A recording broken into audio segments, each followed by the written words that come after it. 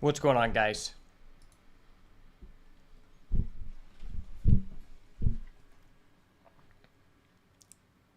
It's your boy Beats by Ash back at it again with some more MTG Arena Draft content, and today is the day we're going to be taking on the infamous Arena Cube. Now, this cube does not necessarily have a theme or flavor, but I will say it is a very high power level one. If you have never played Cube before, it is very similar to doing a booster draft, except it is a curated pool made up of a singleton card selection, and let's go ahead and take a quick look at the pool. So while there is no core theme or no suggested themes, there are a couple of good standout things that I think, just will be pretty good because this pool does give us access to some of the all-stars of Modern Horizons 3. So white is getting Ocelot Pride, Ajani, and Philia.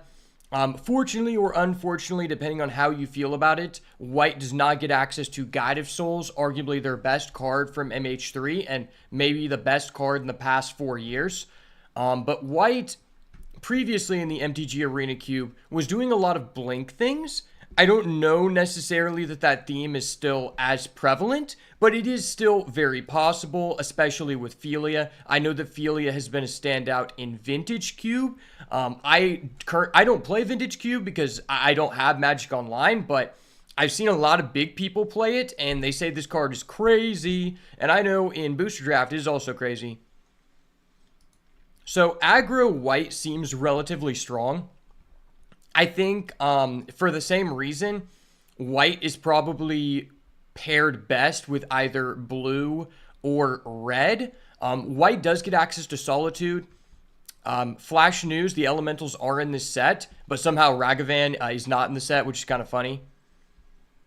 So white definitely seems good, but it seems like you kind of need to have like a coherent theme going around. And one of the things that was kind of irritating about previous iterations of the cube is with white, the cards were trying to do different things for like the standard cube that wasn't like flavorful. Like the control based cube was awesome because you got to do a lot of blink things. This one, it's like white is kind of being pulled in different directions.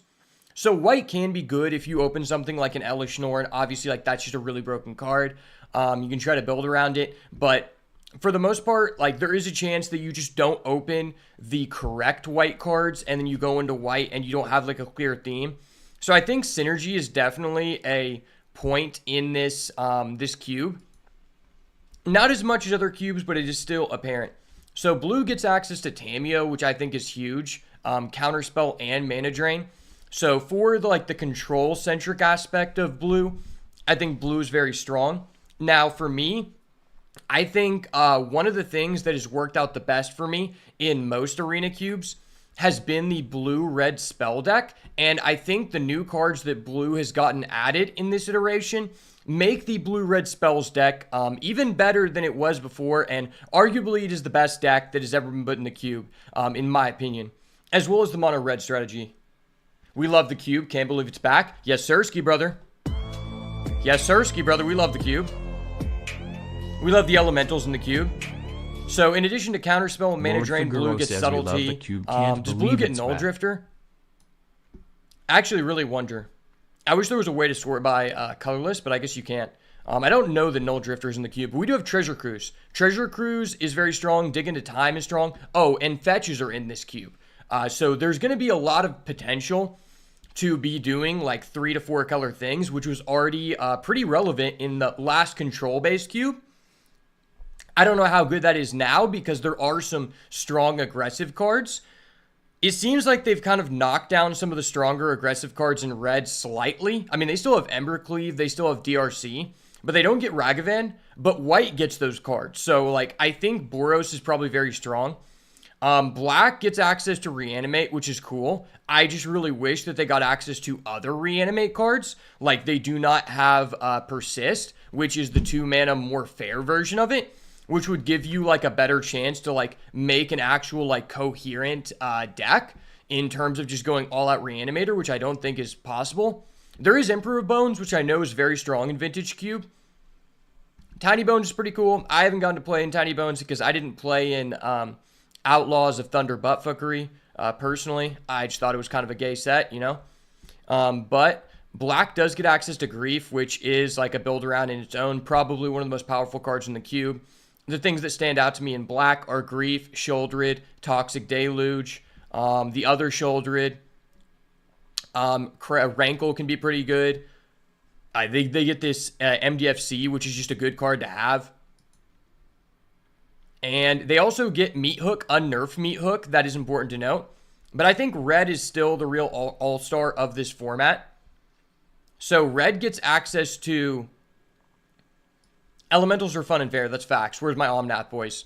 Red gets access to Bomat Courier, which honestly in previous iterations, I hope it's not power creep now, but this was one of the most powerful cards in my experience alongside DRC. And last time I had like a 73% win rate in the cube, and I was actively like trying to just go into red every time because mono red was crazy. I don't think that mono red is as good as it once was before, but I think there are a lot of things that you can combine mono red with. I mean, DRC, Swift Spear, even Grim Lavamancer might still be good. I'm not sure. Probably better in the spells deck, but probably not as good. Fanged Flames is probably more relevant than it would have been before because there are a lot of things to do in the graveyard. Inti is a good one. So red seems like they have very good aggressive cards, which is something I'm going to be looking to do here. I mean, they also just have Fable, arguably one of the best cards ever printed. Alongside Kranko, Robber the Rich. Like, red is looking to be aggressive. Oh, and they get Slick Shot Show Off. Okay, yeah. Red is looking to be aggressive, or it is looking to play spells, which has always just been the best thing to do in these cubes. They also get Urbask Forge, which is a card I'm a big fan of. And Fury. Probably one of the most broken cards ever created. It is banned in Modern for a reason. It is banned in Historic for a reason. And then there's Atali. Atali is a good card. If you start green, honestly, if you take this card, pack one, pick one, I think it's respectable because there is enough ramp in this cube to where you can actually identify a win condition. So my issues in some of the previous iterations of the cube playing like a green ramp strategy was that there wasn't always a lot of clear payoffs. And if you committed to some of the ramp before getting a payoff, it felt really bad. So Atali is definitely one to look out for. I also think that Chandra, Torch of Defiance, is a very broken card, especially if you're in an aggro deck. And then green gets, like, obviously, like, a ton of mana dorks, which is really good for green. Bristly Bill's dope as fuck. Crashing Foothills, I don't know how good this is in this. I think it's probably not that good. I guess if you were, like, blue-green with a bunch of counters, it could be potentially very strong, but I think it's more so a card that I'm not looking to start with pack one. More so a card that I'm not looking to start with pack one, pick one. Typically with green decks in cube, I'm looking for a starting pack that has multiple like mana rocks. And some of the most powerful mana rocks in this format are colorless. Especially the one that is from the Alchemy. We do get 6. 6 is a very strong piece of recursion. Which even further reiterates my stance on Fanged Flames being really strong in this format because you can exile things from the graveyard. We got Garruk, which is like honestly probably pretty mid at this point. Huatli could be pretty good. I remember Huatli was like one of the most broken cards in Ixalan. Probably a pretty good fixer in this format. We have Nisa. Yeah, green just has like a lot of ramp, to be honest. I think I'm probably looking to pair green with like red most likely. I would say red or blue. Probably a 3-color deck are the ones that I have most success with. Really what you're looking for in a green deck here are like a Craterhoof, a Titan of Industry, maybe a Primeval Titan if Field of the Dead is in this pool, but it doesn't look like we have that one huge green spell that let you search your entire deck for a creature and put it onto the battlefield and add another one to hand. That was a huge part of the previous cube for green. There is Pest Infestation, which is a very, very strong card in Legacy formats. I'm not sure how strong it is in this, but it is very good in Vintage Cube from what I understand. I guess depending on who you're going against, it's probably a better card in Best 2 out of 3.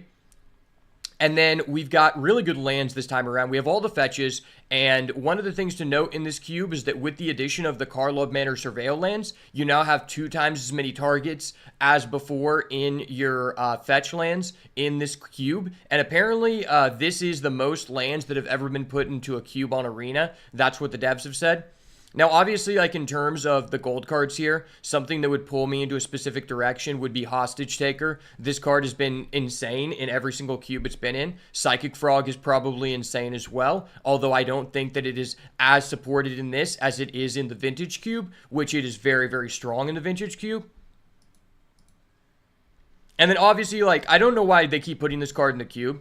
I think this card should just be banned from the cube because it's very unfair when you're in a pod where, like, let's say you don't have a loot tree and then you're going against people who are in other pods who did get a free loot tree. Like, this card's just a free spell in any deck, and it's obviously, like, the best pack one, pick one in the entire format.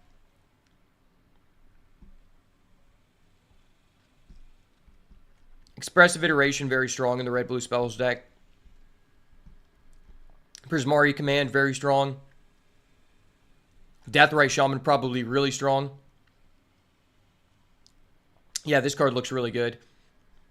Rakdos the Muscle. I know this is a commander card. Is this good?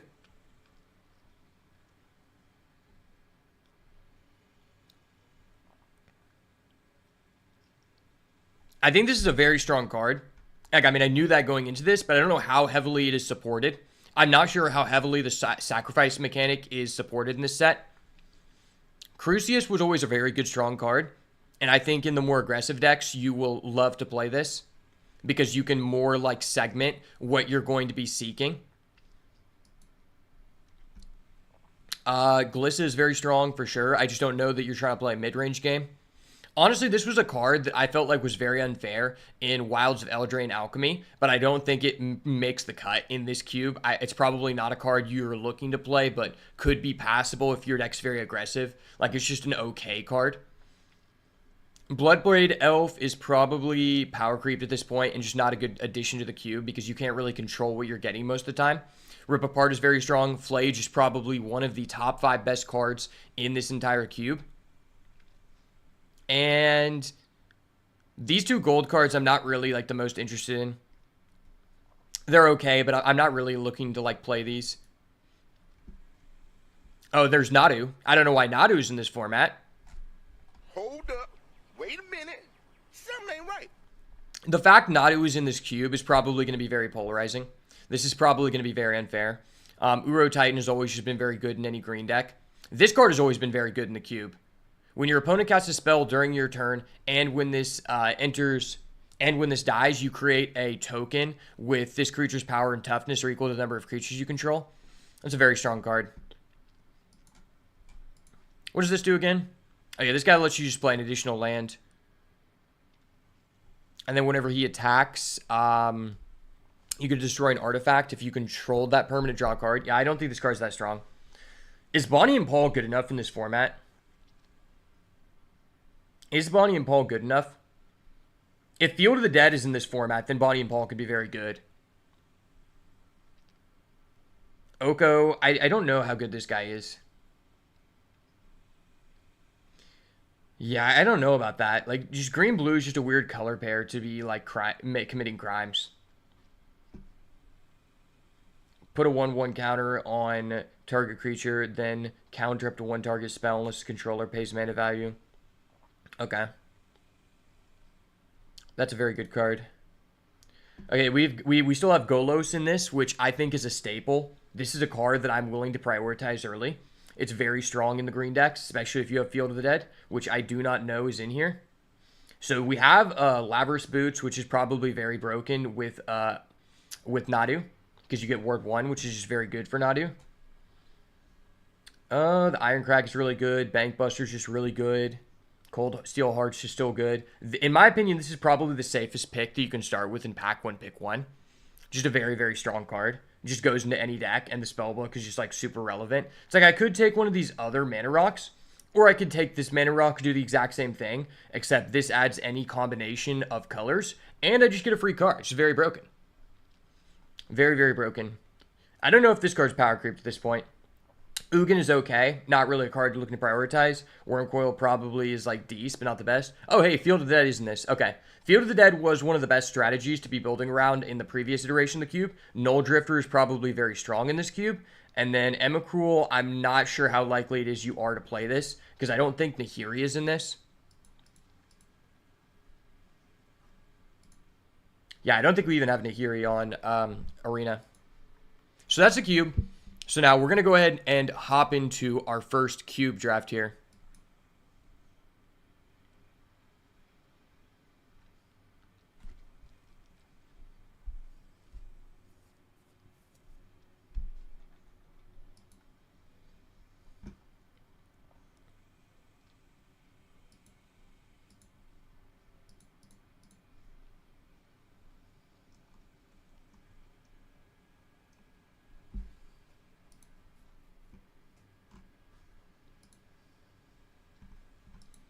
Yeah, I'm probably looking to play the red-blue spells deck. I just feel like that deck's probably very strong.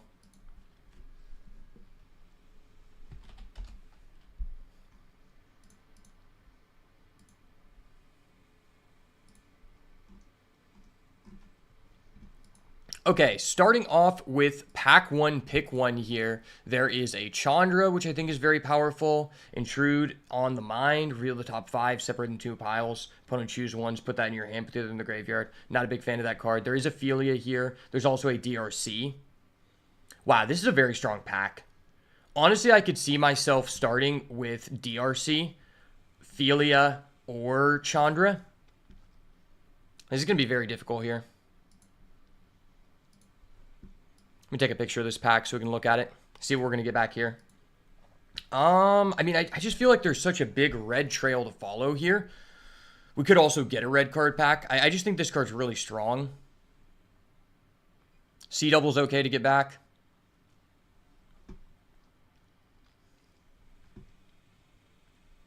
Damn, Ophelia is just so good. This is very difficult.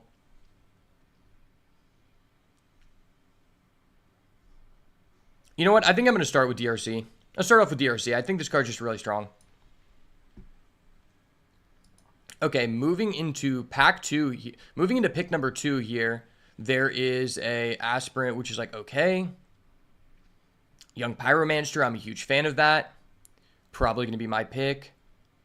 This card's okay. That's a card I'd be okay with getting back on the wheel. Creatures get +1/+1. Exile. Yeah. I'm not a big fan of that card. Smuggler's Copter. Oh, shit. Okay.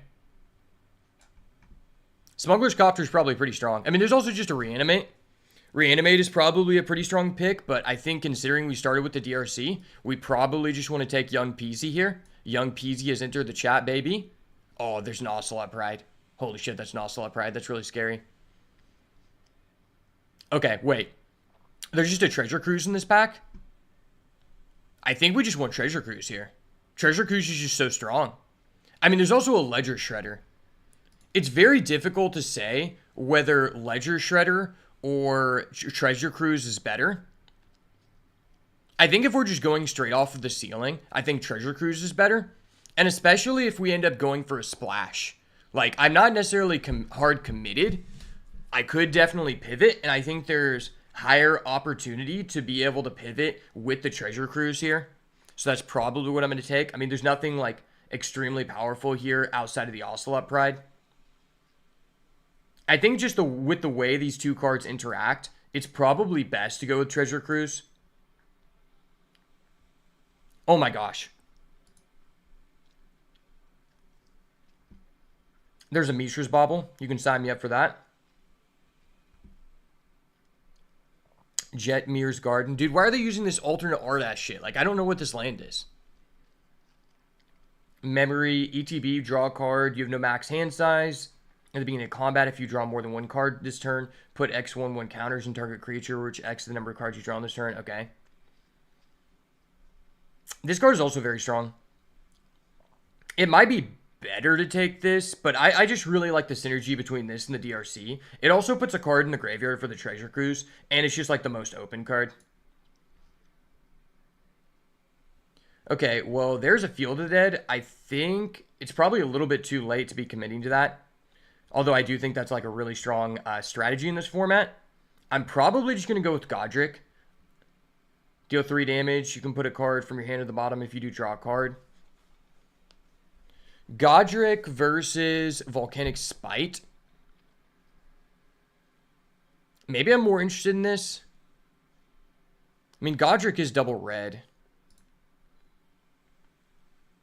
Whale is okay.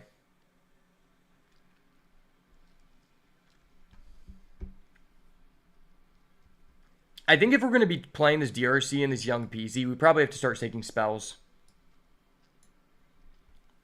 Ooh, there's a Fanged Flames. There's also a Teferi Temporal Pilgrim, which I think is a very strong card.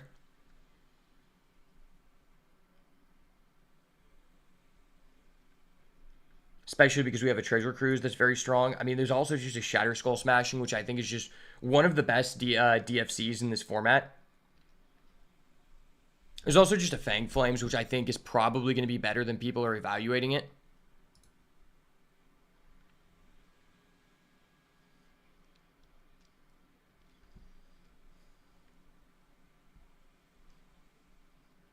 There's also multiple red-blue lanes in this pack, which tells me that red-blue might be a good lane to go into.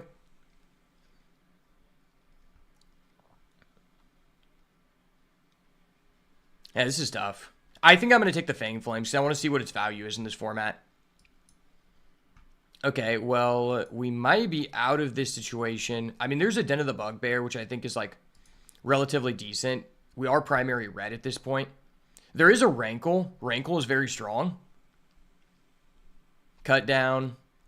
Tenacious Underdog is a good aggressive card. Man, green is, like, really open. Like, honestly, I think this card's very good. At the beginning of combat, target creature gets +1. Dude, I hate these alchemy cards. It just messes everything up. It's like, I want to have knowledge of the format, and you're just like, alchemy, alchemy. Let me force you down some alchemy. Hold up. Wait a minute. Something ain't right. I should go down to the Bugbear here. Okay, Noxious Gearhulk's probably not that good anymore. Surveil Land for red.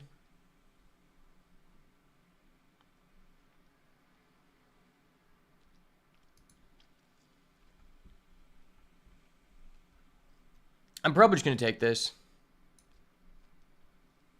I think the card's fairly strong. Okay, we get back our original pack. What was taken here? Okay, so Chandra was taken.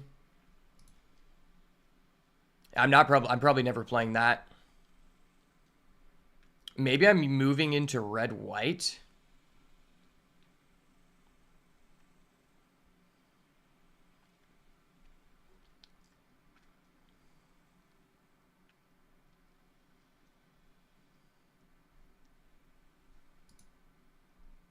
I'm going to take the Portable Hole. I just don't think that blue card's that high value.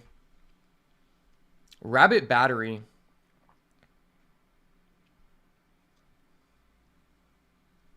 It's a pretty decent aggressive card.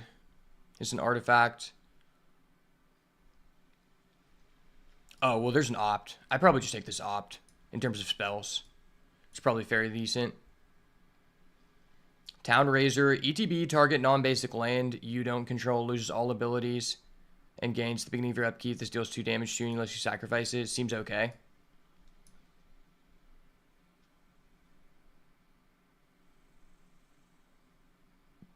I think this card is interesting, but I don't know if there's enough support with it. I've always really liked that card, though. Okay. Hard Evidence versus Sacred Foundry. I mean, Hard Evidence is pretty good. It's pretty tough.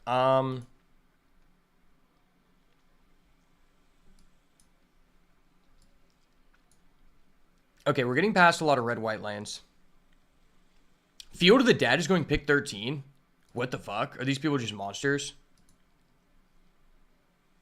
I probably just take the Parlor. If we get a fetch, it's just really strong. Okay, there's a fast blue-red. Nice. Overall, pretty decent spell start here. Okay, there's a Subtlety. Does that make me want to move into white? Probably not. There's also a Prismari command. I think Tamiyo is probably the best card for our deck. And I think that Prismari command is a very strong card. but I think it has a higher chance to actually wheel since it is a double symbol color. And I don't think it's really good in any of the other archetypes. If I'm getting past Aspire Bluff Canal that late, I have a feeling that red-blue spells is probably a decent lane to be in here, unless people just don't know what they're doing. Yeah, I think I'm probably most interested in this Tamiyo. I mean, this card has just performed very well for me in Constructed. I mean, and in Draft too. I think our deck just really supports it. We have the Opt, we have the Treasure Cruise, Mishra's Bauble as well. If we get some instants, try to get back the Unholy Heat or the Prismari command here. Let's just take the Tamiyo.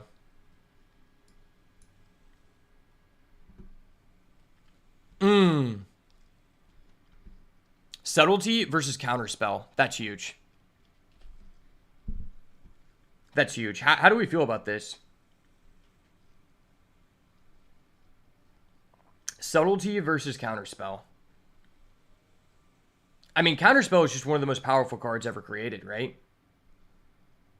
They're both double blue.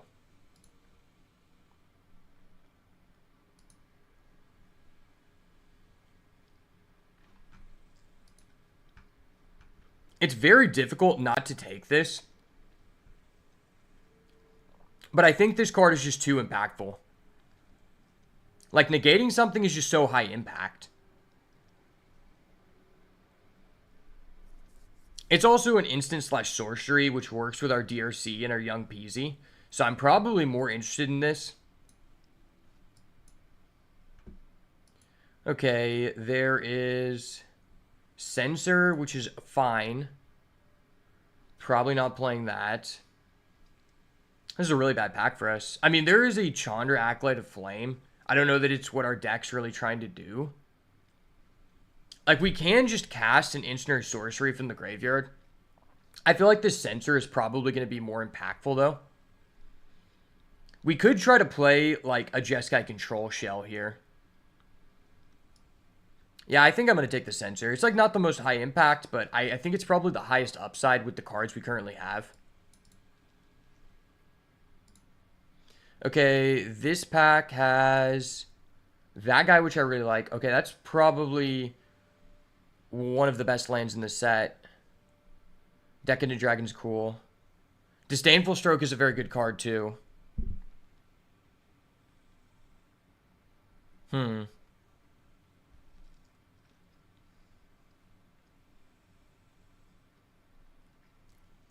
mean, this guy's just good. I kind of want to prioritize the land, but maybe I shouldn't be doing that. Maybe I just take the Disdainful Stroke. This card's just really powerful. Okay, there isn't really a lot in here for us. What does this do? Return target creature with power less than this to the hand. If that wasn't a token, conjure a duplicate in your hand. Not a big fan of that card, to be honest.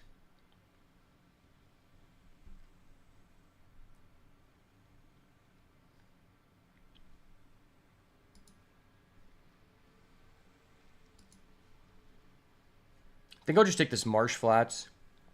It leaves us more open to potentially play a white card. Like, I don't think this card's crazy. And it can fetch for our Elegant Parlor.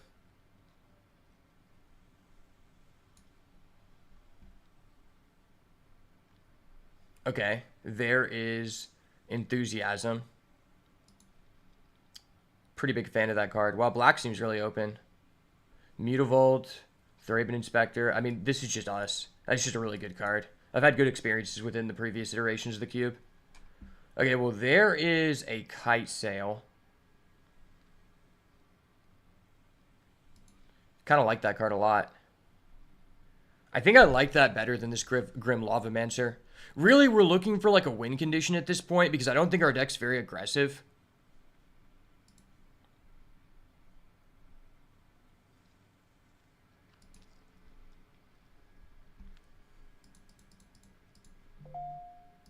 Yeah, let's just take this Kite Sail. I've had good experiences with that card.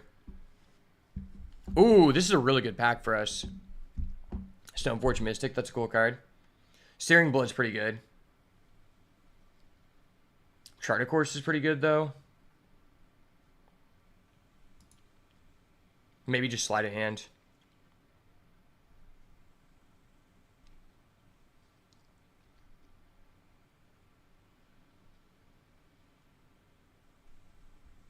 I'm gonna go sleight of hand. What? This is passing? How the fuck is this passing?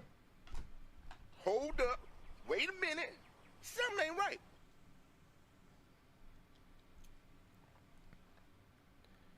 ETB draw. I'm not really interested in that. I mean, I'll take this. I don't know that I'm gonna play it, but it's a powerful card.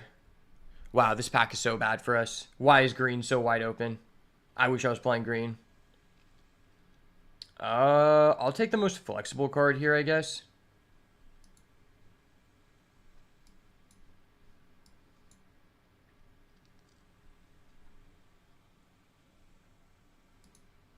I mean, this card's pretty bad.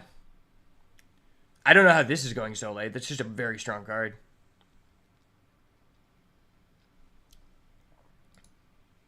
I will take Tiny Bones. Tiny Bones is cool. Okay. Well, there's another red-white duel, which is fine for us. Red-black shock. Let's take that. Yeah, we might just be Jeskai. Okay, we get this. We're probably just playing that because we're low on playables.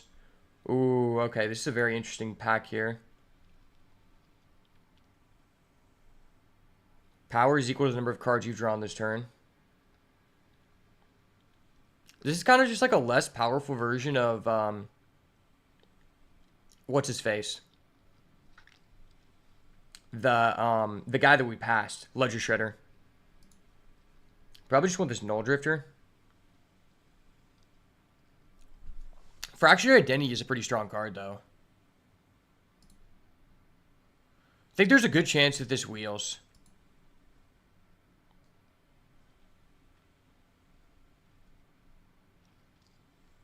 Wandering Emperor is very strong, but I'm not really in a good position to play it.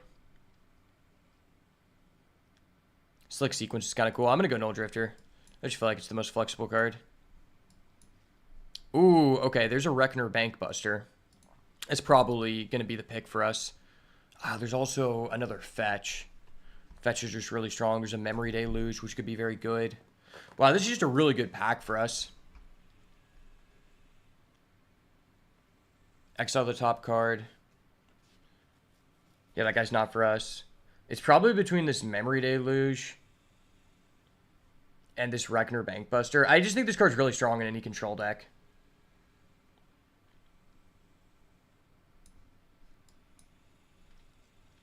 Really looking for a win condition here. A Johnny. Wow, that's being passed. Holy shit.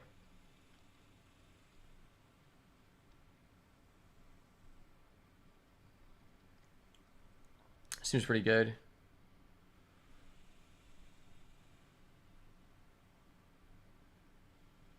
Create a token that's a copy of that. I'm probably interested in that.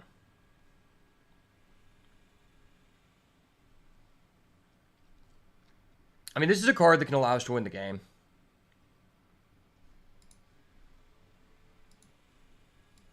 Yeah, that's a very strong card. Okay, there's a Brainstorm. That's so lit. I fucking knew it! Oh! I'm probably just down for this Brainstorm. There's also a Fetch.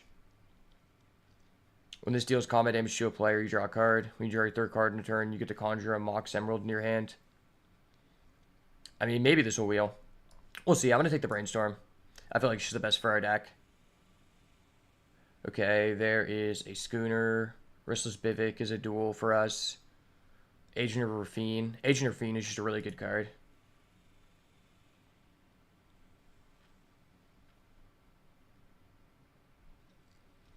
Yeah, Agent of Rafine can just get out of control so fast. I think we're just in on that. Okay, what does this do? Jace Reawakened. You can't cast the spell during your first, second, or third turn. Draw a card. Exile a non-land card.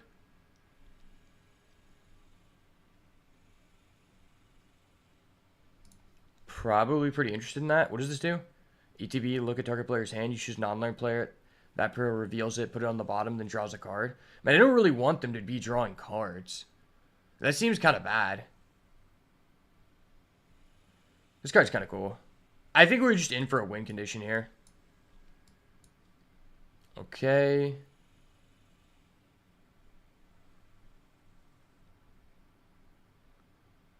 White, red. Red, blue. Oh, that's just a Scalding Tarn. I'm just in on that all day. I mean, that can find us our Elegant Parlor.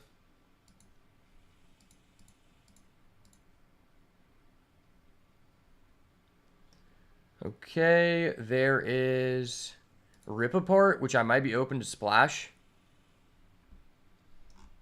Given our lands, it feels like we're most likely to splash white.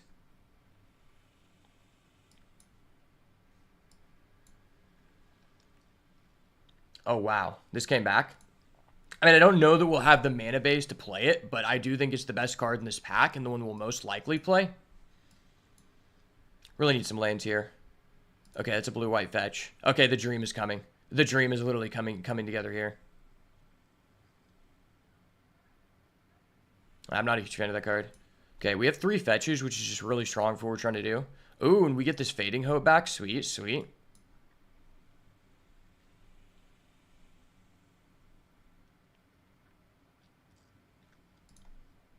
Yeah, I mean, I'm not playing any of these cards. It feels like green was probably the seed to be in. Like, the fact that that Field of the Dead went pack 13 is just pretty crazy.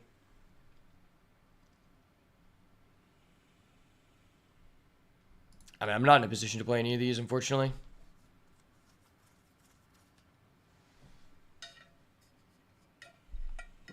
Oh, hey, we get this. Sweet. That's definitely a card that I'm willing to play. That's perfect for us. So we did not get a Lutri.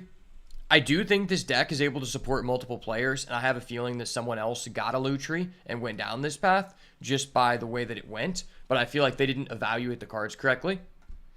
But let's go ahead and see what we can make out of this.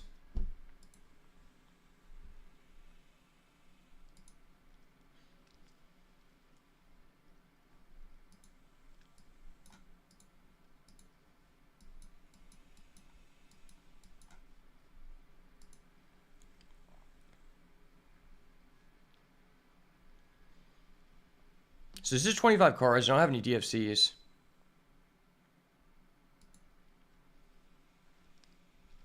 How are we winning the game? Tamiyo. Jace. Just strict card advantage.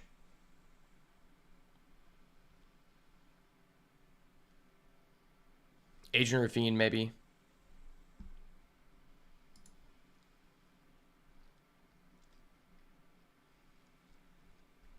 I don't think we're going to be able to play that. I think maybe we could play this. If we want to.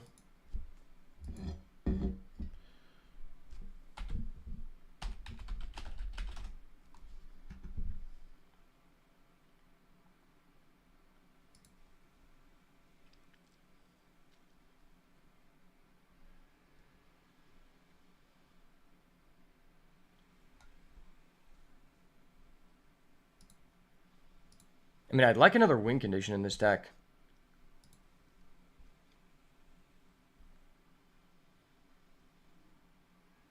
Zealous Conscripts doesn't seem good enough.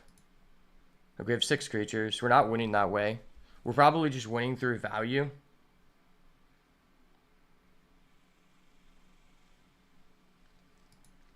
What lanes do we have? So how many white...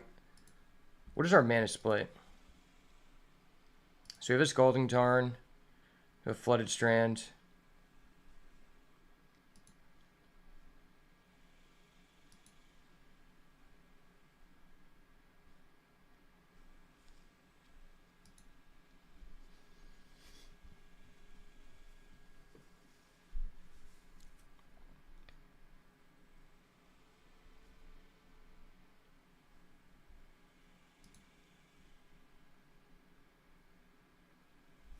So I would have 5 white sources. So I don't think that puts us in a position to be able to play a double pipped white card. Yeah, I don't think that's really possible. I think we're just strict blue-red.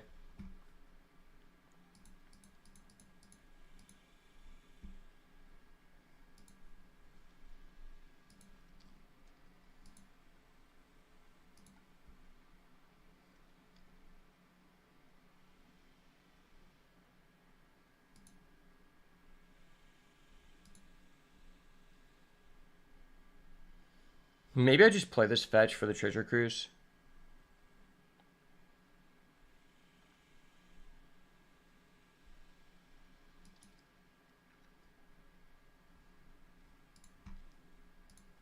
Probably gonna want 10 blue sources.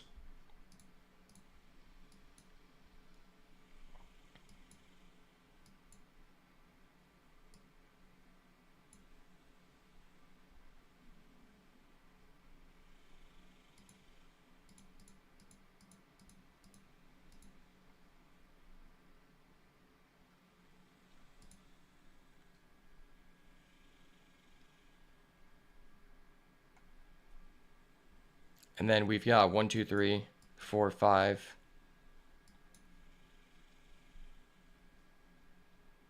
6.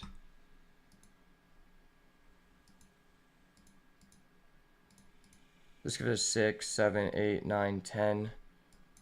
7, 8, 9, 10. Okay. So we've got 10 blue, 10 red. That is exactly perfect for what we're trying to do. Our CMC is very low. CMC is very low. Do we want to play this guy? ETB, target non-land you don't control. Loses all abilities. Unless you sacrifice it. Well, you give them an option to sacrifice it, which I don't really like.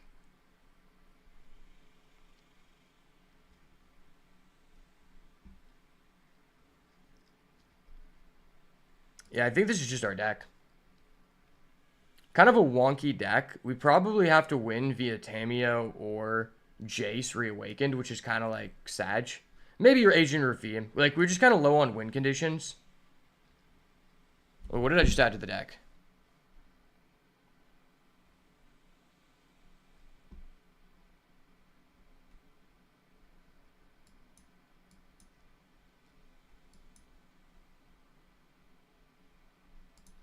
Okay, I accidentally added that. I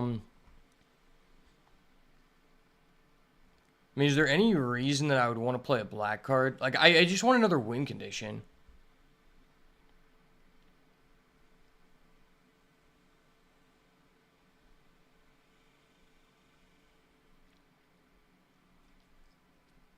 I mean, realistically, we can only go up to 5 white sources, which I don't think is justifiable to play a white card here, so this is probably good. Do I want to play Grim Lavamancer? It's probably not worth.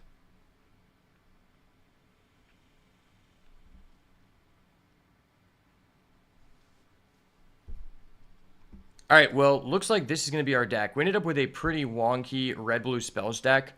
Honestly, kind of limited on the win conditions, so we'll have to see how this goes. Probably most likely winning the game through either Jace ulting or Tamiyo ulting. That's probably, like, our opponent just has to concede because we get too much value. I think that's probably the way that we actually win. I mean, maybe Blue Sun Zenith is something that we could do, or Agent of Rafine, but seems like a very wonky deck, but we'll have to see. But let's go ahead and hop into these games.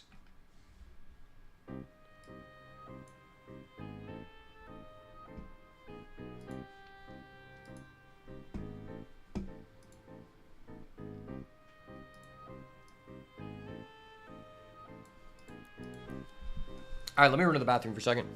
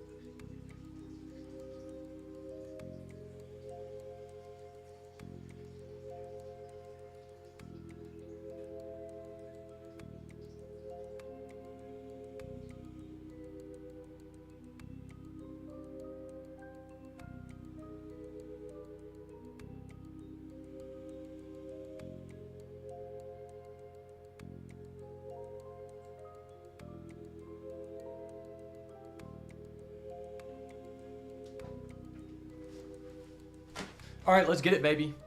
DRC, Tamiyo, and Treasure Cruise got a carry here. Let's work. See what we can do with this.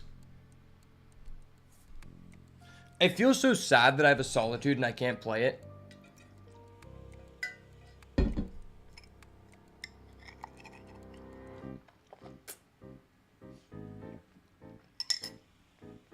I feel like if we would have committed to red-white, we'd be in such good position. Okay, well, hopping into match number 1 here, we have a Fetch, 4 lands, an Agent of Rafim, and a Treasure Cruise. I think I'm just down with that. That just seems heat. Seems heat as fuck, boys. Let's go turn 1, Agent of Rafim. Next turn, I can duplicate if I want. If he doesn't answer, I also have the option to go get a Surveil land. Choose target opponent, conjure a duplicate of the top part of their library into your hand. It perpetually gains mana value of any type can be spent to cast a spell. Then they exile the top card of their library face down. Okay. I think I just wait till his turn to do that.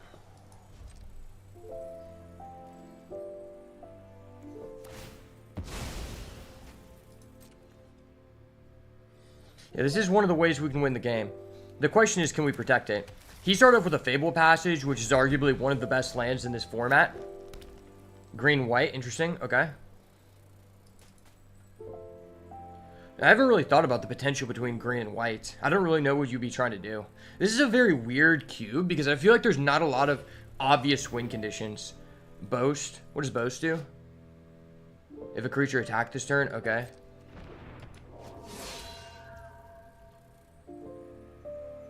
So you can pay 2 mana to create a 1/1. That just seems really ass. I don't really like that card at all.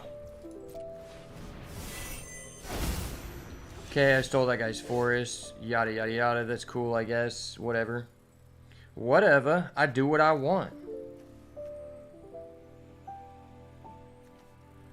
Am I just like Agent of Raffining?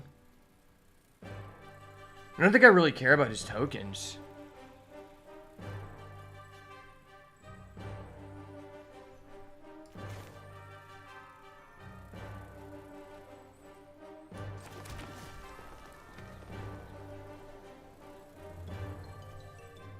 I could just draw 2.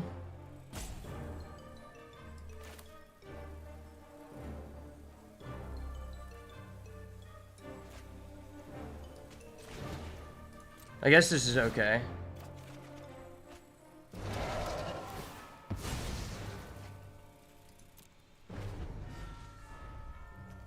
I don't really want to trade my Agent of Rafim. I feel like it's just way better than his card.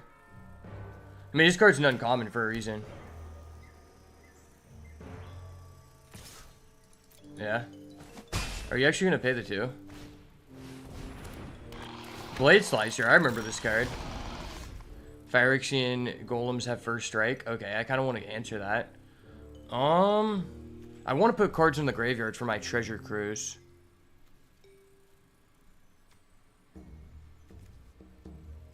If I paid 2 for that, nah, that's not really worth.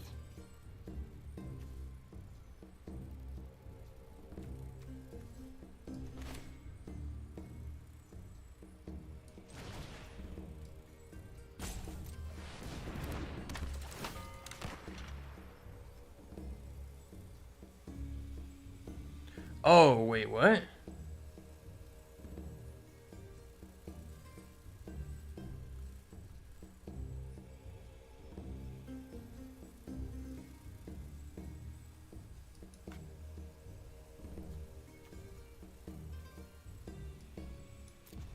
Oh, I forgot I was an optional to choose mine. I was like, am I just fucked?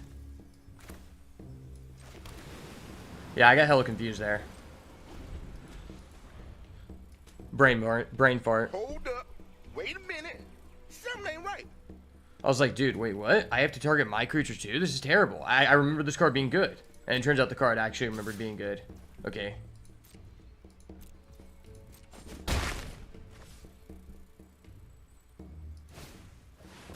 Tireless Tracker. Okay. Is he gonna stack his treasure to actually do that? That'd be funny. Oh, he's doing Thraben Inspector. What the fuck? This is kind of bonkers. This guy just put out so many cards. Alright, let's go ahead and get our surveil land here. Ooh, that's kind of dirty. How many cards do I have in the grave? 2. I think I'll be able to relatively soon just treasure cruise here. I probably just keep. I think that card's just too important to us. Like, it's not coming at a good time, but I do really want to do that, right? So, I can currently reduce the cost to 5, which is not good. Maybe I just kill this. He doesn't have the ability to sack 1, so I'm paying 3 for this, and then I have 2 available. I can just Agent of Raphim.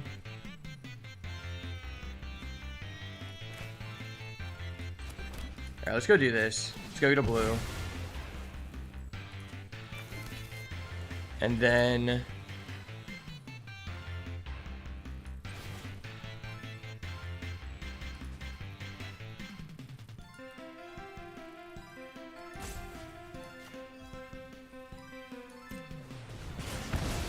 kill that guy because he's kind of bonkers. I've got 4 cards, so this is currently 4. Yeah, so I can next turn Treasure Cruise plus Tamiyo.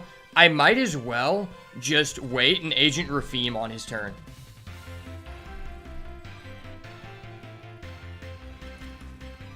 Agent Raphim is a bonkers card. Maybe you just steal their best card and just wins you the game.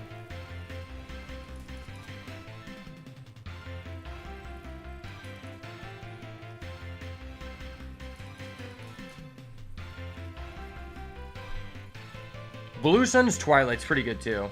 It's just they have to have a good creature.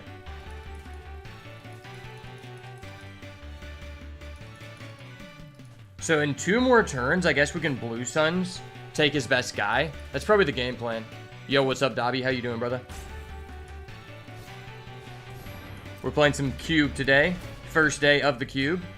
Cube is basically the thing that got me back into playing. He has a 4/3 flying first strike. That's kind of bullshit. Hold up, wait a minute.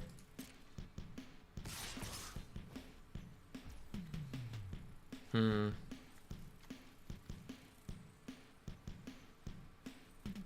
mean, I don't really want that to die. I don't think that's like... this is just a lot of damage, though.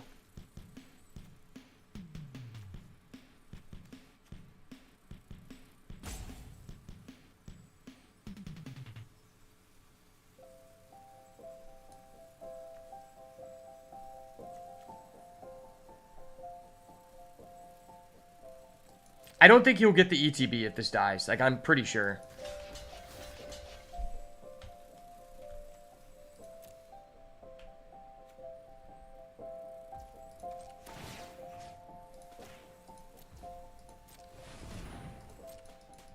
Some insane 1-mana blue spell. Wow, this guy's deck has so much synergy. Why does he actually have like a legit like artifact deck? Okay, sweet. Yeah, he doesn't get the effect. I didn't think he did. I was trying to make sure because if he did, that would be huge. Appreciate it, brother. Okay.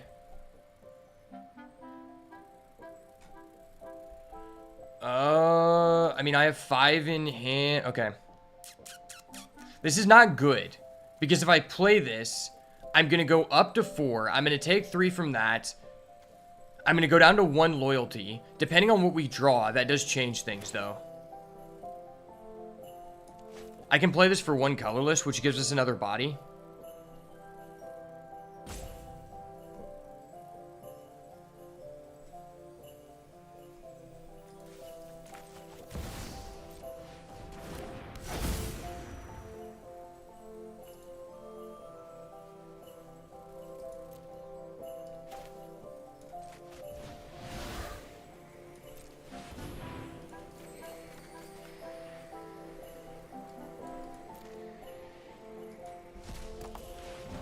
One, 2, 3, okay.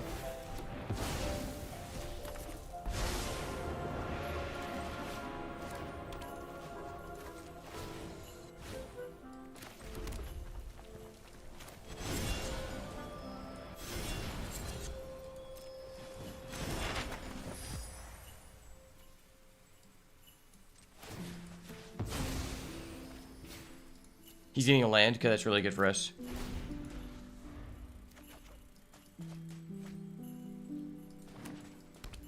Assuming he has nothing, Artemio is alive, which is very good. Do not equip it with something. How dare you? What does this do? What the fuck does that do? Wait, that has haste? What the fuck? Fuck that card. What? What the fuck is this? This card's broken.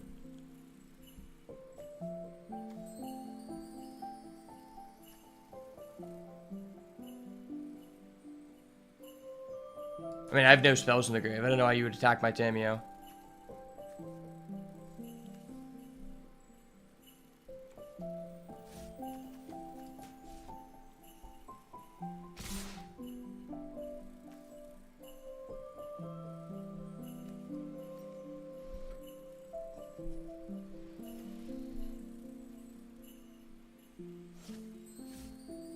Bro, are you attacking my Tamio or are you attacking face? I think you just attack face every time.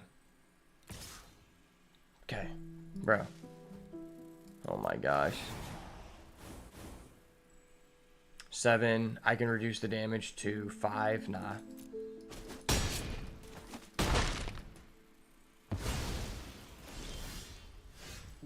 Okay.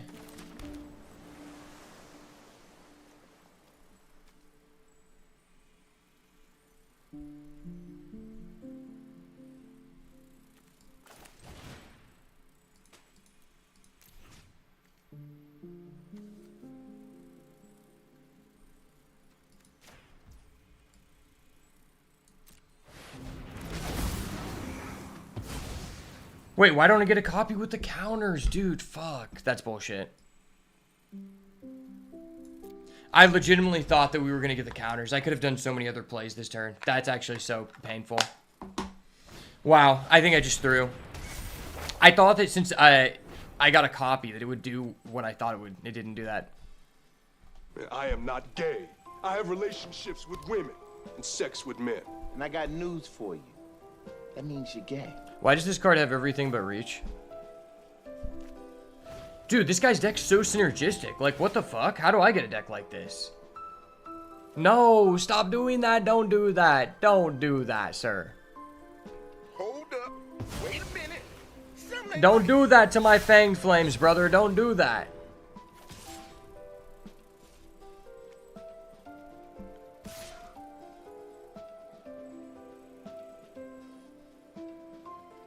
Something tells me white is broken. White seems very broken, not gonna lie. It's weird because our draft started off like very like high value in my opinion.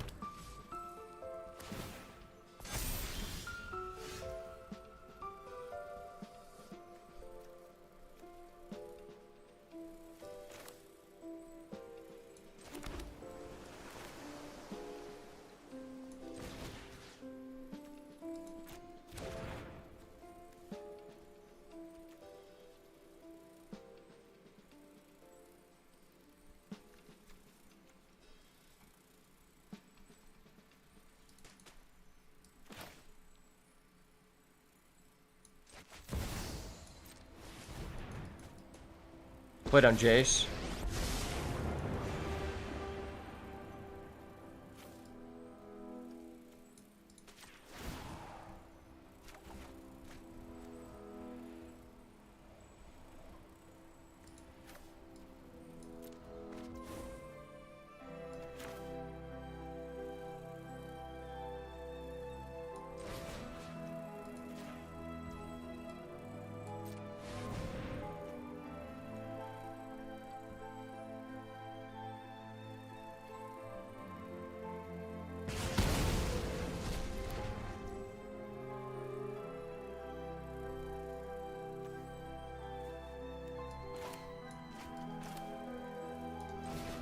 Let's make a crab. I like crabs.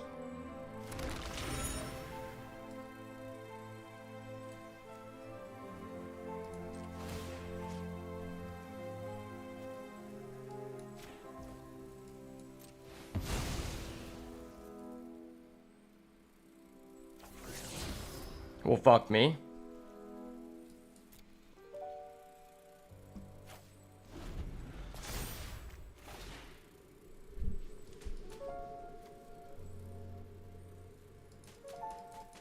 Yeah, I don't know that we're going to be able to win this. This guy just got so much gas. His deck is just so high value. Like, I don't know how he got this, like, sub-theme of all clues and artifacts. I played hella versions of the Arena Cube, and this has never come together. Like, this has never been a thing. The fact he has a tireless tracker, an inspector at the Raven, like, this generates artifacts. That's no, like, everything is artifacts. It's crazy. And he has a Ranger of Eos. Holy shit, that's bonkers.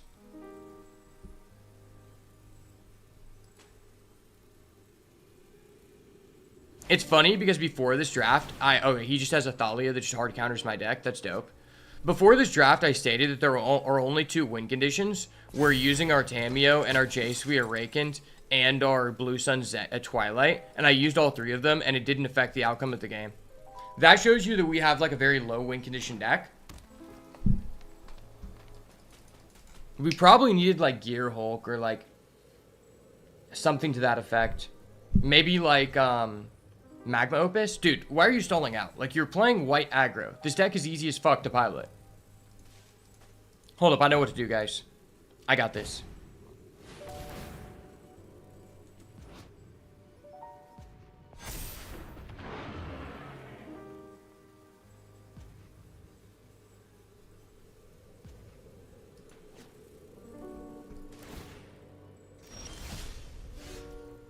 I was like, what the fuck are we doing here, buddy?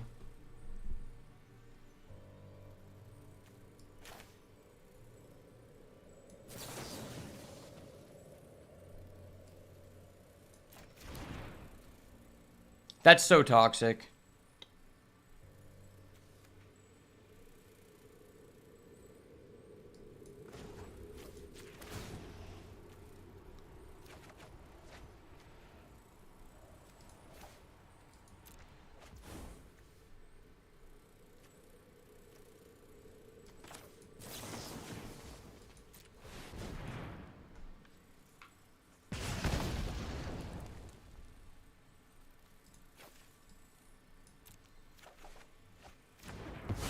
Oh, hey, land for a land. That's cool. Kind of irritating.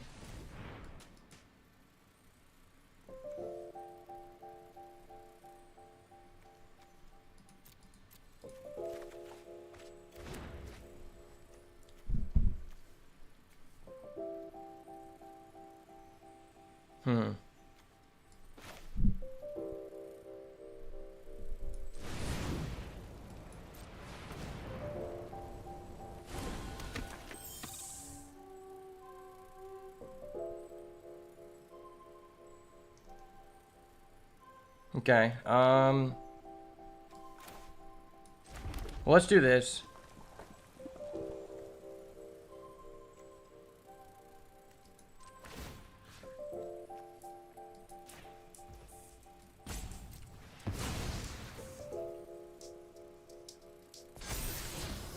Seems really good.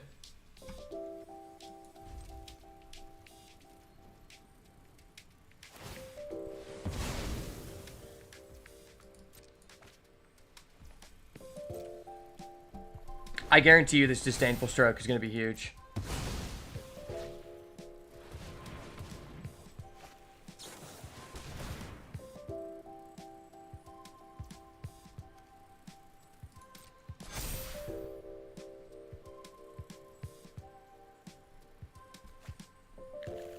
No, no, don't do that.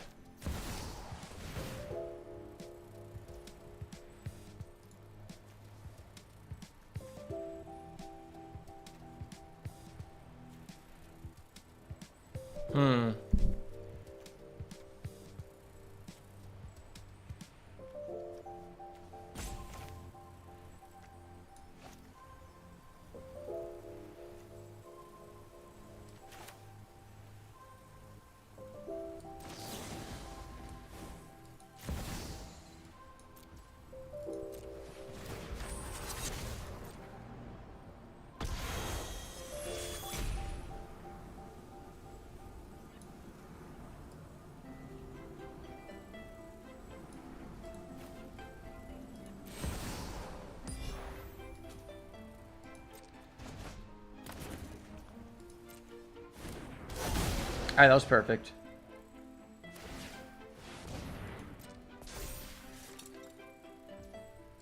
He's attacked my Jace.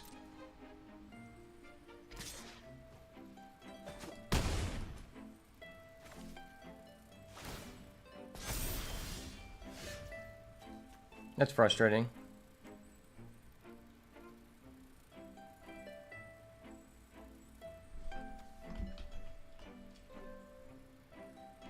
I don't think I really have an out to this situation. I think we just lose.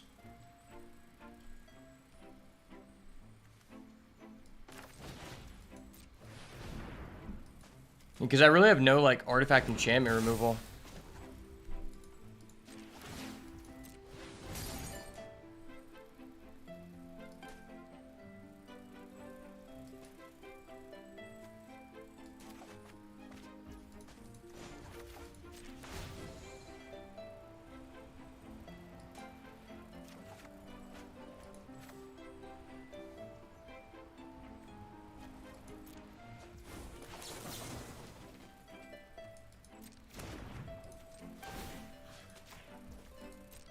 Honestly, I need to get artifact or enchantment removal from him.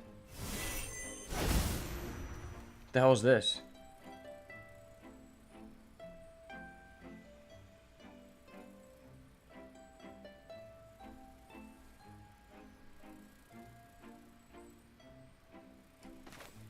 Wow. I could have actually exiled that. I just fucked myself. Yeah, I don't know that we're gonna be able to win with this deck. This deck just seems garbage. I just ended up with no win conditions, so it's like I think the only way we can win is if we accrue so much value, the other person decides to quit out. Oh wait, I thought I was doing best 2 out of 3. What the fuck?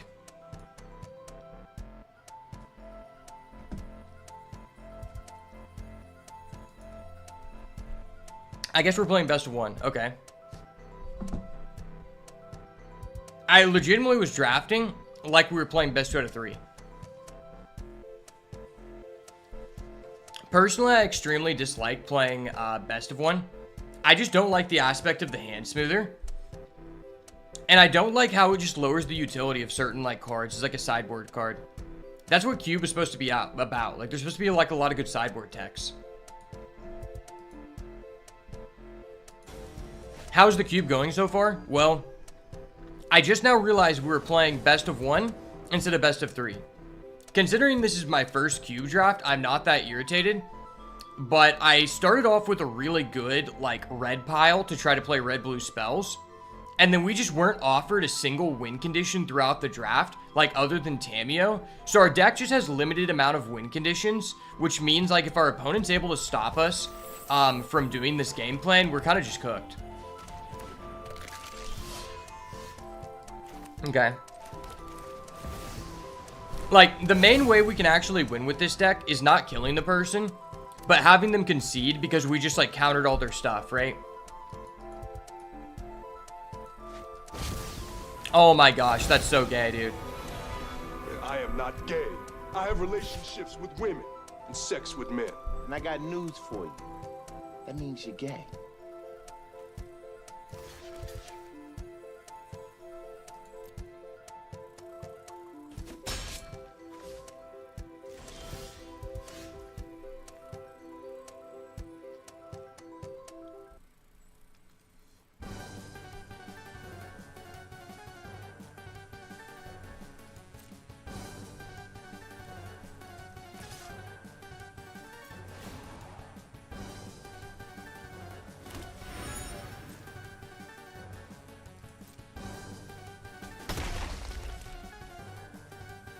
The sad reality is in one turn, I would be able to just blow this guy out.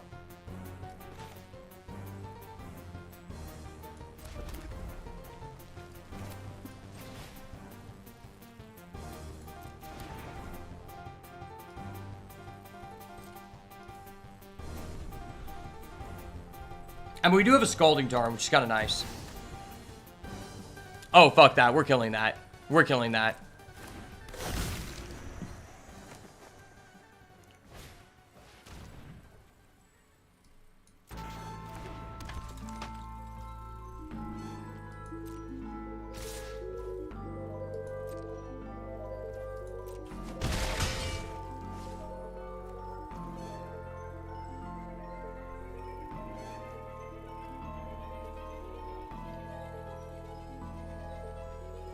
Am I ever just not killing those things?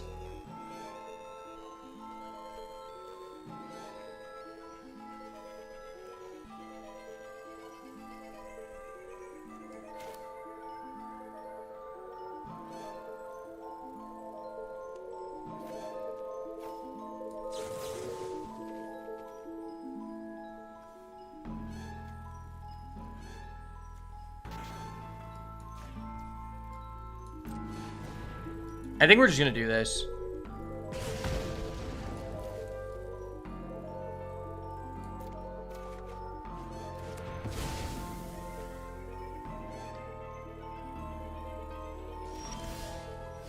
Okay.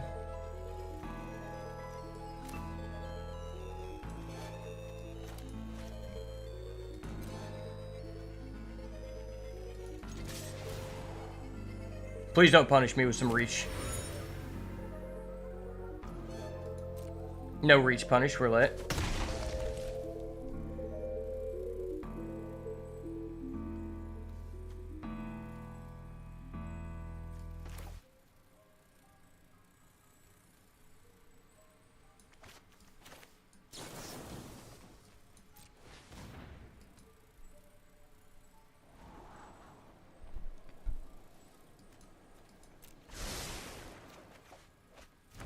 That's kind of good.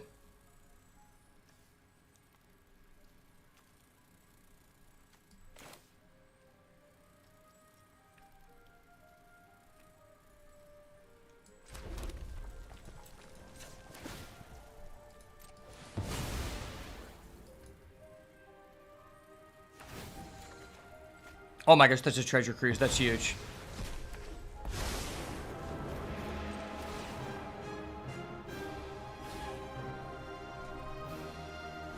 So we can currently do 2 to it, which is fine. Okay, he has a fetch. That's kind of scary. Missed me with that fetch, my guy. Into the theater? Dude, this guy's playing actual Rakdos. This isn't fair. Holy shit.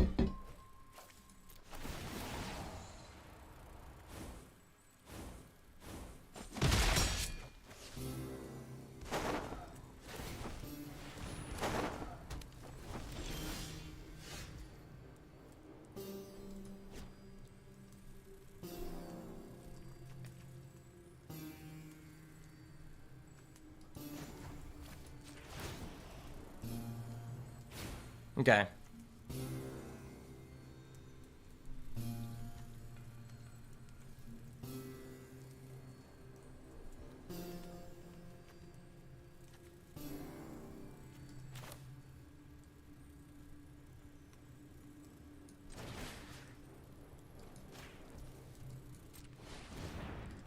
Let's exile that.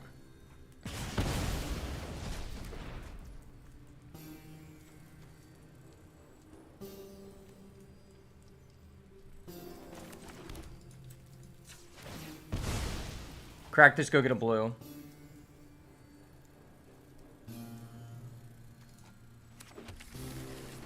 Shit, we might actually be able to beat someone.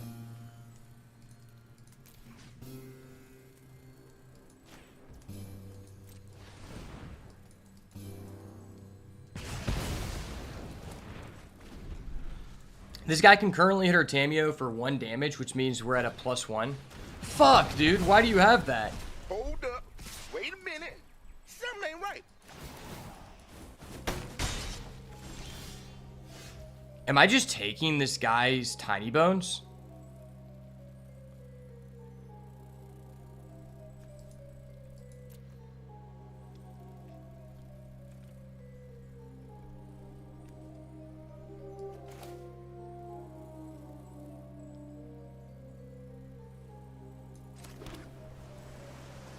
If I pay 3 for this...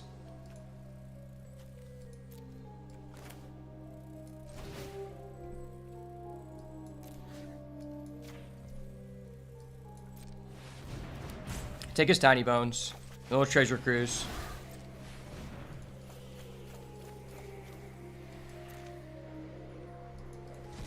That's pretty good. No, I have a tiny bones. I'm the one with the tiny bones now. I fucking knew it. I knew Tiny Bones was a good card. That's why I put it in my deck. No, why do you have a Flage? Why do you have a Flage, dude? Hold up. Wait a minute. Something ain't right. Why the fuck do you have Flage? Bro, you don't even have the mana to summon it back. What the fuck is this?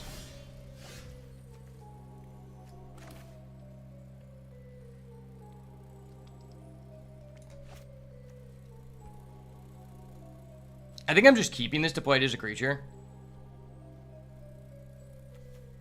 I want to put this down. And if I'm putting that down and I have this counter spell, that's 1, 2, 3, 4. That means I have 2 mana to play with.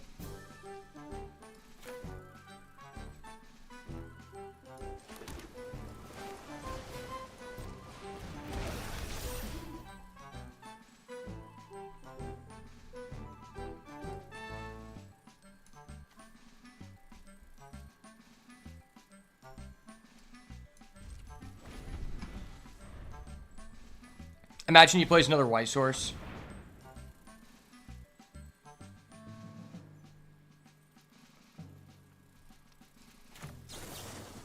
Well, my deck has no artifact enchantment removal, so I'm forced to do that. Let's go!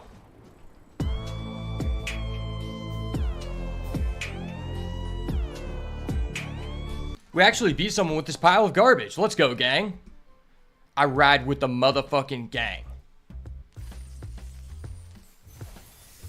Honestly, I don't know why that guy was quitting out. Like, we basically have no win conditions. The only way I could beat that guy is if I attack with my 4/4 Null Drifter until he dies. Yeah, that was funny.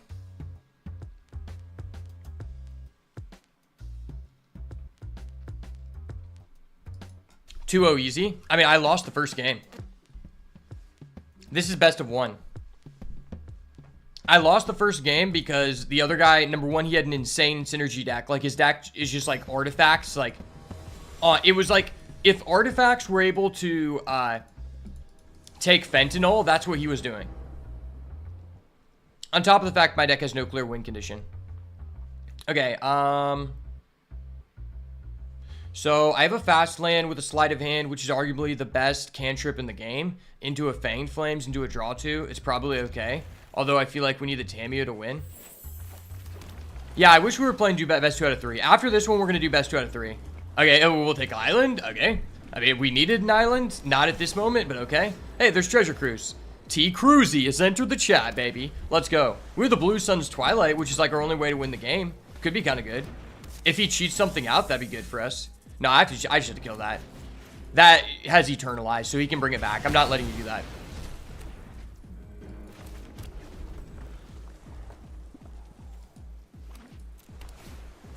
Okay. Don't mind me. I'm just filling the graveyard for T. Cruzy. T. Cruzy in this bitch. I mean, I guess I'm just doing this. What 1-mana spells do we have? I think they're just all blue. Yeah, they're all blue. So I think the correct way to sequence this is we play the Mountain. We do Null Drifter. Leave out the blue/red. Draw into 2 cards that are sub-impactful. Kai'Sail Larcenist is pretty good against green. Like, they are really reliant on getting a big guy, so... Oh, he's playing a 3-color deck? Okay. Oh, he has a Huntsman's Redemption. That's so scary. That tutor is probably good enough in this format. This card was one of my most hated cards in that format. Not gonna lie. I actually just hate that card.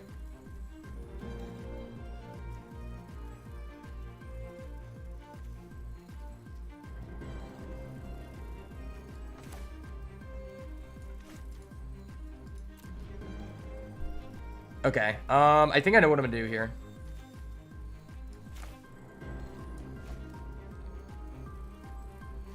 Play Young Peasy. Play this. Not getting a boon, so it doesn't matter. I'll get my 1/1. This is one of the other ways we can actually win. He's playing green, so maybe he doesn't have that much removal. Okay, we're 2 turns away from the Blue Sun's Twilight actually just being a game-ending piece of interaction.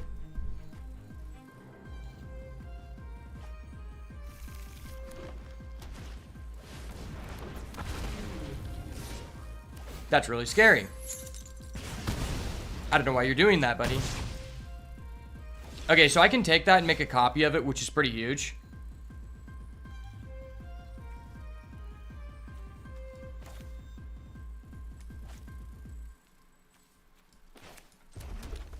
Considering he's exerted, he basically just nullified himself.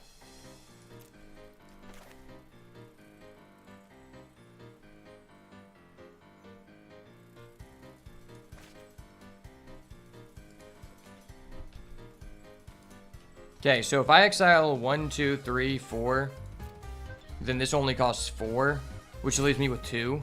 That's probably pretty relevant, because if we get a counter spell.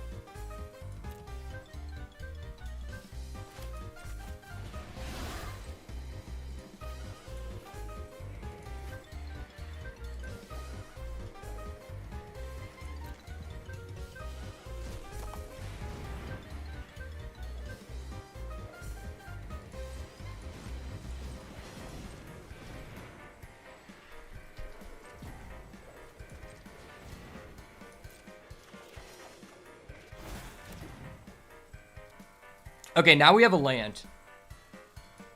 That's actually kind of huge. I mean, damage kind of matters, I guess.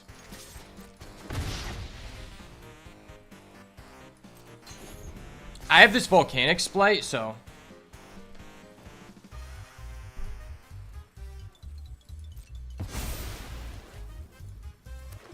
Nice. Holy shit, that's bonkers. Holy shit, that's bonkers.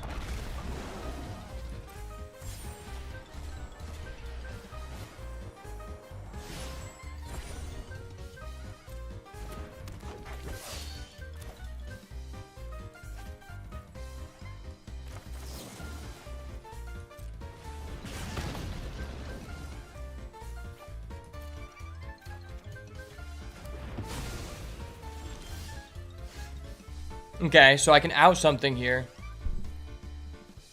That is trample, which is huge.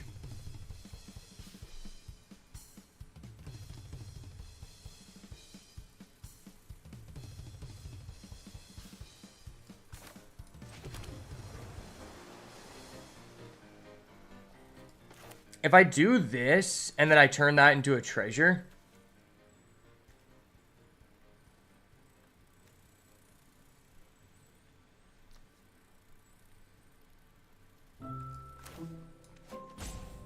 Like, I do want to take that, but the issue is, if I do, it's tapped.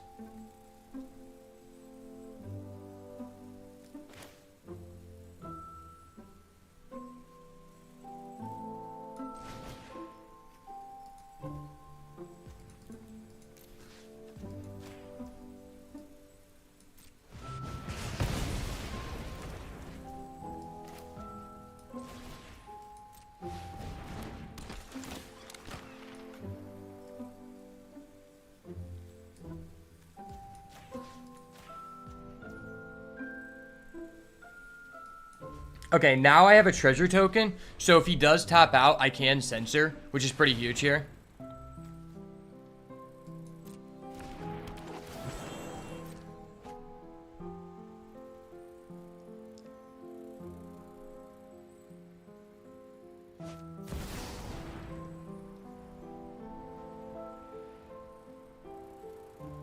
Am I ever censoring that? I don't think so. If I am, I force him to sack his treasure, which is, like, somewhat relevant.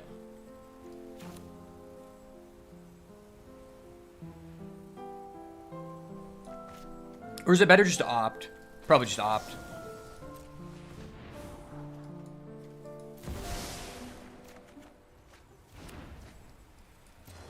Okay, I like Tamiyo. And suddenly he has a 1 random removal to, like, destroy my kite. That'd be hilarious.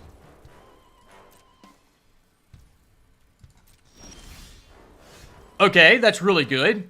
Fuck yeah. I fucking knew it! Oh!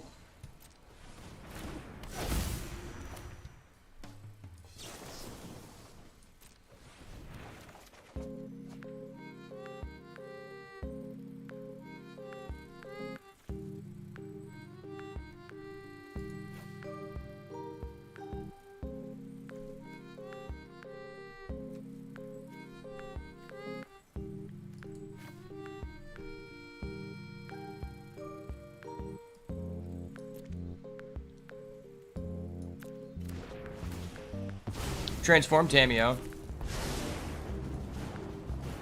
+1.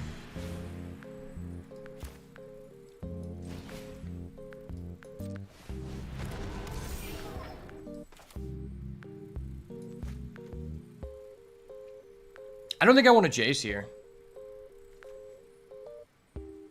Do I?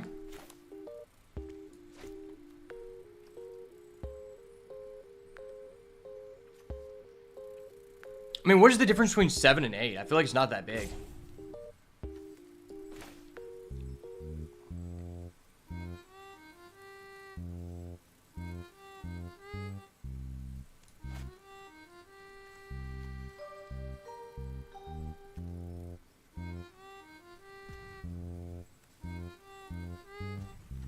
Yeah, I don't think Jace really does anything for us here.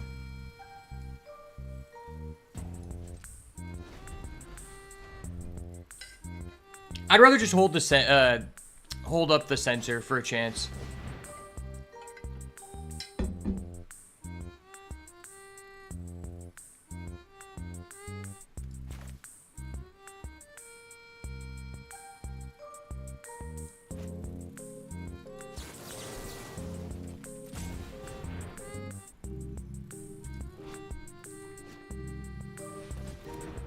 Oh, I didn't realize he could do that. Hold up. Wait a minute. Something ain't right. I'm retarded.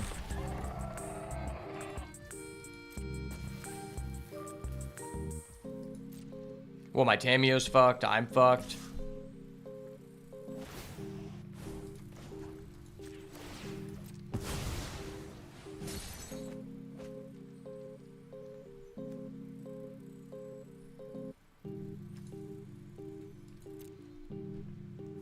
Oh my gosh, if I had one more mana.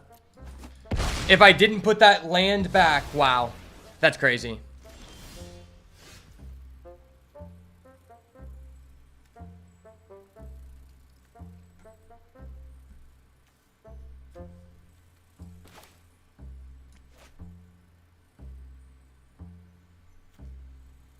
Wow, if I had one more mana here, I'd be able to Blue Suns, but I don't think that's worth.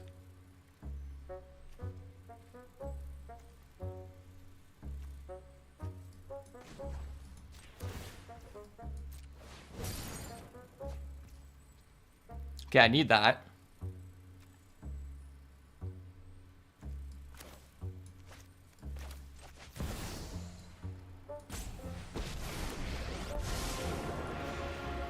Now, there's a chance that he'll allocate damage towards my Jace, which would be so good.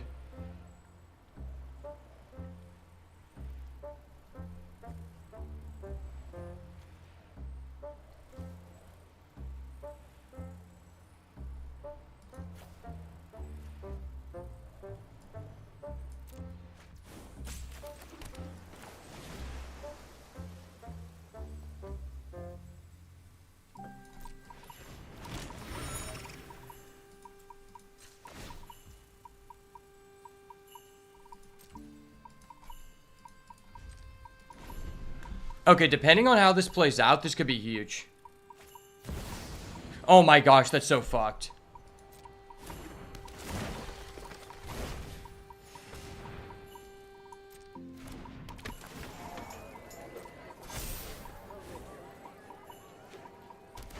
And he has a Field of the Dead? Dude, what the fuck is this deck? How do you have a loss?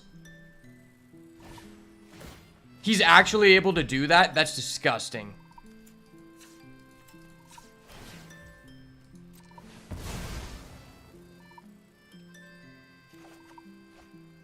I think we're just dead.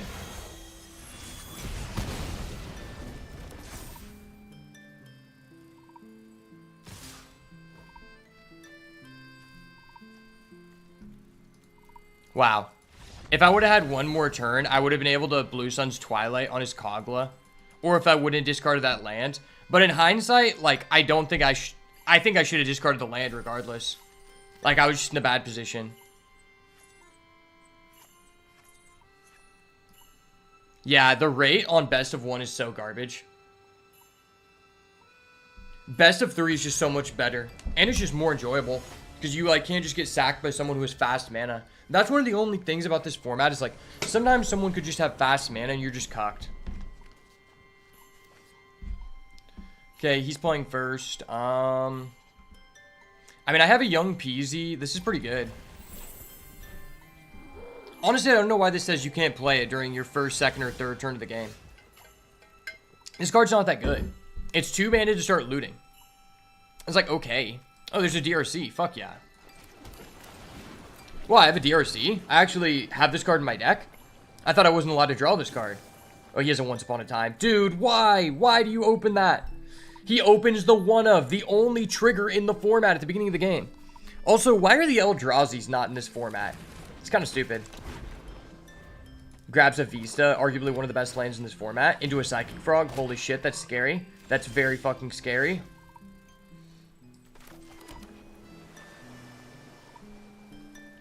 Do I develop my young Peasy? I feel like I don't. I feel like I just have to hold my Censor.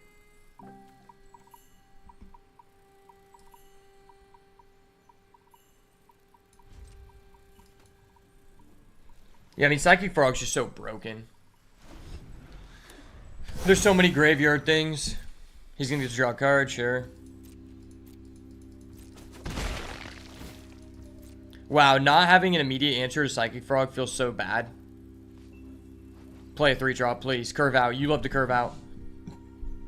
No, why are you passing?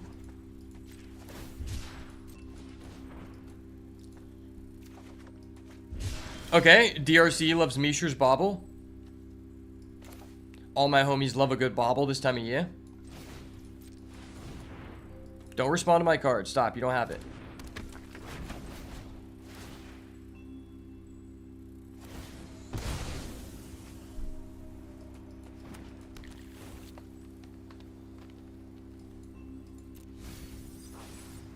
Okay.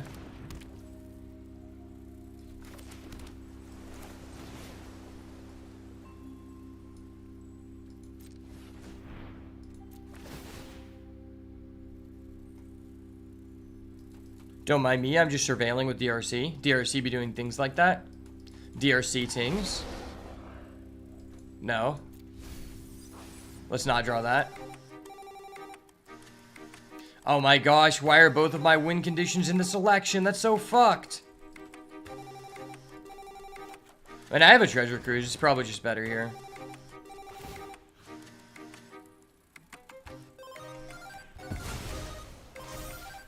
Oh, my DRC's online? Fuck yeah, that's goated. I didn't even know that.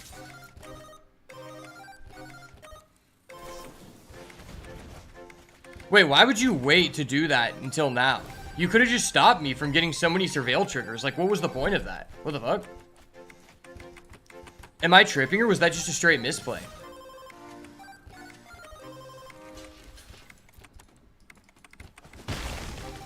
It just seems like a straight misplay. Okay. I mean, this forces him to discard 4. That's really tough.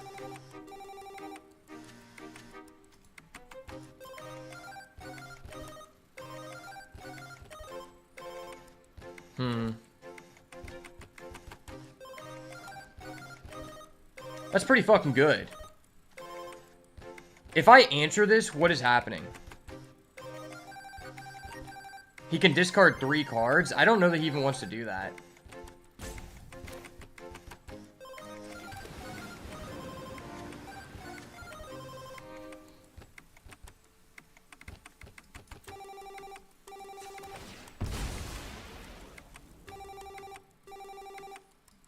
It sucks because I really want a red here.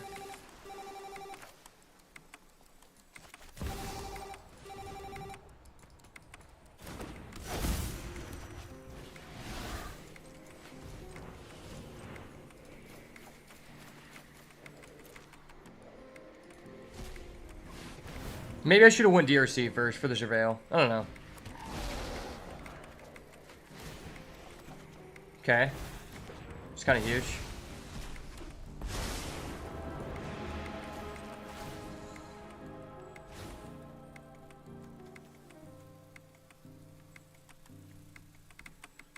Yeah, I just hold that opt.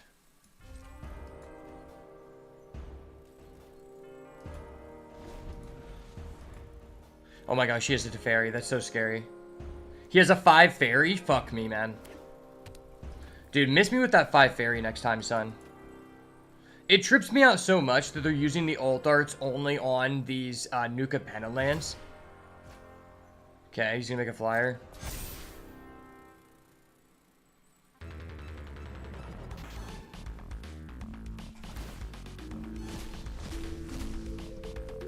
Yeah.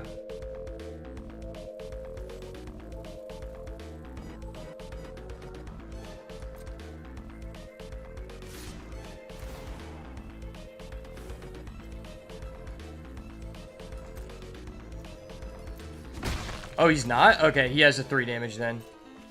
No, he just wants to play 5 fairy and he's gonna bounce it. Holy shit, that's so broken.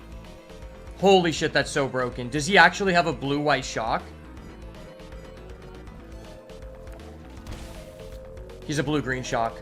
Wait, what? Oh my gosh, he literally just top decked off the top of his deck a white land to play that Teferi. He literally had no way to play that? Are you fucking kidding me? What the fuck? That's so toxic.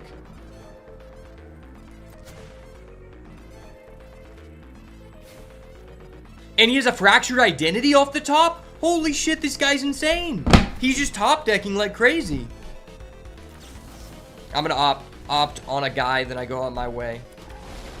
Dude, this guy's top decking the shit out of me. I think I keep this counter spell.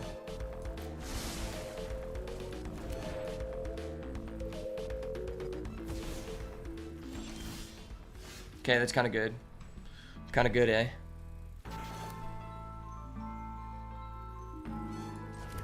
So I have 5 mana. This is a total of 4.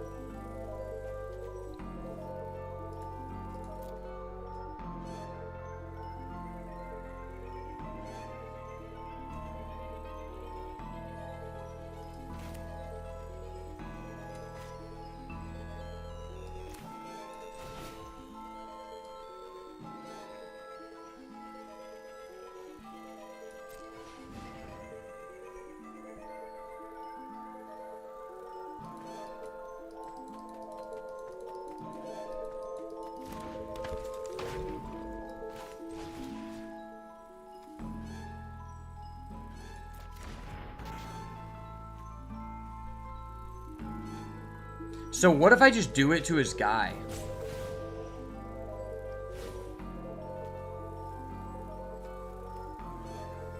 I think it's almost more important to kill his Teferi.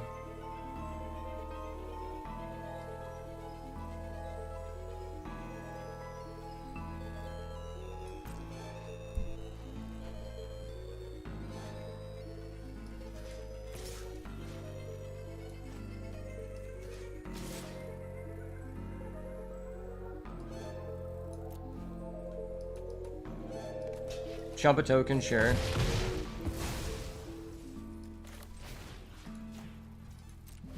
I'm gonna add his Teferi here. I'm gonna get a Surveil.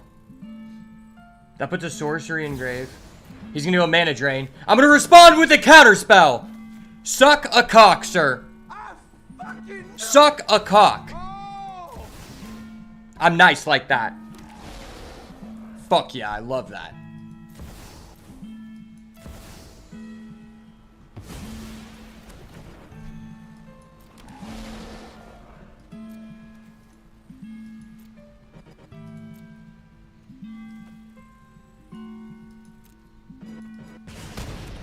Ayo. Say goodbye to 5 fairy, son. How about no fairy? What does this do? That card's so unfair. Why is that card so unfair?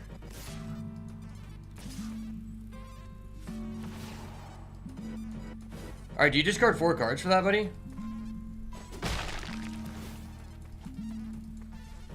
Into Arona? Damn, I really wish I had this card. This card is excellent in Cube. Very good in the blue-red spell stack. Arguably way better in the blue-red spell stack. But this guy's deck just seems absurd. It was the fact that I had that well-timed counter spell that gives us a shot in the dark here. Next turn I can play Jace, and I can just start discarding, I guess. Fuck, dude. Why? Why do you have that? What the fuck, dude?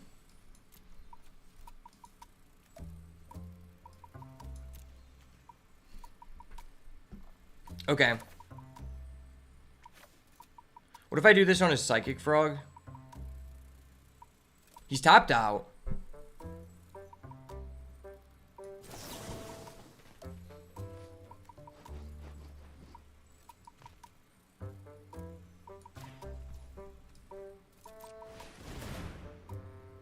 Travail 1.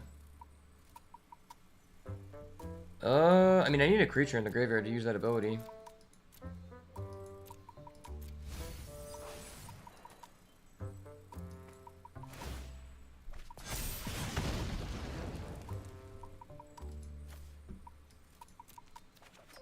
Okay.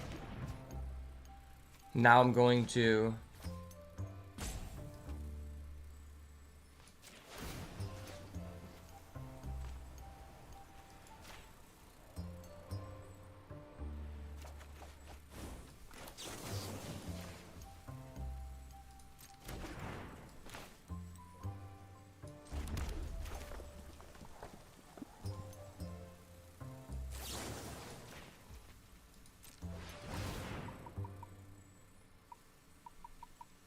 Perfect.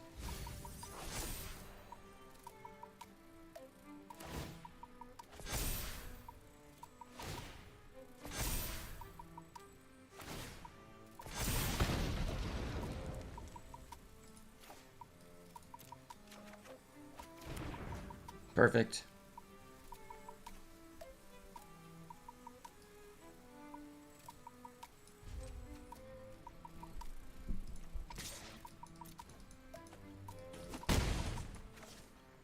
Maybe I should have done that in main phase too. What the fuck? That's so broken. This card's so unfair.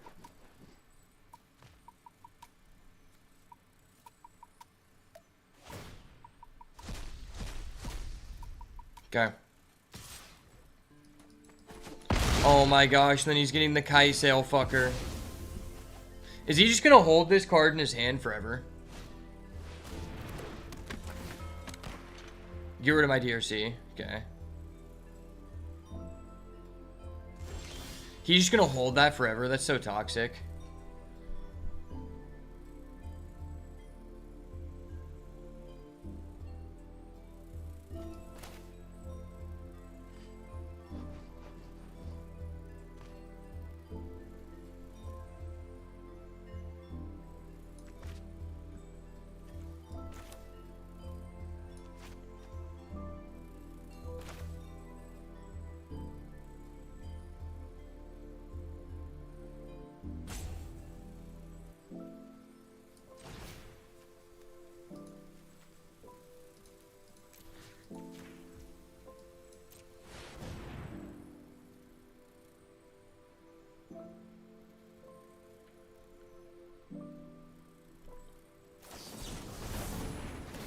What the fuck does that do?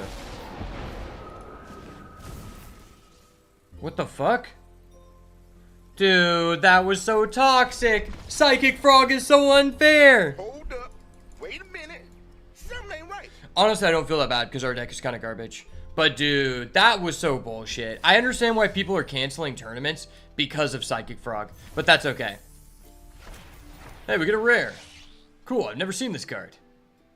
It's from Baldur's Gate, which is from Universes Beyond. Alright, yeah, we're not doing that plan again. Yeah, we got kind of cooked. Alright, we are doing traditional because best of one is toxic. I'm not doing that. Alright, hopping into our second Cube Draft. If you're just joining, Cube Draft is very similar to a booster draft, except it is a curated pool where Wizards has hand-selected some of the most high power level cards on all of Arena and put them into a singleton format. So there's only one copy of every card that is in the cube, but it's always the same cards, right?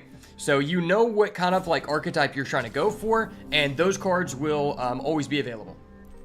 All right, moving into our first pack here. Hopefully we can actually do something this time around. There is a Teferi Temporal Pilgrim, which I think is a very strong card. Probably should have picked that last time around. There's a Shouldered, which I think is fine.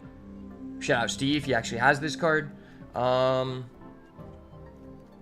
There's a Treasure Cruise too. Treasure Cruise is also very good. I have to say, the best thing that was happening for us was Treasure Cruise. Indeed, it was Treasure Cruise. This is also just a splashable card. Like, we could play this no matter what deck we want to play. There's also a Triome. I'm just not that, like, interested in it. If there was a fetch, I'd probably take it over anything here. Exile target creature. Okay, so Path of Exile's in this. That could be okay. I don't know. I just feel like blue is really strong here. Black. I just don't really understand what black's trying to do. I think the best card in this pack is either Treasure Cruise or Teferi. And in previous iterations of the cube, Teferi often wheeled. I'm pretty sure Teferi wheeled in our first draft. So it's probably Path of Exile versus Treasure Cruise, which probably keeps us the most flexible. I just think Treasure Cruise is really strong. Because there's like a lot of ways to put stuff in the graveyard. That's probably going to be our pick here. Plus, the blue cards to follow that up with are kind of mediocre. So I don't think many people will be incentivized to go down the path we just took. Okay, there's a Golos. I really like Golos.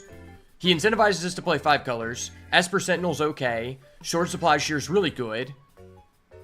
Investigate. Dude, why is there so much Investigate stuff? Like, why does every color not have coherent themes, but then white just has, like, this Omega Investigate theme?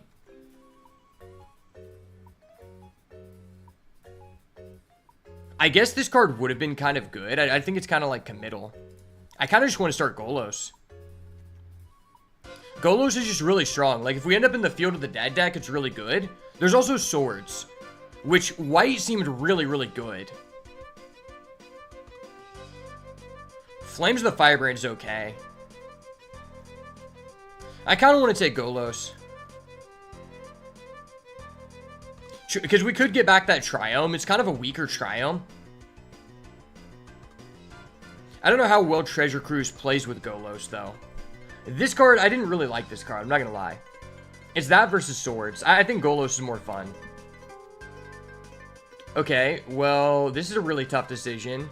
There is a Counterspell, which I really want to take here. There's also a Fabled Passage. There's also a Fetch. And there's a Lurrus. I think Lurrus is really good. Don't get me wrong, Lurrus is very good. I kind of just think this Counterspell is the best card. Like, we already have a Treasure Cruise. Counterspell is just a very broken card. I mean, there's also a Cold Steel Heart, which I think is just a good, like, if you want to stay open, that's probably the best thing to do here, is go Cold Steel Heart or Fable. I don't know, I think that I kind of rate this as almost like a piece of power. If you can be main blue, this is essentially a piece of power. There is a Manadork pick 3, which isn't like a Telltale Signal. Yeah, I think I'm going to go Counterspell. I think it's very powerful. Okay, there is a Yorion. I love Yorion. So this allows us to flash all of our creatures, retrigger ETBs, which seems very strong. There is quite a few red cards in this pack. Second non-creature spell, you get a Mox Sapphire. That's cool. That's a pretty good card. I mean, I think I just want to take the Mind Stone. I honestly think these neutral mana rocks are just very strong in any deck. This is also like a card to put in the graveyard for a Treasure Cruise. It kind of just works with all 3 cards. But I am just kind of clocking that red is available. Red seems potentially available. Okay, there's an Emicruel. That's a cool card. Costs 1 less for each card type in your graveyard. You can take control of another player's turn, which is good. Return target permanent opponent controls to another's hand. Okay. What does this guy do? Cost 2 less. Yeah, this guy's just kind of budget Snapcaster. I don't like that guy. I have a Golos, so I could start taking lands, but there's not really like a good land in this pack. Maybe I'm just taking a Brave. She's the most versatile card in the pack. But there's also a Brain Surge. Brain Surge seems okay. It's like less powerful. Yeah, it's kind of just like less powerful Brainstorm, but it's still good because they're fetches in the format.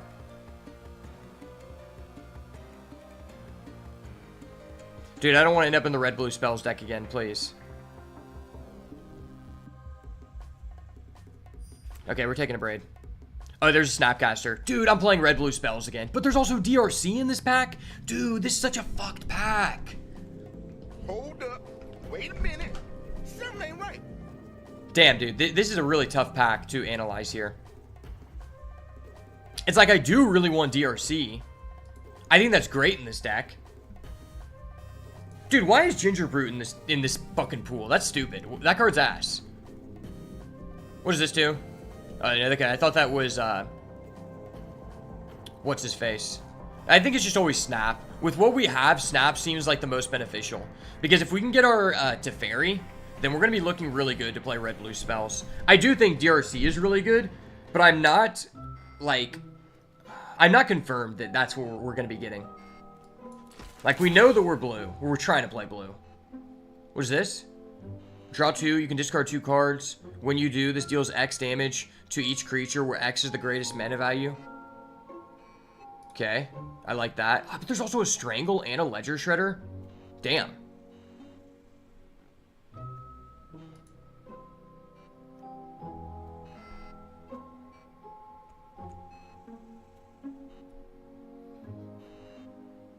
I mean, that's an AoE, and AoE seem kind of hard to get, but I do feel like we want creatures. Like, last time we didn't have enough good creatures.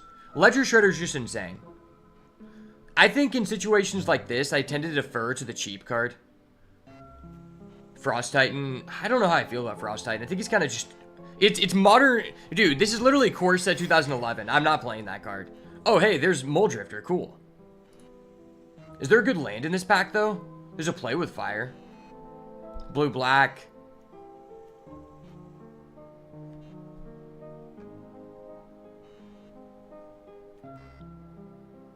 This card is good. This card is good. But I think this is like the card we're confirmed playing.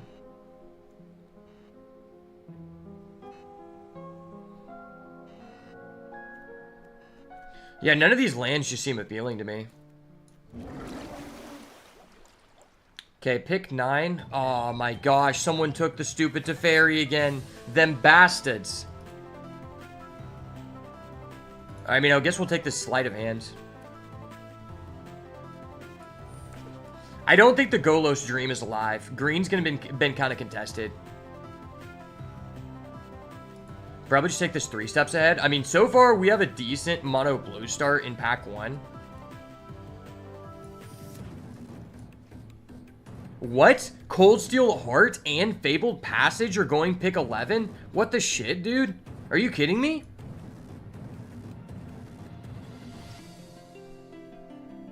I mean, I think I'm just going with the Mana Rock. Mana Rocks are just so beneficial in this format. Ah, Fabled Passage is so good, though. This is fixing. I mean, it's colorless fixing.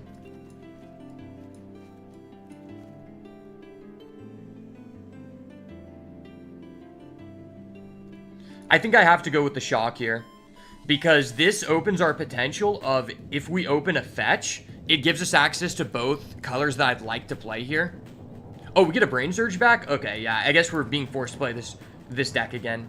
Counter target spell with mana value 2. This just seems very, very segmented. Oh, we get a Frost Titan? Okay. Okay, moving on to pack number 2 here. Overall, we have a very strong blue start here. So there is a 5 fairy, which I think works very well with our game plan. That might just be the pick here. I mean, there's also a Make Disappear, which I think is, like, good if we want to stay open. And then there's also... There's Scalding Tarn, which is, like, the perfect fetch for us. It gives us access to our Shock. I mean, I think 5 fairy is at win condition, though.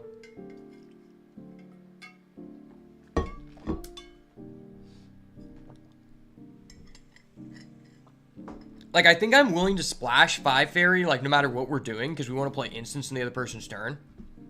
I guess we can try to get back the Make Disappear.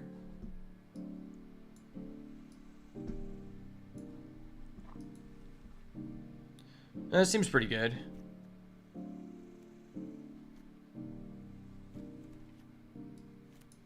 Yeah, I'm just going to take it. I think it's just a good card. Good card, good. Ooh, okay, this is a very interesting pack. Kite Sail's really good, I think. It's been good every time we saw it. This card's cool. I actually like this card a lot. I don't know how much I like it in this deck, but... I mean, this guy's just good with what we're doing currently. How many counters do we have? 1, 2... Do I want to play this? This is the original Ward. It just shocks something down. I don't know how good that is. No fetches. It's probably just Kite Sail to stay the most open. Although I do think this guy's very beneficial. If we get past one of these guys, we already have a green-blue land. If we can find a fetch, like, I might be down to go green-blue. Because this card is just really powerful. Like, this is a win condition on its own. Probably one of my most hated cards in all of MTG Arena's history. There's also an Ephemerate, but I don't think we're doing like a big creature thing. I'm just going to go Kite Sail. It's just good interaction. Okay, pick number 3 here. Flare. Flare's cool. Warren Powerstone's cool. Elspeth Conquers Death's cool.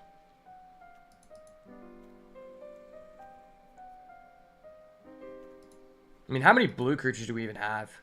4? 1. That's not really a creature. 2, 3. I do think this card's very good. This is probably really good in the cube, to be honest. If we want to be very committal, I guess I could take this, because I know for a fact this card is strong. I've used it before. Like, it's a very good card. There's also just Warren Powerstone, which I also think is equally good.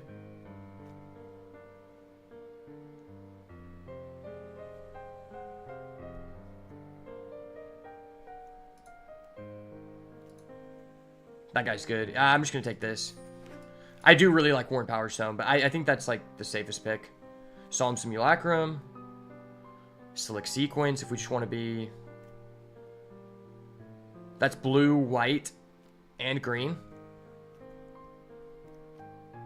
Also, if we get a fetch, that opens us up.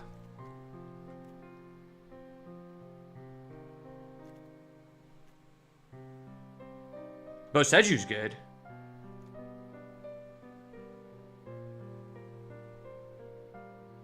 I don't know how much I like that guy.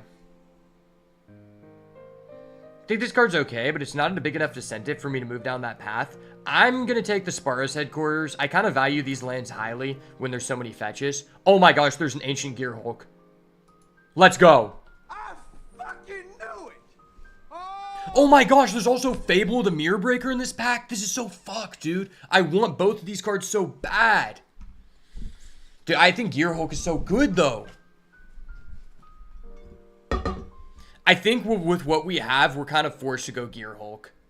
Like, we might not even be playing red. Damn, that sucks so bad, dude. I mean, blue's definitely open. We're taking Gearhulk. Gearhulk's great. Field of the Dead, haha. Oh, there's a Sunfall. Okay. I'm down for a Sunfall.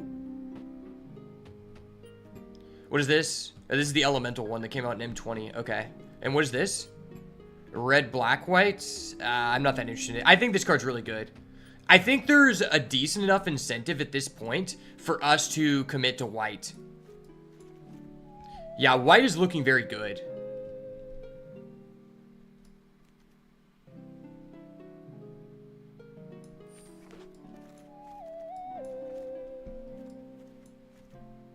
Okay, reduce, draw a card, investigate. That's kind of cool.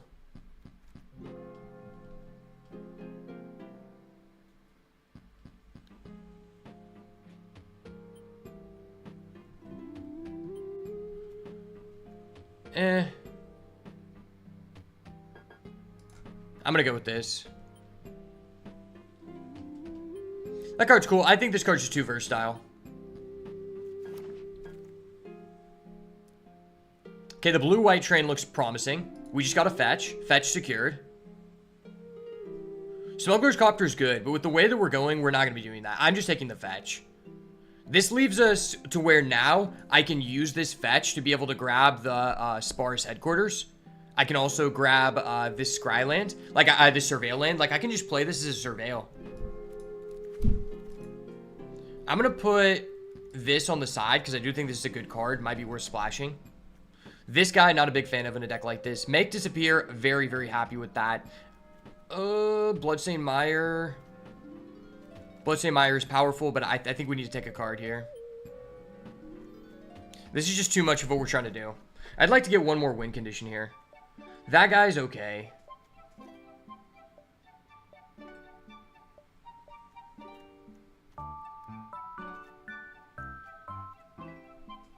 This card's okay. It's not, like, great with what we're doing.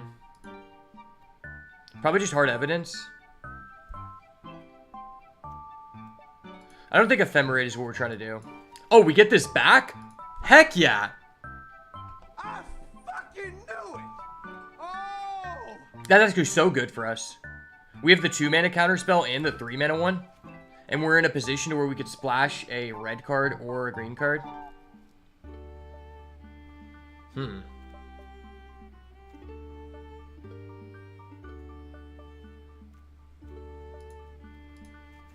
Take that. It's a win condition.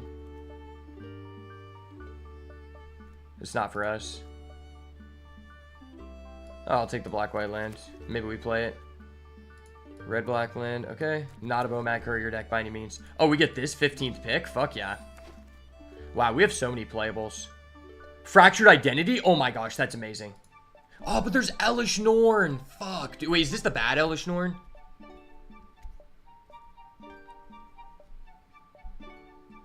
Yeah, you should just sack 3 creatures. That card's bad. There's also a Rona. How many legendaries do I have?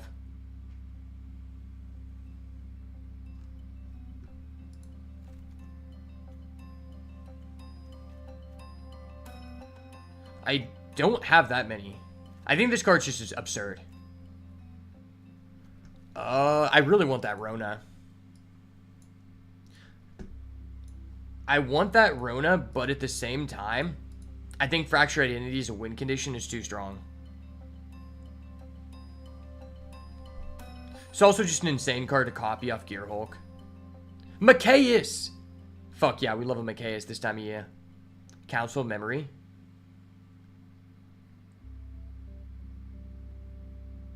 Okay, that's kind of cool.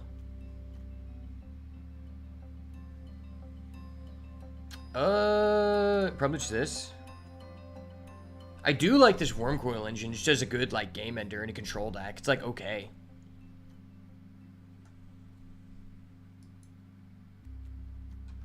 I think I'm most interested in this. I think this card's pretty good.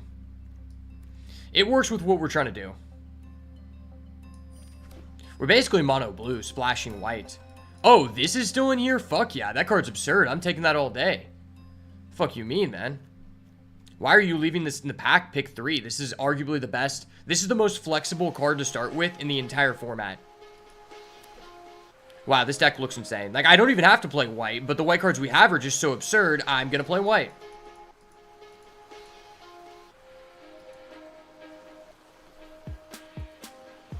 Red, blue, green. What does this do? Counter target spell. Cool. Cool. Cool card. This card's kind of nice. I mean, it has synergy with our deck. I think I'd rather just take this. I'd like to get one more win condition here. Some big guy. Like, if we can get that Wormcoil back, I'm feeling pretty good about this draft. Like, I just want one more thing to do here. Even Elesh Norn would be fine. Like, I just want some way to end the game. Like, I can win the game via Ledger Shredder, I guess. Null Drifter, that is a way to end the game. What about this guy? I remember this guy was broken in Vintage Cube.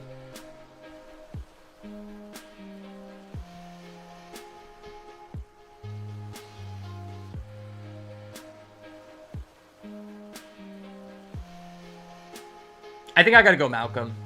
Malcolm's insane in Vintage Cube, so he's probably decent here.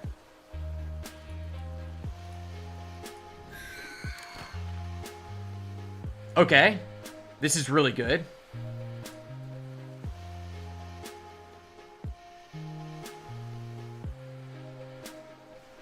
I think I'm just always taking this. This is a way to win the game. Like, it's a land that attacks. I do think that Thalia is really... No, Thalia's really bad for us. I do think T-Shot Tidebinder is insane, though.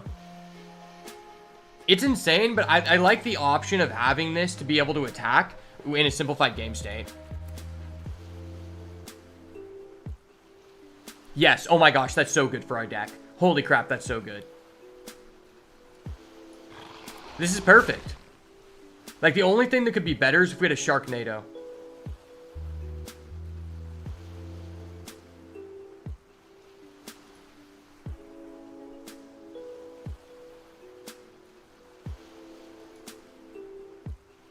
Settle the Wreckage versus this guy? I don't think this guy's ever getting through for damage. Like, that's not real. Oh, we get the Rona back? Hell yeah!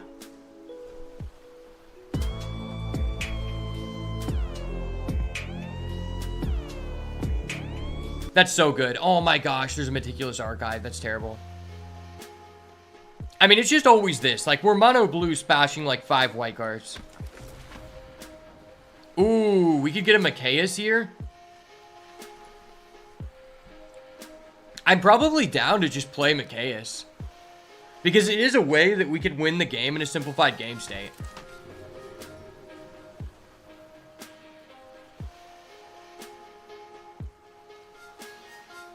I think that's probably too weak.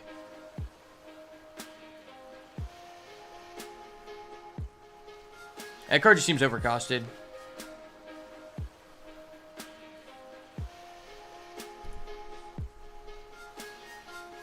This probably makes it.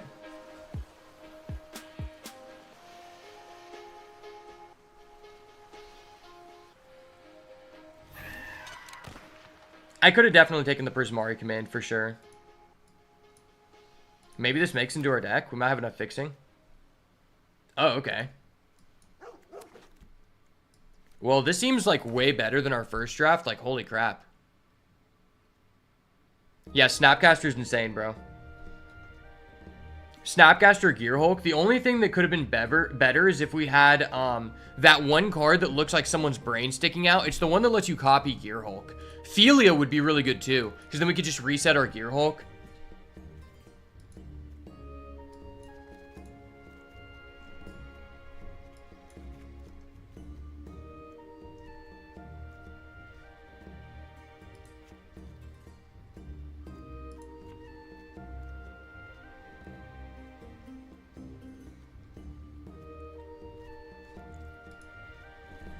I really like that we got that land there. The fact I got the Rona and the land from that pack was dirty.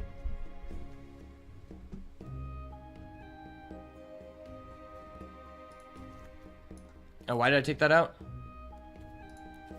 I guess I have a Frost Titan too. Frost Titan's a decent finisher. Wait, where's the card I just took out?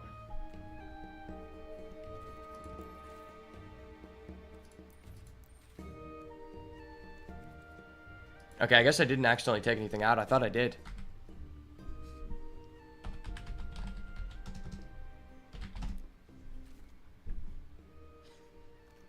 Okay, I just moved the card over here.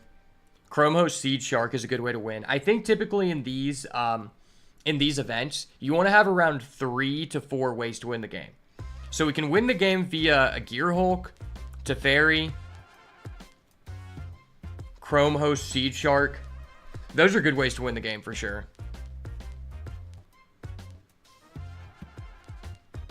I think Malcolm's really strong too. Malcolm is like a better Ledger Shredder in some instance. I got the pleasure of visiting Tulsa yesterday and some of the nice parts of your city that I hadn't seen before. I was wrong to judge downtown because of the 4 beggars outside the gas station.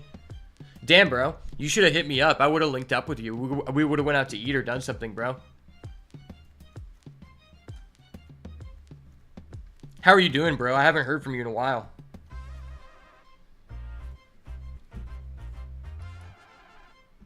I have some good news to tell you, Will. I have a job interview on Thursday.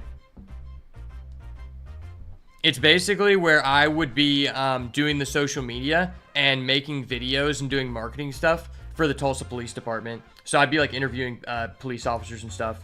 So it'd be allowing me to like work on my editing skills, I assume, which would be pretty cool.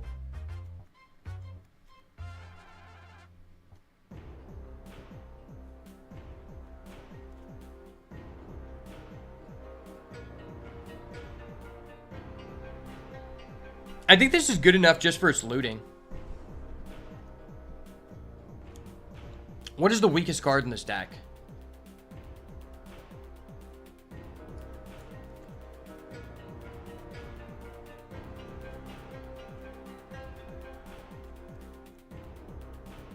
Bro, this is tough.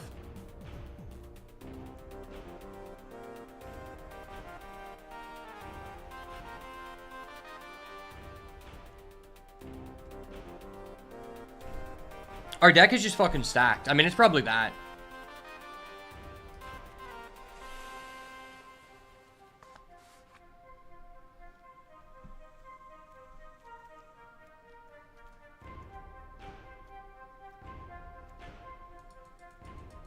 The fact that this just gives you, like, some of the most broken cards in history is ridiculous.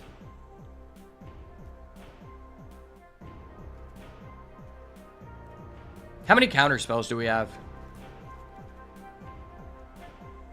Oh, it's probably Chart a Course. Nah, our deck is kind of good with Chart a Course. Kind of good.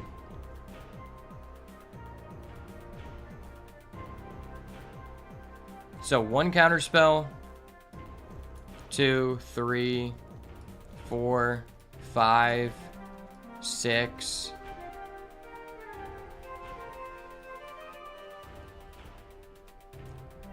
And we have a couple AoEs. Maybe it is just this Chart a Course.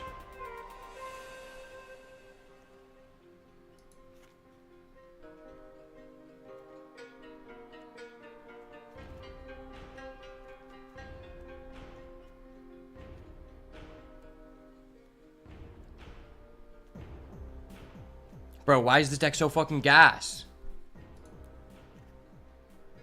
I legitimately don't know what we're cutting here. Did I end up with a fetch? Oh, I did. I got the best fetch.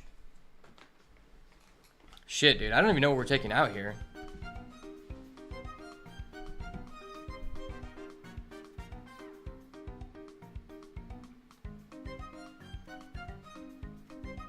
I've never ended up with this many playables. Like, what?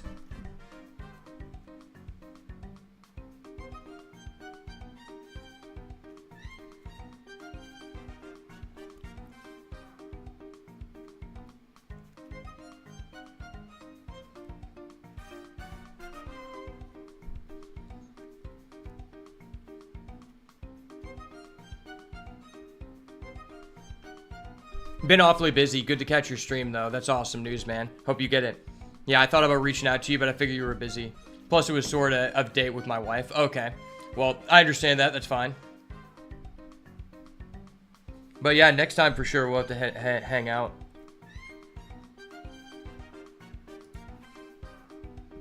I mean, I told you I wanted to hang out with you before.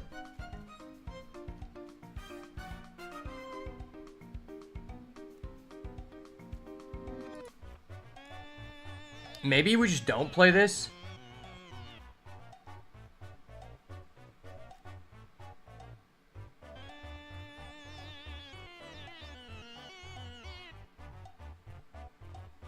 I think this card's okay. Is that better than this? Like, I don't really have guys I want to sack.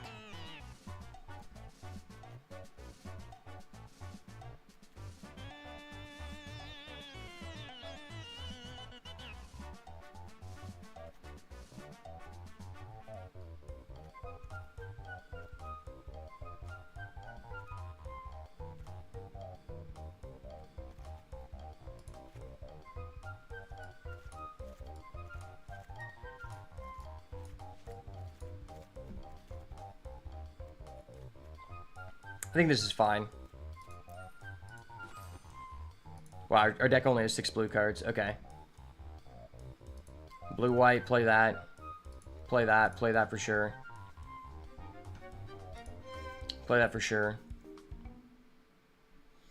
Probably play this because our deck likes surveilling.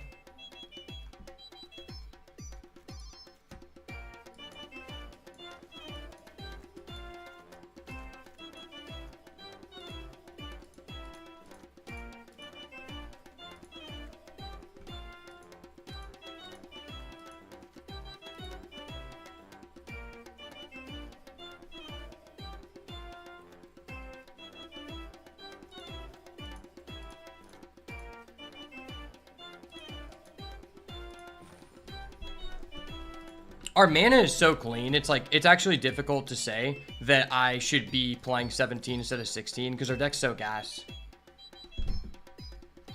Yeah, this is probably probably the best deck we've made so far in Cube. But we still have so many good cards on the board. Like, we have Flare of Denial. I think this card's really good. Maybe I should be playing Frost Titan.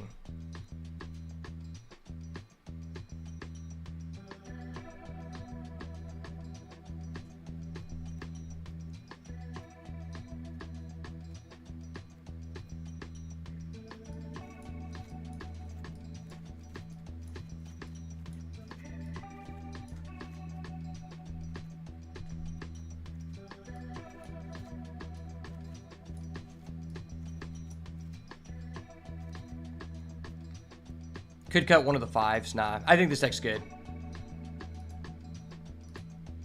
I mean, we have enough counters. We have like 5. That's pretty good. Okay, the deck looks pretty good. So we ended up with a pretty awesome Azorius 5 Fairy deck. So we have a couple ways to win the game. We can use Torrential Gearhulk, 5 Fairy. Potentially Fractured Identity could win the game.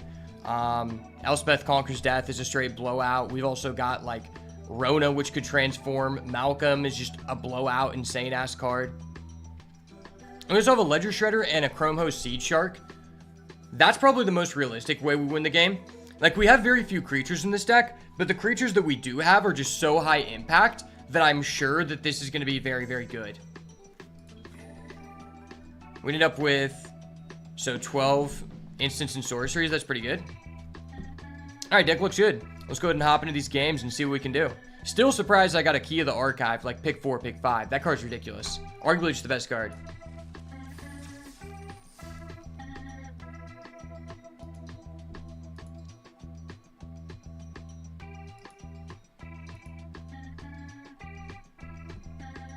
Yo, Will, thank you for the sub, bro. I really appreciate it.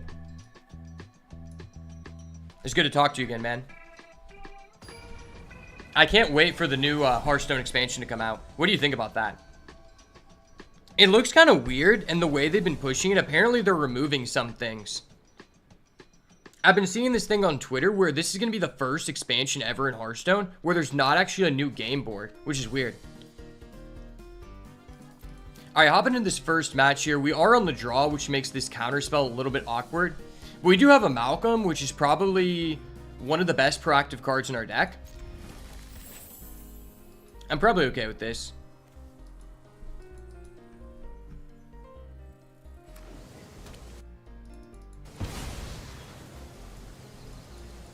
Opponent starts off with a Wooded Foothills. You dirty bastard.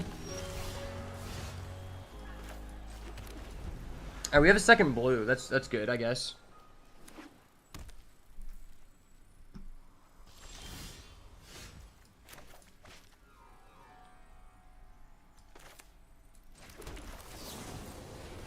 Oh, why did I play that? That is Flash. I'm so stupid. I'm actually so dumb for that. Hold up. Wait a minute. Something ain't right. I didn't realize this card's busted because it has Flash. Well, there goes Malcolm. Yeah, I got another free sub. Hopefully I can do it every month. Yeah, you can. Yeah, every month your Prime sub resets. Holy shit, this guy has a grief? Bro, the fuck out of here with this, bro.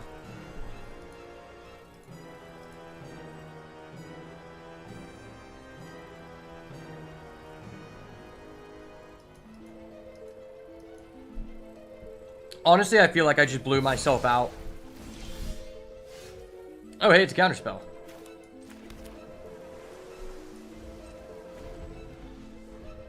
I've heard people don't like playing against this card in Commander.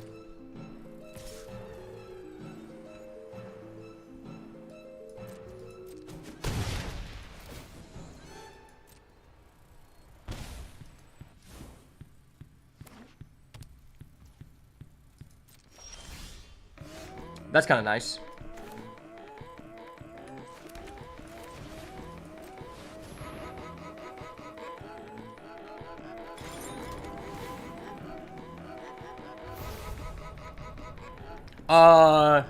Okay.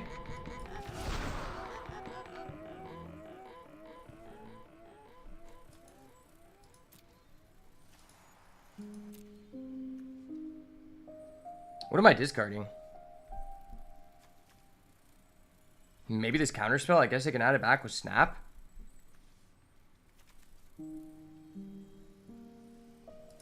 Nah, I'm gonna get... I don't know. This card's so good in a simplified game state. He doesn't know about the counterspell, so I don't want to discard it yet.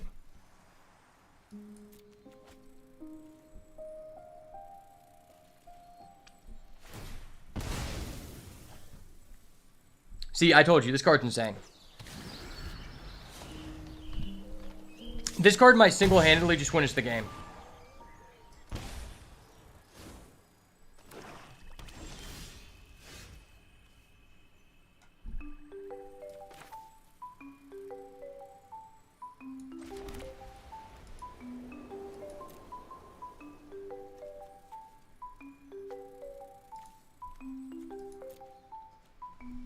I guess I could Treasure Cruise.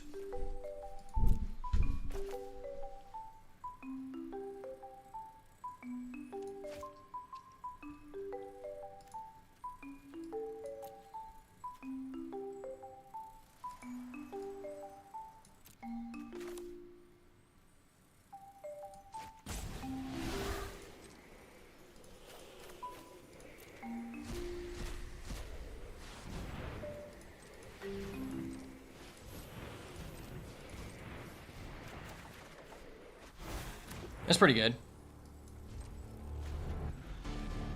The opponent's hand just seems really reactive.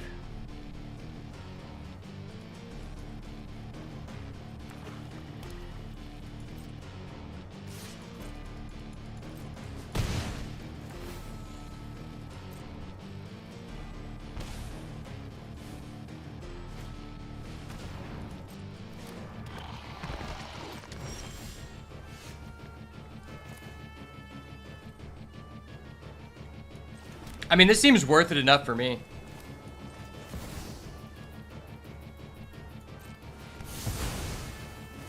Oh, you don't have a response? Fuck yeah.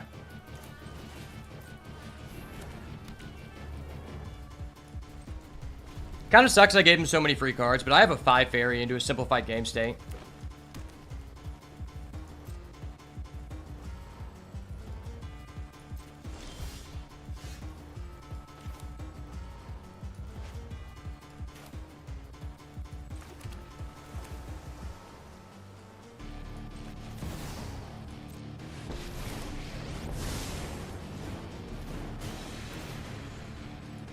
Five fairy go.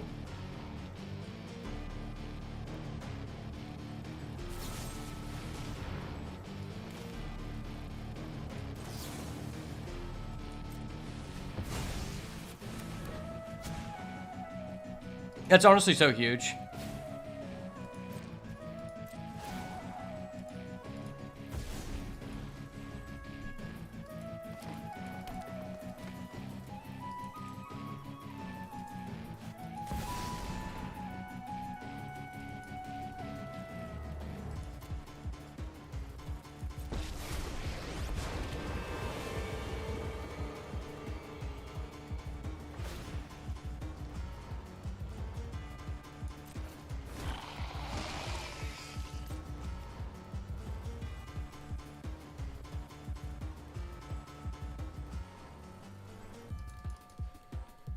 Okay.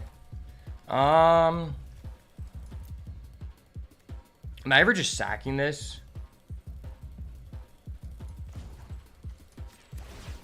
Probably. That's probably correct.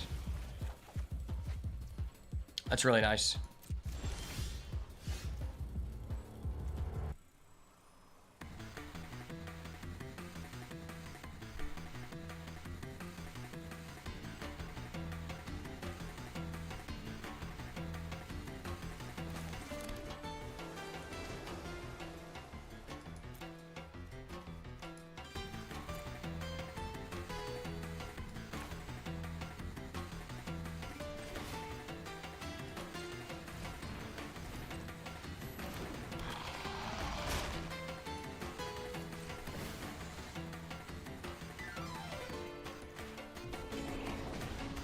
That's pretty good.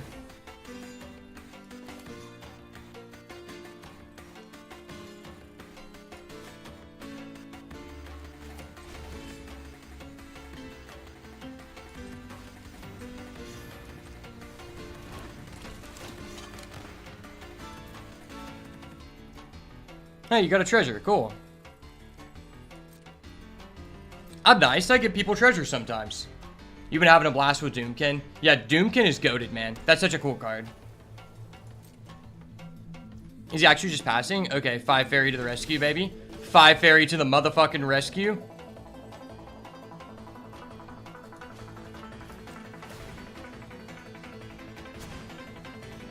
Draw 1. Hey, it's a surveil.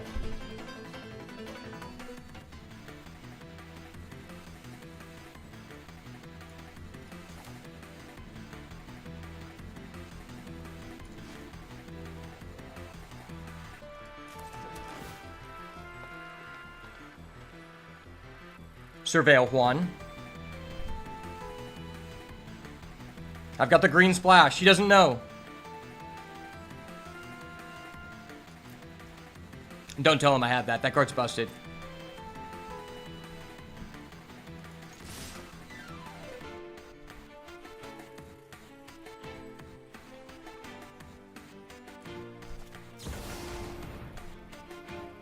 The Wandering Emperor? Oh, that's too broken.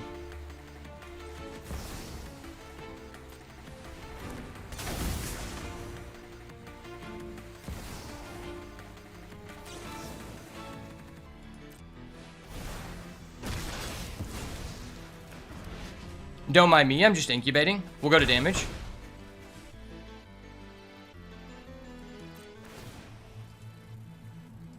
Untap, because I'm cool like that. Man, I love 5 Teferi. Specifically when I'm the person who has it. No, what the fuck? Why? Why?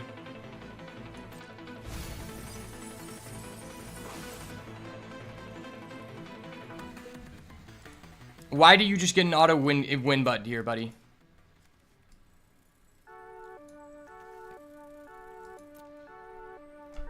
That's pretty bullshit, not gonna lie.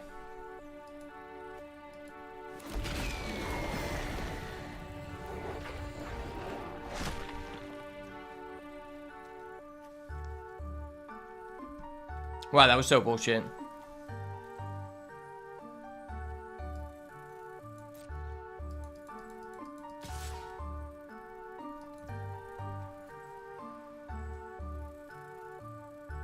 That's so bullshit.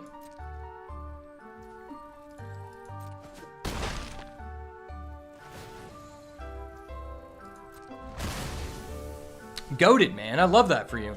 Top deck something insane here, please.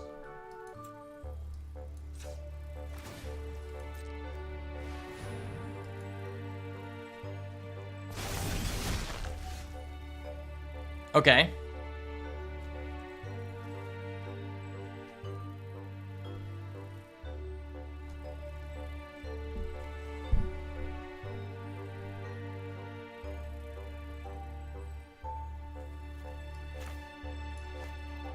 Nine, 10, 11, 12.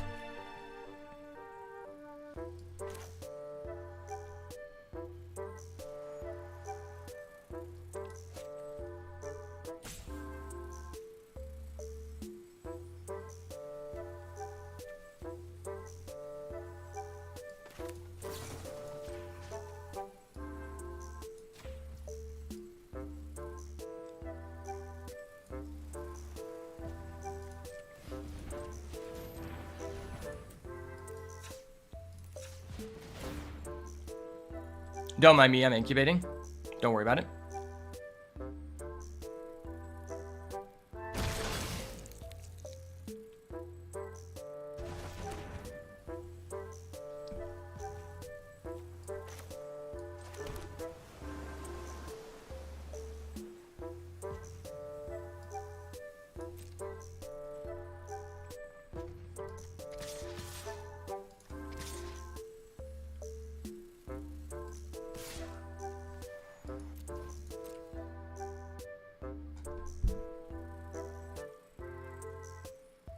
You don't have anything. You don't have anything, sir. Stop. Stop. I'm gonna have to ask you to stop.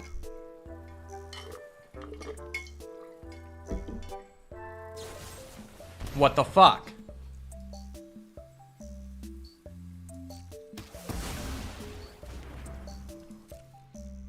What the fuck, sir? That was bonkers. Alright, you're 1 HP. There's nothing you can do, buddy. You're fucked. Just concede. There's a reason they call me the boat. What? No, that guy can literally just do that unlimited times? What the fuck?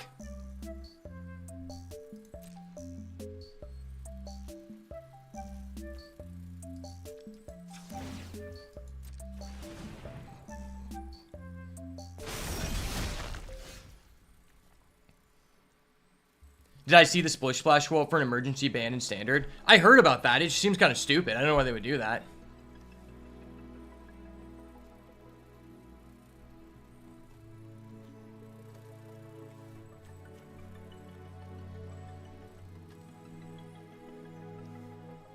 So you can gain 4 life. He goes up to 5.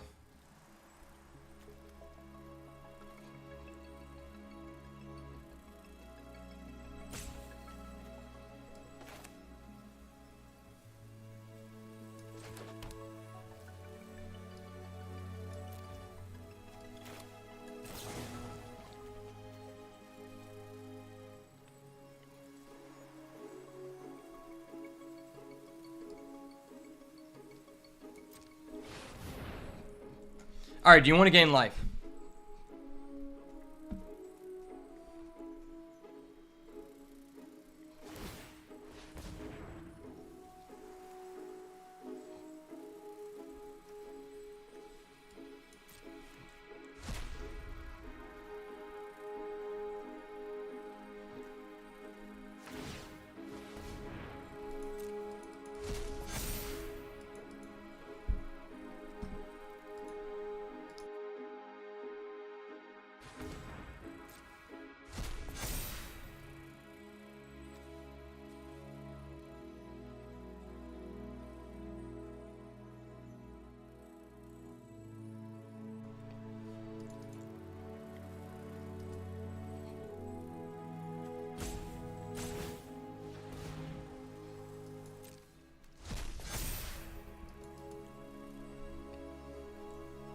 Okay.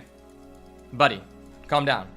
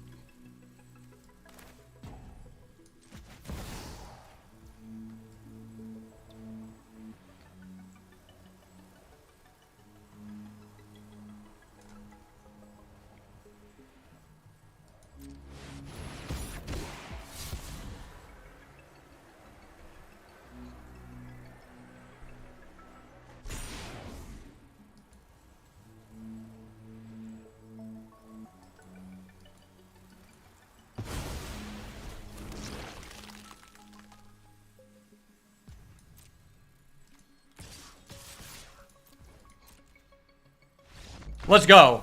Fuck that guy.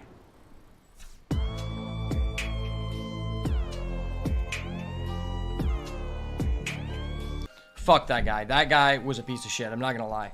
He literally just started off the game for no reason. I'll be right back.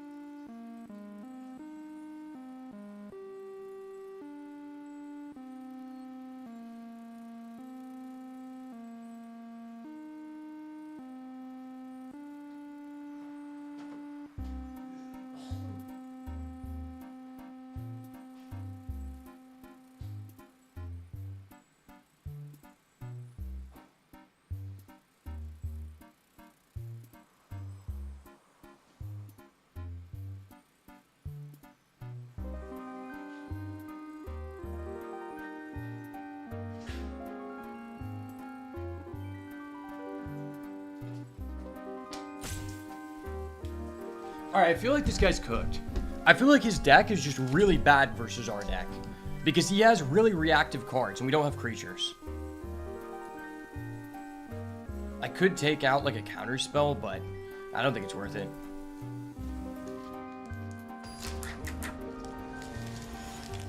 It's like my deck is just really well positioned versus him.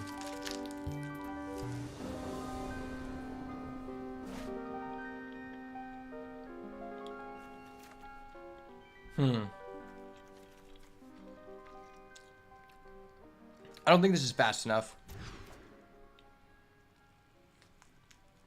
Alright, well, this hand literally has one land. That's so bad.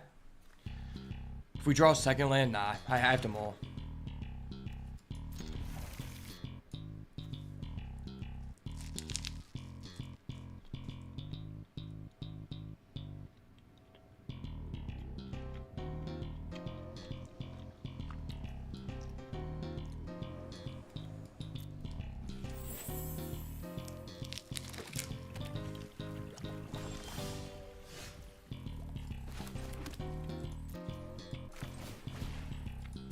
Ha, I had to turn one crossroads. Get fucked, kid. Into a Malcolm? Okay. I'll Malcolm all day. Alright, guys. I learned my lesson. You Malcolm during their end step, not during your turn. Malcolm during the end step. He has flash, guys. New keyword. I'm going to put a stop during his end step so I don't forget that because I'm kind of dumb. He has a Glissa that's really scary. Holy crap. That card's so bonkers. I didn't mess up. Yeah. Okay, it's really bad.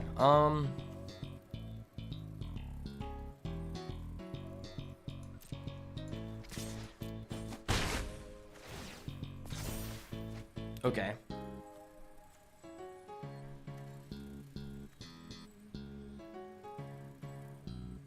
So you can remove a counter from our Malcolm, which is kind of funny.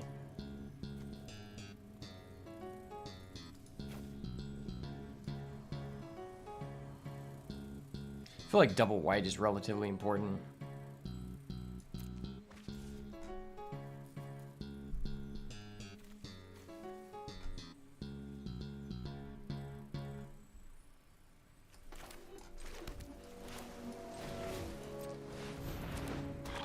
Alright, we have 2 flyers. We're doing the flying thing, you know? He has a Glissa. Hopefully he prioritizes drawing a card over removing a counter from our Malcolm. He has Yawgmoth again. I hate that card so much. That's such a frustrating card to play against.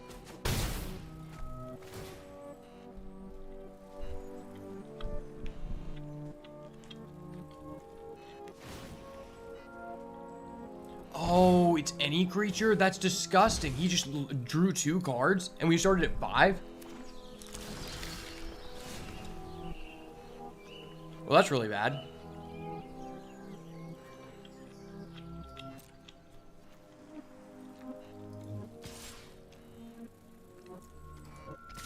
Am I ever just racing him?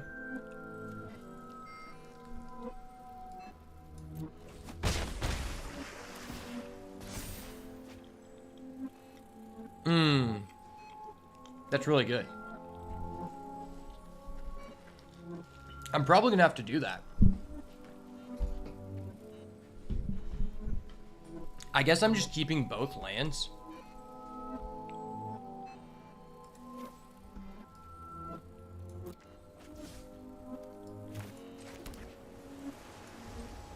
Yeah, we're just gonna try to Sunfall here.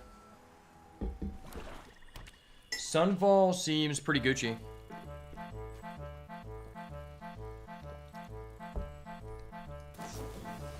Okay. Yeah.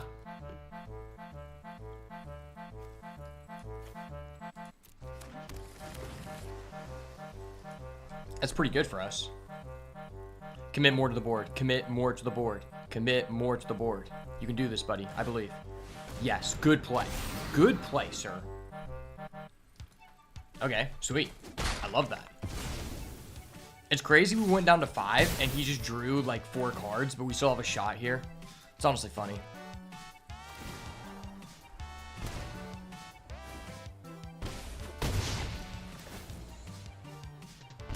Oh, he can do that multiple times? That's so unfair. What? For every creature he gets... Bro, what the fuck? Hold up. He literally just griefs me off the draw? Dude. Oh my gosh. That was so stupid. Oh my gosh, that's so painful. Bro, why does this guy start with Yawgmoth every time?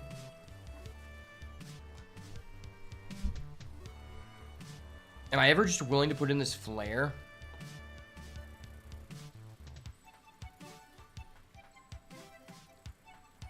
I mean, I don't think I can cut anything. I think everything's really good. I could cut this Supreme Will. Our deck has 7 creatures, though, and one of them is a Gearhulk. I don't really want to sack my creatures. They all give me reoccurring value. I think this is probably just better. Yeah, that was pretty silly what that guy just did. I think I just have to be the better player and just, like, I don't know, draw the fucking out. That's probably the best thing to do. Like, he has a lot of creature removal, too. So creatures aren't even really good.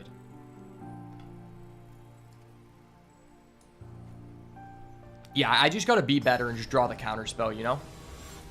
Draw the counterspell, baby. For anyone who just is now joining, we are doing a Cube draft because Cube was just added back to Arena. And we have a very awesome blue-white spells deck, and we're going to be starting off on the play. Because starting off the play is good. Very good. I mean, I have a Flooded Strand, which is pretty good. That gets us to 2. We can go Rona.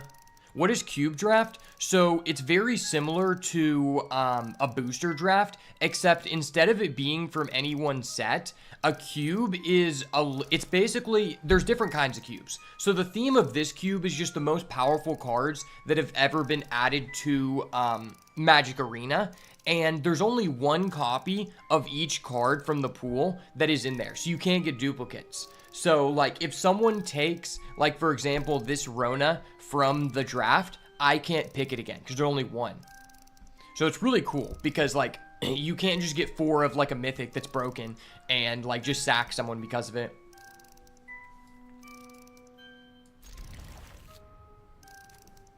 I think I'm going to keep because I can go Rona turn 2.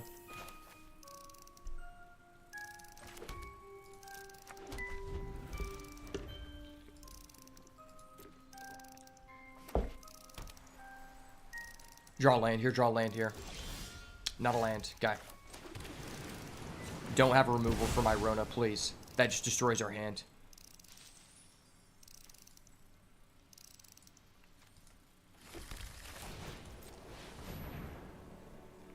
This is not an event for a new player.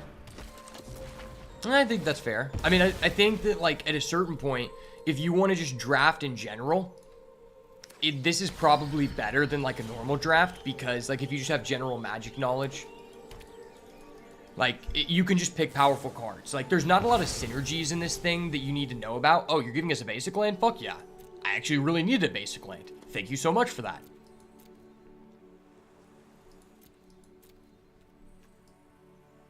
I do want another white.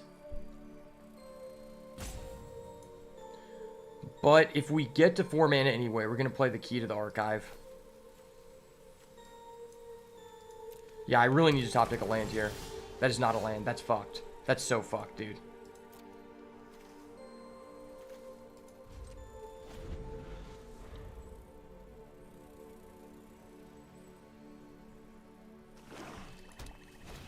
Okay, he's going Cold Steel Heart.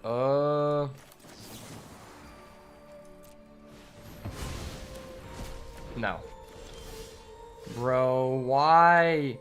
Why is this fucking happening to us, dude? No. I didn't need to brick here. My deck has so many mana sources. This is ridiculous. Into his Glissa again. What the fuck? Okay, we finally hit a land. Very late, but we finally hit it. Alright, give us an AoE again, please. Please, AoE. Time Warp, approach the second sun. Wow. Destroy target non-black creature. That's funny. He's playing black.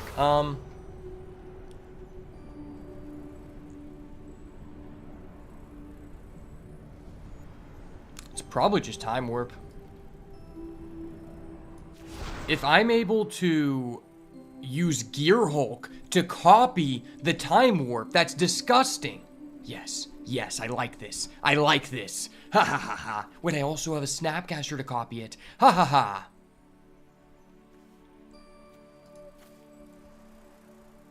Yes, yes, let's do this. I like this a lot.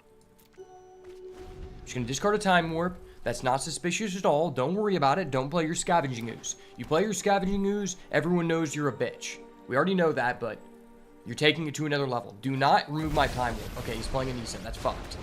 That's really fucked, man. That is really fucked. He's destroying my enchantment. No! What the fuck? Are you kidding me? Wait a minute. Something ain't He's right. destroying my artifact. Dude. This guy is flaming, bro. He's literally a flaming Mo.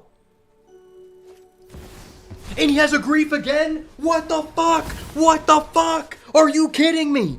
Are you kidding me? Gay. What I the have fuck? relationships with women. I think this guy Sex is with low-key just I got news turning me for you. homophobic because this guy's doing some really absurdly gay shit, dude. What the fuck was that? That was the most insane turn ever. Holy crap. This guy is so toxic. He's drawn his grief all 3 games. That's so tilting. That is so tilting. No, oh my gosh, I needed a mana so bad. What the fuck is this? He's gonna get to draw a card, he's gonna do everything. This guy just gets to have fun, and I'm just stuck to sit over here. I can't even play with myself because I have no mana. Dude, this is fucked, man.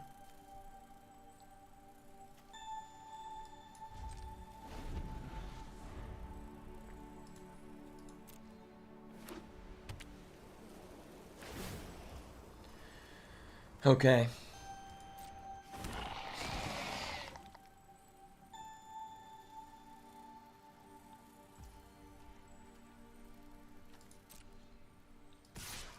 We take 3, he draws a card. During his end step, I have to go commit on his Nisa Ascended Amethyst. Then on my turn, I go Sunfall here. That's like the only thing I can do.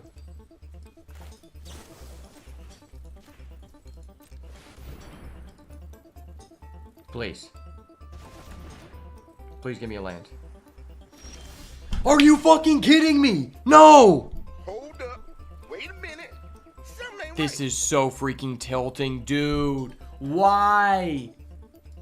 Why did he have a random artifact destruction? That's so toxic. Our deck is so much better than this guy's. He just drew grief all 3 games. Why is grief allowed in this format?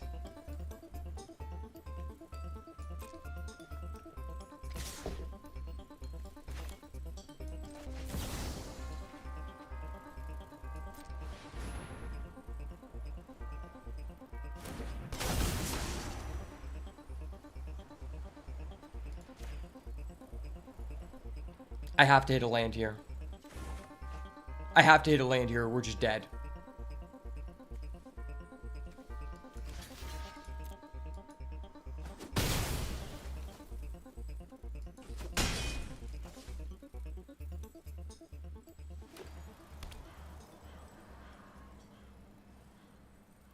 You never do anything here. You never do anything.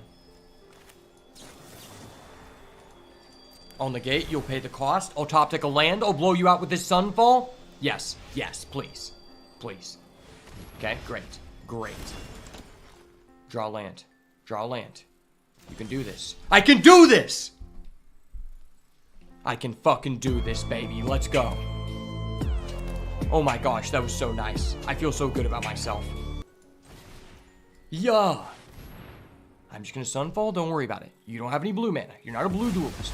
Yes. Not a blue duelist. Let's go. Oh my gosh. Wow. It literally was 3 turns late and I somehow got there. That was so huge. Now if we draw another land, we can go Gear Hulk. Okay, that's fine. You gonna destroy my artifact because you're a pussy? He's not. Oh my god, we did it. We got there, baby. Let's go. I fucking knew it! Oh! We fucking got there, baby. Let's work, son.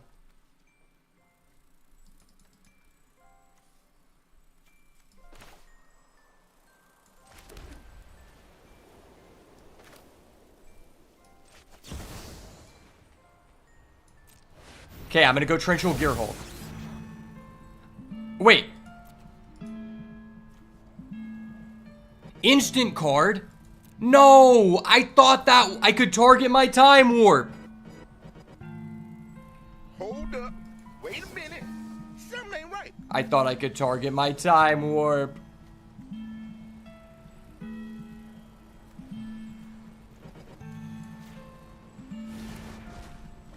That's so sad. I thought I could target my Time Warp. I thought it was Big Brain for 5 turns.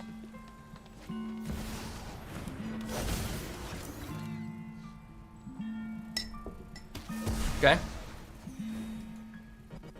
Alright, he's just gonna blow my back out. No worries. He's just blowing my back out, guys. It's okay. He just gets infinite tokens and I just die. That's just how Magic works. That's awesome, man. I love that for you.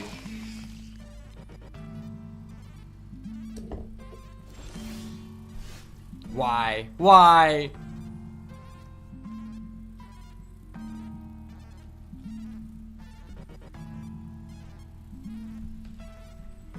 Five, 6, 7.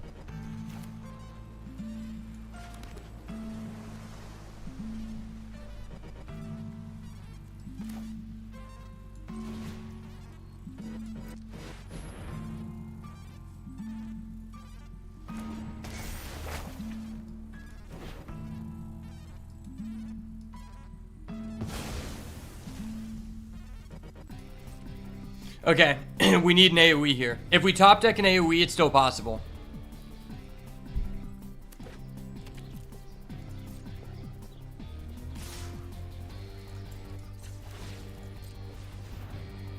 His one card in his hand is a removal. Is his one card a removal? Dude! Why does he top deck the perfect answer? That's so sad. This guy was so bad. Go next. Yeah, go next. That was so fucked, man. I literally had that guy by the balls. The fact that he had that insane turn where he drew into the grief there, that was so toxic. That's okay, though. What's my opinion on TCG is we have to get resource from decks like Land and MTG and Energy and Pokemon.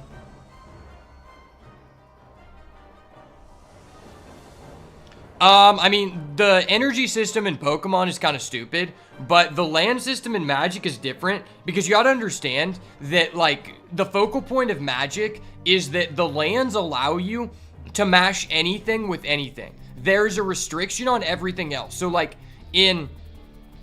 for example, in Pokemon, there's, like, not good, like, lands that allow you to get a bunch of different energies. So you have to, like, play the colors that your deck is intended to. Same thing with One Piece. You can only play what your leader says you can play, right? Well, in Magic, that's why it makes drafts so fun, because you can put anything with anything. And there's just so much more exploration. So I actually really like it. The fact that there's so many utility lands that have different purposes. Like, for example, this card...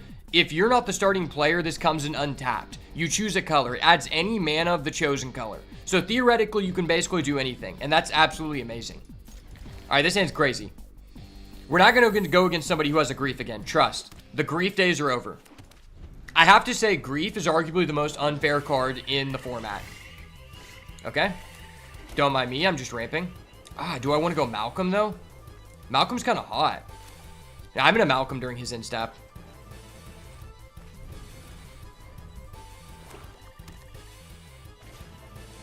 Okay. Malcolm gives us the highest chance of not missing a land drop. Heyo, my boy Malcolm is here. Malcolm in the middle, eh?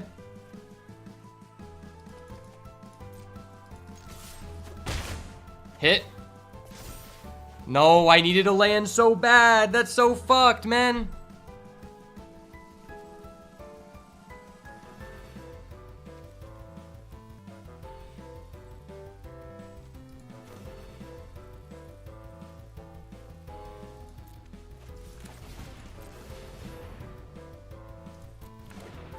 Alright, that's fine. I missed a land, but I technically made up for it with an artifact. Alright, please don't hold me again, sir. Okay, it's not grief. I feel okay. What does this do? You get a 1/1 monk, and I don't get to draw a land? Fuck me. Fuck me, guys. I didn't know I'm not allowed to play the game. Then now I actually hate the land system. I take that back. The land system sucks.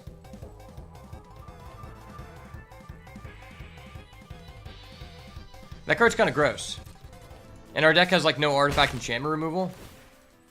Please. Please, where the fuck is our lands?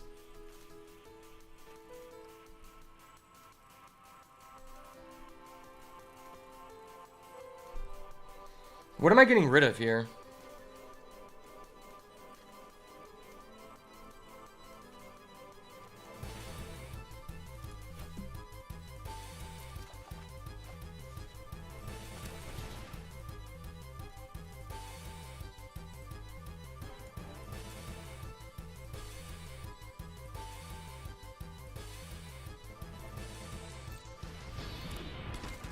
I guess for some reason, if he doesn't kill our Malcolm, we're just in an insane position.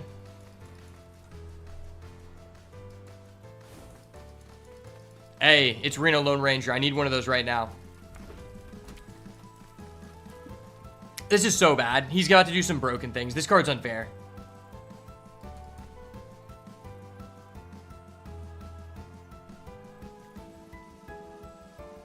Wait, why didn't he put a 1/1 counter on his guy? Did you just choose not to do that? Wait, why would you choose not to do that? What does this do? Okay, we got a land. That's kind of cool.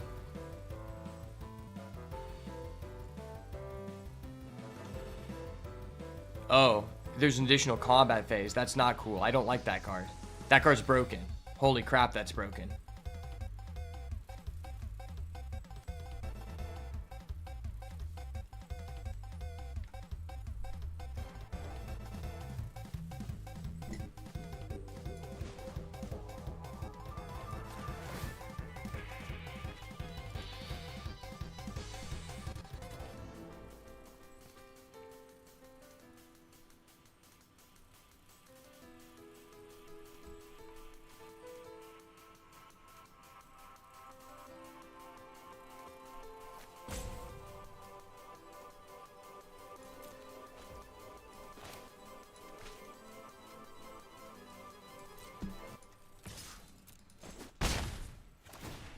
Okay.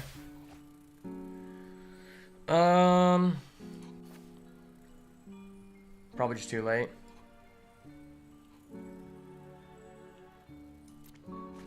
Well, Treasure Cruise would be crazy here.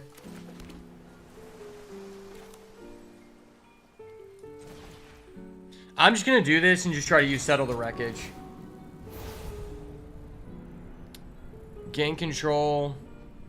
Exile target permanent with 4 or greater. I mean, this card seems pretty good versus him. The health is very important, though. They're both instants.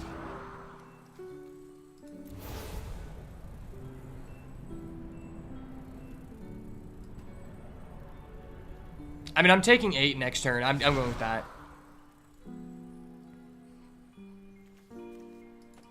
And then what am I getting rid of here? Maybe just Kite Sail?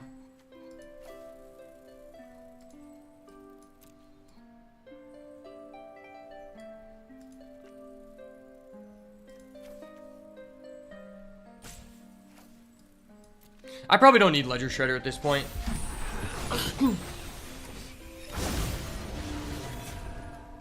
I guess I'll take the damage, and then next turn I can go Settle the Wreckage, and then I'm floating 6 mana, which is pretty good. So if I get a white source here, I can Settle the Wreckage and Lightning Helix. Oh my gosh, it's Lightning Helix! No! Okay, that's really good. That's really, really good.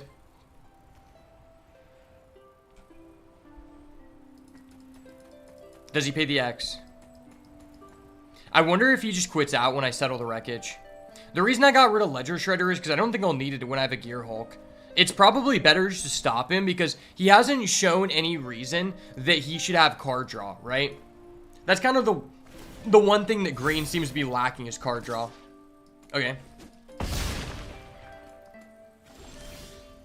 Hey, that's a fetch. That's actually, like, really huge here. Because I needed a white so bad.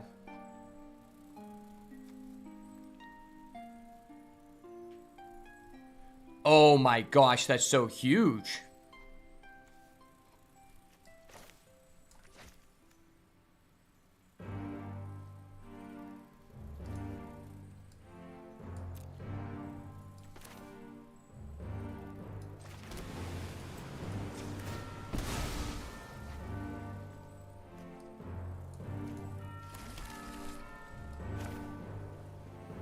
I tap this.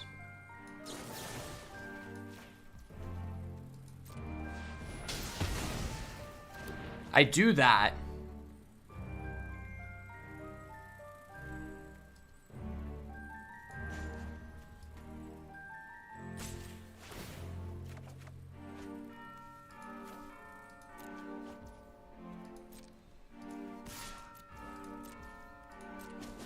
Malcolm go crazy. This is my first time using the Malcolm ability. Okay. That's amazing. I'm gonna do that. Yeah, I'm gonna do that. Okay.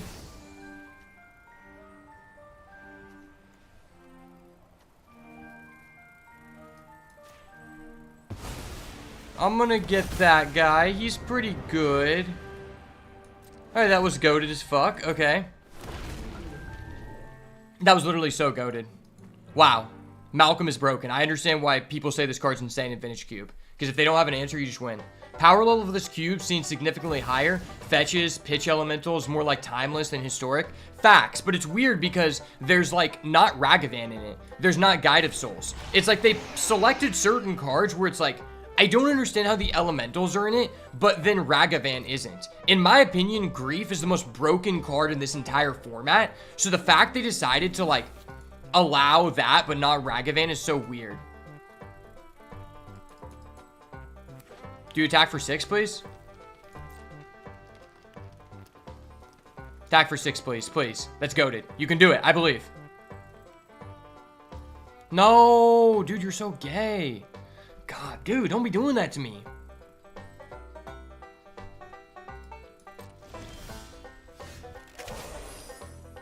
Good point about Guide and Ragavan. Yeah, it's kind of weird because it's like, you know, it seems like they tried to make like mono red like slightly less powerful by removing some key 1-drops, but then it's just like red white just seems busted because there's like they gave the broken 1-drops to white that weren't in red. Like there's Ocelot Pride and just the broken aggro cards in general that compensate for it. There's also Flage. I'm pretty sure Flage is one of the most unfair cards in the entire deal.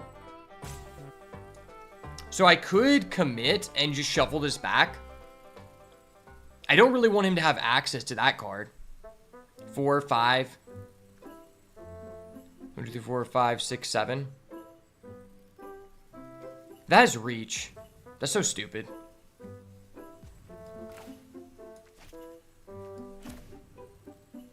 If I do that, I only have 1 available.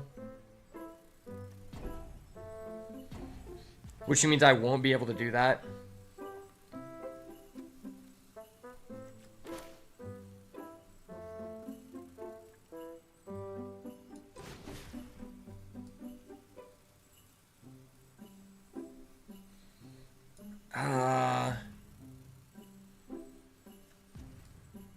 I need to do this.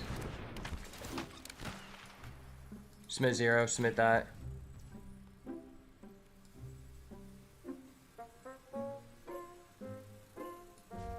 There was an argument for me to just sack this token. I think it's just too powerful. I need him to attack here. I didn't want him to, like, get that because if he flips it, like, we're cooked. If he flips that, like, my Settle the Wreckage can't solve that. High key, he has so many lands. There is a slight chance that if he actually flips this back over, that he won't have enough lands from the Settle the Wreckage. Because that's like a huge blowout. Okay. That card's unfair. I remember when this card was revealed, and this was just the best card in the entire format. It was just so toxic to play against. I remember. Card was toxic. Wait, why didn't I get priority to be able to do that? That's weird.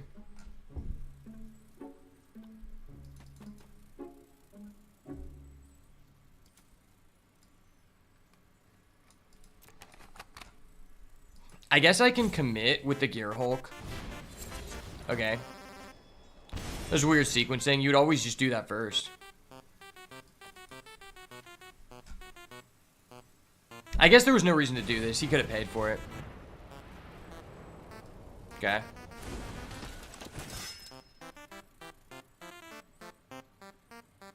Not attacking, dude. Like, could you grow some balls, please, man? Like, grow some motherfucking balls, son.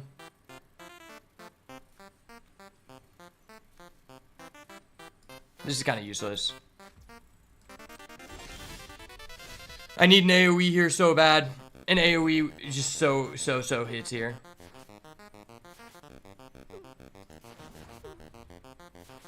What does this do if you transform it?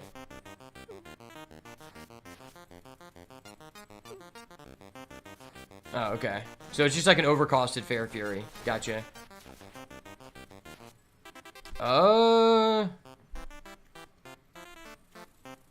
1, 2, 3, 4, 5, 6, 7.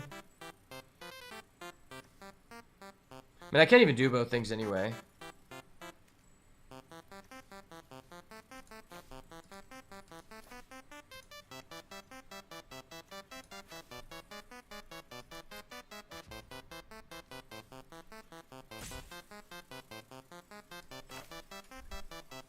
I'm pretty sure I can... Oh, no, that doesn't allow you to cycle. I'm stupid. I thought it was a cycling one. Yeah, no, we're not... No, not doing that shit. Alright, well, we'll go back to this game where I just hope you fucking attack.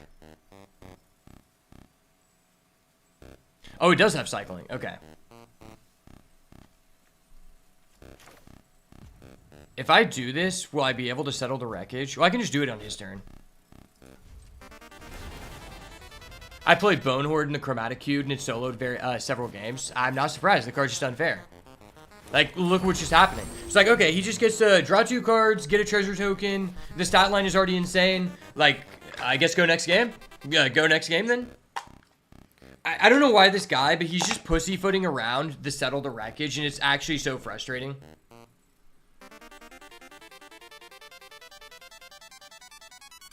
What is it going to take for you to actually play into my settle the wreckage, dude? Oh my gosh, this guy is so toxic.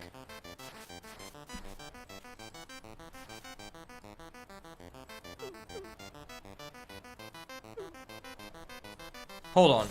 How much mana does he have available? 1, 2, 3, 4, 5.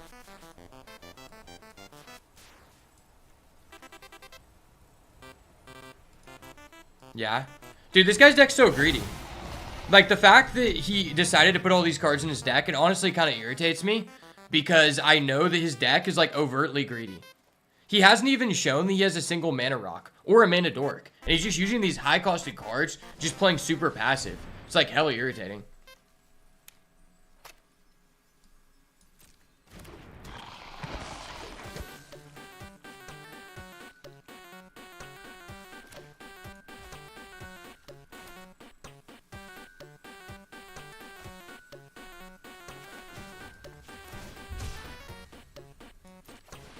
I'm going to cycle here. Feel more comfortable to attack now.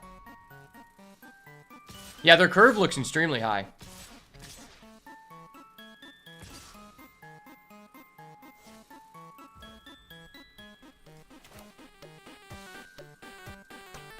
The guy has so many threats. It's just like...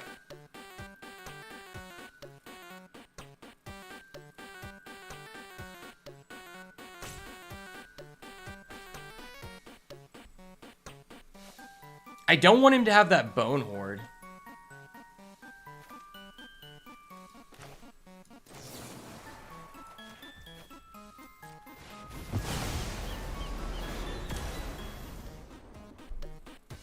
The funny thing is, I guess next turn we can just go Gear Hulk and do it again.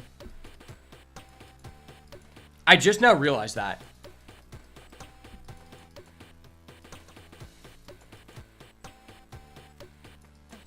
I wonder how many lands this guy has left.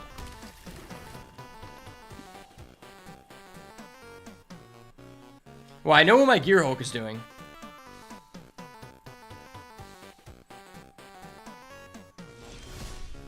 That's so bad for us.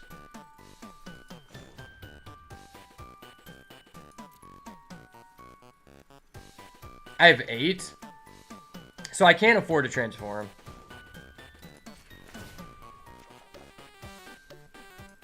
That's kind of good.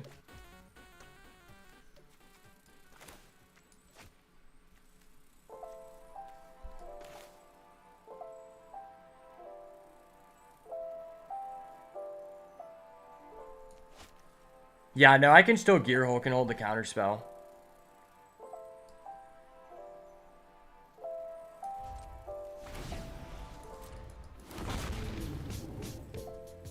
It's so frustrating this guy's being non-committal. If I was him, I would have full sent it. Into a Deathrite Shaman? Are you fucking kidding me? That's so toxic.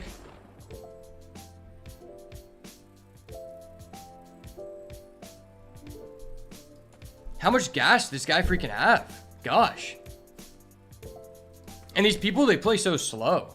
Like, that's the only thing I don't like about the cube, is everyone's just playing slow as shit.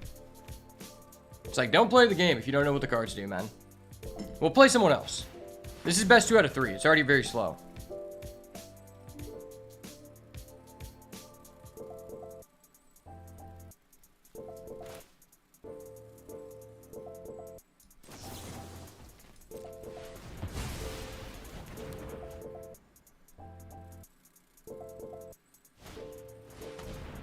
Okay.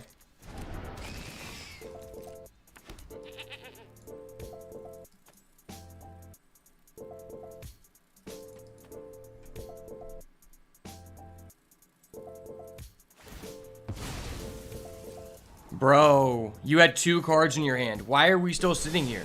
Do your stuff and then attack.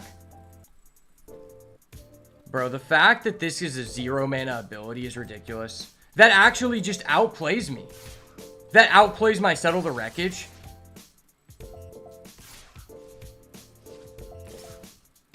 Bro, why is this guy being so fucking passive? You don't know what I have in hand. That's so frustrating. Okay. I guess I need to draw the incubation removal to blow him out.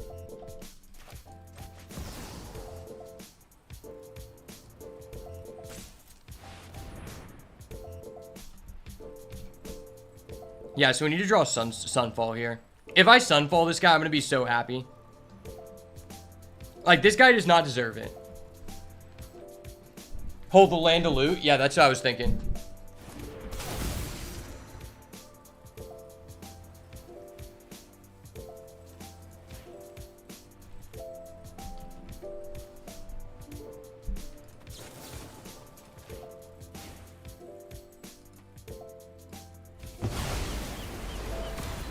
Oh my gosh, that guy's so stupid. He could have responded with his Woe Strider and literally just sacked his Wormcoil to get 2 tokens. That's awesome. I love that.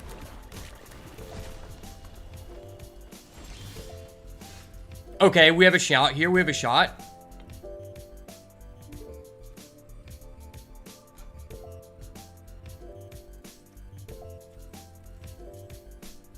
Nine mana, so I can't use this and then do it.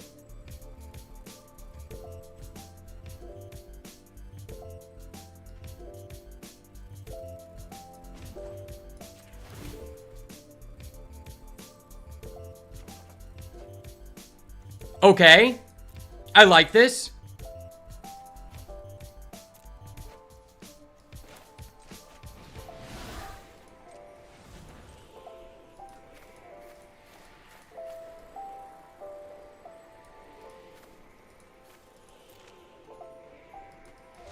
Perfect. Drawn to the All Exile. Drawn to the All Exile, please.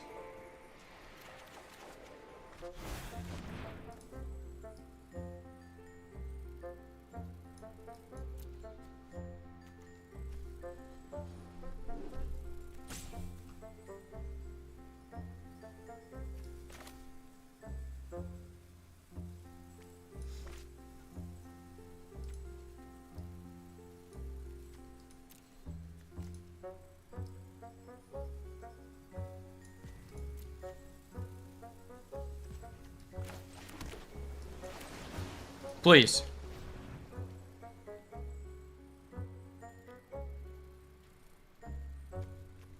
I have 8 cards in the deck. It's a 25% chance that we just auto do it.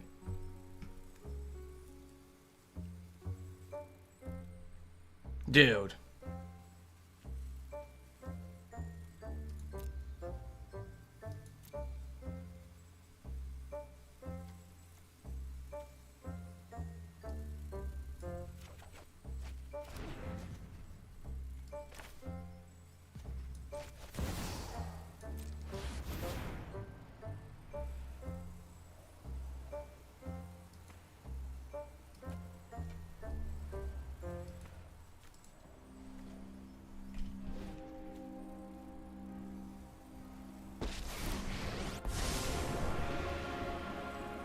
I need this Sunfall so bad.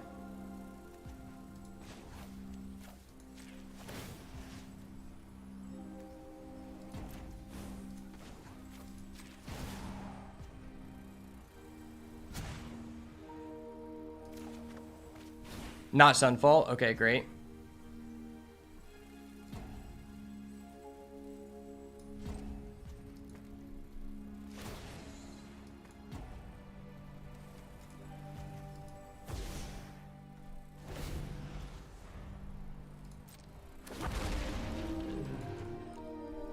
That's fine by me.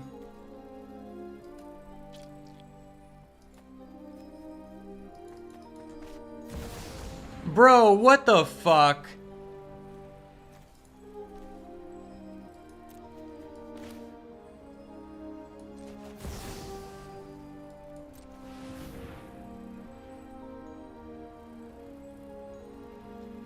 Nah, I'm not letting you shoulder, bro. Stop that. That's unfair. I'm not allowed you to do that.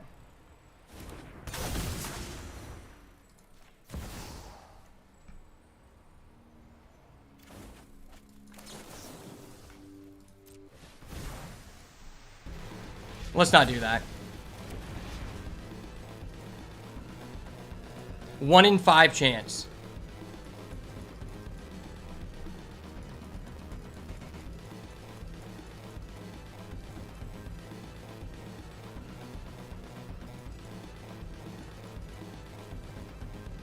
Oh yeah, they did miss Deathray Shaman. That's goated.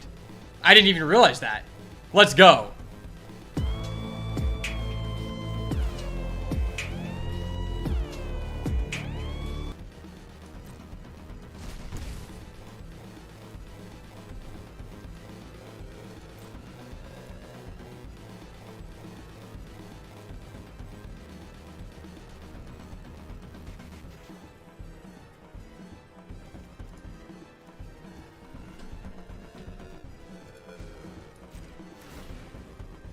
Please, Sunfall me. Sunfall me. Yes. Oh my gosh, that's so amazing.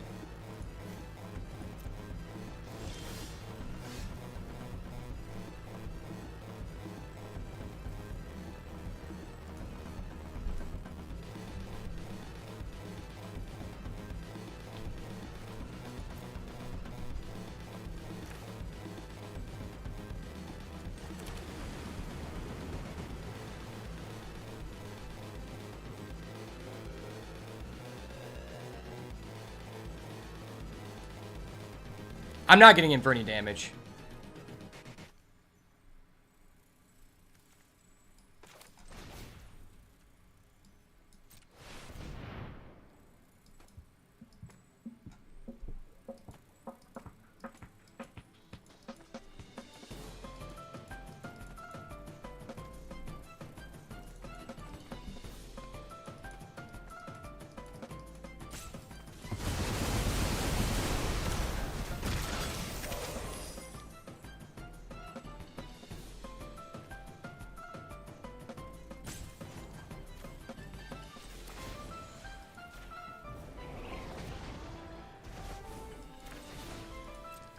Wow, this guy's missed so many things. That's hilarious. No creature? Okay.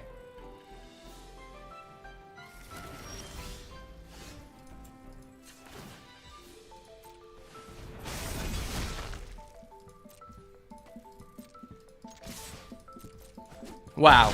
That was such a long game, and I only have 12 minutes left. Thank you, Van Legend. Appreciate it, bro. I wouldn't say it was the most well navigated because I did use a lot of time. I was playing to my outs, though. You know, I was playing to my out of finding the Sunfall. But he was just playing so passive. Do I put this in ever?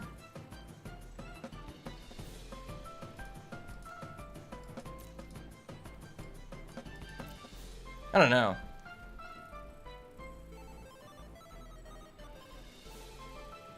I don't think I do. I just think I just want to keep going in the air.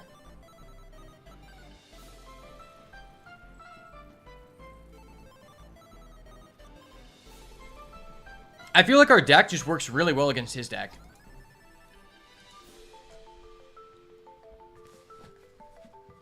Yo, what's up, Lil Indigo? How are you doing, bro?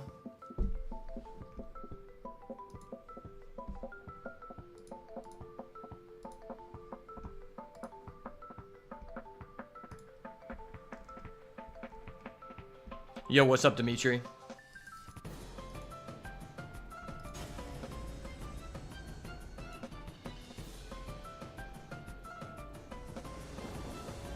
Oh shit, we got the Straw Hat crew here.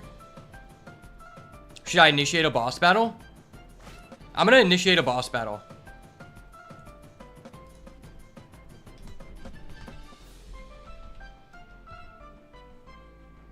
Alright.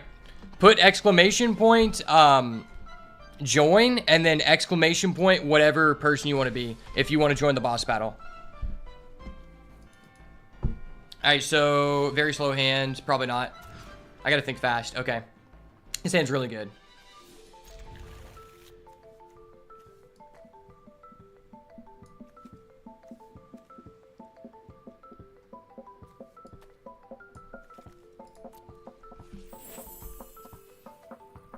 That card is a banger. Maybe I should have kept it. I don't know.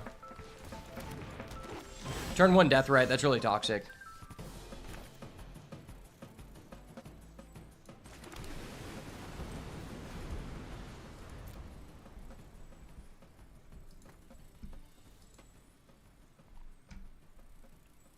Alright, 7 seconds left to join. 5 seconds. I'll make it a little bit larger.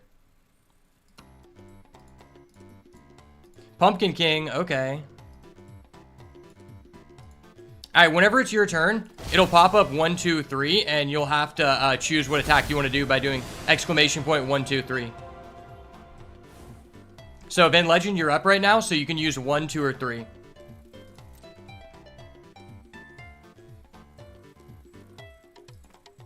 The fact he just gets perfect knowledge about my hand is so fucked.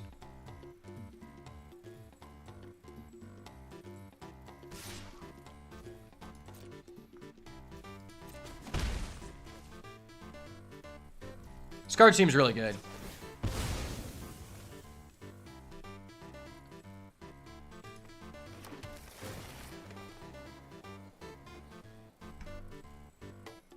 Surveilling? I'm power creeping the game. I don't think that really does a lot here.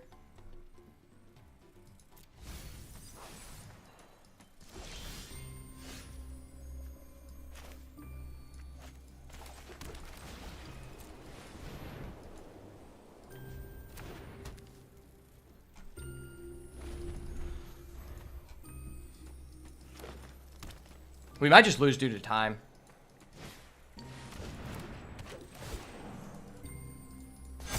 Whoa, that was really good.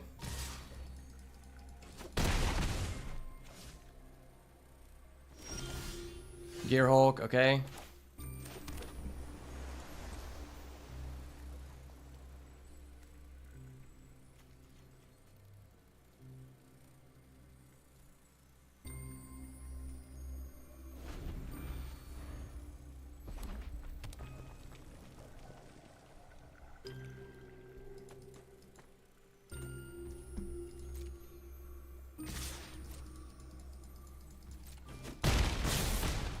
Down to 6.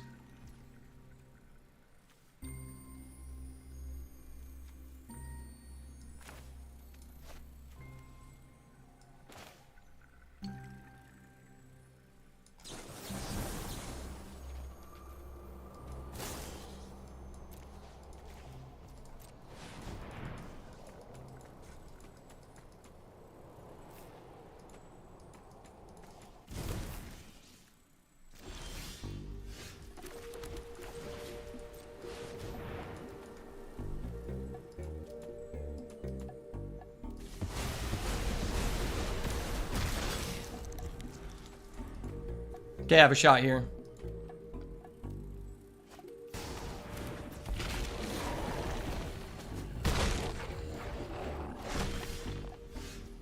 I say I have a shot, and then a person does that.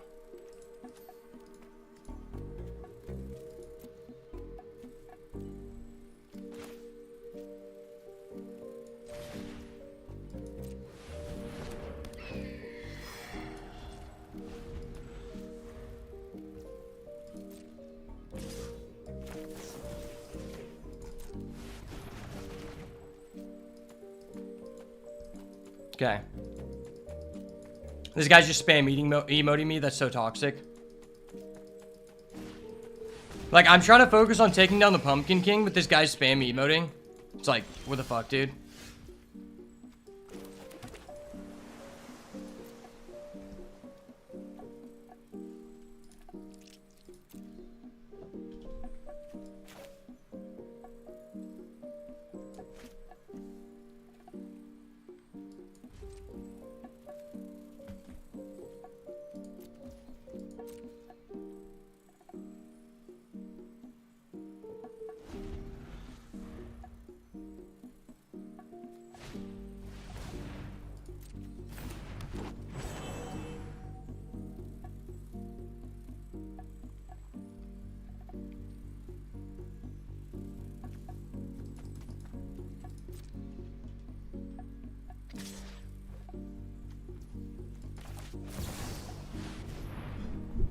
I'm gonna go Gear Hulk here. Gear Hulk season, baby.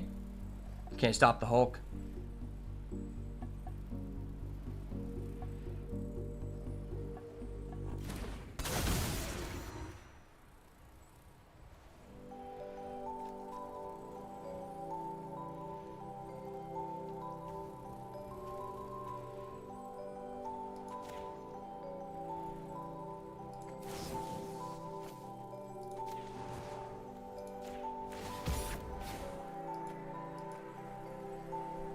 I'm ledger shredding. Ledger shredding. Don't worry about me.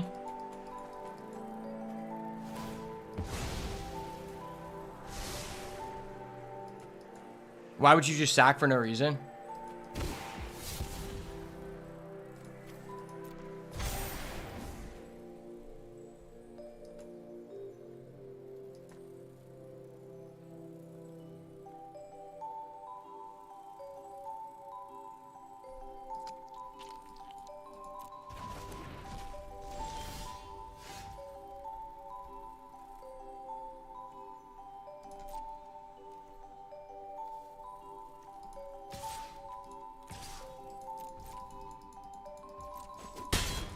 Everyone, get in there. This Settle the Wreckage is so huge.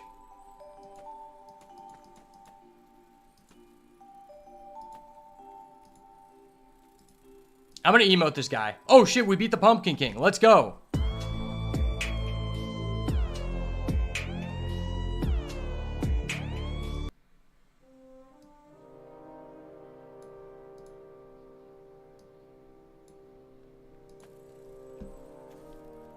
I really don't want to run out of time here. That's like the worst way to lose. Pumpkin King down.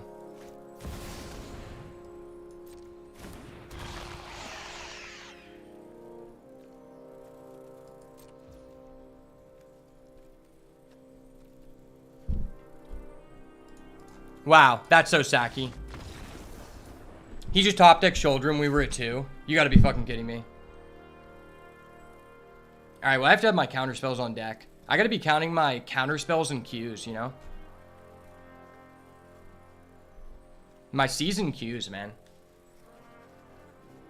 Q as in Quintorius, you know? This card's so cool. I want to play with that soon.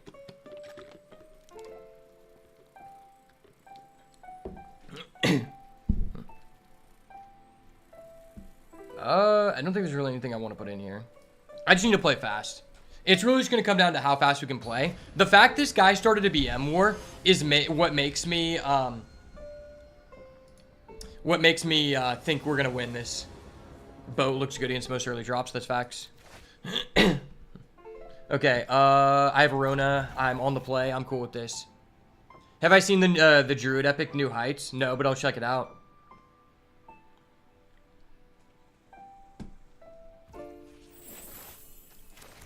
I have to play really fast here.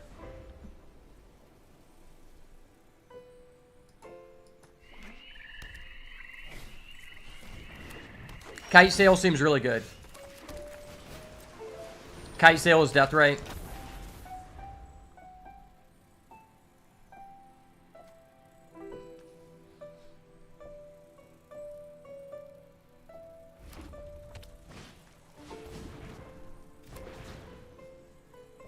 He's a sussy baka for that. Big sussy baka in the chat.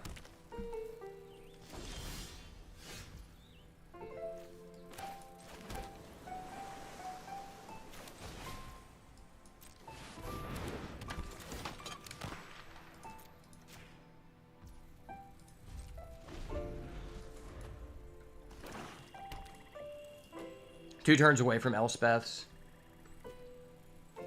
I get rid of Settle the Wreckage, I can Gear Hulk. He just knows that I'm always threatening that, and maybe he won't attack. Damn, I should have looted first. I'm stupid.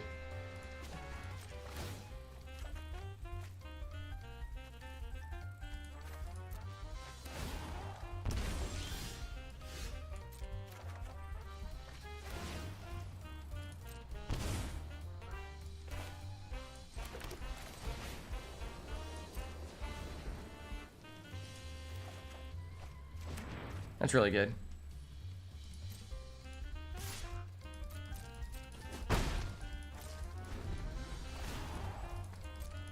Man, Shouldered is so broken. Black is just so good in this format because it's like Black has the most random broken cards that have no synergies but are just OP.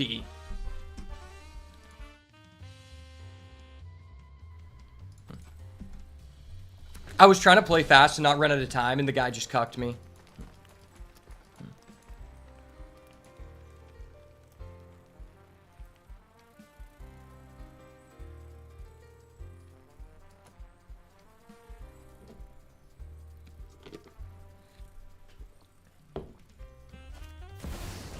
That's so scary. Black has loads of removal too, that's true. Like, mono black is probably one of the best things you can do.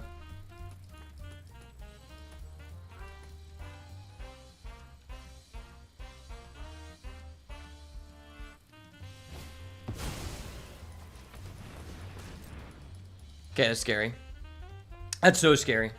But I have to answer his Shouldered.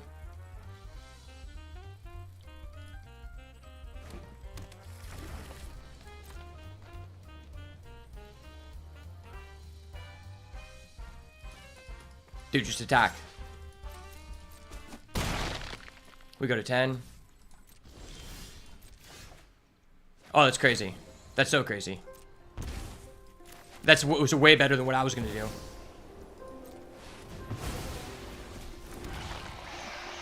Ayo.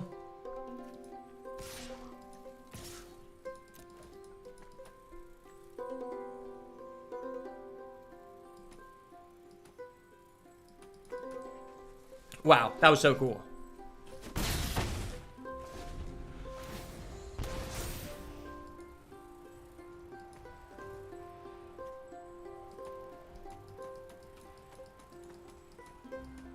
Last time he didn't even use that. Atali.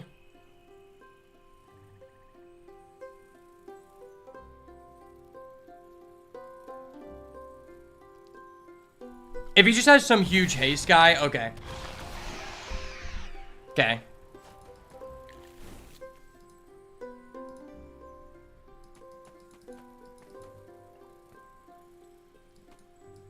Can this guy just blow me out somehow?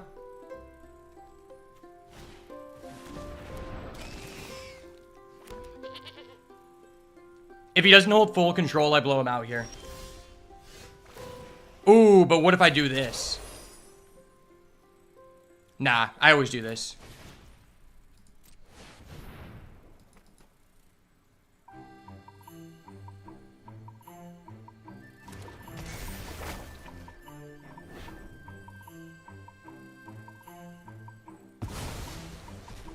He didn't do it again? What the fuck?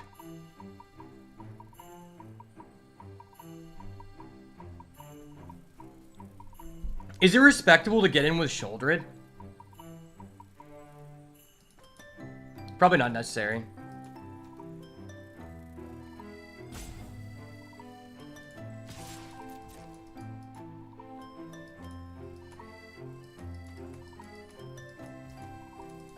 He has multiple haste people, so I'm not going to do that.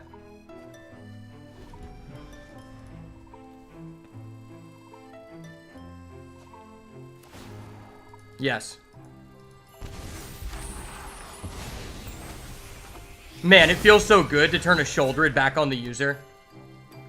I went from, I became a Shouldered abuser overnight.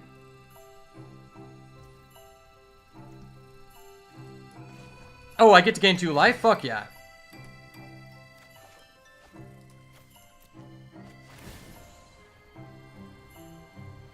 Man, I like Shouldered. Shouldered's cool. Man, Shouldered's really cool.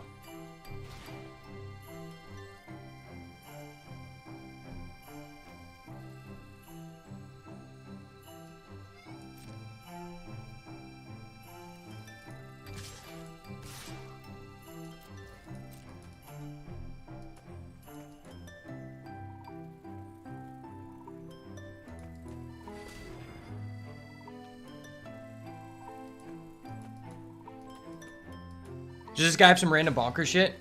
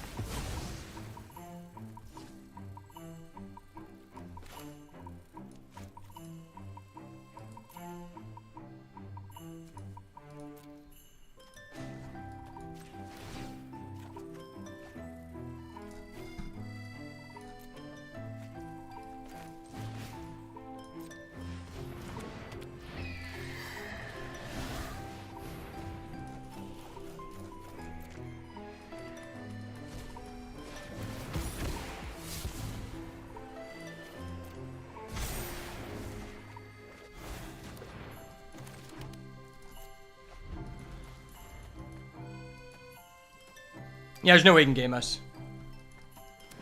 I've just accrued so much value. And I can use... no, I can't use Gearhulk for that. I can just still just Sunfall.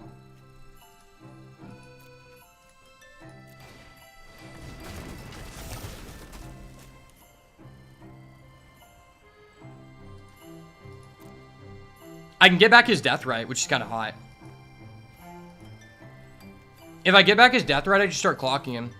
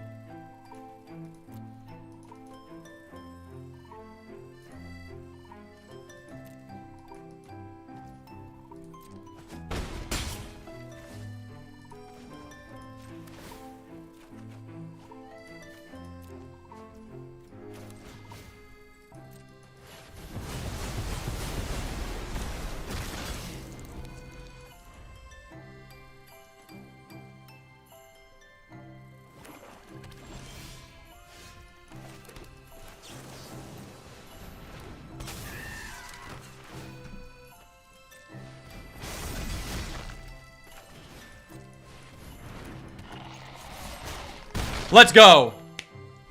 Fuck you, dude. Don't emote in my chat, son. Don't emote in my chat.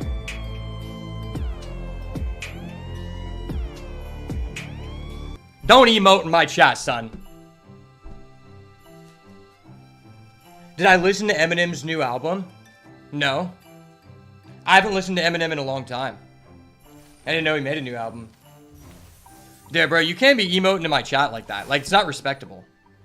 Like, bro, I literally took the guy's shoulder and slapped him in the face with it, and that was so respectable. I'll definitely look it up after.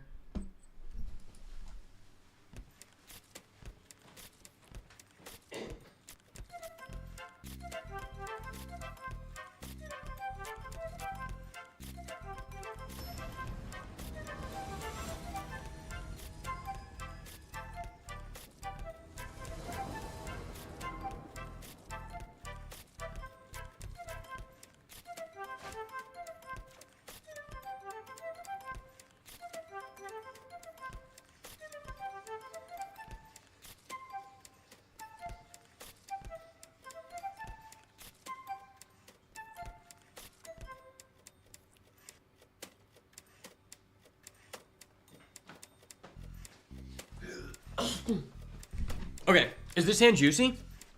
Bro, why is this hand one land off just being absurd? Like, fuck, I have 3 mana rocks. Okay, well, now I have mana rocks and I have a counter spell. This hand's dirty.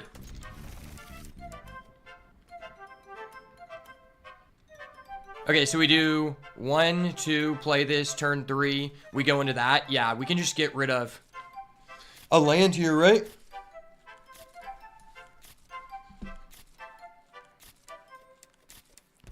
No, we can't get rid of land.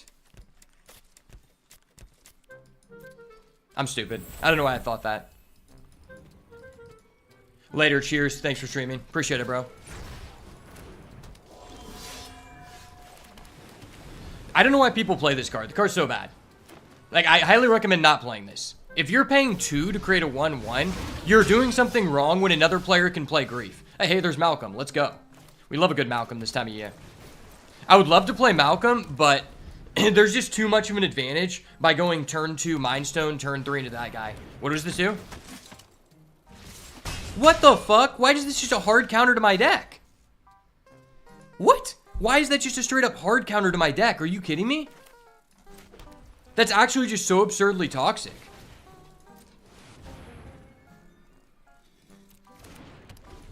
Holy crap, that's so toxic. Trample haste? Holy shit, this guy's curve is insane. He just went 1, 2, 3, 4 on my ass. And I'm just dead, right? Yeah, because even if I remove this, then I'm taking 2, 3, 4, 5. No, I'm not dead.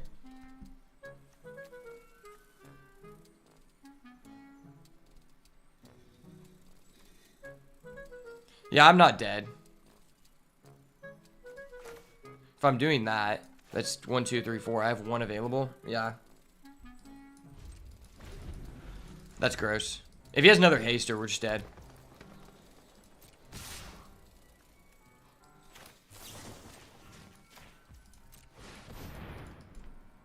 I guess I have a shot here to draw like a Sunfall. Nah, he just has it. Wow. No, he doesn't? Okay. The Sunfall here goes crazy. Oh, he just has that guy. What the fuck? Sheesh. That was bullshit. Wow. This guy's playing blue-white with, or blue-green with no, or white-green with no green cards. Alright, so we're gonna put in this guy. That guy's good against small people. What do I not want here? What do I not want here? I could take out this. That card's just too good. I'm not taking that out.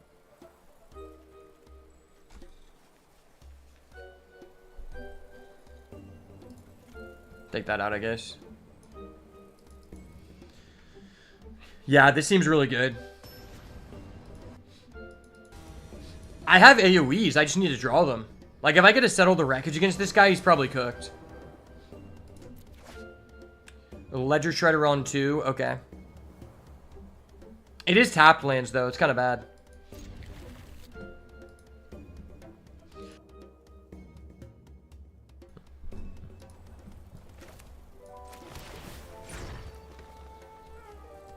I'm greedy. I keep the T-Cruise.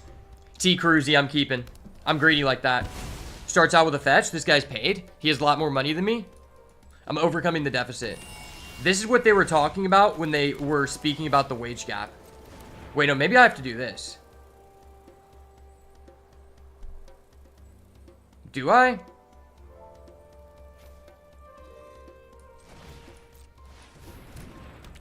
Yeah, if I do this, and we get a blue here, it's pretty huge.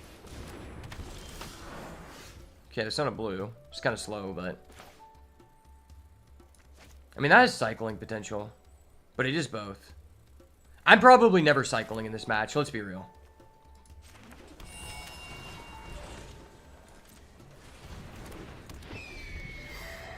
Let's just be real. Let's just be honest. I'm never cycling. This guy also has Aspire's Hardquarters. He's really paid. Savala. When you cast a creature spell, you get a 1/1. Target creature you control gets +1/0. Wow, that card's really good. Holy shit.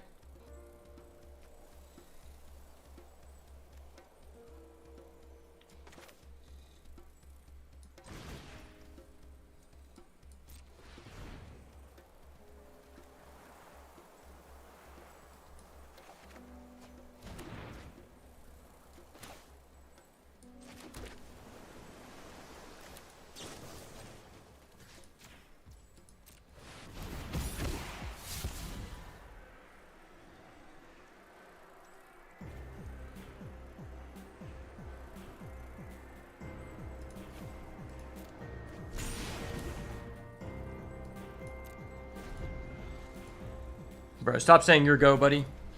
I'll go when I want to.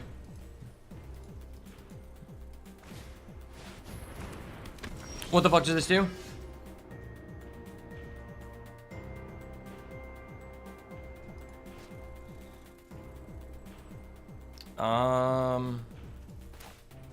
Kinda just want to go 5 fairy.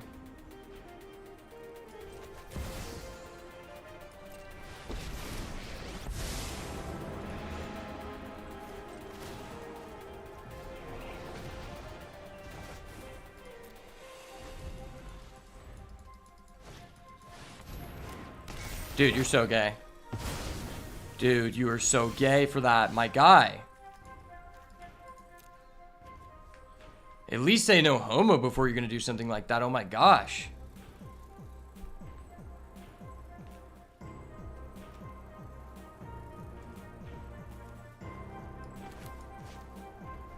Dude, stop saying your go. You're so toxic, bro. You're literally so toxic. I can play that for 5. That's not really good. Am I really gonna do this?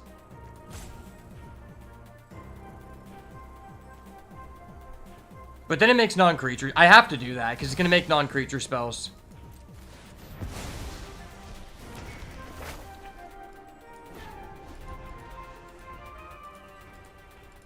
I'm just gonna spam emote this guy. Why is everyone in this format so toxic? Like, people usually don't emote at all. And now every person I'm going against is just spam emoting. It's like, dude, you're playing aggro. I'm not even taking that much time on my turn. Like, literally, why are we doing this?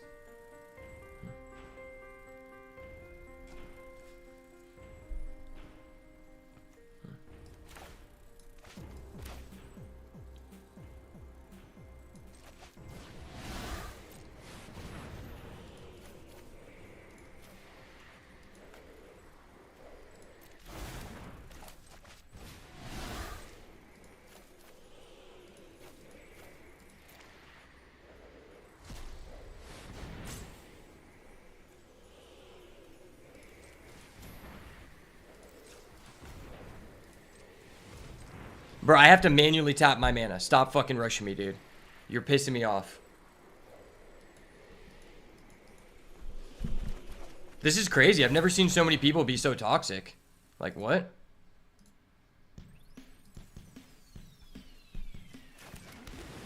Unfortunately, my land's tapped, which really sucks.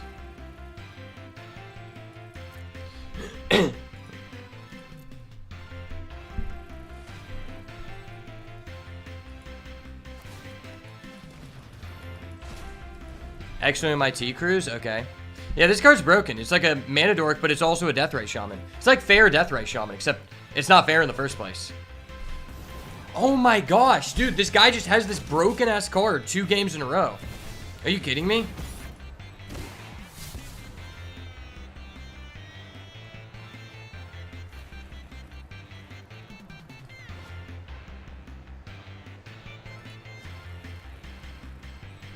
What am I reviving back? I guess Malcolm?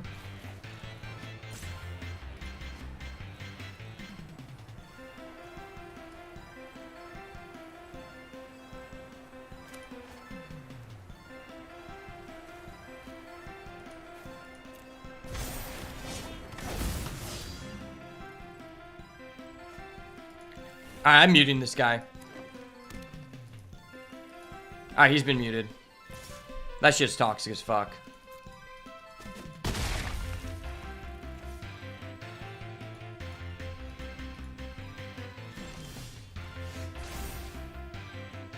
Sweet, I get a Malcolm. That's goated.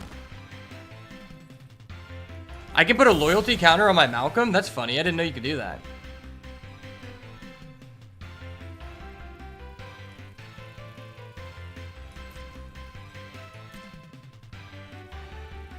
He doesn't have Secret Reach, does he? I don't think he does.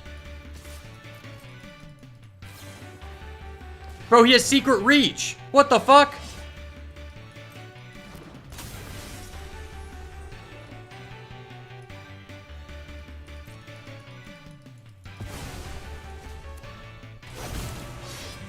Okay.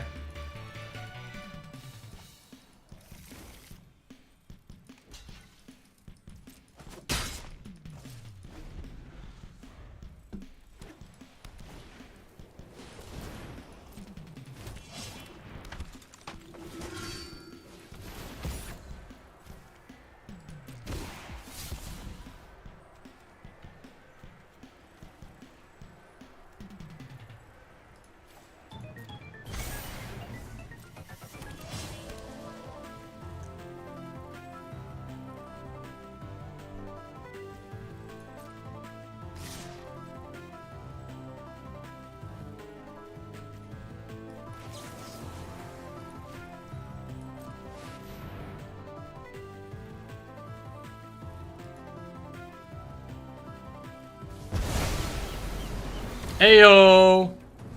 Got him. Fucking knew it. Oh. This guy, dude, got the manners of a priest, man. That's literally facts. I'm like, brother, calm down.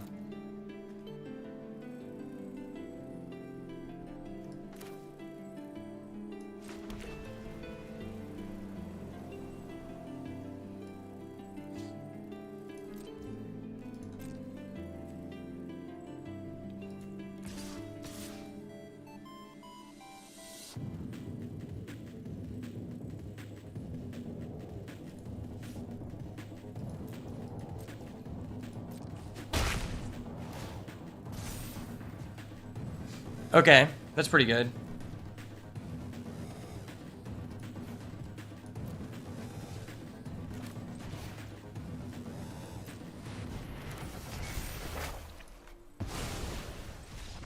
Yeah, we're going to the next game. Bro, that guy is so mad. I'm telling you, dude, don't come into my house like that. That's disrespectful. He has bad manners. You get bad manners, you're going to get BM'd. I think I put the crab in. Krabby seems pretty good.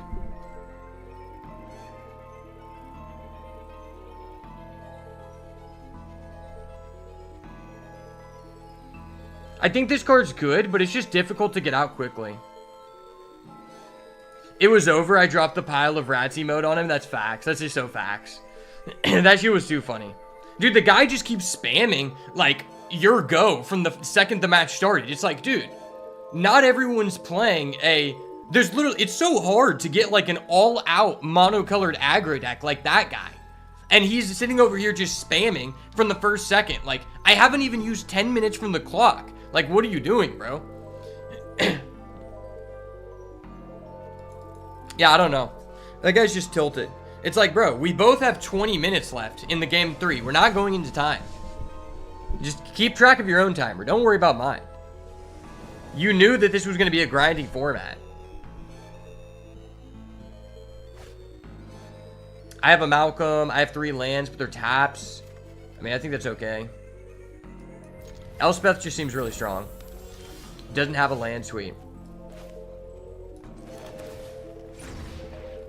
Ledger Shredder is pretty good. But I also already have a Malcolm. I think it's just too important to find a land here.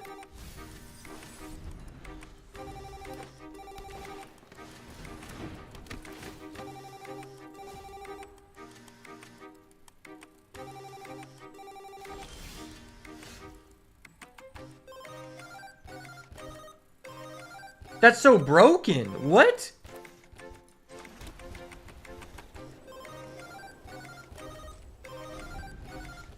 He just keeps perpetually giving things attack? That's bonkers.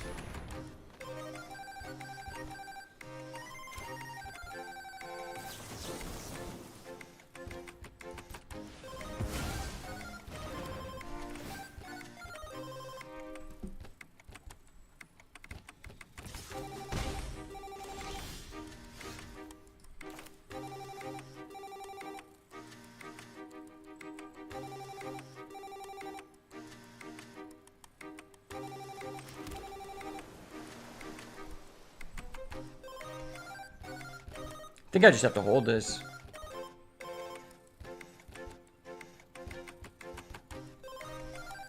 But I guess if I do this, I can get my Elspeths for next turn. I don't know how important that is. I can start getting him for my Malcolm, I guess.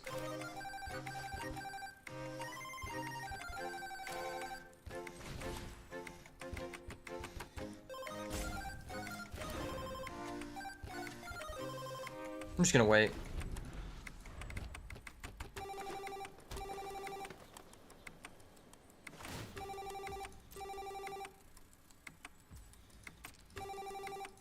That card's really irritating.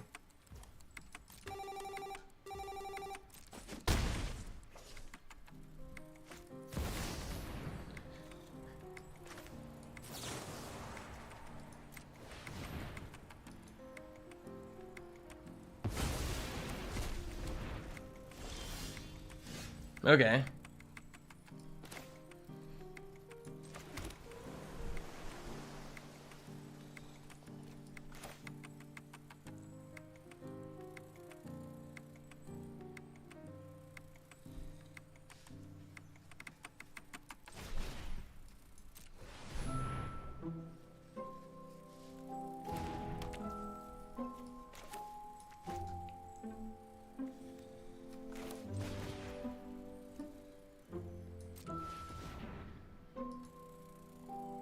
Don't mind me, I'm just getting a crab. I'm just crabby like that. Stop acting like you can respond. You're a green mage. We all know you're a green mage here, buddy. He's gonna cycle during the end step. He's on some cycling SBS.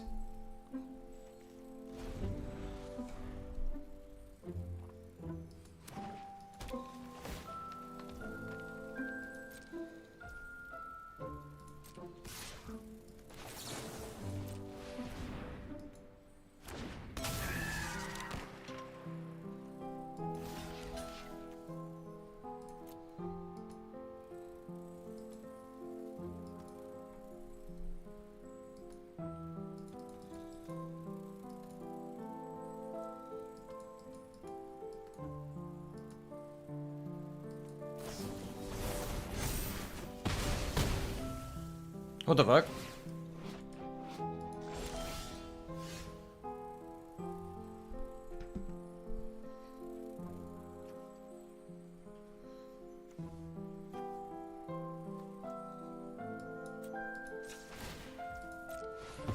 Please don't let me lose this guy. This guy's so ass. Okay.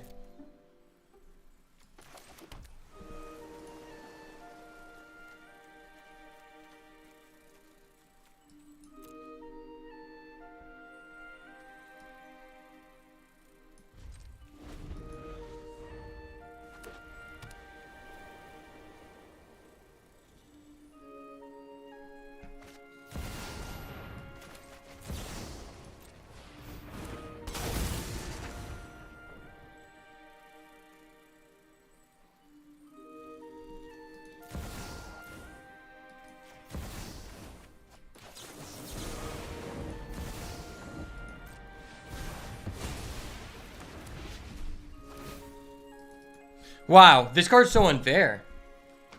Please give me an answer to that. Please give me an answer to that. Please.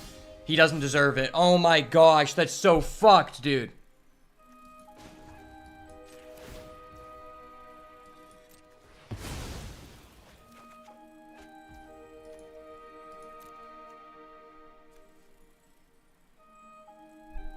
Is there any 1-mana answers in my deck?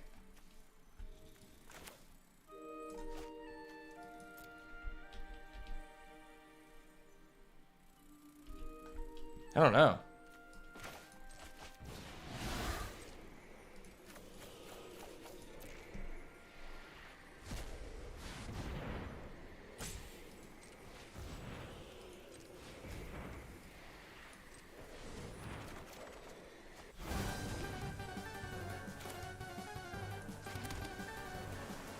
Why do I not have Secret Reach? That's so sad. I'm losing to a person who's literally... I'm going to report that guy, can't I? How do you report someone?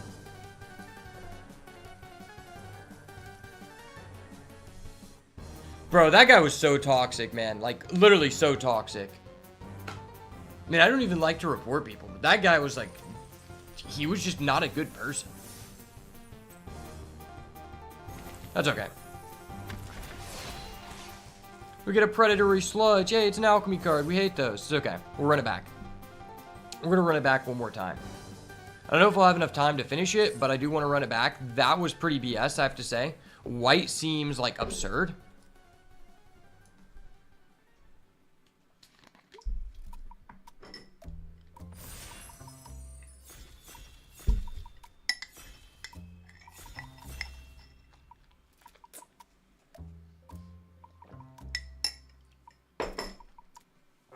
This time, I think I'm going to try to get more proactive cards. But to me, it seems like white might be the best thing to do. White just seems insane. Okay, starting off in this pack 1, pick 1 here. We have a pretty interesting pack. Seems pretty black dominant. There's an Aklazot's Deepest Betrayal, which is okay. Liliana is okay, too. It's not terrible. I think Inquisition of Kozilek is also pretty good. Is Treasure Map good? I don't know how to evaluate Treasure Map. Like, how good is that? There's also just, like, an Oracle of Mul Daya. If we want to try to be green, that's a pretty good card. I don't really like this guy. I don't think he's strong at all. This is a double black card. And that seems really committal. If there was a fetch, I'd totally take it here.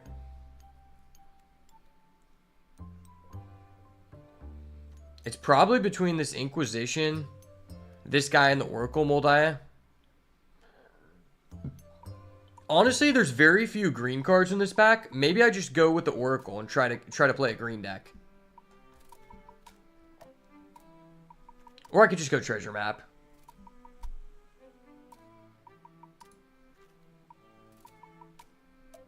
That card is disgusting. Treasure Map might be too slow in this format. I'm going to start off with the Oracle. I don't think we're leaving a lot behind in this pack. Could go Inquisition of Kozilek too. Okay, well, there's a Mana Drain. Mana Drain is one of the most powerful cards in the format. Mana Drain and Counterspell in the exact same pack. Holy crap, man. I mean, Mana Drain is just a strictly better Counterspell. I really wonder what that person first picked here. There's also a Fabled Passage, which I really like as well. And a Bone Crusher. We could be green-blue. I know this is a double blue card, but I think it is one of the most... It's basically a Power 9 card. Let's be real. The card just says you could win the game on the spot. And I'm trying not to just, like, keep drafting blue over and over again, but it's like we just keep getting shown, like, very strong blue cards from the start. Like, if we could wheel to Fairy, oh my gosh, should be so happy.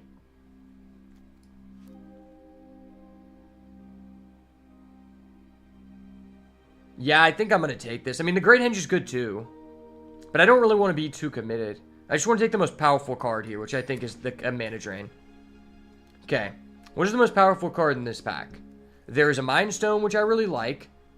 Jetmir's Garden, I really like too. Bomat Carrier and Vorsinklex, okay. He honestly didn't really do that good against us. Spell costs 2 more, okay. This is kind of a weak pack, if I'm being honest. I think I'm just going to go with the Mind Stone. I think it's just like the safest option to stay open here. That card was high-key broken against us. Yeah, if you want to stay open, I think the artifacts are relatively safe in this format. Okay, there's Budget Snapcaster. Scavenging Ooze is really good in this format because of all the graveyard synergies. Bloodsoaked Champion, he's kind of in a segmented deck. Land's not really too interested in. Abrupt Decay, destroy target non-land. That's an okay card, but it's just too segmented. I want to stay open here. Like, I do really like Cultivate, and I think in the right deck, it's very powerful. But I think in general, the Iron Crag is probably the best. It's not one of the best 2-mana Mana Rocks, but I think all of the 2-mana Mana Rocks are pretty high priority. Let's just get more information about what's open here. Ooh, there's a Midnight Clock. There's also a Yorion. Midnight Clock is a win condition on its own.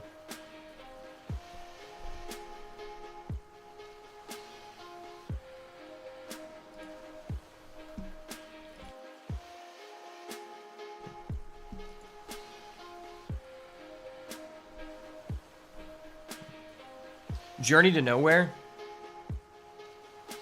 That's an okay card. Yorion can be pretty good. I don't think you're ever going to have this guy as a companion, though. I feel like the Yorion theme isn't really that present. I'm going to go with the Midnight Clock here. It's just a 3-mana Mana Rock, so that's pretty good. Ooh, Agent of Treachery? Fuck yeah, I'm down for that. This card's insane. Dude, I don't want to keep playing blue. All right, we're going to try to play blue-green. I wonder if this card's good enough. 3 mana to search for a basic seems very slow. Yeah, it seems very slow. I think Agent of Treachery is just too unfair. It's one of the best cards in all of the cubes. Okay, we've got an Expressive Iteration. We have a 2-mana Scrap Gorger, which I like. There's also a Multiple Choice, which I don't think is a bad card. I think with the subset of cards we have so far, I'm probably interested in this. Like, this isn't a high priority blue card. And there's like a decent chance that we put this in the deck. Like, we could be green multiple colors. Alright, well, there is a Bone Hoarder Dracosaur, which I think is a really good card. What is this?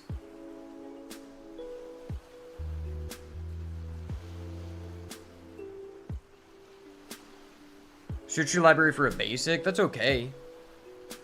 There's a Delver. I don't think we're really doing Delver things, though.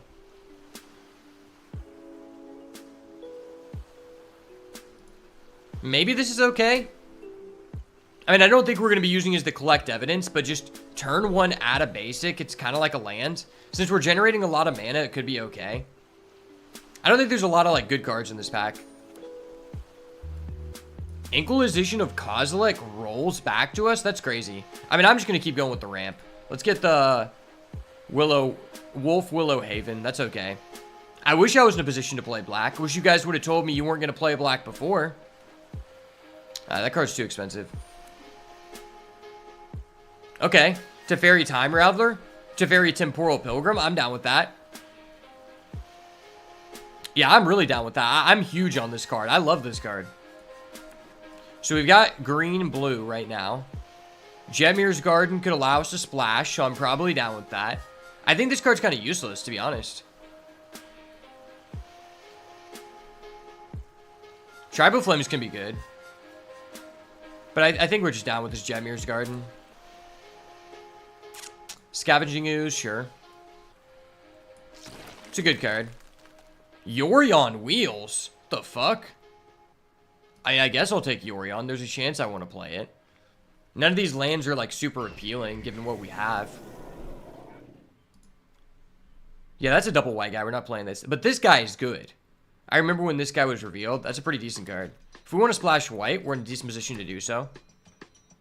Okay, pack number 2 here. There's a Gear Hulk. I could be interested for that. I mean, I'm not really a huge Gear Hulk deck. Currently, 1 instant, 1 sorcery. Ledger Shredder's just good. Mistra's Bauble is just okay.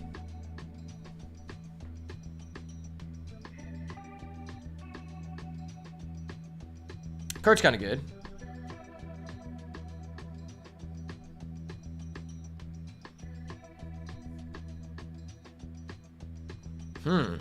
That's an interesting card.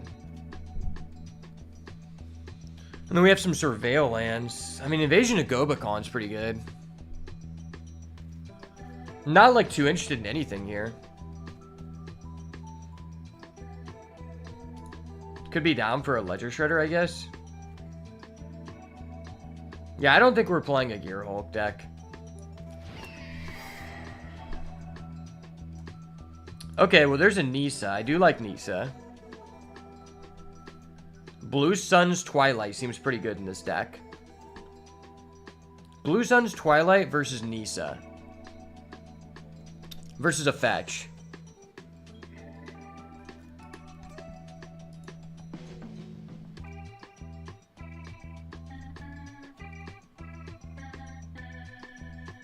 I think that card's not good enough in this format. This card's okay.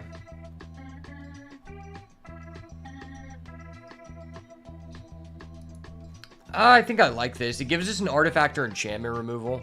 This card is good, but I don't know that it's like we're trying to be proactive in this deck. This is a decent win condition. The Blue Sun's Twilight could come back to us. It is a very segmented card. Another Fractured Identity. I could be down to splash that. But there's a Once Upon a Time. I think Once Upon a Time is very good. What is this? Enters the battlefield, you gain 3 life. I like that. When it dies, you get a 4/4. It's okay. There's that guy. I'm not really too interested. This is kind of a low power level pack. It's like I either take this Once Upon a Time or I take this Fractured Identity and just assume that we're splashing white, which could be possible. It's a very strong card. Is it better than Once Upon a Time, though? I don't know. That's debatable. I mean, it is a one of, so I guess you could argue that the first effect isn't that great. I think this is the more powerful card. And we already have 2 white lands that fix. Okay, well, that's a really good card. We really need that. Oh my gosh, we need that so bad. We're going to need that to stabilize for sure. Oh, there's also a Restless Vinestalk. That's my favorite one of those lands in that cycle. And there's also a Toxic Deluge. Well, this pack's really good for us. I'm just going to go Titan Industry. It seems like the safest. We need a way to win the game. Do we like Garruk? Garruk is interaction, which we do want. This card's kind of good.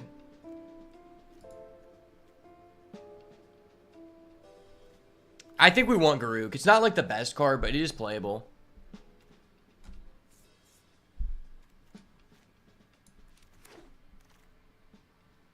Okay. There is Phyrexian Metamorph. I think I'm down with that. Seems okay in our deck. Am I really interested in any of these lands? Not really. Man, I really wanted to play black. Wow, this card seems terrible in this format.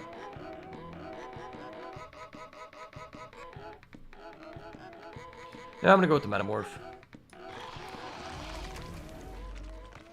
Okay, oh, there's a Reanimate. Oh, there is Ambusher. Ambusher's good. Boat is good too.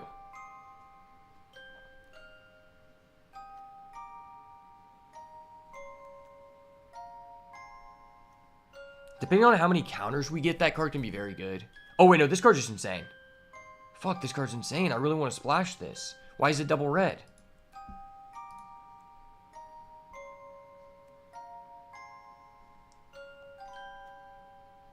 I'm taking it. I'm going to hope that we get enough fixing for it. The card's just too good.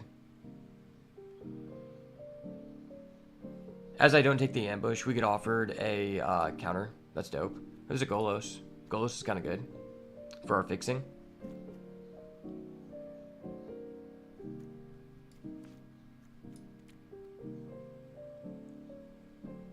Fairy Mastermind's okay. I think I want the Golos.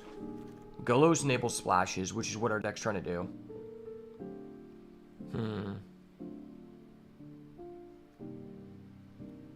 Wow, these are all just like unplayable to us. Literally.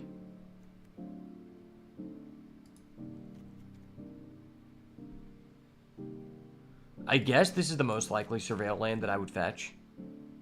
We get the Blue Sun's Twilight back, which is really good. I like that a lot.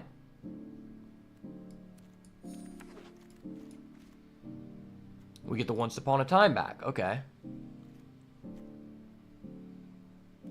This is a really weird deck. We're about to find out if this is actually viable. We have mana rocks. We have a couple of things to do in the late game. I do have this guy's fixing, which is good. Rona, I'm taking the green-blue land. This land's nice. This card's okay. I don't think it's the best in our deck. I will take the Restless Vinestalk, though. I think that card's, like, in my opinion, the best land of the cycle from Eldraine. Name a better land from the cycle. And don't say Restless Bivik. Restless Bivik is for pussies. No, Restless Cottage. Yeah, that one was good. Maybe we're splashing white. I know I want to play some amount of white.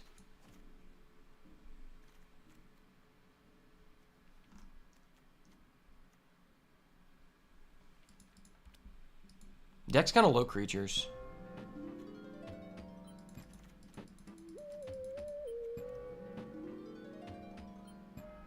These are both useless.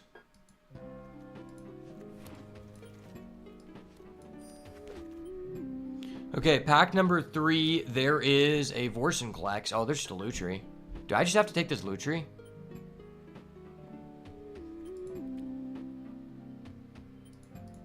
Is Lutri even good? I mean, it's a free spell. It is a free spell. This Vorsinklex is really good, though, because we have Planeswalkers. Gosh damn, I want this Lutri so bad.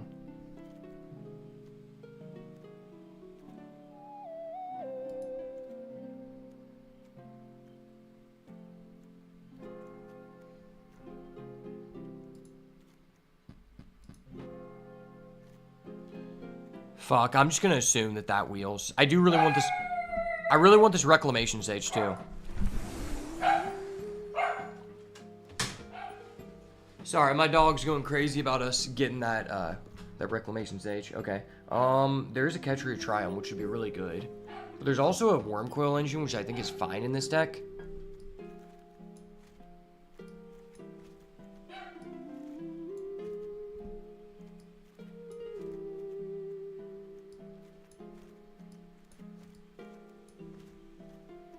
What do I want here? Do I want... I don't know. Wurmcoil's just okay.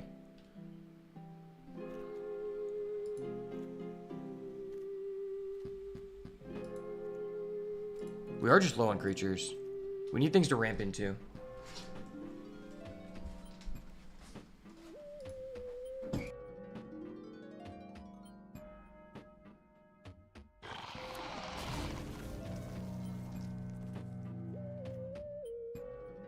Oh my gosh, that's an Atali. Atali is such a win condition. Wow. Atali is crazy, but that's... this is tough. I guess I'm going to take this Atali and just try to pick as many lands as possible. C double, I always get that messed up with multiple choice. My dog still got more mana than half the cube opponents. Dude, facts. Why is that the case? Literally, why is that the case?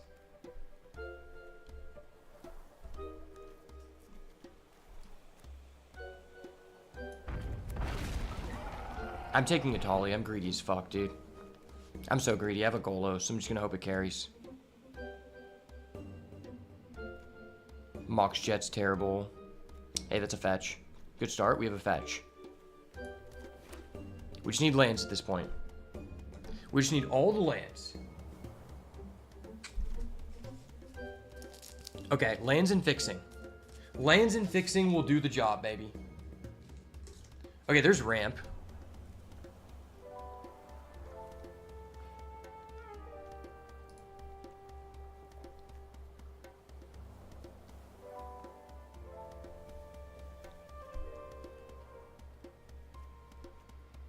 I mean, I think this card's just really good.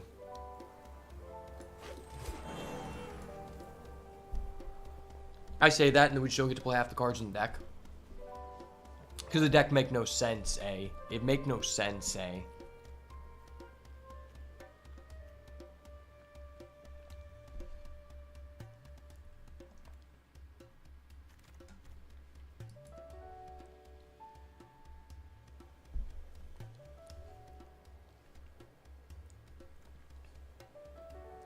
Oh, that's not red. Take a Warm Power Stone. Warm Power Stone is pretty good in this deck.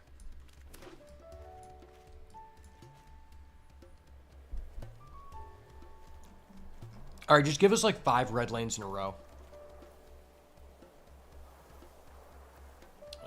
There's no red lands. That sucks. Supreme Will. I remember this card was broken in Standard.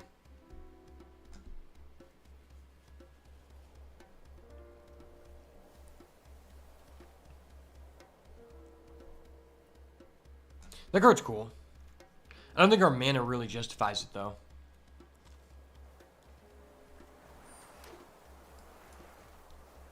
Or I guess we're just playing not Atali. I mean, we have threats. We have Teferi, we have Nissa, we have Titan, and we have like a lot of ramp. And we have Blue Sun's Twilight. Oh, there's an Endurance. I don't really want Endurance. Holy shit, that's a Key to the Archive. That's great fixing. Arguably the best fixing we could have been offered.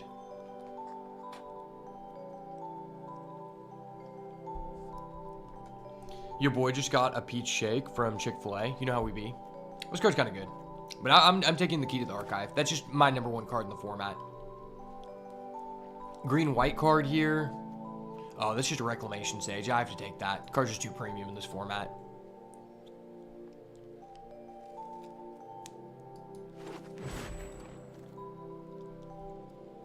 Oh shit, we get the Catchery Triome back? That's huge. It's unfortunately we only have 1 fetch.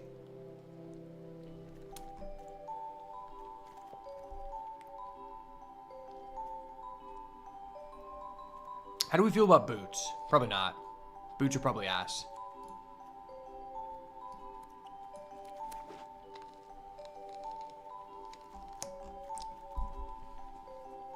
Could just be 4 colors.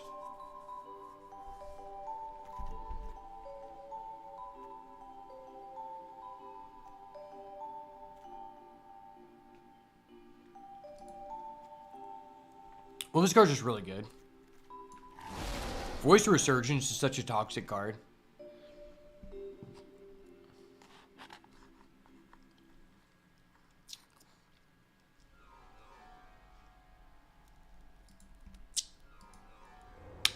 I hope I don't regret not taking that that Vorsen collection instead, going with the one dude we got, the Lutri.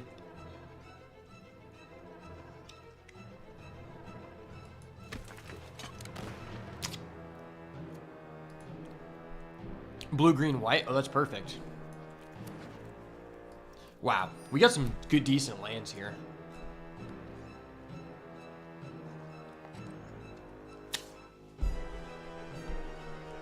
All right, we're gonna go Lutri Companion because we're Chad. Chad Lutri Companion Abuser.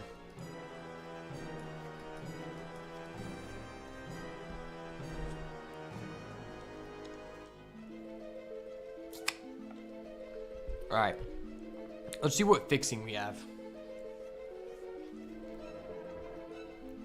Favorite place to get shakes from? Brahms. Facts. Brahms is just too heat, man. I mean, there's no contesting it. Brahms is just the best, bro.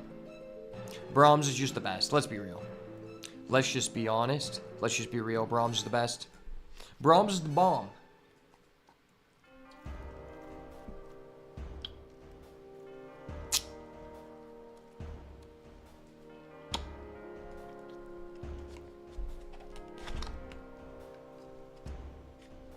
This deck just has limited interaction, which is like really scary.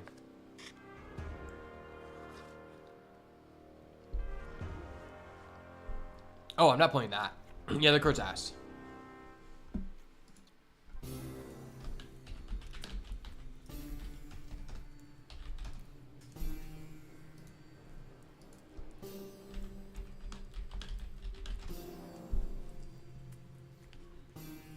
Velvet Brownie? I've never heard of that. I'll have to look into it.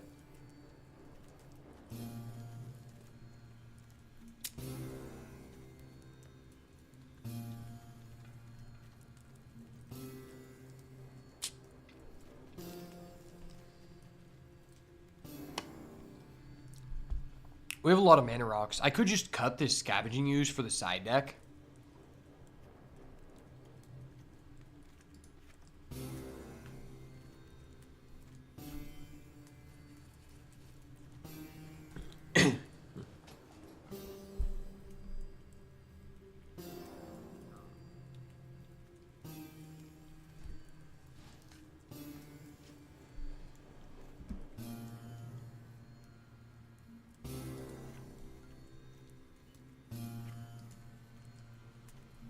Our game plan's really weird.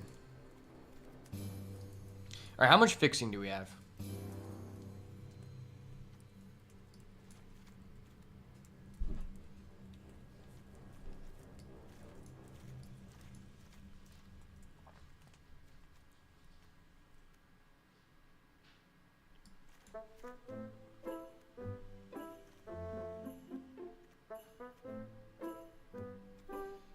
We have 3 cards that fix mana. And then how many lanes do we have?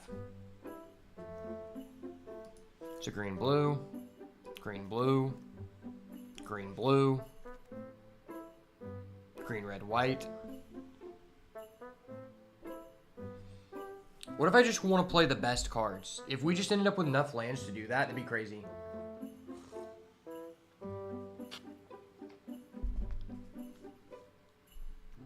Okay, and we have a fetch. That's crazy.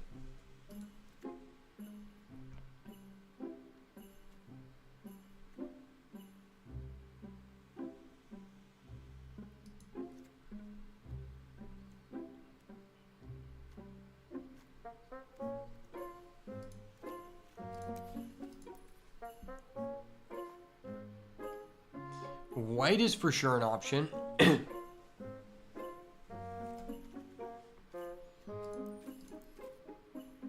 If we want to play red, how can we do this? Because Etali is just insane.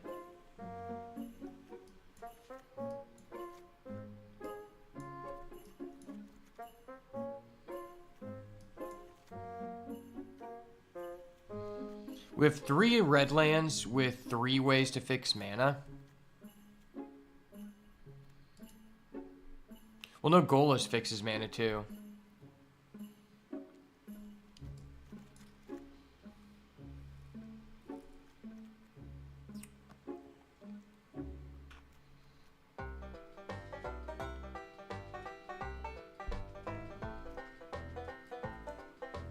I just feel like this card's absurd.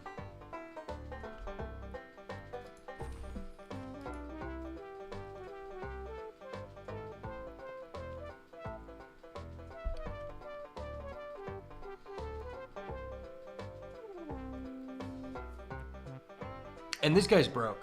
I love this guy. He's so good.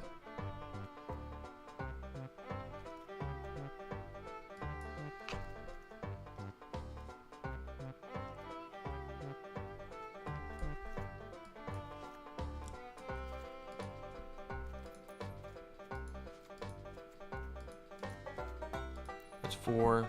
Now, how many blues do we have? 1,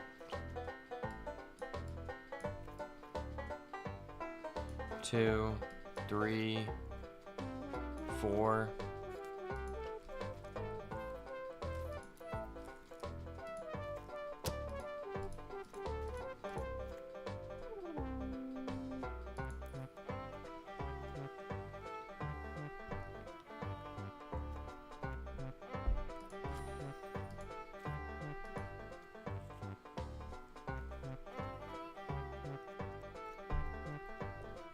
I guess there are some merits to playing this Kogla.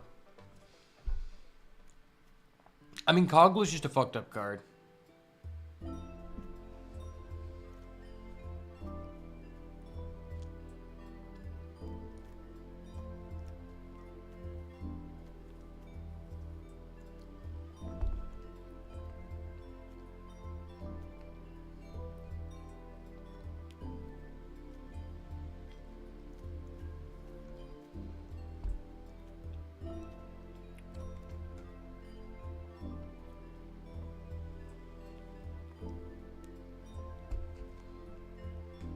Yeah, I don't know if we can afford to do that. It just seems too risky. I do want to put this card in, though. Like, especially considering we have a Lutri. Lutri is 100% a win condition.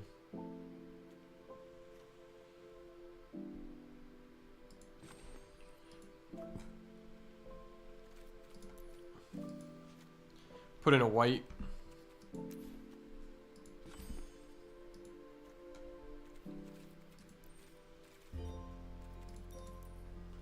How good is this? I feel like it's pretty good.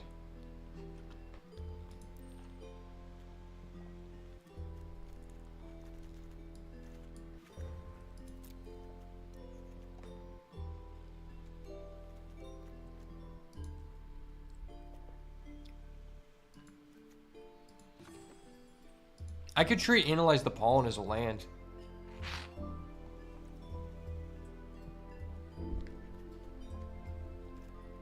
I mean, because it is basically a land, and I have like a bunch of mana rocks.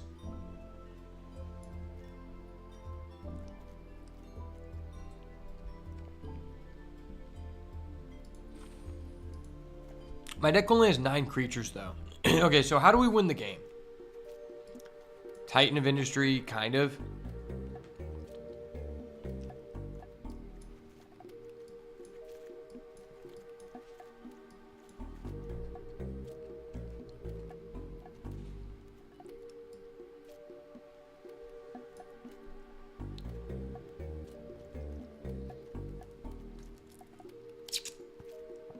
I guess to Fairy.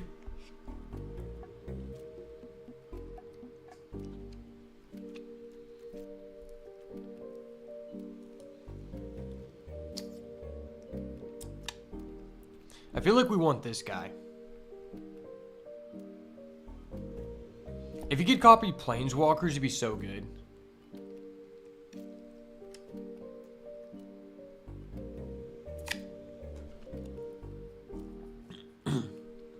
Would it be worth it to put this in? How many red sources do we have? 1, 2, 3.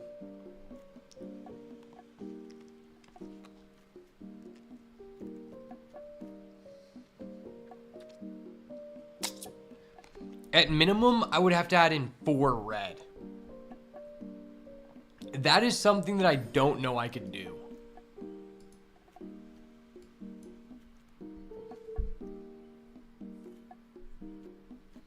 Right? Because I have 1, 2, 3, 4, 5, 6, 10.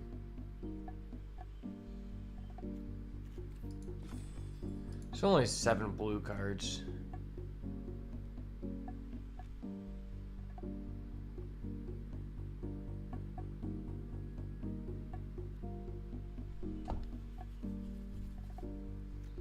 Yeah, I don't think it's possible for us to play Coglin Eudora.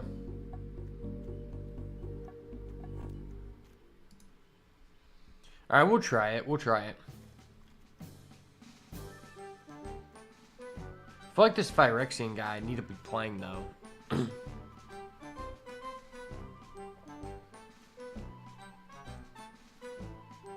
I ever cutting Once Upon a Time? Is that just, like, stupid? I feel like I have way more ramp than I do things to be doing. That's why I like Coglin Eudora. Card's broke.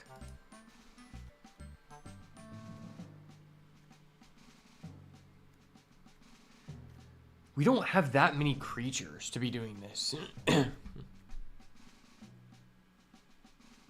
This is a Joymancer Geppetto angle. I've seen this 100 times. Yeah, bro. I need to borrow somebody's Joymancer Geppetto because it is a legendary and I cannot afford it.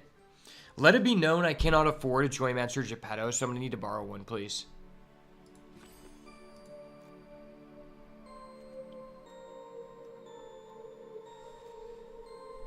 So what if I wanted to play this and this? Can't touch the Spirit Realm.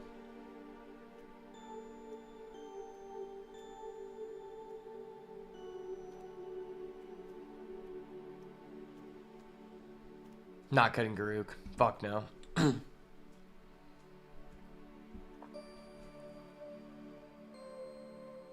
Fuck, I just can't do that. That sucks.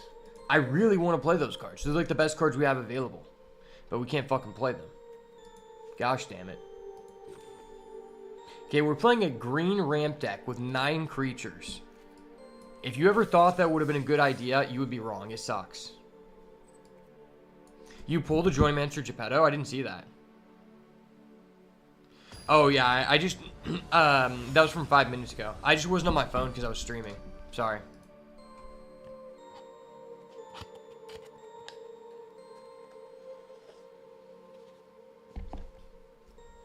That's actually so funny that you got a Joymancer Geppetto, dude. Because I actually pulled a Joymancer Geppetto. And I was so pissed. Okay. We're going to have to win off the back of us having a Lutri. Like, our deck is ass, but we have a Lutri. So surely we can do something, right? And we have a Once Upon a Time on turn 1. The dirty one-lander off with the Once Upon a Time here. Alright, let me just get a second land here. Ooh, that's a Wurmcoil. I love Wurmcoil. Fuck, man. Fuck, man. Wait, do I need a blue here? Ah, fuck, man. I have to take the blue, man. It's okay, I have the ramp, though. Ramp. Ramp city, bitch. Ramp city, bitch. Hard evidence. More like gay evidence.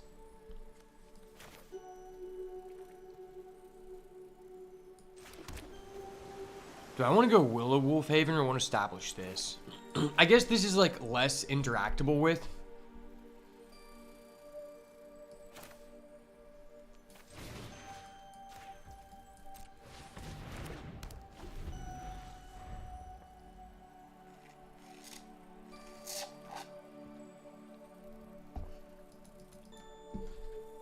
I'm sorry that you pulled a Joymancer Geppetto. I know the pain. I know the pain, brother.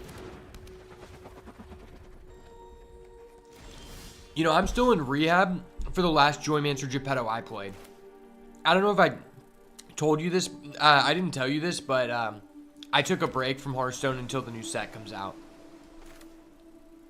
Okay, so I can go Oracle of Moldiah here. Wait, this guy puts an Ornithopter of Paradise? What the fuck? Ornithopter season? Oh, I'm so good. I'm so good at this game. I fucking knew it! Oh! Why am I so good at this game?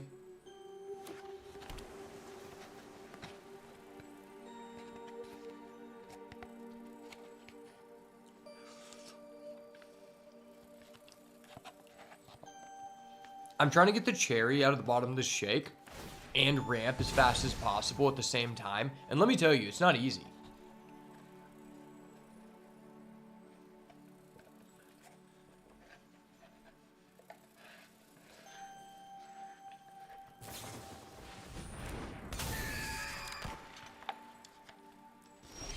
Oh shit, this guy's a Malcolm, and he chose to play it on his turn, not my turn? What the fuck? Can I play 2 lanes a turn, or no? Oh, no, I can't. 1, 2, 3, 4, 5, 6, 7. Wait, do I ever just Agent of Treachery his Malcolm because that's funny? Do we ever just do that? I feel like that'd be hilarious. It's not necessarily good, but it's funny. We could do that.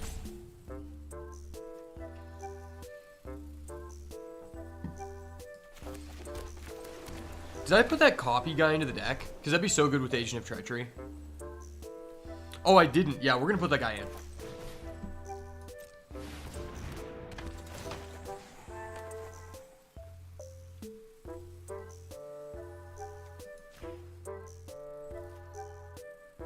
Wait, you can take someone's permanent? Wait, so you can just take their land if you mana cheat? That's so broken.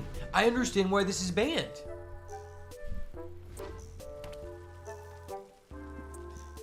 I feel you. I took a break until I got my new Vive refill. That's funny.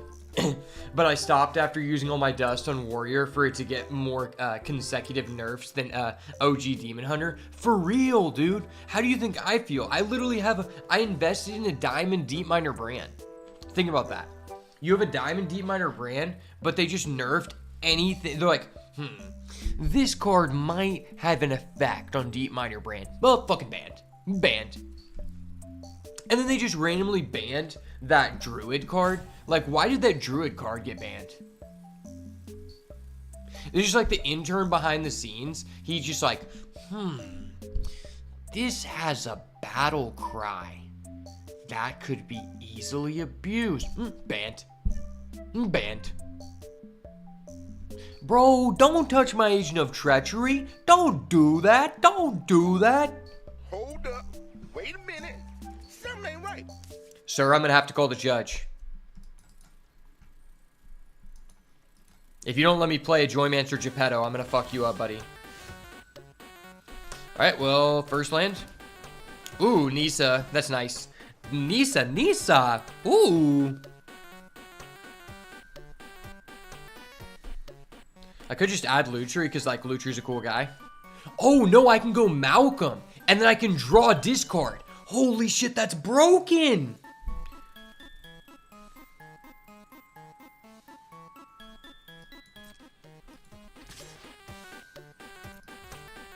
Hey, I'm doing the Malcolm thing, baby. I guarantee you this guy has a counterspell. I know he has a fucking counterspell. He's a dirty bread baker. I know he fucking has it. Ayo, why would you not block with your birds? Are you like retarded? I kind of need this. I think I'd rather have the draw than the midnight clock.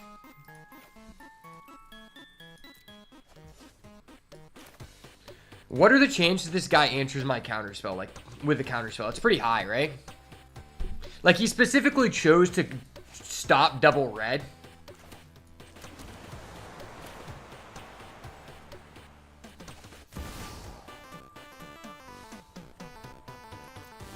One, 2, 3, 4, 5, 6, 7, 8.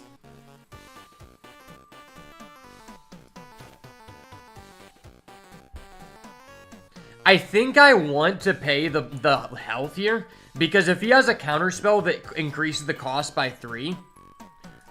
1, 2, 3, 4, 5, 6, 7, 8.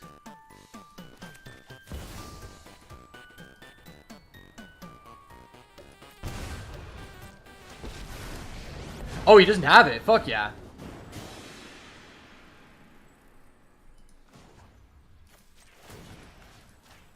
I'm destroying his Ornithopter of Paradise. Ha ha ha. The Ornithopter of Paradise comes down.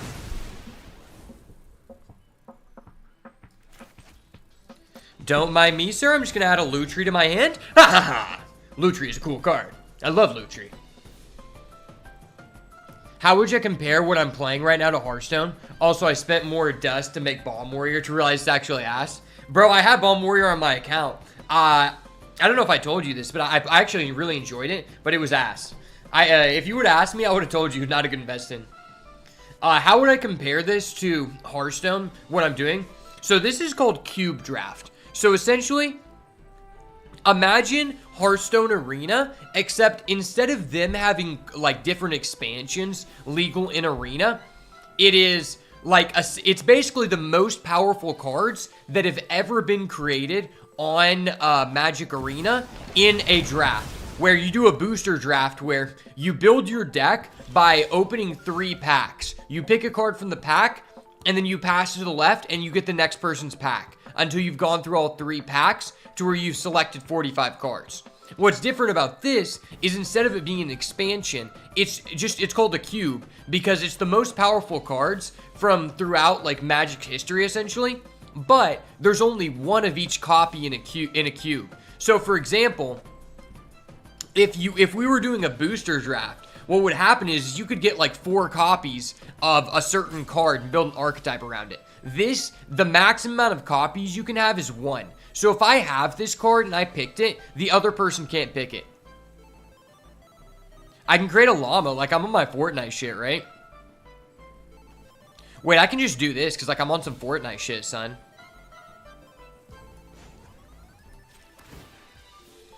Hold on, guys, I'm on my Fortnite shit. Fortnite. Ayo. I ride with the motherfucking llamas. It sounds like first pick player's broken. Bro, just if you give me your Twitch Prime sub, then you won't have ads, brother. Oh, that's cracked. That's so cracked. I like that card. Fuck yeah. Fuck yeah, man. You're listening about Geico right now? Fuck yeah, man.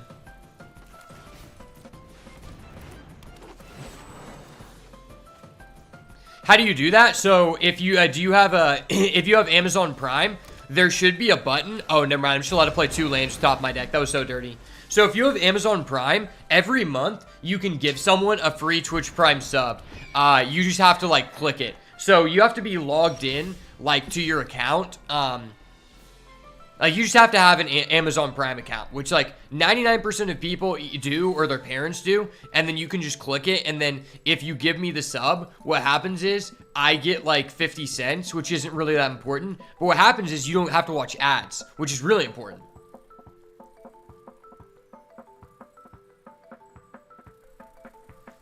Yeah, that'd be goated. Wait, is this just kind of bonkers?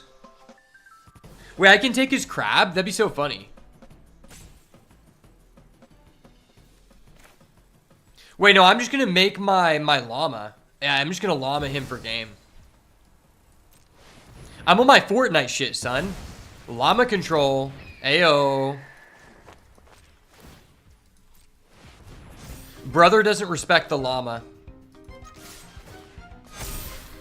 Uno mas. One more llama. One more llama. One more llama. One more llama. Yes! The llama parade continues. Cha-cha-cha!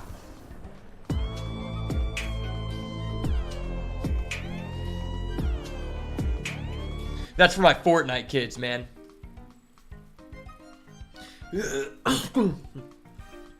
So for anyone who didn't get that, if you look at the picture of this card, it's literally... You thought a video just ended?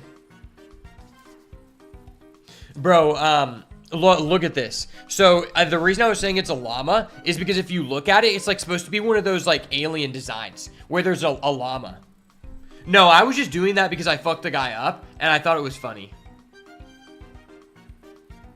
Some Signer Dragon shit. Like, that's some Yu-Gi-Oh shit, man. I'm on my Yu-Gi Boomer shit, you know? You know how us Yu-Gi Boomers be, brother.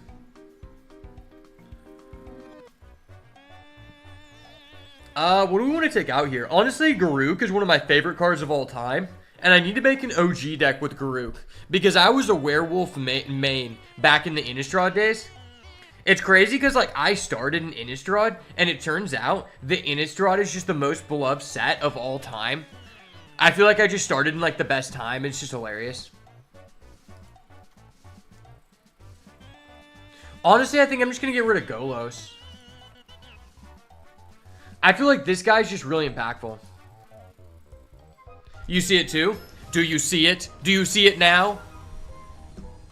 I don't know if how many people have seen that that South Park episode where there's the guy who's like the serial killer and he's like cutting off everyone's left hand, and the police are like, no, it couldn't have been that guy, the creepy old guy walking around in the back, he's right-handed, that's not him, or whatever. And so the guy kidnaps Cartman, and he like straps him into this chair, and like he's like, before I kill you, I'm gonna show you my home movies. And then he like basically ties him up to where his eyes are held open, and he pulls out this projector and he's showing him his like recent vacations, and he's like, this is me in Paris, France. Do you see? Do you see? This is me on the beach. Do you see? Do you see? And then Carmen's like, dude, it's so fucking boring. Just kill me. That's one of the funniest episodes on José. Oh, we just opened up with Once Upon a Time 2 games in a row. I'm just jitted like that, son. They call me Johnny the Llama Jit Ash. Don't worry. So this is actually basically a Yu-Gi-Oh card. This spell normally costs 2. And just know, like, almost no spells in the game cost 0. If you open this in your starting hand, it costs 0. And this is a 1-of in our deck, and we've opened it 2 games in a row. Which means we're essentially jitted, as the kids would say. I mean, I think we just go for this armored Scrap Gorger so we can, like, start ramping. Ramp, ramp, ramp, ramp, ramp, ramp. Everybody! Ramp, ramp, ramp, ramp, ramp, ramp. Everybody! I'm gonna go for Aspara's Headquarters. Defense mode, like the anime, baby. You ream? Do you member, though? I know you ream, but do you member? That's the good question, you know? Do you remember the PC principal? That was such a Chad character. He made it cool to be PC. Aw, dude, I'm gonna fuck this guy up because he's a dirty little boy to me. I have a fetch. I'm paid, son. I'm paid. Shout out to anyone who remembers when fetches were like $100 each, and I was just a young kid, so I couldn't afford to play the game because of fetches. If you remember that time, then you're an OG of the game. See, now it's like, all right, we're going to decrease the price of fetches to like $20. But, then we're going to print this one card called the One Ring. And we're going to make it a staple in every deck because it has no color. And it's going to be $120. Don't worry about that. The fetches are $15 now. That's fine, right? I'm like, fuck no. No, I never said this was okay. The fuck do you mean? Do I need a second blue? Well, this can add any mana. I'm going second green here. Second green is for the Chads. Well, no, I'm going to go blue. Yeah, I need the double blue. I got to go for this guy. I was thinking about it and I was like, how am I going to sequence this? So next turn I can go tapped land and then I can go Power Stone. Technically, if we draw like a good land... No, we can't. I thought we could go Teferi, but I realized he's 5. For some reason, I thought Teferi was 4. Bro, why does this guy keep playing Malcolm during his turn? It's like he's doing what I was doing before. Because I thought this card didn't have flash. Wow, I could literally steal his Malcolm again if I would have drawn a non-tapped land. But that's okay. I'm just going to banish your card. Don't worry, like, I just get a mana ramp and I get to banish your card. And I get to put on my Llama. Llama control! You sold MH2 fetch lands for $50. That's insane. That's crazy compared to what a fetch is now. I mean, I don't know how much the price of an MH2 fetch has dropped, but I do know fetches in the new set are around 10 to 15 each.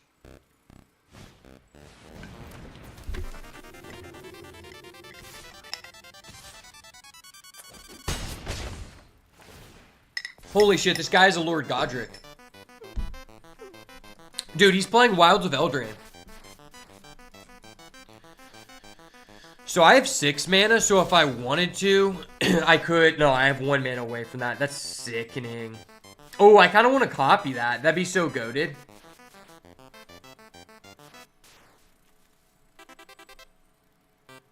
Do I ever Teferi Temporal Pilgrim? Maybe I just have to steal his Malcolm. Stealing Malcolm seems respectable. 1, 2, 3, 4, 5, 6.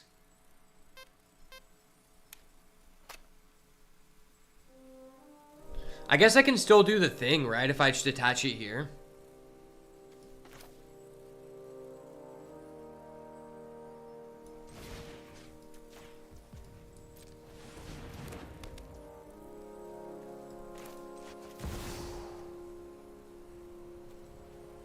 I think I'd rather steal his Malcolm.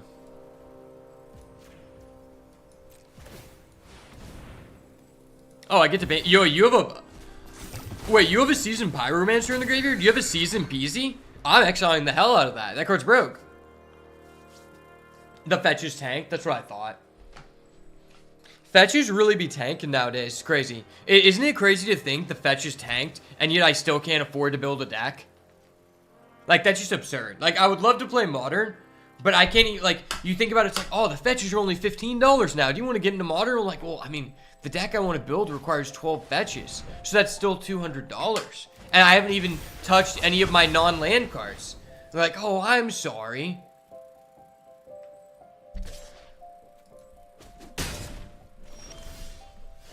Wait, can I go Titan of Industry? That's kind of cracked. Wait, this is just budget, Wait, this is just budget Fable the Kiki Jiki. That's crazy. I could go Garuk. If I Garuk and I flip, do I get to use the my other sided ability in the same turn, or no?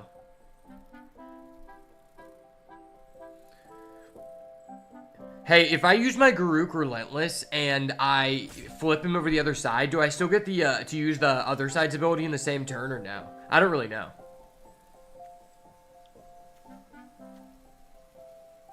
Oh, wait, I can just destroy his guy? Oh, fuck yeah. I'm gonna do that.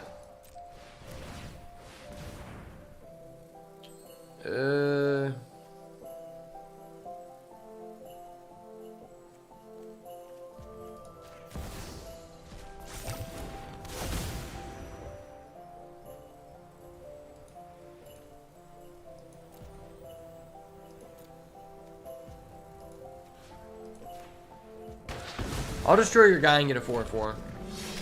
That's pretty tough. I like this card. It's one of the coolest art cards. I used to play back whenever this was in Standard, I used to play a Teamer deck. And that was like my favorite deck. I played Bone Crushers, and then I played the dragon, the red flying dragon, Goldspan. Dude, that was such a fun deck. I just love the artwork on this card. I think it's just so cool. It's literally a Titan of Industry. Get it? Because, like, he's like the man. He's like the corporate office guy. I wonder how this is, like, associated in the lore. Like, is there really just, like, a running around building in the lore, or nah? He's sacking a clue. Damn, well, that was very non-based of that guy. I would assume a person playing, you know, the Elder Dragon Wars would be base, but I guess not. I'm gonna have to dick him down with my Titan. It's funny because Fractured Identity and Blue Sun's Twilight are essentially the same card, and I have both of them. So if this guy plays an actually decent card, it's gonna be very frustrating for him. Oh, he has a boat? Do I just take his boat? I think he's just cooked. I can just go Garruk. Garuk. Oh shit, I'm at 9? I didn't even know that. Oh wait, this is just broken. Holy shit, that's so broken. Hold up. 1, 2, 3, 4, 5, 6, 7. Damn, I'm 1 mana. Oh, well, if I pay the 2 life, I could do it.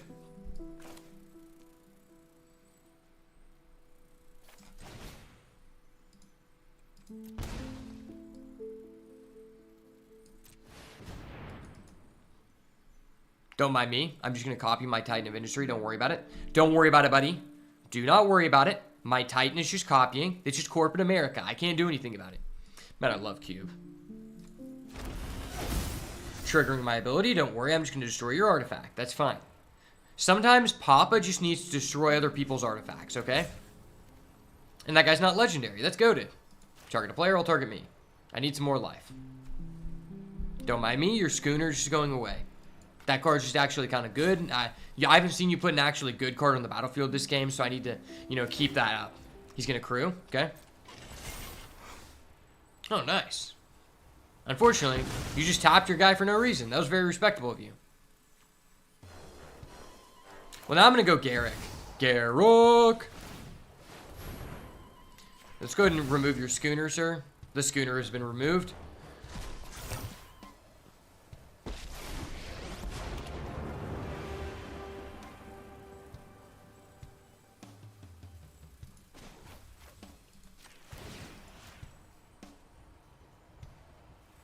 Fighting the crab. I'm actually flipping Garruk when he's at 0. Oh, no, I'm not. It's when he has 2 or fewer loyalty.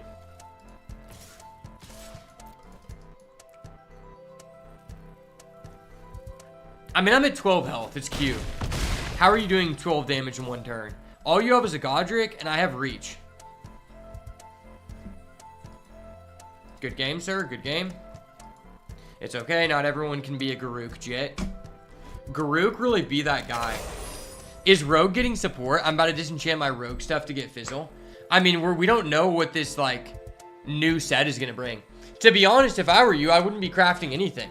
We're about to receive a new expansion. And then the card that you craft might not even be relevant. Or, more likely, there's just going to be other cards that are more important for you to craft if you want to play the game. So you really shouldn't be crafting anything. Ever since the expansion was announced, like, a month ago, I would not be crafting anything. Unless you just, like, are enjoying the game and you want to spend more money. But if you're trying to be free to play, it's just a bad idea. It's crazy because the bundles, like, people were making fun of them on Twitter, how shitty the bundles were. Like, it was something ridiculous. I think it's like 60 or 70 bucks. And the bundle, like, doesn't give you anything. Wait, what? You just Blue Sun's Twilight my Scrap Gorger? What the fuck? Wait, what if I just Blue Sun's Twilight and just steal it back? That'd be so funny. I'm gonna emote this guy till he leaves. I've become the toxic one now.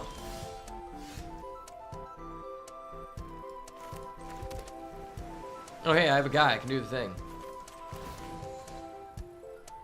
Well, Godric has haste, so let's just do this.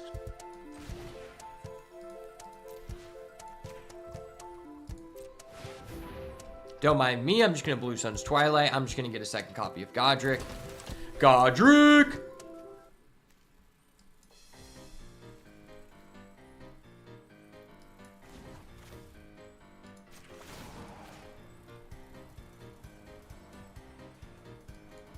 Godricky with the glizzy, baby.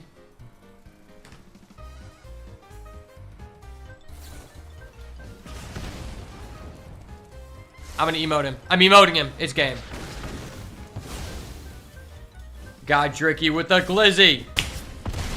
Talk about it. I see.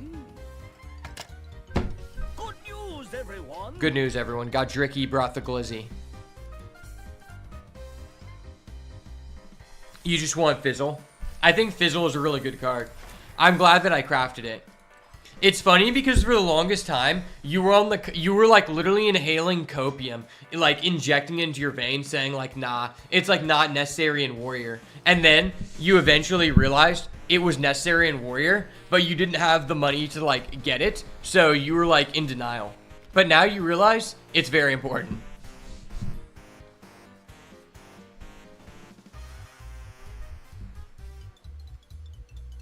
I have a feeling that the new mechanic is basically gonna be like you need to purchase all of the new the legendaries that give you the tourist mechanic, or it's like you're not gonna be able to play the game.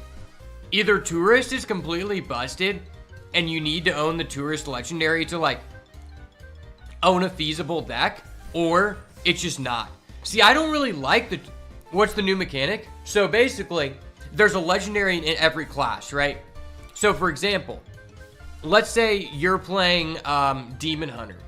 You craft the Demon Hunter Legendary. It says that if you're using Demon Hunter, you can also use rogue cards in your deck. So it essentially enables you to be able to, like, be like a dual class hero. And in my mind, it's like, oh. So if you're basically, they're acting like that's like an awesome mechanic to add versatility to the game. It's like, yeah, if it wasn't like every single one put behind a fucking legendary, because to a certain standpoint, it's like, okay, well, I want to use the rogue cards, but I need to craft this legendary and the rogue cards. So it's like you're just putting an additional tax on creating a deck, which I don't think is a fun mechanic. You're just putting a tax on a deck. Like, just make an errata that says you can do that.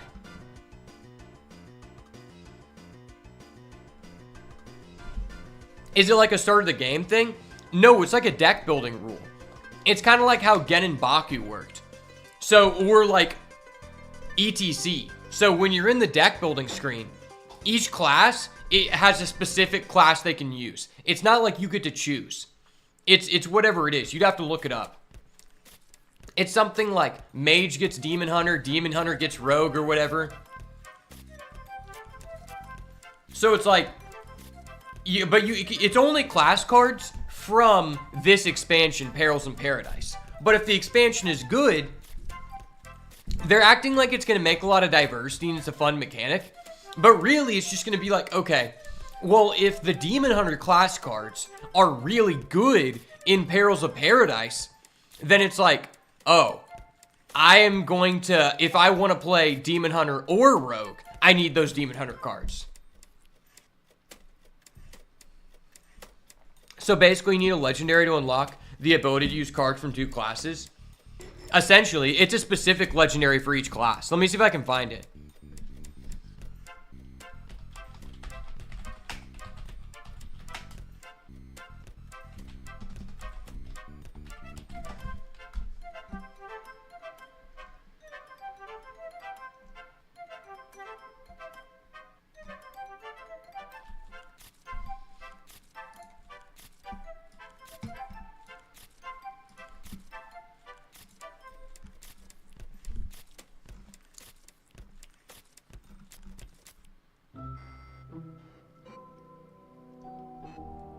Okay.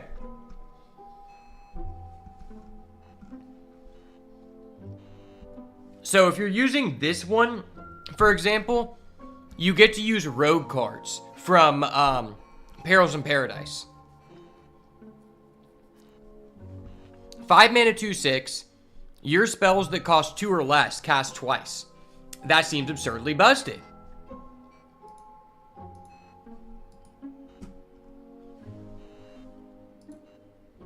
Buttons. He can use shaman cards. Battlecry. A spell of each school. That's not very good. But if you want to use shaman, it might be good.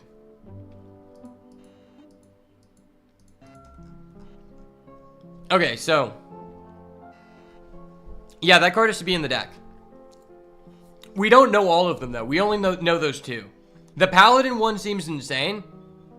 The other one seems ass. The Buttons guy, it's like, and it's also just a bitch-made name. So Warrior gets to use Druid cards. And we saw someone play on stream, one of the developers, that Warrior with Druid is good. Because you essentially get ramp in Warrior. So if D Minor Bran is still good, that means you get to use the new Druid ramp spell in Warrior, which is crazy. Warlock gets Death Knight, which is like, okay. Demon Hunter gets Priest, which seems like the most odd one. The thing about Priest is like it doesn't really work with any other class. So it seems like if whatever class has Priest is just terrible.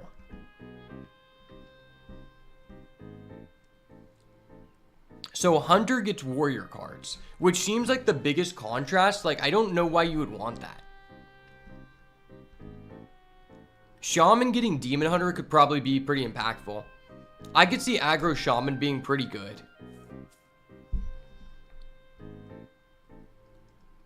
Mage getting Paladin seems pretty good too.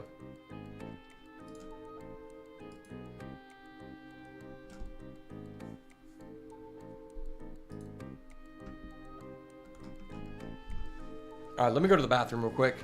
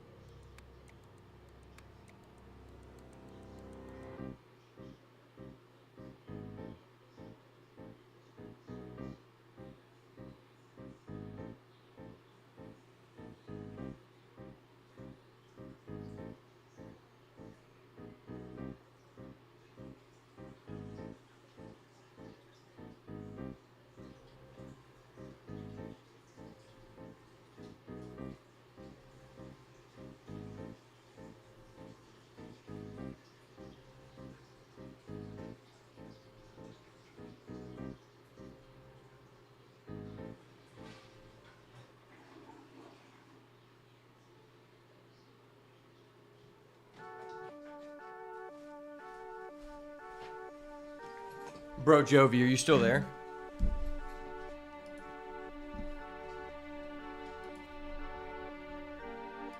Yo, Jovi. I was gonna tell you, I got a job interview.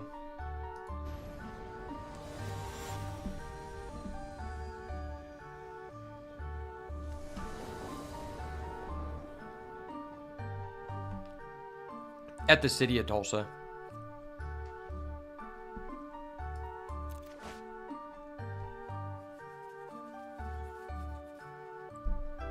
I would basically be like running the social media and making videos for the police, which would be really cool.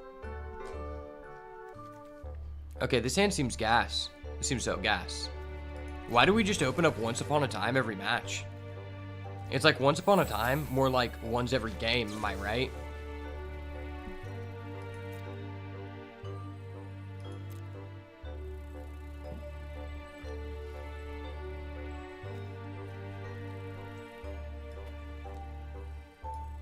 Well, I don't need another land here.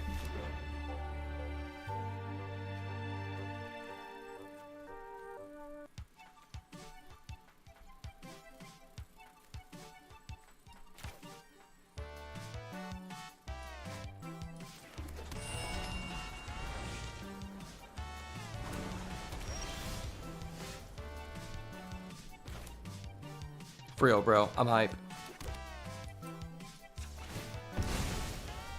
Alright, let's go get...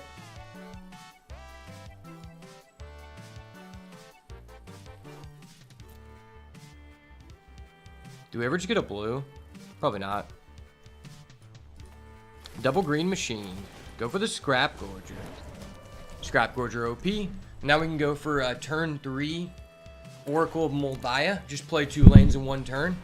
Oh, this guy is a Psychic Frog? That's fucked. Yeah, that's so messed up. Psychic Frog's just so OP. Ah, I don't have an untapped land, though.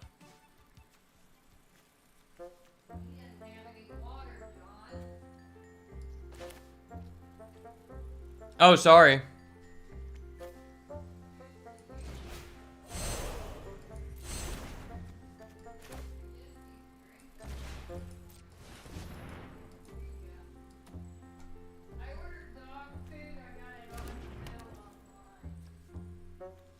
Okay, nice.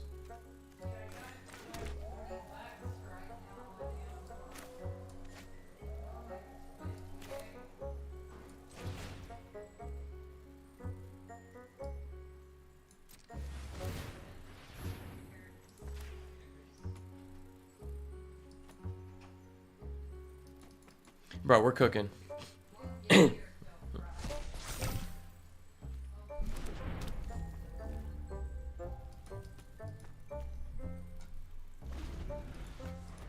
Alright, we just need to draw a real card and we're cooking. I guess I can wrestle his Vinestalk. Maybe just try to outplay him with his Psychic Frog.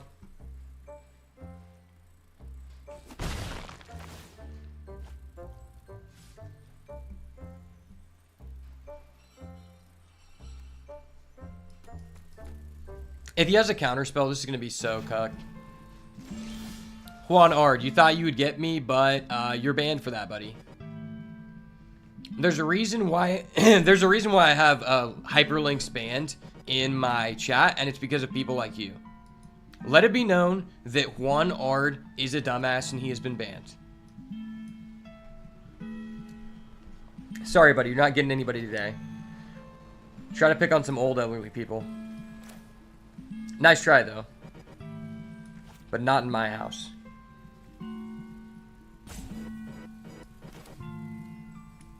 Do I ever Oracle of Moldiah here?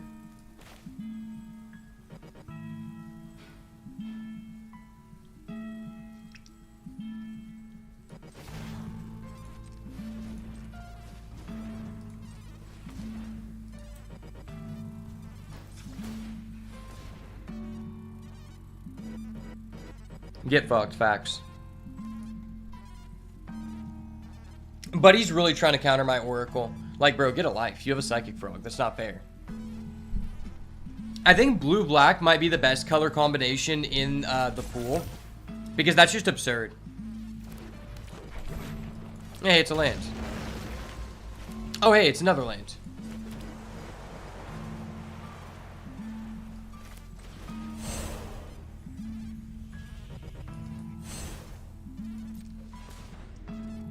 It's a bird. It's a plane. It's another card that allows me to add a land with no payoff. Okay. Bro literally just negated my ability to add a basic land. Like, why?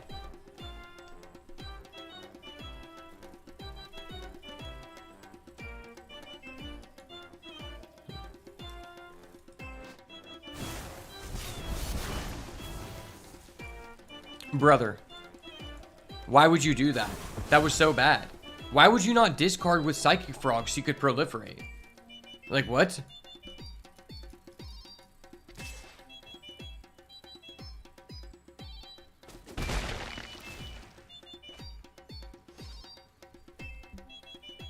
Wow, that was such bad sequencing.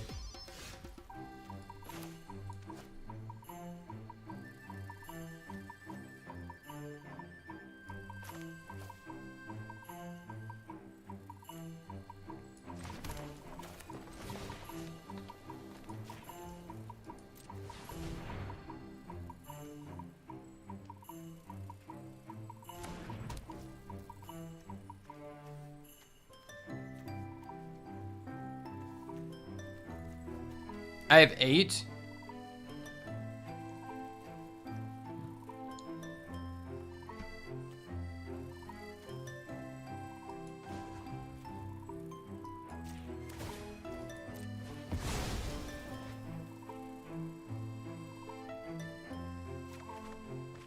No, I'd say it's a land. That's goated. Psych, that's garbage. Does this guy have the ability to make his guy flying? He doesn't. If he attacks, he's actually just so bad. He doesn't know about the power of the Restless Vinestalk, bro. Restless Vinestalk is OP, and I'm here to abuse it. Holy shit, I banned Juan Ard from the chat, and he's still watching. That's so funny. That's actually hilarious.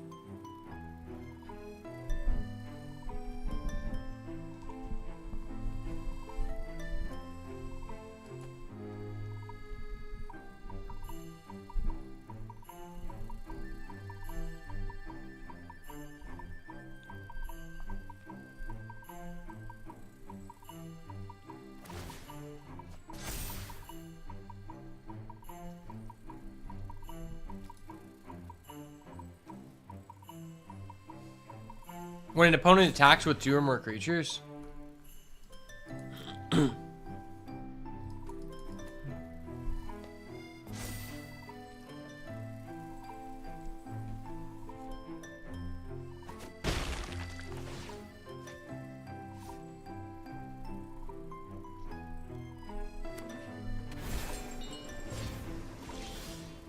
I need a real card so bad.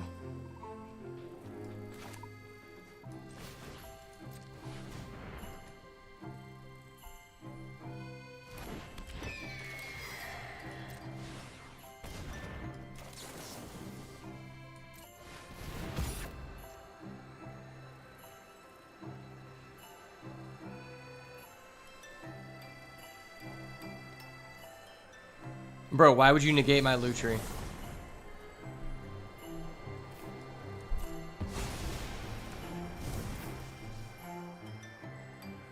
Bro literally negated my Lutri, but let my Ledger Shredder go through? Like, are you on crack, bro? Is this guy on crack?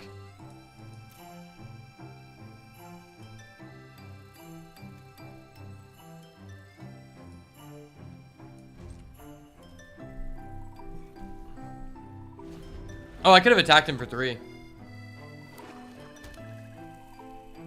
I forget this is anytime it's tapped, not just for a mana.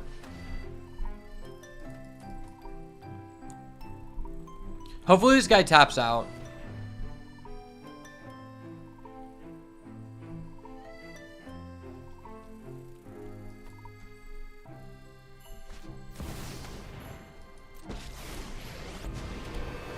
Okay.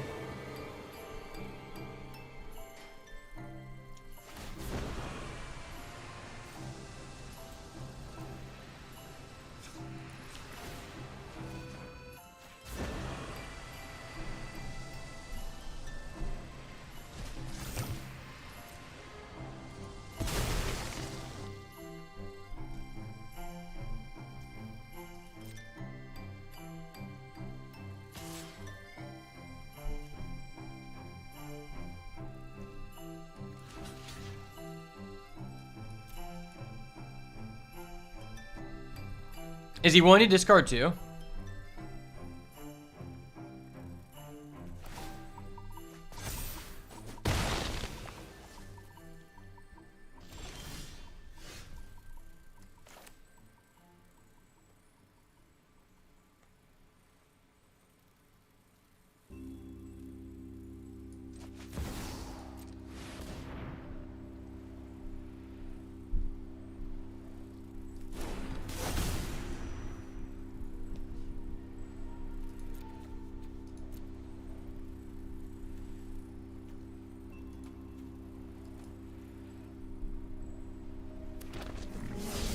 Don't mind me, sir. I just have a shield counter and I have reach.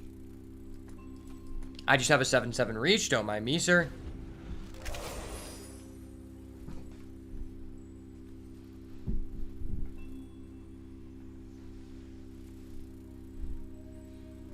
All right, just don't +1 on your Liliana. You never do that. You never do that, sir. Don't do that.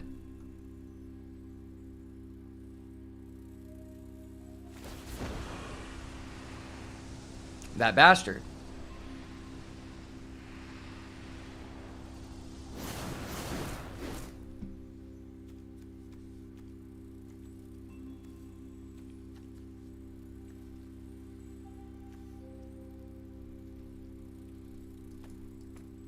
I'm literally gonna have to llama this guy.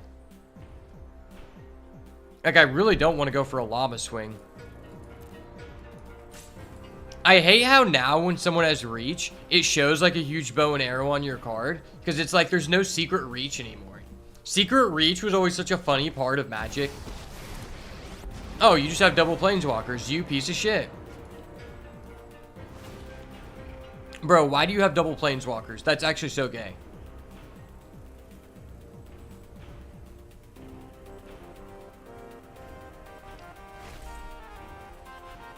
Alright, so it's a land. We get it.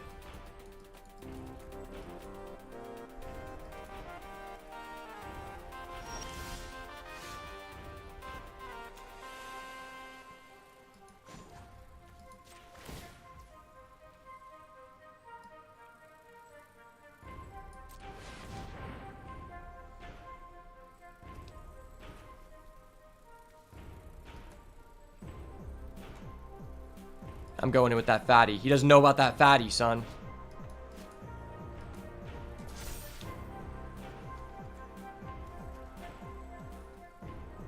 I'm all about that shtick talk, that shtick talk. That vine stalk, that vine stalk.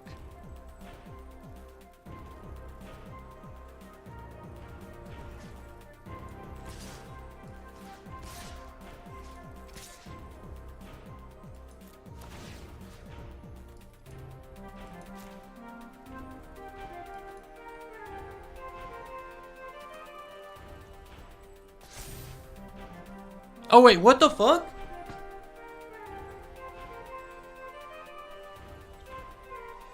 Dude, I thought it made him base. I didn't realize that's how it worked.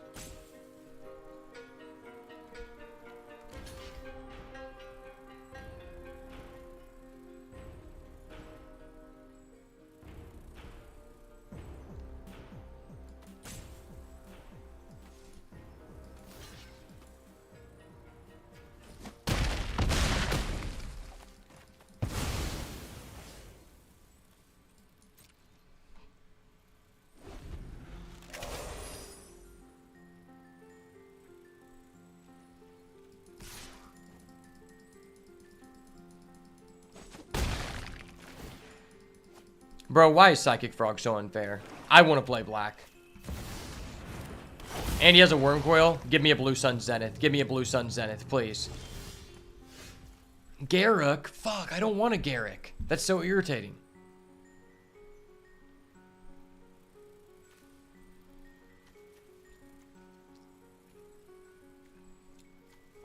Wait, why am I just straight cooked?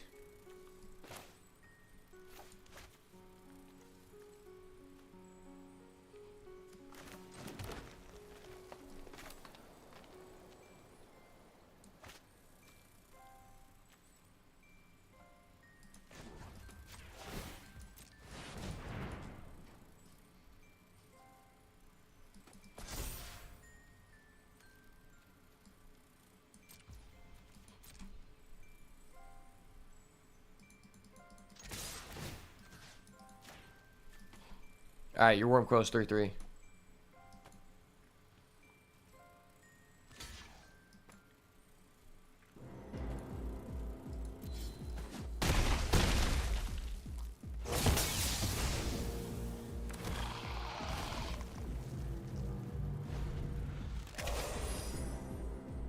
What happens if you dirty rat and they have a full board? Nothing. You just get your guy, nothing happens. The effect doesn't resolve.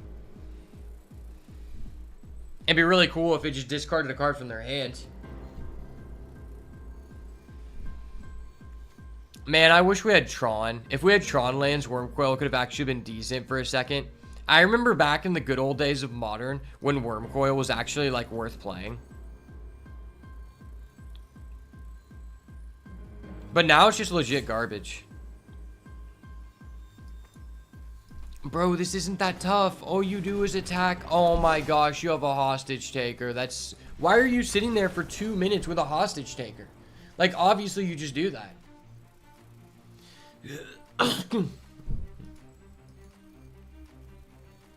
Dude, I don't know about these people sometimes. Like, why are you just sitting there doing nothing? You have a hostage taker. You just play it. It's a very easy to use card. It's an auto win button card.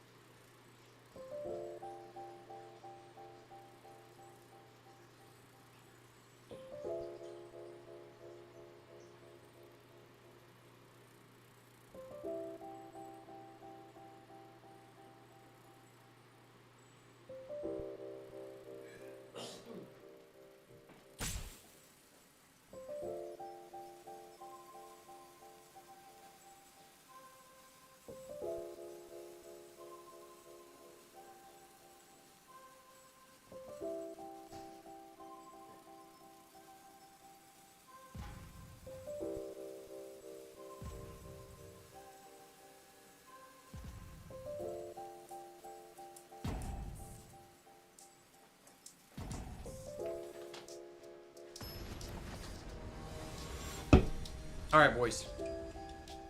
You played Dirty Rat and bro had no minions. That's funny. All right, I'm busting out the dry Canadian. It's game over. I'm not losing. All right, this hand has 2 slow manas. That's really bad. But otherwise, the hand's really good. This hand's way better. Oh my gosh, this hand's way better. Did he have artifacts and enchantments? I don't think he did. I'm keeping Teferi because I think Teferi is a game winner. He played a copy of your 1/1 Dirty Rat. That's funny.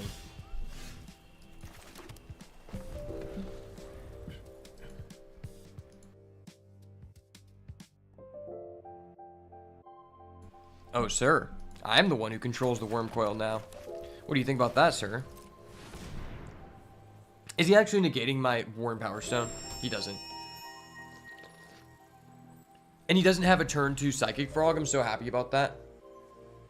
Honestly, I'm really, like, confused on what the best thing to do in this format is. I have a feeling it might just be, like, green ramp. But I could also be convinced that it's, like, black-blue. You get the counter spells from blue, the removal from black, and then you have, like, Psychic Frog Grief that you just, like, recycle. I wasn't paying a full attention, but somehow this guy just put a second. ETC. That's hilarious. Wise Phyrexian Metamorph. Not allow me to target your Liliana. Man, I love Lilianas. But he's tapped out, so I just go for the Oracle Moldiah.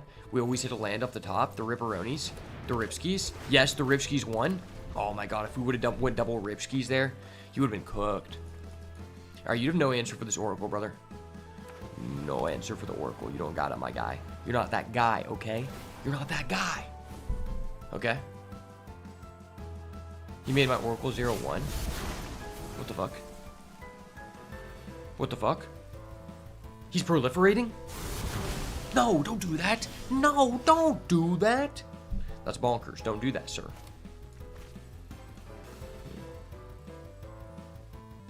If he makes an emblem, we're just cooked. I think I have to do this. I'll just hope that he doesn't have an answer. He never has an answer to that. Blue-black does look nasty. Like, I just want to get offered a first pick Grief, please. Red-black also seems respectable. And white-red. White-red seems good. I just haven't had the opportunity to, like, see the white cards that are good. Like, if you get Ocelot Pride and a Johnny, that's already really good. And Philia. Philia seems like one of the best cards in the format. Because I feel like most of the cards that are bonkers in the Vintage Cube are probably bonkers in this too. Does he actually have a deal 5 damage? Well, what the fuck does that do? Whoa.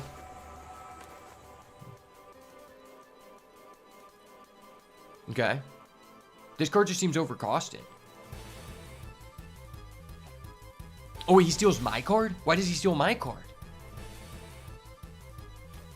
Wait, my guy's just 4/5 forever? Are you kidding me? Is that actually how that works? Dude, what? And he's gonna get an emblem and I have no way to stop that? Okay, are there any outs in our deck?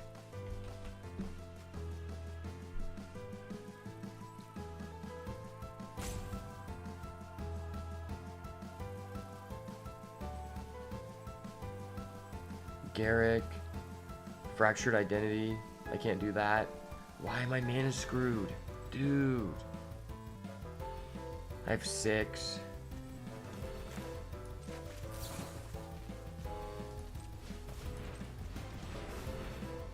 Okay.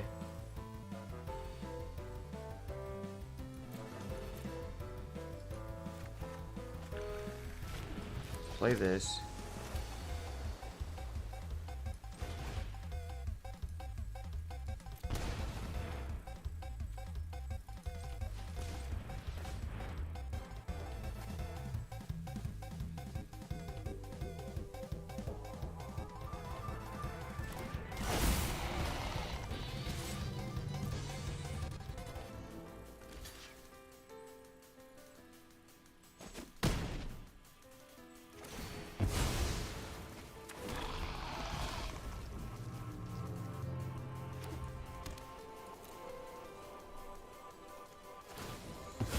That's so fucked.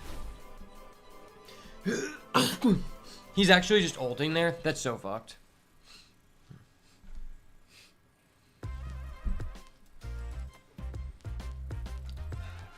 Bro, this guy played the 4th motherfucking Dirty Rat.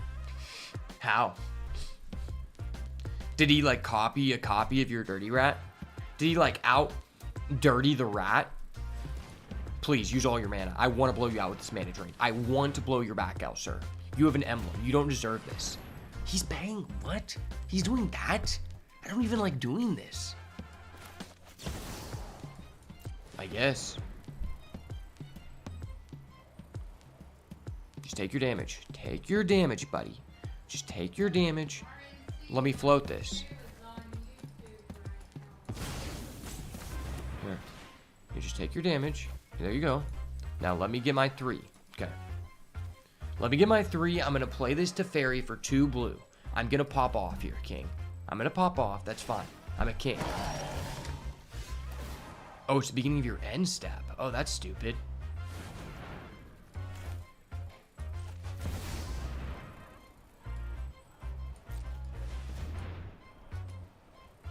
Watch me pop off here, King. No, what the fuck is that? Okay. He's looking at my hand. He's like, okay. Don't worry. I just have to Temporal Pilgrim. The Pilgrim to Fairy. We're just gonna draw a card. Don't worry about it, buddy. I just have 5 mana floating. No, no, no. I didn't ask for that. Stop this. No. This is bullshit. It's bullshit, I tell you.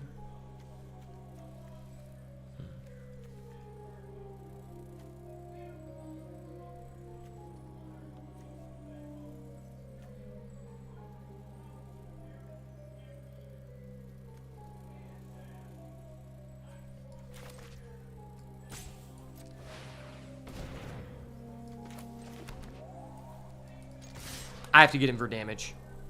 I have to do this. I don't even care about my Teferi.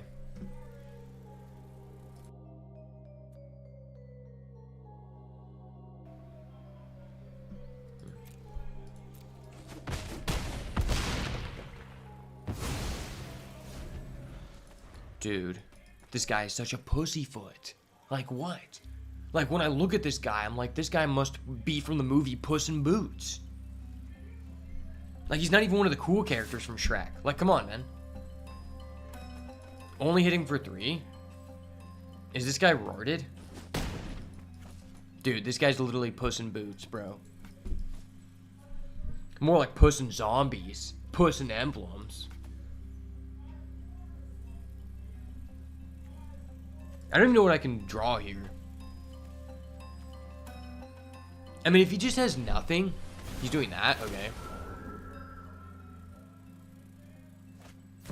The fuck is that? Whoa, what the fuck is that, sir? Dude, why are my top decks so garbage? Give me something gas. Okay.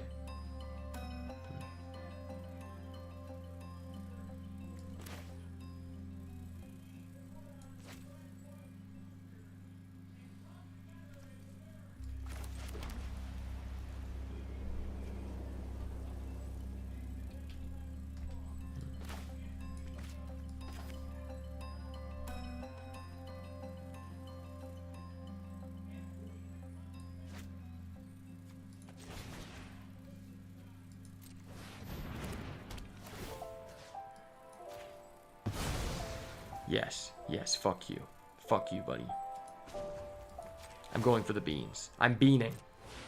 I'm a beaner. Wait, why is Up the Beanstalk not in this? That would be such a good cube card. Are you kidding me?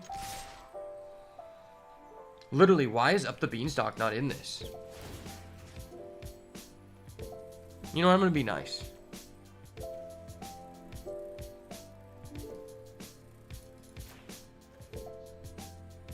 Don't untap it. You won't do that. Why do my guys not have trample? Oh, so this just gives you X plus the number of zombies? So for every turn they just compile? That's so stupid.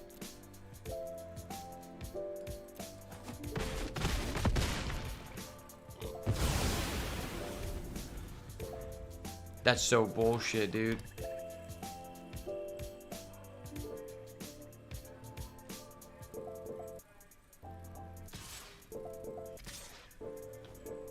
I just want to have a good deck one time.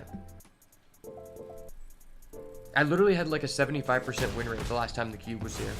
This cube is just hard to evaluate. I don't know what like is good and what's bad. I know mana rocks are really good, but it's like I keep. Oh, so he just has our deck but better. Well, fuck me. Well, no, I could get a Blue Sun Zenith, I guess. It's like I keep starting with the cards that like you would want to start with, and then we just end up with so few of the payoffs in that archetype. It's like really weird. Oh, you can just destroy my guy? Oh, that's bullshit. Oh my gosh, I'm just straight up bricking. I have so many bricks I could build a house, brother. So many bricks I could build a motherfucking house.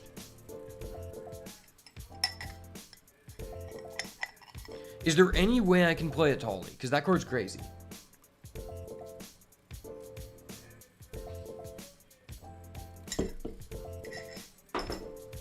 If there's a way we can play a Tolly, then this deck could be good. That was just unfortunate. It was unfortunate and unfair what the opponent did. They just got an emblem, and everybody knows emblem is for people who need training wheels, right? I have 8 blue cards.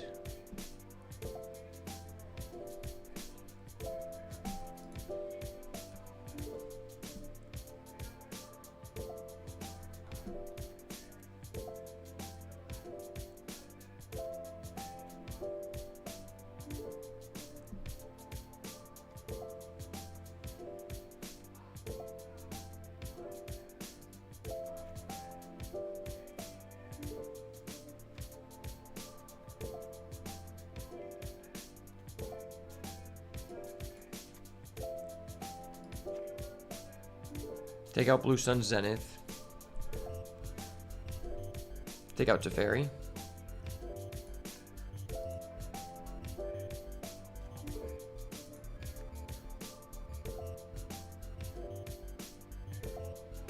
Put in Itali, put in Kogla.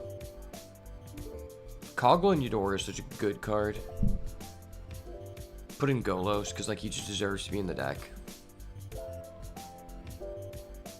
Agent of Treachery is so good.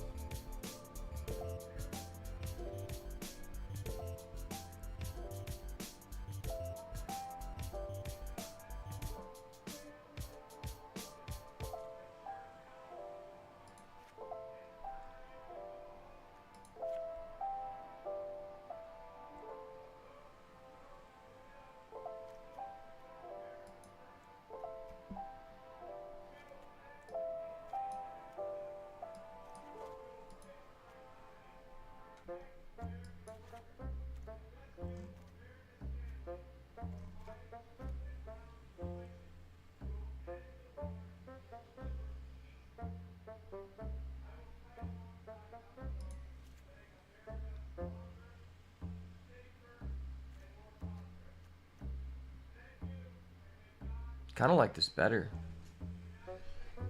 Do I? We lose to Fairies, which is a good card. We lose Mana Drain, which is a broken card. Blue Sun's Twilight is so good. But we're getting an Atali. Atali's just game winning, so is Kogla.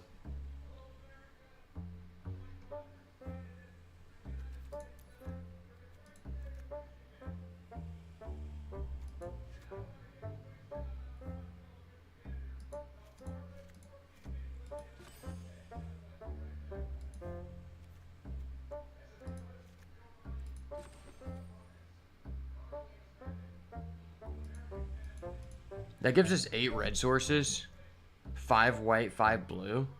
That's pretty good.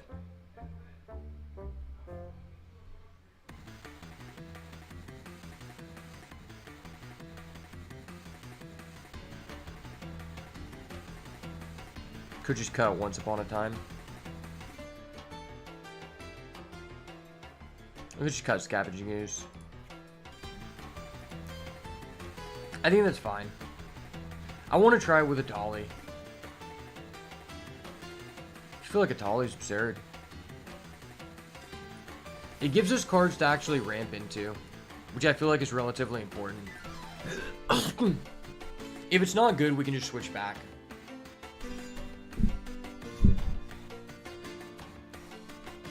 I don't know if my opponents will actually have a Dirty Rat, but there's definitely some Dirty Rats in this pool. Some opponents that are Dirty Rats, one might say. I'll play. Okay, 2 lander, but I have a Once Upon a Time. Dude, we've literally opened Once Upon a Time every single game we've played. Is that just ridiculous or what? Just out of red, I guess.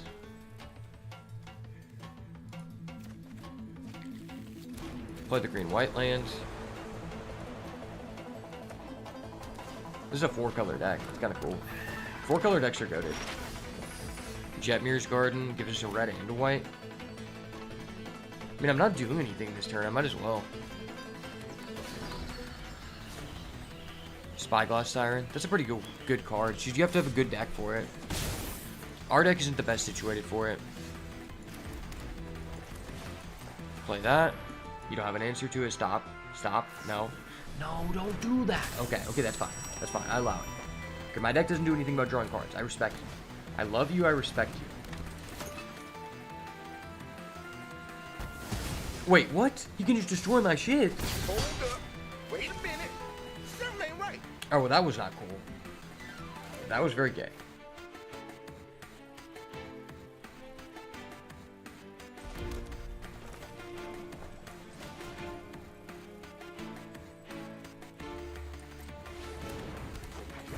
Ayo. That's nice. That's nice. Play something good so I can go Fractured Butthole. No, no, no, no, no, no.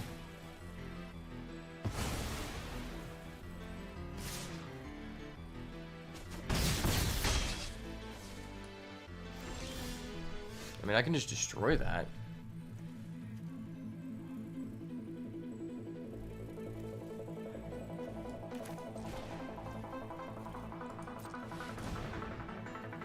Dude, you have no mana. Stop acting like you're gonna do something.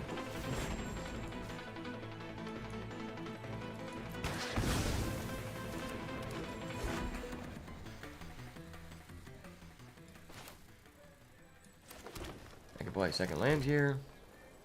I can go crack this.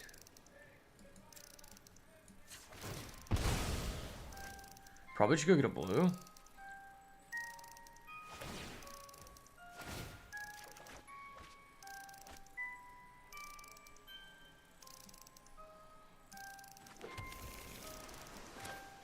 I'm gonna play Garrick.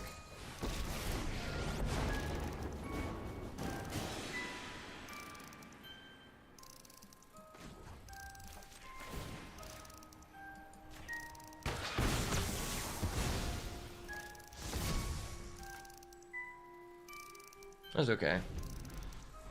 I've heard Garrick is pretty good on Vintage Cube. I can gain life with Titan Industry, or I could just steal whatever his best card is. I'm also in a good position to like drop an Atali if we get one.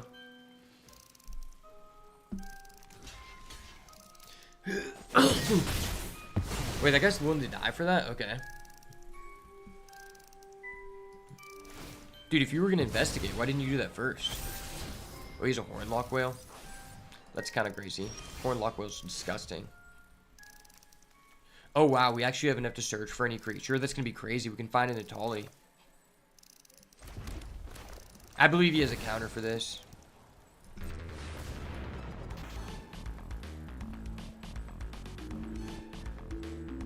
You disgust me if you have a counter. You literally disgust me. Oh my gosh, that's so stupid.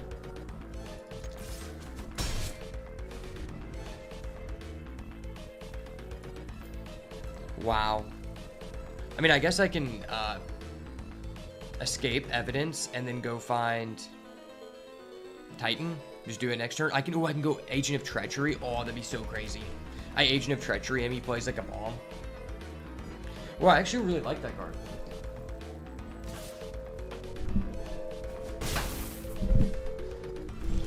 Maybe this was just the ideal deck that we should have been running all along. Oh, what if I Lutri? I could Lutri. If I collect evidence... Wait, this is a question. How does collecting evidence work? So if I Lutri in response to this, do I get to search for a creature both times? Or do I have to collect evidence twice?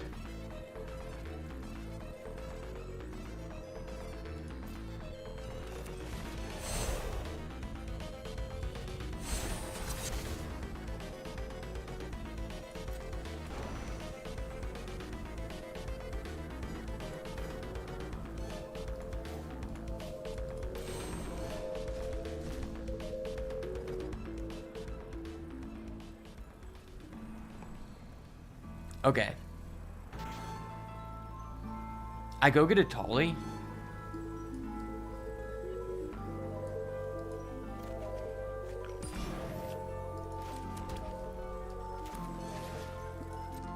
There's no way he has another counter.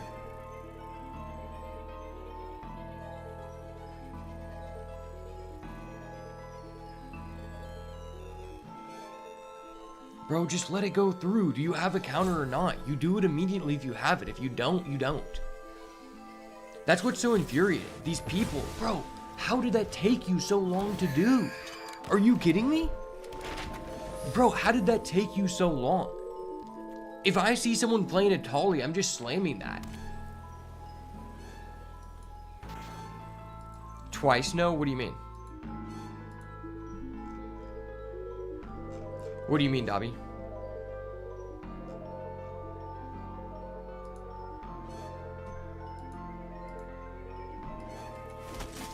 Oh, you were answering my question about the hard evidence? That's what I was thinking. Dude, this guy just high rolled so hard.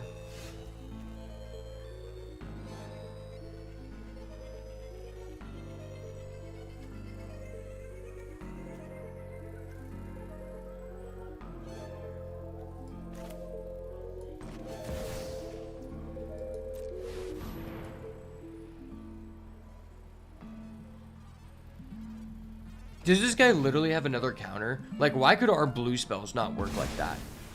Like, this guy is at all the counters at the perfect time, but our blue spells just never do that.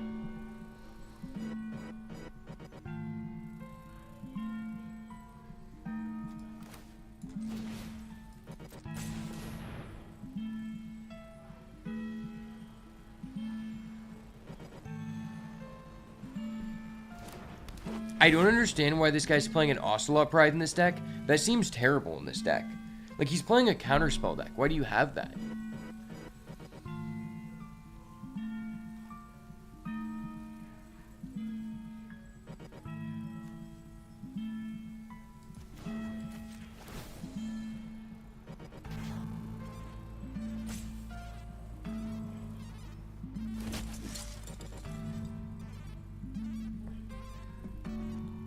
It's crazy this guy has a loss. Like, your deck is absurd. You actually got Sublime Epiphany, which in my opinion is just the best card in blue.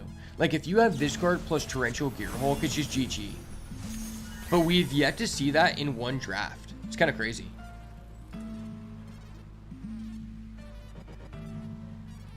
And he has a Bro, what? What? Dude, I've never... This guy has so many cards that I have yet to see in a single cube draft. It's actually ridiculous.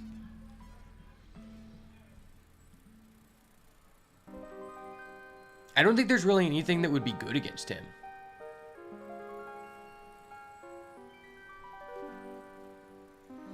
It's like his deck is just really well positioned against us because of his counters.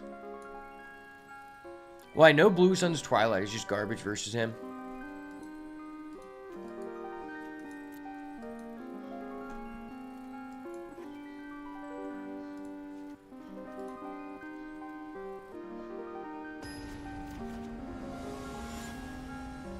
I know that for sure.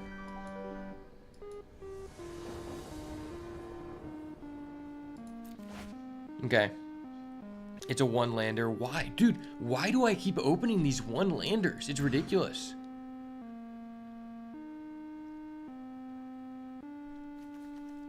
Green-red ramp, search for a basic. So essentially 3 lands with a ramper. Garruk might be okay. It probably makes sense to just go Garruk.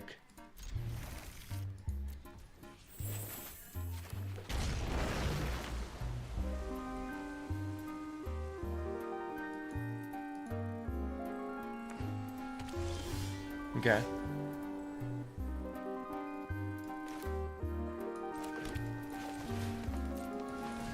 Why could we not draw an untapped land so we can Garruk turn 3?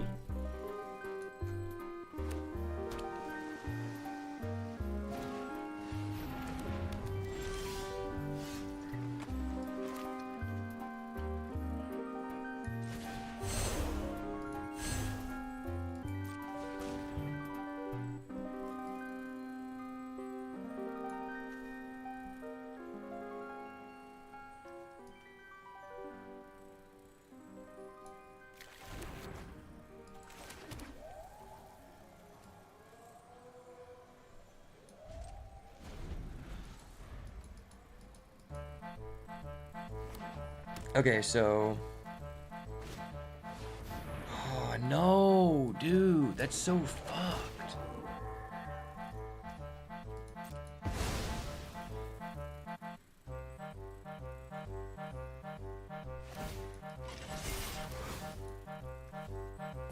No, why? Why could he have not hit a land card? This would be so crazy if he did.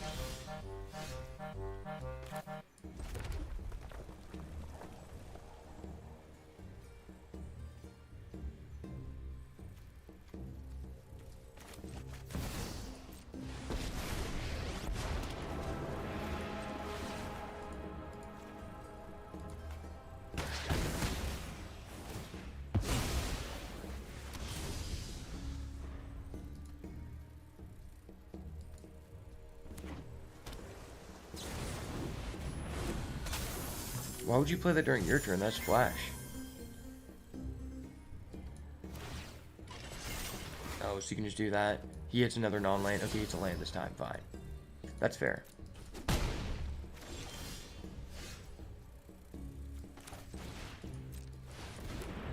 Of course, we're just not hitting lands. That's goated. I love not hitting lands, man. It's so fun, man. It's so fair. Dude, our opponents are just straight sacking us today. Into a 5 fairy? Dude, how do you have a loss with this deck? Literally.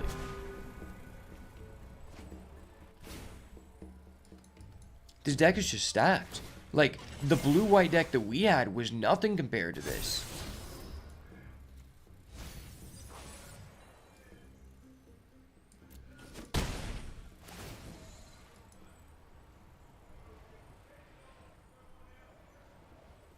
This is ridiculous.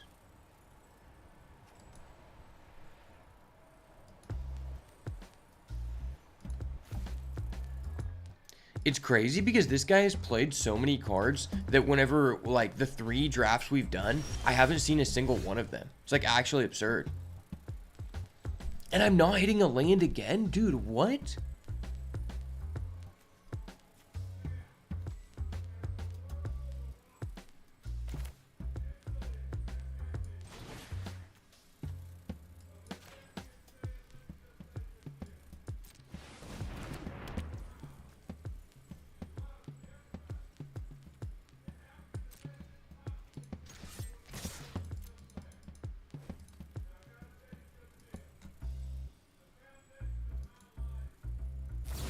Of course.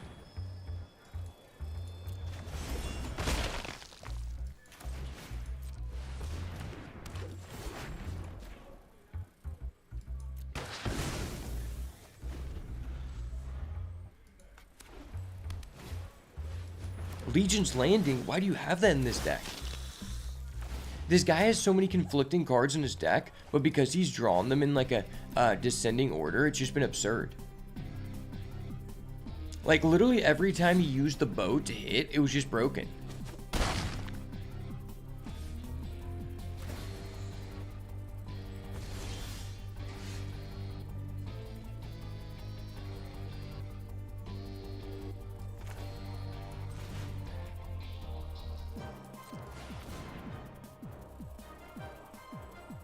I guarantee you, he just got another thing. That's awesome. I love that, man. Wow, I love this deck, man.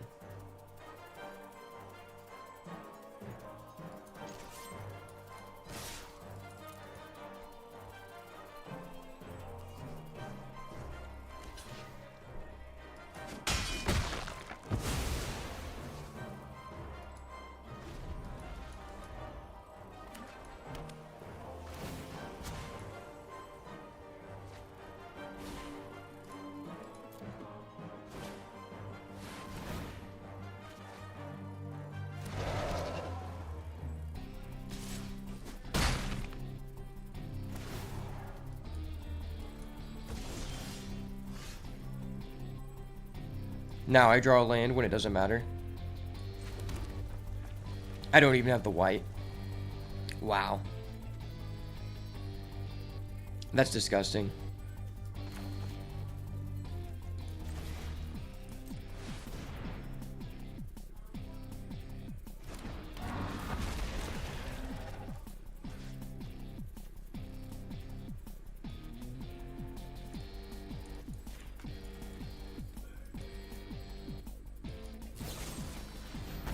Bro, what? Why does this guy just have everything? Like, how did you lose with this deck? That guy was absurd.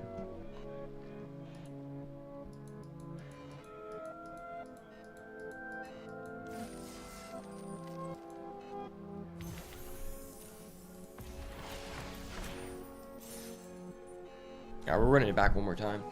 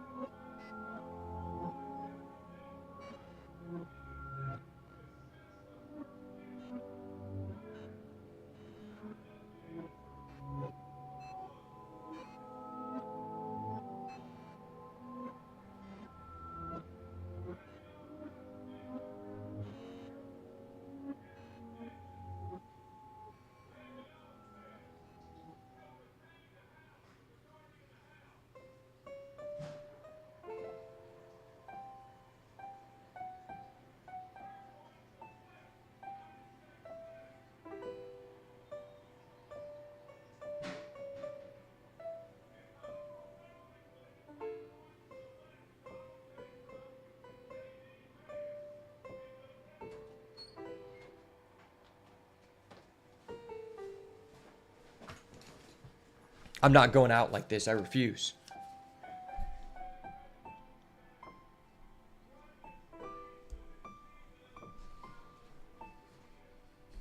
Alright, let's run it back.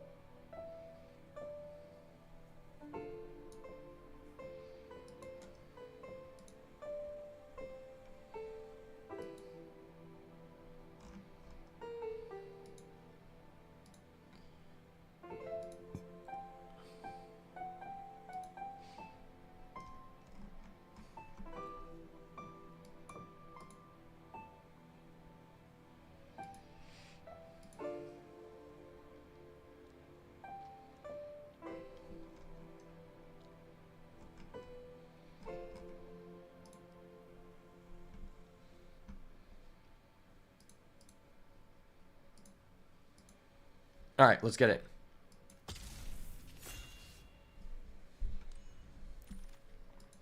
All right, welcome back to another MTG Arena Cube Draft. Welcome back to another Arena Cube Draft on the channel.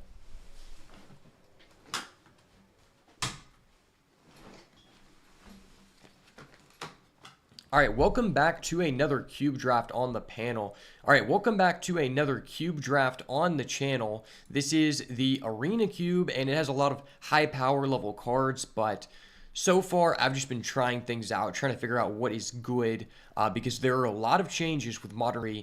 I see that there is a counter spell, which I think is very powerful. There is a fetch land, which could be the safest thing to do here. There's also Toxic Deluge and Thoughtseize. And there's a Lightning Bolt. There's a lot of different directions that we could go in here. I think Toxic Deluge is a pretty good one as well. Honestly, I'm going to try a different strategy here, and we're going to start off with the fetch land. I do think black is very powerful. I think one thing I've probably been doing wrong in these is just committing too early and not staying as open. So I think I'm just going to start off with the fetch land because I think these are very powerful and allow you to branch out into multiple colors. Although I do think Counterspell is a very strong card.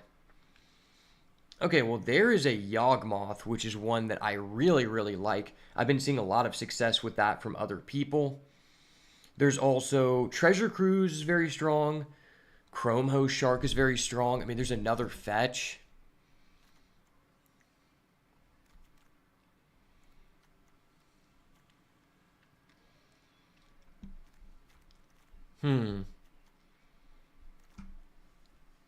What do I think is the best card here? Yawgmoth is a very strong card, but it's double black. Treasure Cruise is a very strong card. Chrome Host Seed Shark is very strong as well. It's also just Scalding Tarn. Scalding Tarn is good too. Yeah, this is very difficult. But there's also a Surveil land in this pack. So I guess potentially if we got the Scalding Tarn, we could go with the Surveil land.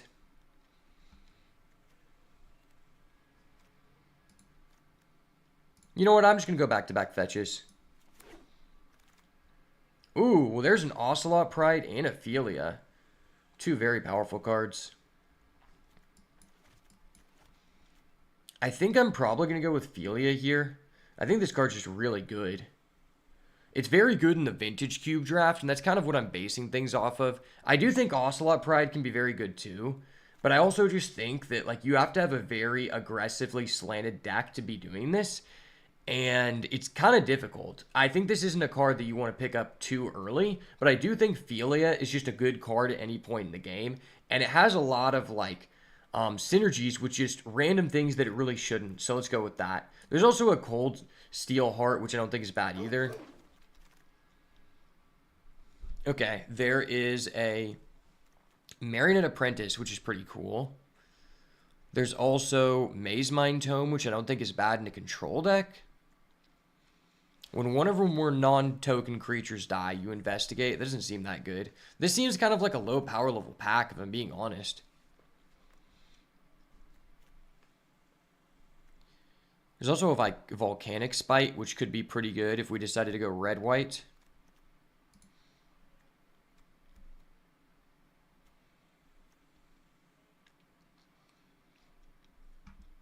I think I'm going to try to go with the removal spell here.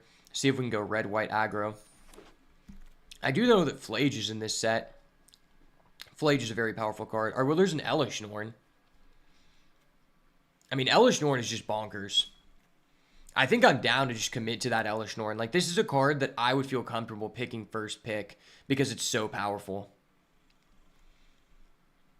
Especially if you have, like, a couple artifacts to, like, get it out.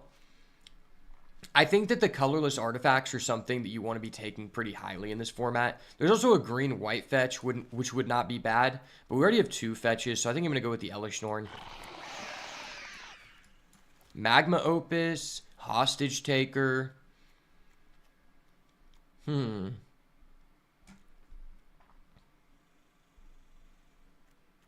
go with the Magma Opus, but I think you really want to be in the Is It Spells deck to be doing that.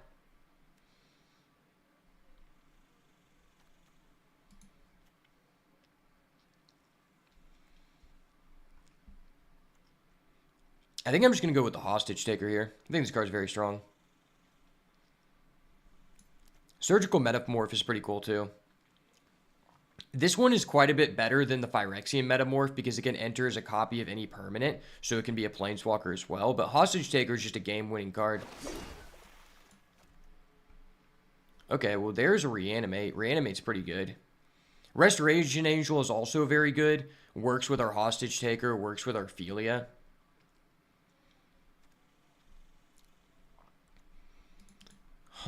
Reanimate versus Restoration Angel. That's a tough one. I do think Reanimate's a good card, but you kind of have to build around it. Thinking I might just go with the Restoration Angel here. I think we're looking to be white to some extent. Maybe try to do like some white-blue blink things.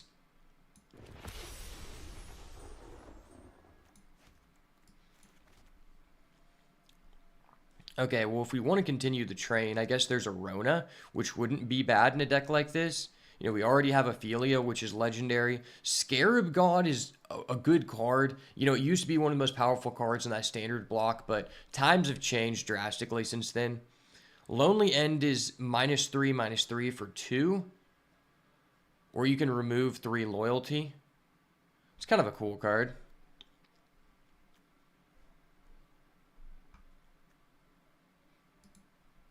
I think I'm just going to go with this Courtyard here. Ooh, and we get the Toxic Deluge back. That's very, very good for us. Yeah, I think Toxic Deluge will probably be a pretty good card. There's also a Thoughtseize. How much do I care about Thoughtseize?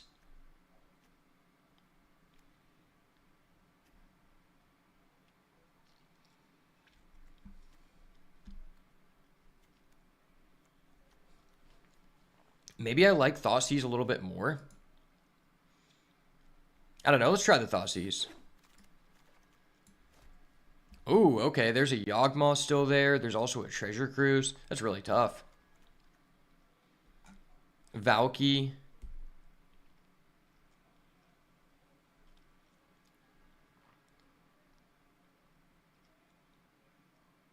That card could be pretty good. Yawgmoth is also just a fucked up card. I think I like Yawgmoth. I'm going to try to get into black here because it doesn't seem like many people are in black. Whenever one or more creatures die, draw a card. It's kind of a cool card. That's a blue-black land, so I'm probably interested in that. There's also a Treasure Map. I think Treasure Map is good, but it is a little bit slow in this format. You have to be in the right deck for sure. Duskwatch Recruiter. I'm just going to take the land here. Zaggoth Triumph's pretty good. Ooh, Maze Mind Tome is here. There's also a Marionette Apprentice. I think Marionette Apprentice goes pretty well with our Blink theme. Yeah, I think I'm going to try the Marionette Apprentice. I'm kind of glad that we didn't take that Toxic Deluge because it seems like our deck decently cares about the board. Sacrifice 2 other creatures. Oh, okay. Well, that seems to work very well with our Marionette Apprentice. We might have something going here. Maybe we'll just take this Mana Tithe for the side deck.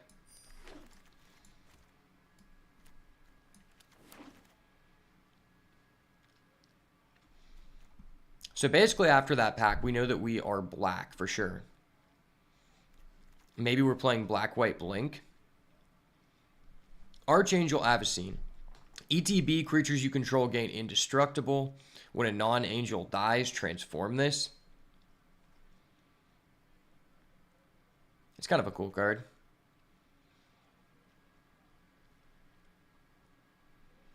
Serra Angel is a really good card too, but I think I've just got to go with Key to the Archive. In my opinion, this is the best card in the entire set because it keeps you flexible. To my knowledge, it's the only mana rock that allows you to tap for any 2 combination of mana. And some of the cards inside the spellbook are insane, like Time Warp, Counterspell, Demonic Tutor, Lightning Bolt, D-Spark's okay, Lightning Helix, and Day of Judgment are all really good. And you get to choose from 1 out of 3 of them, so I think that's for us. Well, there's an Emperor of Bones. How interested are we in this Emperor of Bones? I know this is a pretty good card. There's also a Kaya.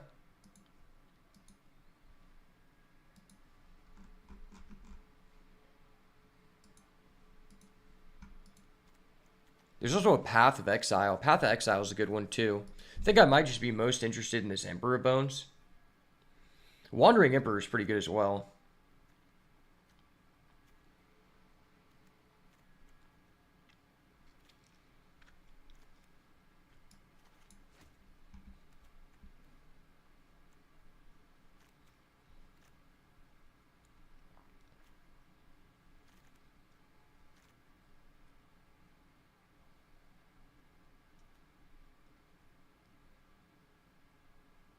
Yeah, I think I'm going to go with the Emperor of Bones here. Seems like a pretty good card with what we're doing so far. Typically in this format, I usually decide like if it's a stalemate between 2 cards by whatever one costs less. I don't know that we're wanting to be red. Looks like we've got some good black-white things going on. Hey, there's an Uro Titan. Wish we were in a position to play it. Ophimancer could be good because we do have a sacrifice theme. Woe Strider could be pretty good because he sacrifices for 0. That's good with the Apprentice. And sacrificing with the Bones is good because you can attack and then you can get it. What do I think is better? Ophimancer or Woe Strider?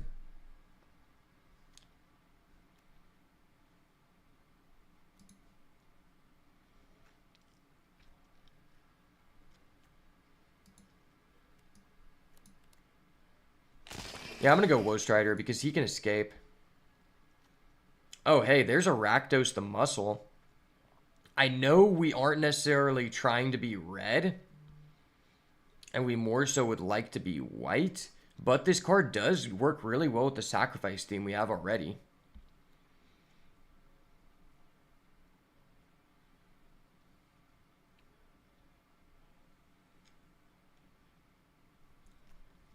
That's a pretty good card. I mean, there's also Liliana, which I think is just a good black card. I think I'm going to go with Liliana here. I think the card's just absurd. It's just a very versatile card in this format. Rakdos the Muscle is very cool.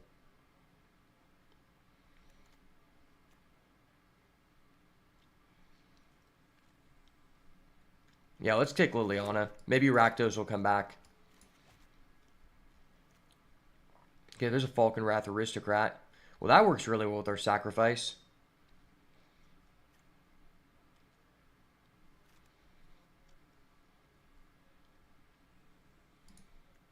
Yeah, we might just want to be black, red, sacrifice, splashing hostage taker because the card's obscene.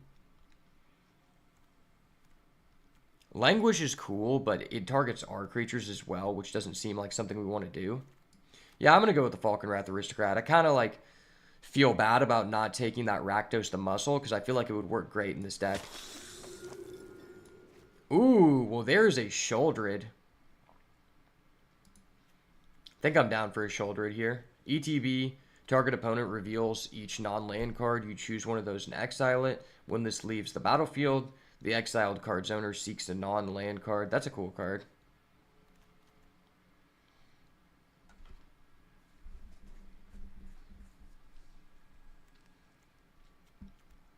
I mean, this Sheoldred isn't as good as the other one, but it is still pretty decent. I just feel like this guy, he's a little high costed for what you're getting.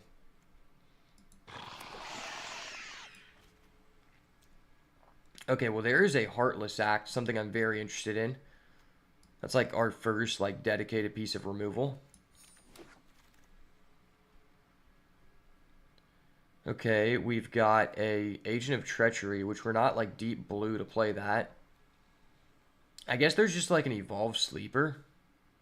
Evolved Sleeper's a decent card. Oh, but Recruiter of the Guard could be very good for finding our Marionette Apprentice. I mean, we already do have an Elesh Norn, which is just a good card in general, alongside the Philia and the Restoration Angel. I'm going to go with this. And we end up getting back the Serra Paragon. I think Serra Paragon is pretty good with our Sacrifice theme, because we can just keep getting things back. Yeah, let's go with Serra Paragon. I know there was a red-black Surveil land, and that would have been pretty good, but that's okay. Well, I guess I'll take the Dragon Skull Summit. Not a bad one. Oh, and we end up getting the Ophimancer back. Excellent, excellent.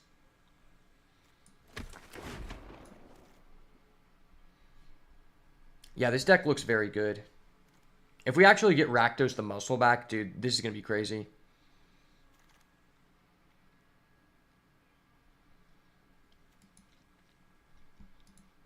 I guess Lingering Souls could be okay. It gives us tokens to sacrifice, works with the Marionette Apprentice. Black-green. I mean, I don't think we're playing blue.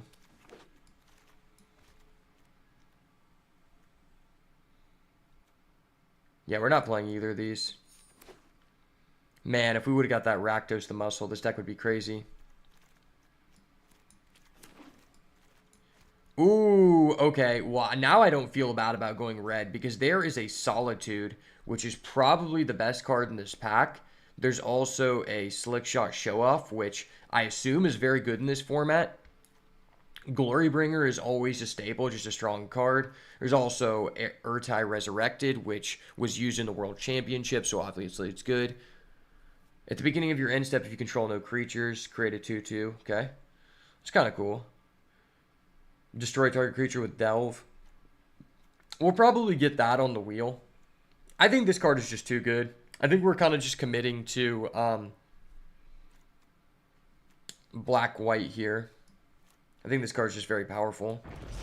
And I do want to play Philia and Recruiter of the Guard.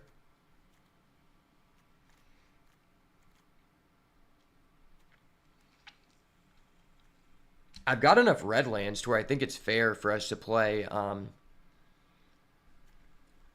this Falkenrath Aristocrats.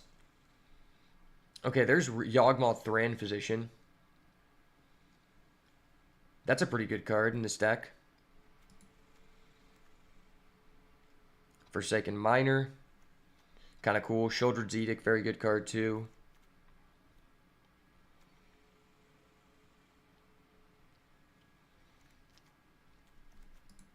Also just a Rafine's Tower.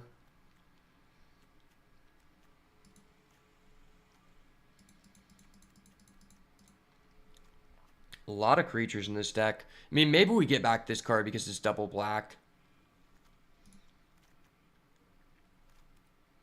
Yeah, I'm going to take the Sheoldred's Edict. We just need some more interaction. Our deck is kind of minimal on interaction, to be honest.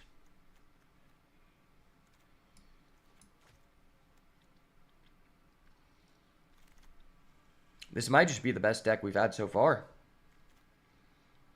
Serve it in the Stinger. When it deals damage, if you commit it, you can sacrifice it, search your library for a card, put it to your hand.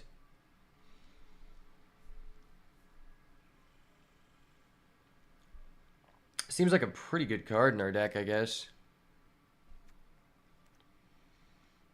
But I think this card's insane in our deck.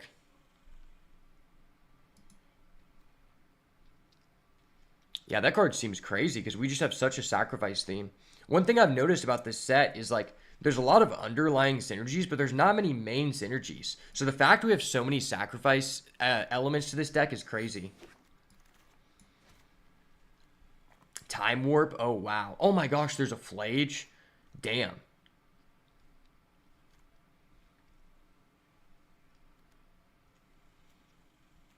I mean, there's not really a good card for us. I guess there's this Misty Rainforest, but like...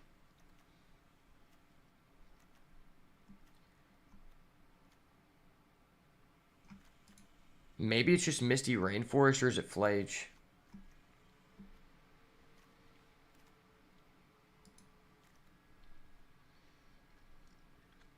Flage is just an absurd card. I'm going to pick it just for the chance we can actually play it. Okay, well, there's an Embercleave. I wish I was in that. That mess sounds great. Noxious Gearhulk is okay.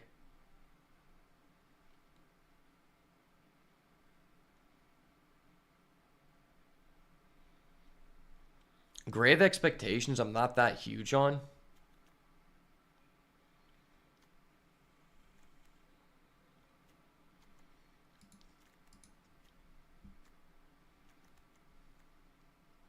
think I'm just interested in this Worn Power Stone. Solid card for sure. Destroy target artifact or enchantment. Good card, good card. Oh, there's also a Ornithopter of Paradise, which isn't bad either. Red-Black Shock could be good too.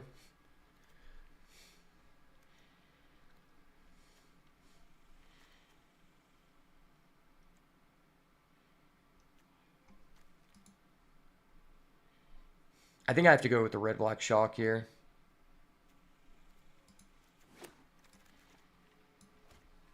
Okay, some really good black cards now. Go for the Throat is great. Polluted Delta is great. There's also a Psychic Frog, but I don't know that we really want to be splashing that. It doesn't seem the greatest. And there's a Mishra's Bauble. I mean, I think I'm just going to take the land here. Like, we have plentiful amount of good cards, and, like, having as many fetches as possible once you've met your playables just seems important.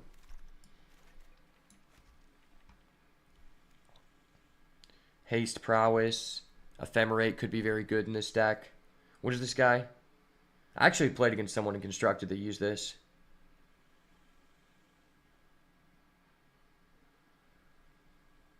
Oh, that's a pretty good card. I think I'm going to go with Ephemerate, though. We have a lot of creatures. We get back the Delve, which is great.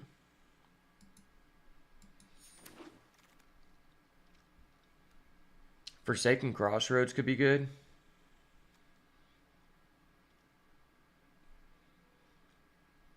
Yeah, I don't know how much I really care about that. I'd rather just have the fixing.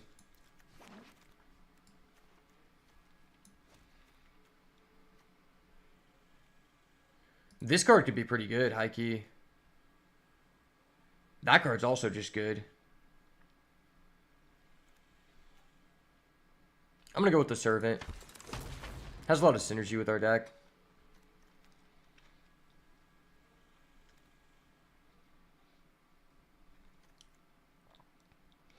I don't think I'm too interested in anything here.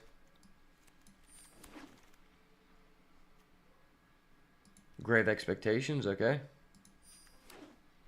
This deck seems pretty good. If we had a Grief, I'd feel really good. Wait, what is this? This is a black-white card?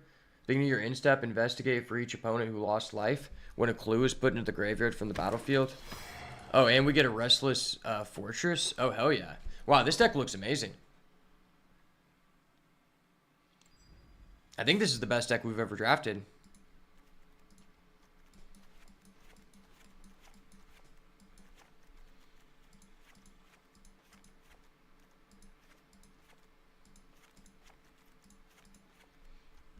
All right, well, I just want to look at our black cards real quick.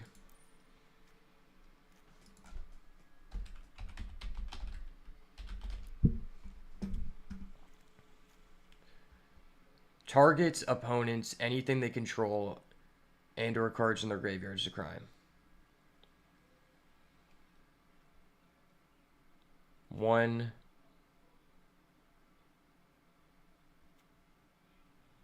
2,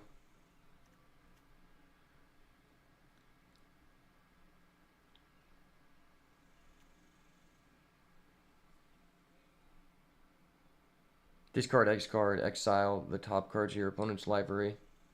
That's 3, 4, 5, 6, 7,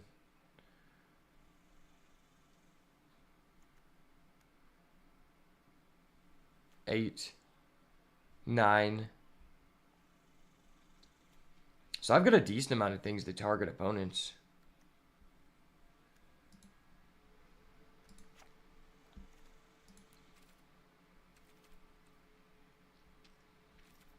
So what are the best cards that we have available if we just want to play all of them? How many ETBs do we have?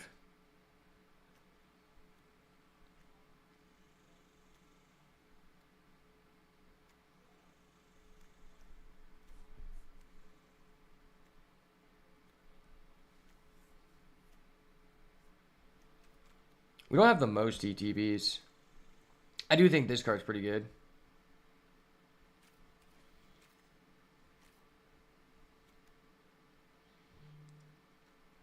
This game's indestructible.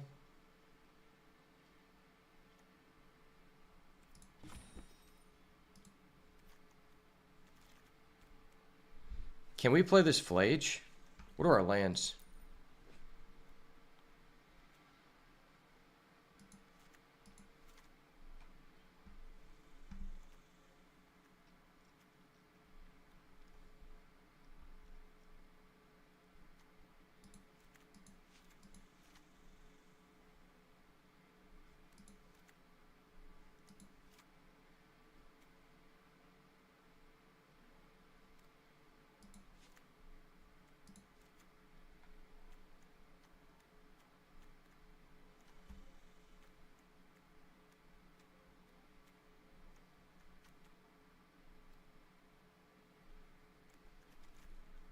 So we have quite a few cards that can access this red mana. I'd probably just say fuck the Hostage Taker.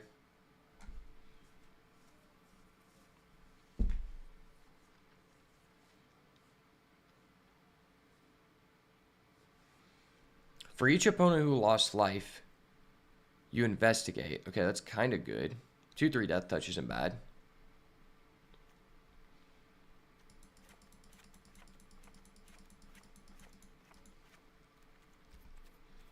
If we just want to play the best cards, I think it's like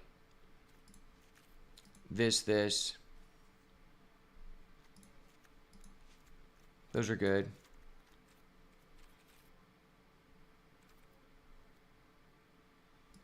That's fine.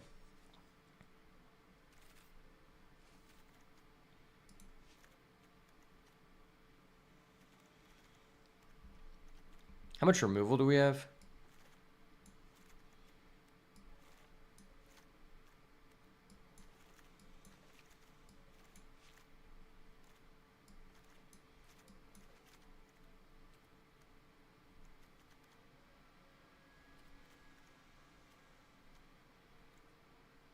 So this deck has a decent amount of removal. Our creatures are also just very powerful. I think we can play this Flage.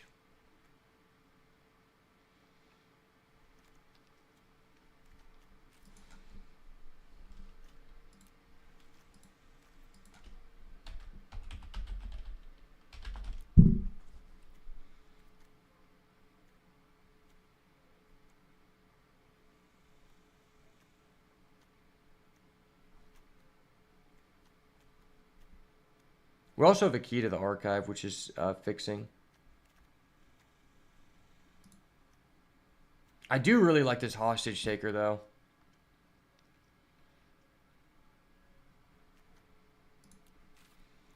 Hostage Taker is banned for a reason.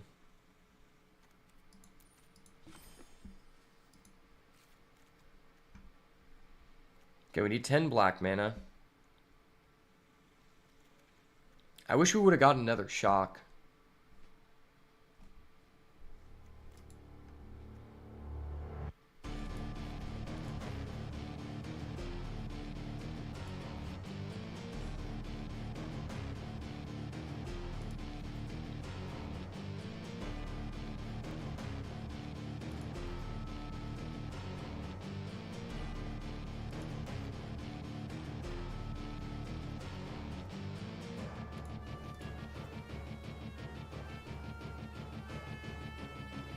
Wow, our lands are insane.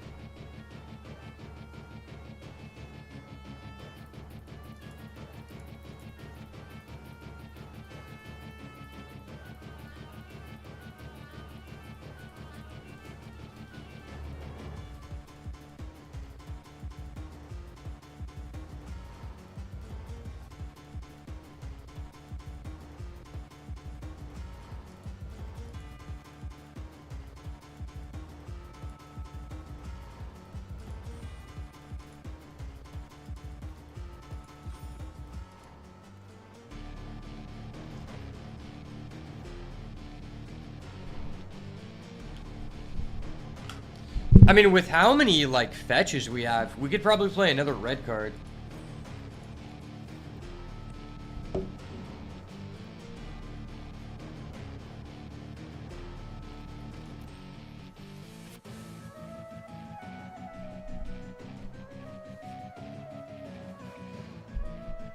If I play this, it just makes our fetches crazy.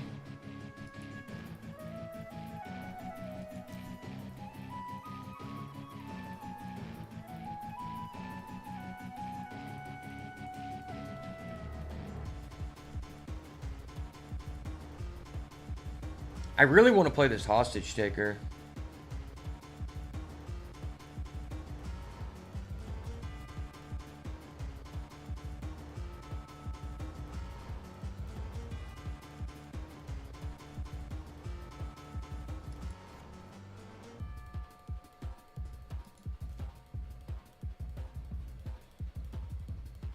I mean, we also have this for fixing.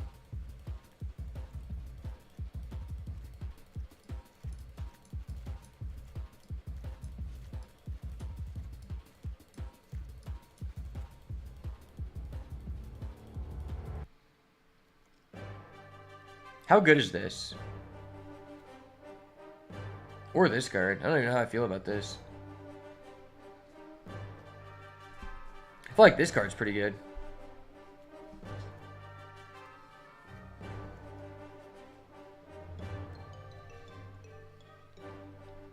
Targeting opponents, anything they control, and cards in their graveyard is a crime.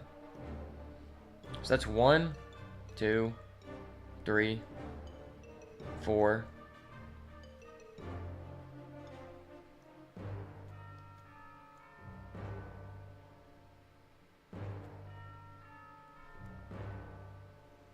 Five. Is it when it says each opponent? Is that targeting an opponent?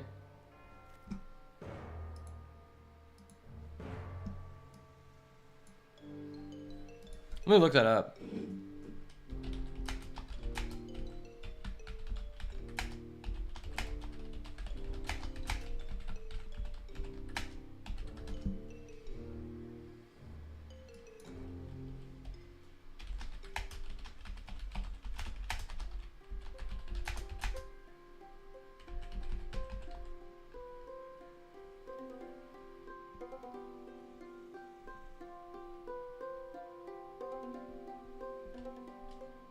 Okay, so that doesn't count.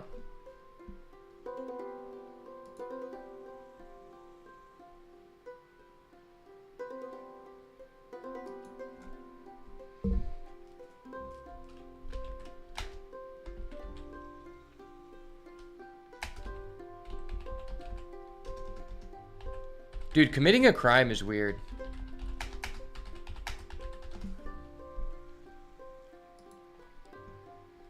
I gotta look up how that works.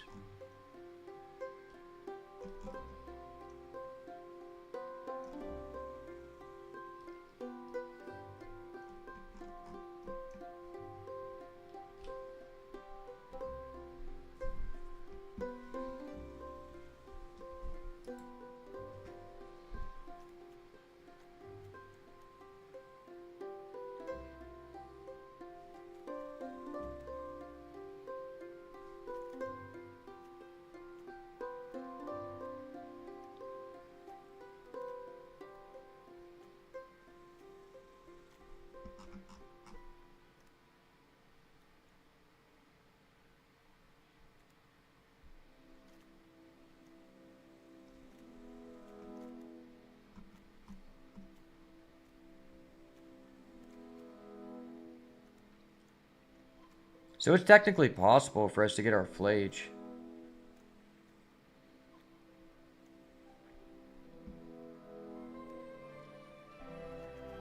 What is the weakest card in this deck? Maybe this card?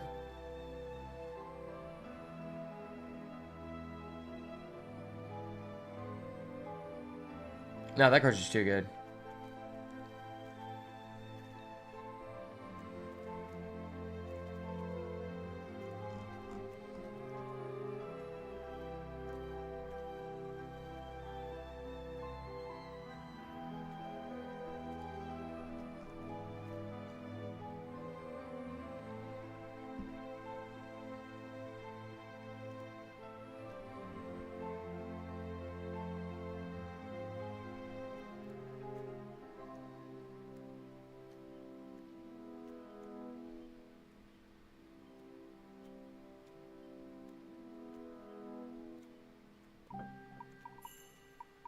I kind of don't like this card.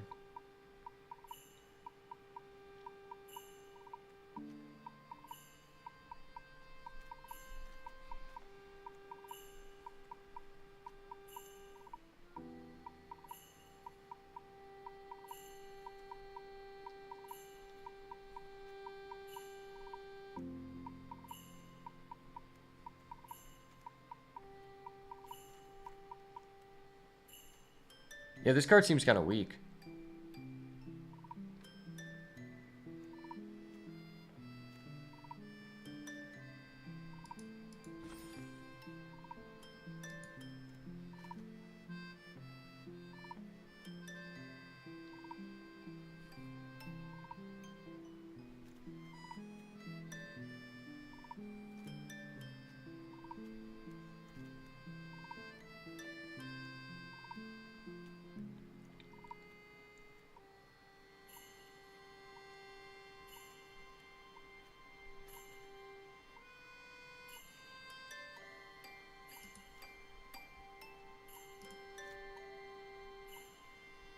Alright, this seems pretty good.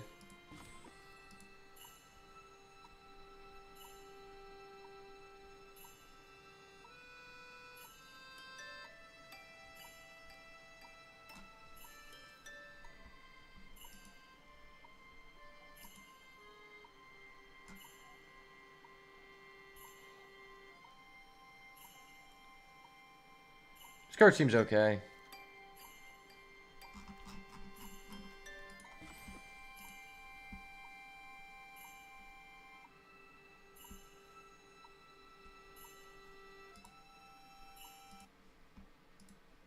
Alright, well, we ended up with a pretty awesome black-white deck, splashing a Falkenrath Aristocrat, Flage Titan of Fire Fury. In my opinion, one of the best cards in this cube, and as well as Hostage Taker, because this card is absurd. We also have notables being Solitude, Elish Norn, Philia, and Recruiter of the Guard to be able to find our Marionette Apprentice, which I feel like is a very strong inclusion in this deck.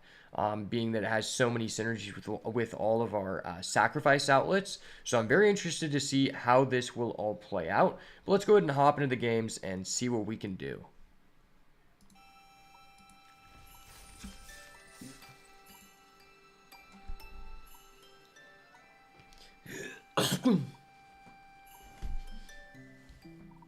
Yeah, I don't really know if that guy who searches is worth it.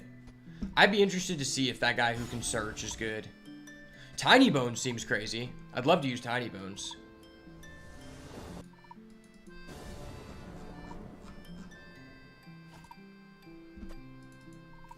Alright, well, our opponent's going first, so we can play the Forsaken Crossroads.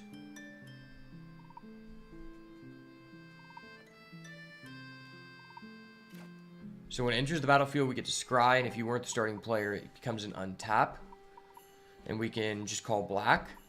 We have an Apprentice with a Philia, so this seems pretty good. Considering we can scry, I think I'm going to keep this. Plus, Marionette Apprentice is just such a good card in this deck. Analyze the Pollen, okay. I just realized that was a rare.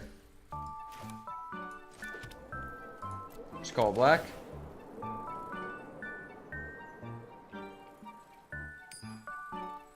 Oh yeah, let's just scry. Ooh, that's kind of a good card. Kind of good in the early game. But I kind of need to find another black source here. Unfortunate. I mean, I have a Flare of Malice and a Liliana, which do the same thing. And a Shoulder. I just have so many straight up sacrifices in a row. Let's just drop down the Merited Apprentice. I think this card's very good here. Create a Servo token. Now, if our opponent does something too broken, we can just go ahead and Flare of Malice. Kind of wish we would have picked up the Reanimate. It would have been very strong here. We got a Flage. Don't have the mana to play it, but that is fine.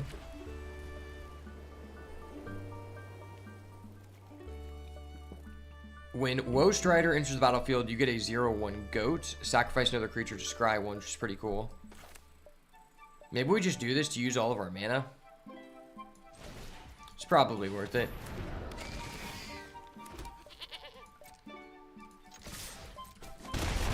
Now, if our opponent tries to put something big out, I'll probably Flare of Malice and just sack the Woe Strider, since he can come back. Okay. Yeah, I think I'm just gonna go Flare of Malice here. Then maybe use his ability to scry one, see if we can find a black land. And then we'll trigger the Apprentice, which is great. Key to the Archive is a good one, but we do need to find a land here. Yeah, let's do it again, I guess.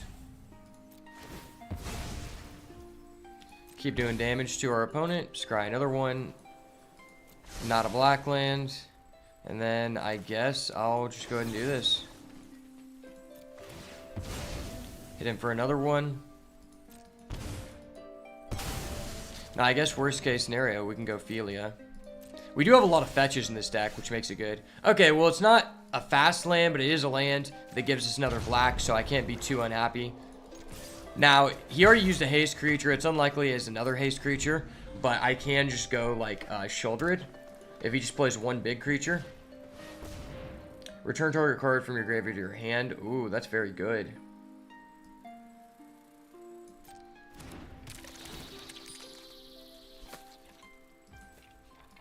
Okay, he's going to add back the Questing Beast, sure. Drops down a Llanowar Elves. Well, that's pretty bad for us. Because now we can't make him sack the one we want, but I guess we can use Philia to attack, exile one, and then use the other one. Yeah, so we didn't get another land here, so I guess I have to just go Liliana. My girl Lily in this bitch.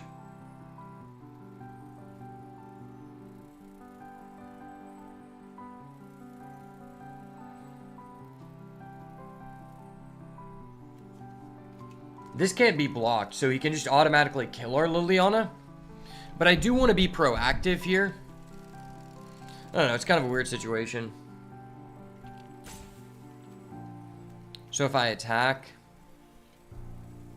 Yeah, let's see if he wants to trade.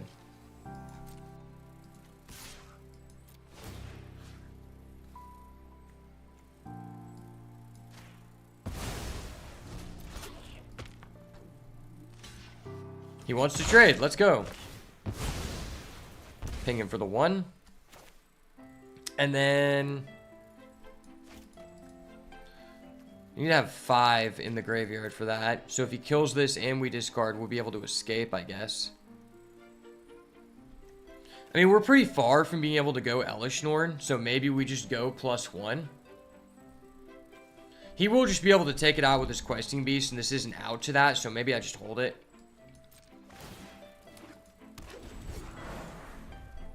Well, no, because he has a Llanowar Elves. I'm kind of stupid. But he'll just kill it for free, so there's no reason to not do that. Oh, he's not doing that. Okay. Sweet. Oh, no, he is. Okay. Papa needs a land. Need a juicy one here. Hey, it's a land. We're working. We're working, people. We're working. Well, we're going to go Sheoldred here. Funny enough, he just hit us for a huge chunk, but somehow he's the one who's still lower. Sacks the Llanowar Elves. Okay. So now next turn if I Liliana, it's going to be worth quite a bit more. Can't play that Nissa. Oh, he has a Titan? That's so bad. Wow, that was a great top deck for our opponent.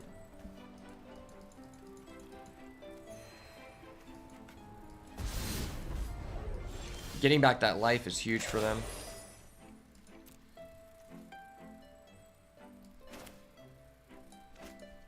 Man, if I had a fetch, this card would be popping off, man. I think I just have to do this.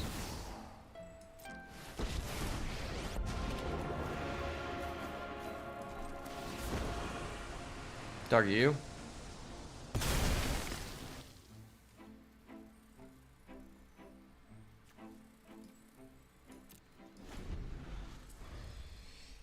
I guess if he's gonna play that, I transform my Shouldered.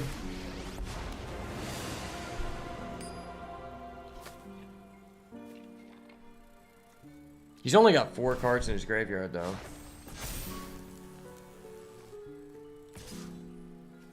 That has Trample, so there's not a lot of merits to blocking it. Man, I could just block it with this so we can Sarah Angel it back if we draw lands. Maybe.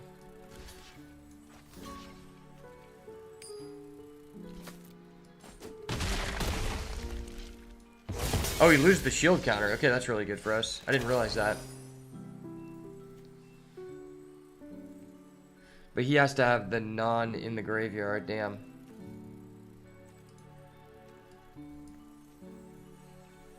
Escapes with 2/1/1 counters on it. Okay. Do I want to escape here? Makes him a 5/4.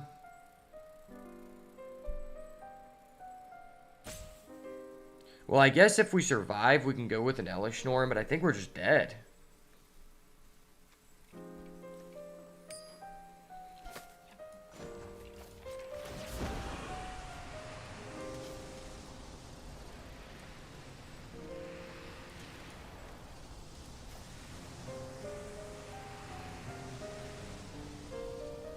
Right?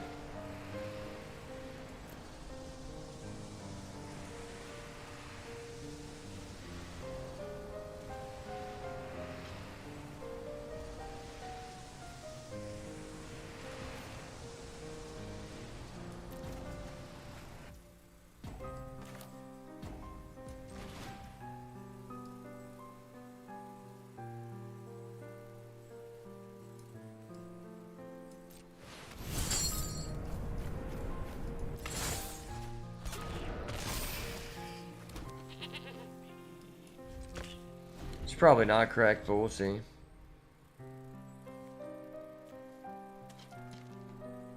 Oh, he has a Crater Hoof. That's so stupid.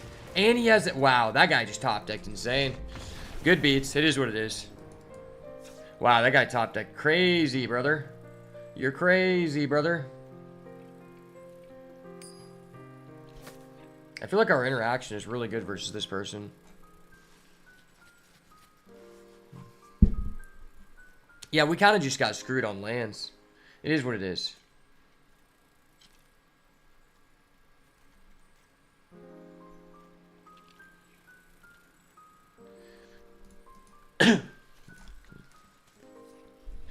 Well, we do know this person has a Crater Hoof, and, well, this guy just has a perfect green deck. I'm not going to lie. He has probably the... Wait, he's actually just playing mono green. Holy crap, dude. This guy is full on mono green. That is absurd. Do I want to put in this Mana Tithe? Probably.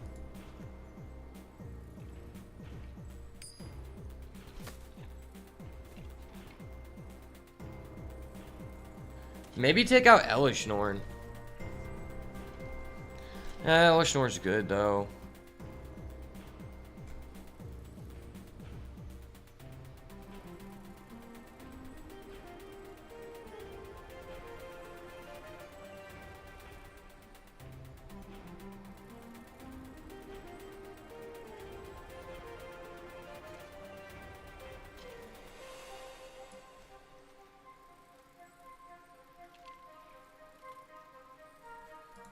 Yeah, I'm going to take out Hellish Norn.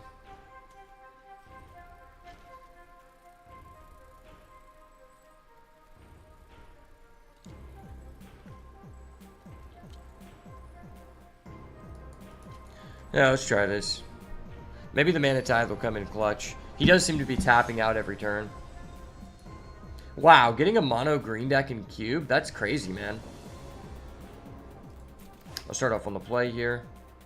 Well, I have a Thoughtseize. That's kind of good. Thoughtseize and a fetch? Okay. Well, black, white, red online. It's not, like, out of the question for us to be able to revive Flage. If he puts back a card, then this Thoughtseize is crazy. Man, if this deck had a Grief, it'd be so good, because we have so many bounce effects. White, black, bouncing Grief over and over again sounds crazy, dude. Sounds literally absurd.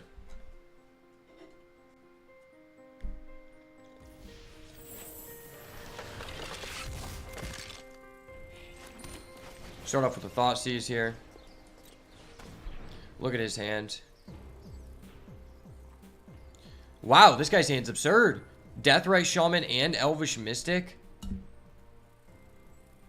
Surveil 1.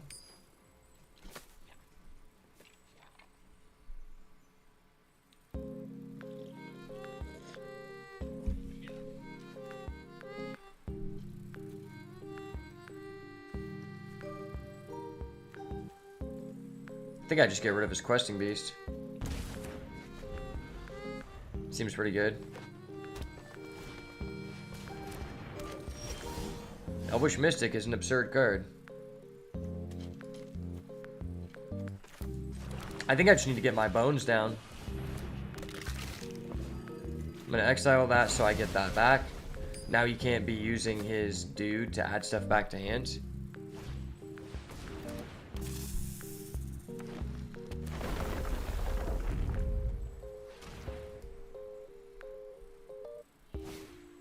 Oh wow, that's crazy.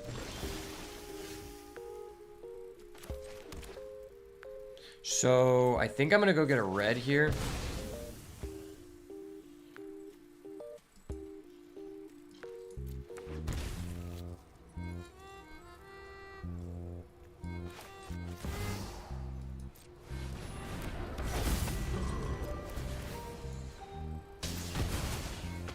Just go ahead and get rid of that guy.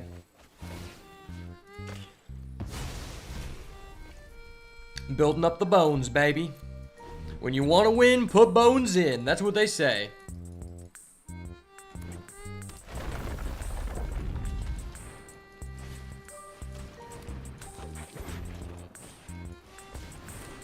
Well, he's got all the mana dorks now. Not attacking with his Cobra? That's weird.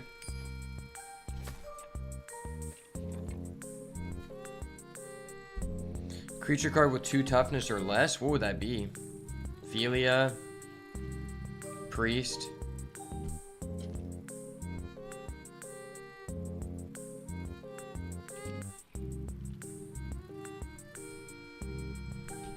I don't think that'd be great right now.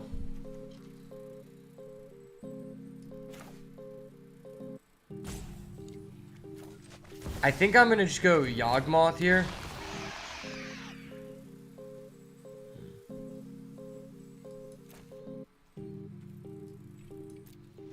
Now, if I want to use bones, I can Questing Beast. He's probably just going to exile my Flage.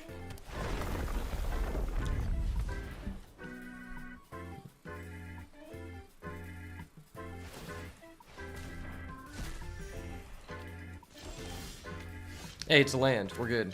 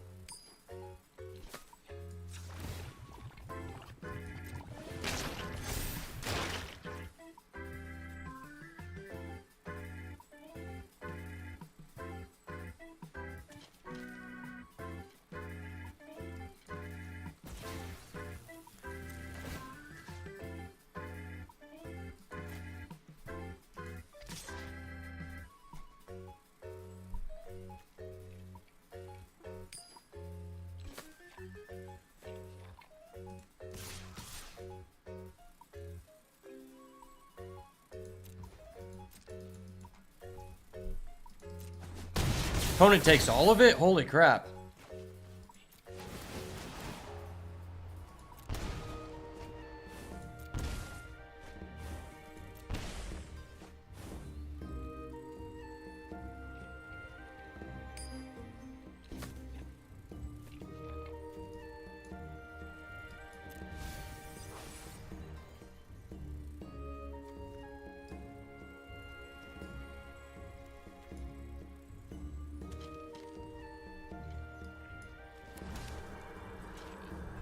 I could Solitude.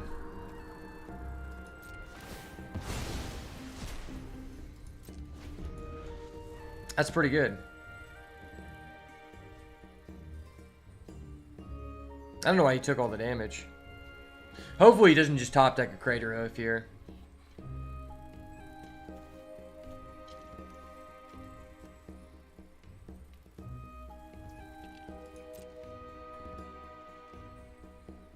Just gonna pass? Okay.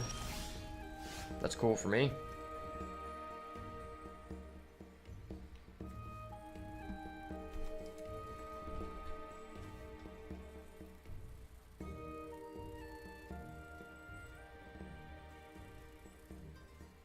Could grab Ophelia or a Marionette Apprentice.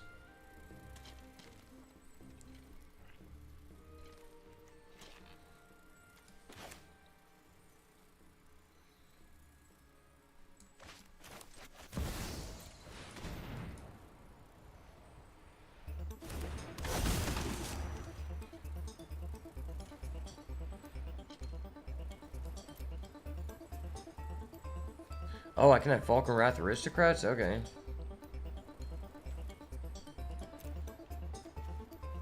That's kind of good because this is a human. I feel like this is just too good though. Now maybe Ophelia is just too good.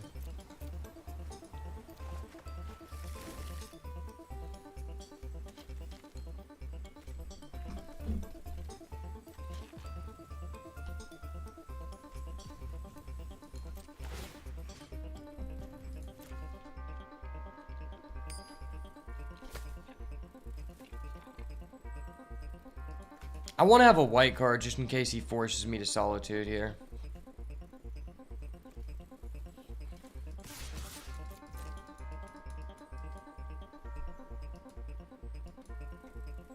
Let's trade away some game pieces. I'm down.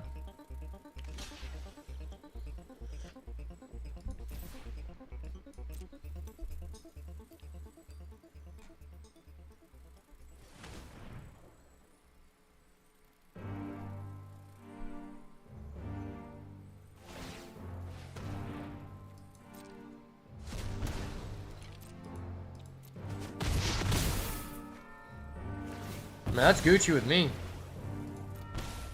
Oh, that's great.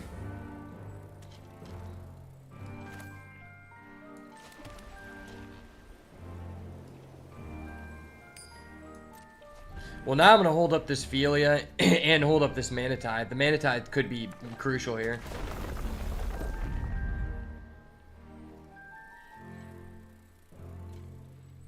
If he has an 8 mana card, it's just crazy.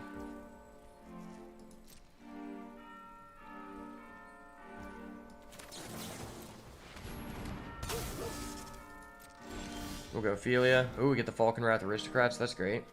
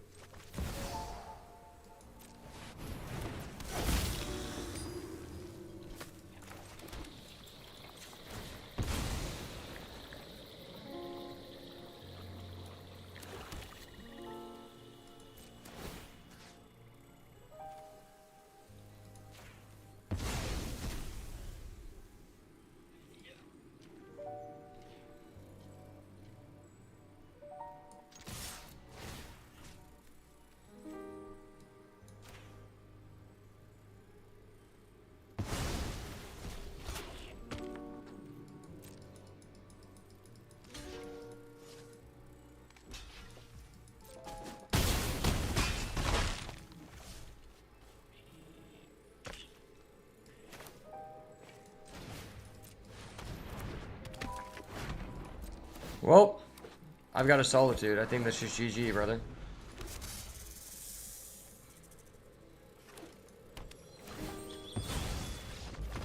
Well played, sir. Wow. This deck is good. As long as our opponent doesn't draw Crater Hoof, we feel pretty good. Man, I would love to put Elish Norn in, but I just don't, like, it's good against his Mana Dork. It's just difficult to say we can get there. I did have good things to blank. Like, maybe there is some merit to playing this Ephemerate. Falconwrath seemed like is a good finisher. Back in the day, I always wanted to play Falconwrath Aristocrats. I built a black-red Geralf's Messenger deck during the Innistrad block, and it was super awesome.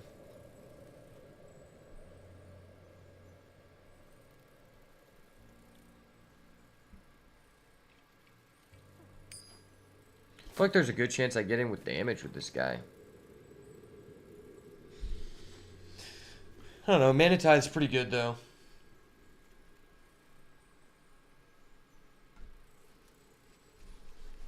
Yeah, I think I'm okay with this.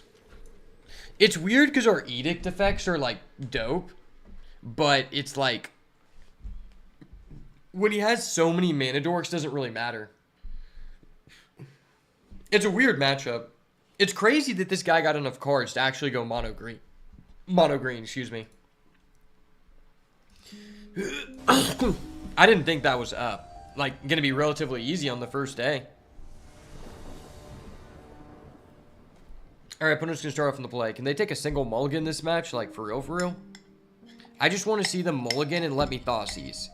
And then I'll pretend I have a fear. I'll pretend I have a grief.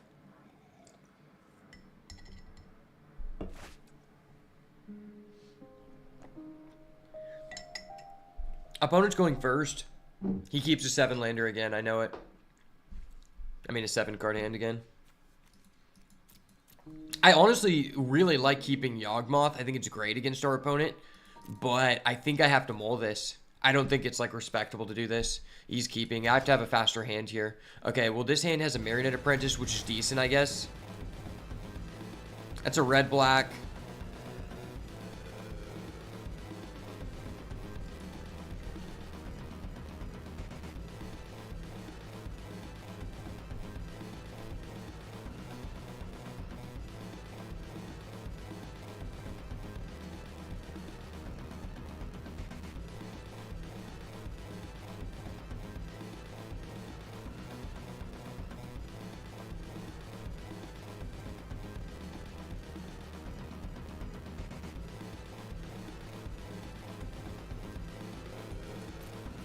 I think I'm just going to use this fetch to get our trio.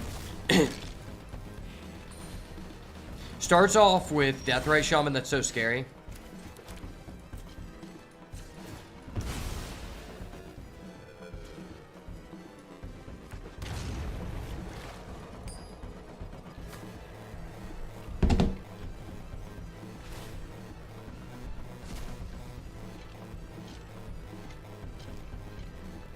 Okay, I just saw your text. Send a pic, bro. Bro, fuck this guy.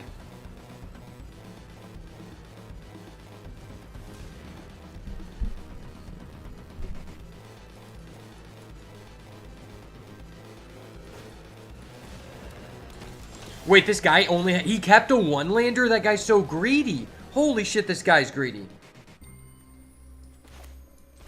Holy shit, this guy's so greedy, dude.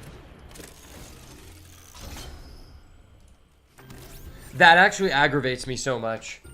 Specifically, I had a fetch. If he didn't have a... If I did not have a fetch there, he was actually just cucked. Wow.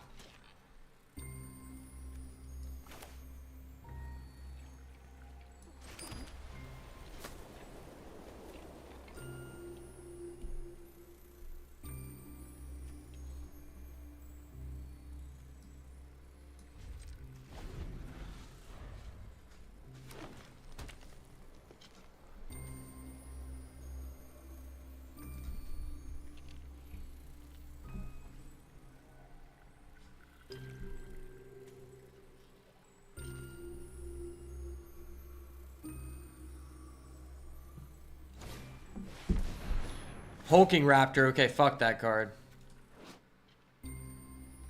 That card's so bonkers. Man, that is frustrating.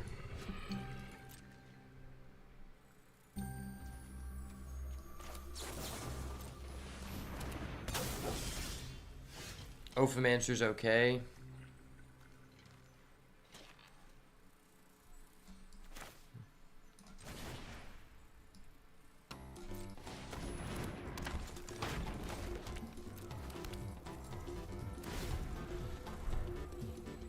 We get a Death Toucher here.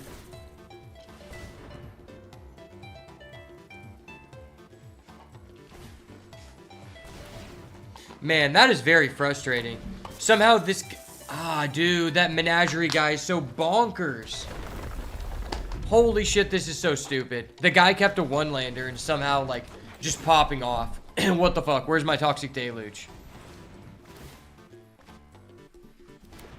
Holy shit, does he not have a single card of the same type in the deck?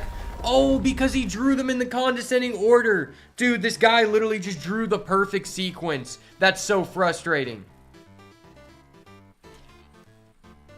Holy shit, this is so frustrating.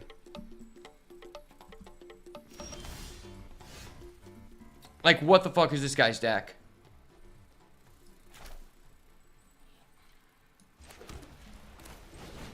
Legitimately, I have to do this and get the AoE that destroys all. Yeah, that's exactly what I needed.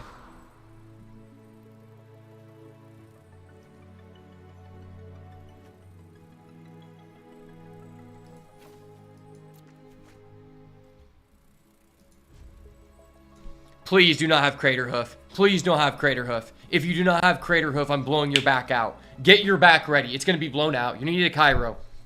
Don't worry. I've got Dr. Drew Lawrence on standby. I will give him a call. I'll put in a good word with my MMA team doctor.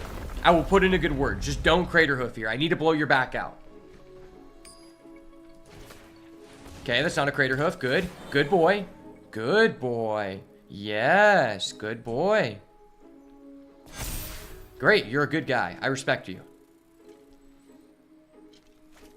I'm blowing it out. No. Why the fuck does he have a shield counter? Why the fuck does he have the one card that makes a shield counter? Hold up. Wait a minute. Something ain't right. I am not gay. I have relationships with women and sex with men. And I got news for you. That means you're gay. He actually chose the shield counter module? Dude, what a fag.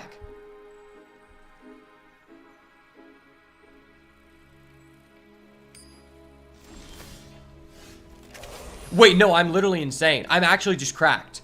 I actually just have... I see the line. I see the line, brother. He doesn't know. I see the line, brother. This is what I do. I activate Effective Philia. I target Ophimancer.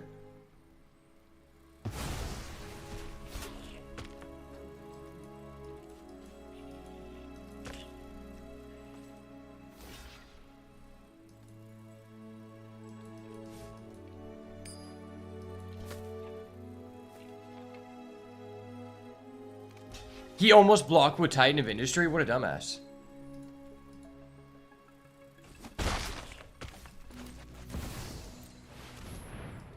Suck a dick. Suck a dick.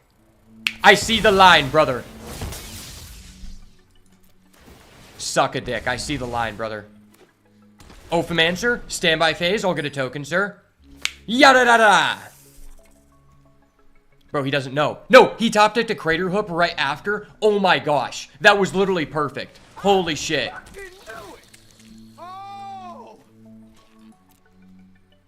Holy shit. And my shoulder, he actually has 8 cards to where I can actually use the ability. Oh my gosh.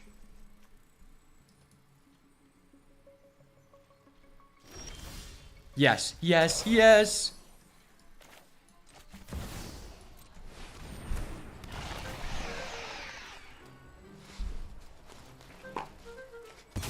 Yes, just sack someone. That's fine. Good boy. Good sack. Sack, sack, sackaroo. Sack, sack. I'm about to sack the shit out of you, Sonny.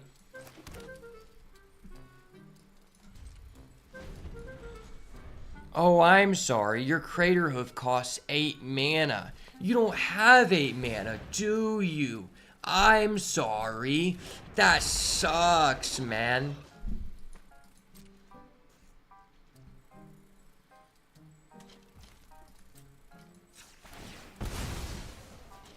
I did him dirty. He's so pissed. He's so fucking pissed.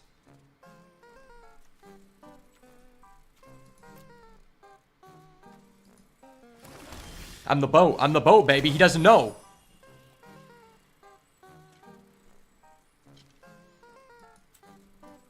Activate ability. Suck a dick. I'm gonna activate the effect of my Sheoldred, which says you are legally obligated to suck a dick.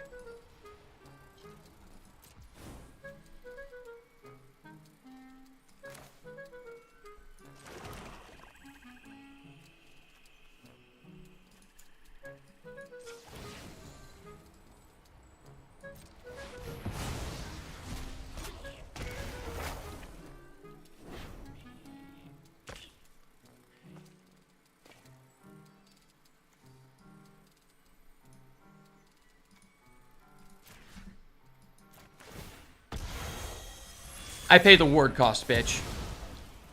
Get your 2 mana Mana Dork out of here. Don't worry. Don't worry. This is fine. You're not that good. You don't have an answer to this. You already used 1 artifact enchantment removal. Your 1 artifact enchantment removal per game limit has been reached, buddy. Don't make me call Cox Cable. I'll rip off my tank top right now and start rubbing my nipples. I will call Cox Cable on you.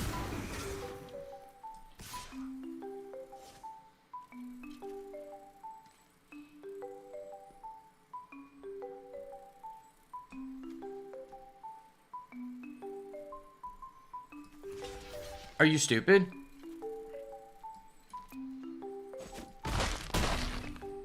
This guy's stupid. He doesn't understand what my card does.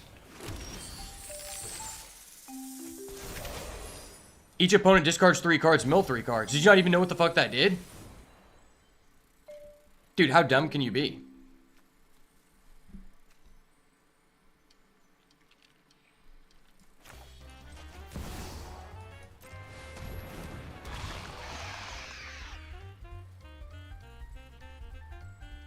Hey, guys, I just want to tell you something. Contrary to popular belief, reading the card explains the card. He didn't read the card! My card has 2 faces. He doesn't know.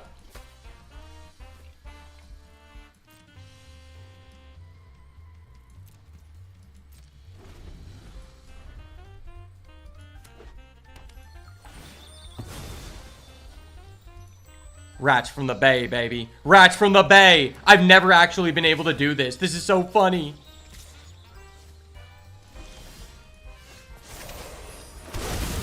Yeah! I have a Crater Hoof! I got the Crater Hoof! Yes, yes! I got the Crater Hoof! I'm too good! Let's go! Let's go! Oh my gosh, that's such a good, yeah, YouTube short. Holy shit.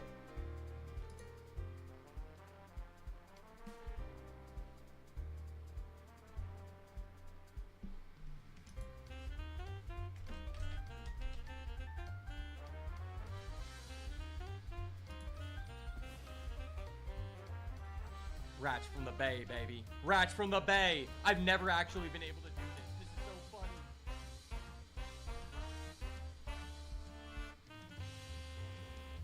Yeah, I have a Crater Hoof. I got the Crater Hoof. Yes, yes. I got the Crater Hoof. I'm too good. Okay, sorry. I just had to rewatch that clip. That clip was just saucy. Bro, that was one of the cool... When he drew the hoof, bro, he literally thought that he was big-braining me by attacking because he was like, oh, my guy's gonna die. I'm gonna get enough treasure tokens to Crater Hoof. And I was like, not today, bitch. I was like, you're discarding 3 cards. You have specifically 3 cards. You didn't even know.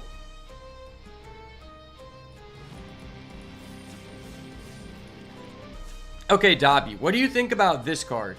This is kind of a weird card.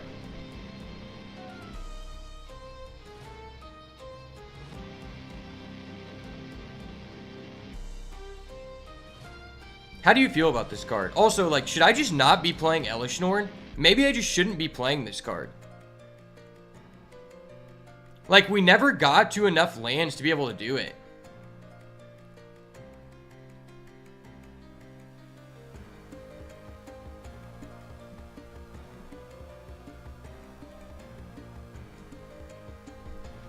It's like the thing is, it allows us to search for a combo piece, which I think is really good. But I just don't understand the criteria of committing a crime, right? Like, we have cards like this, which it says each opponent, so I don't think that works. I do have cards like Heartless Act, Thoughtseize.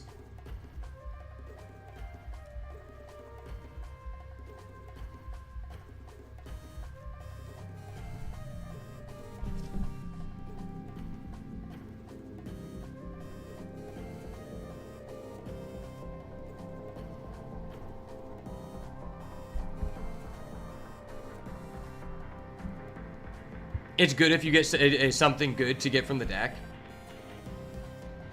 That is true. I almost thinking about, like, getting rid of this Elesh Norn. Like, I feel like this is just too high cost. It's funny because this card we don't even need for the mana. We literally just want this card because the spellbook is just broken. It's like, alright, just discover one of 3 of the most broken cards ever created in Arena, and then also just do another thing. Get 2 mana of any color. It's like, that's insane. Yeah, I kind of want to take out Elesh Norn. It might just be a better sideboard card. We also have this, which is kind of good.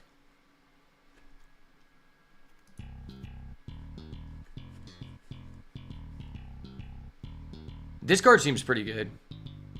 Would I rather have this or Ephemerate?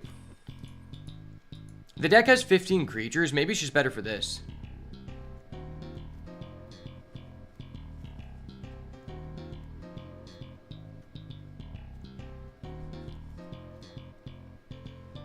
I could be down just to take out this Worn Power Stone. Like, it's good, but it's also, like, not that good.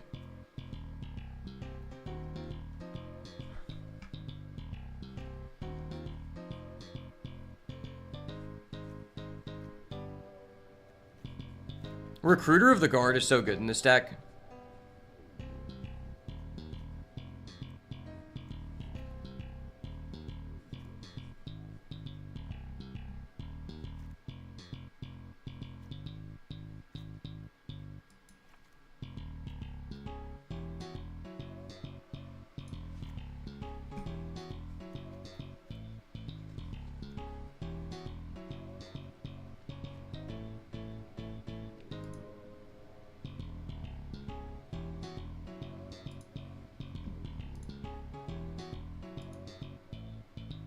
We also have access to, like, this card that makes tokens. How good is making tokens in the deck? That's what I don't know. Making tokens seems like okay. It's flying tokens, which works with Yawgmoth.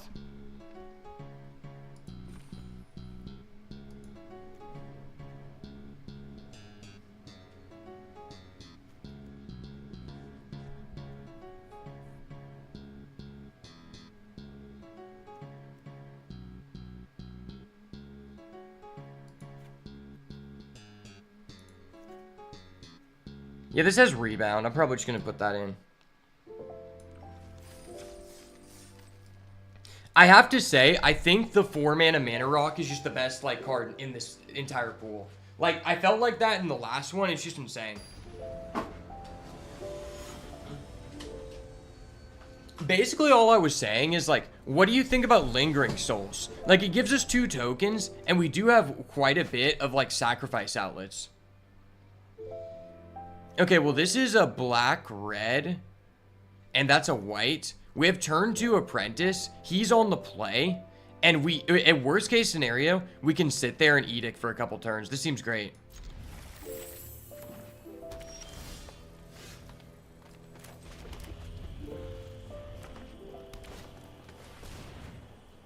That's scary. I need a land.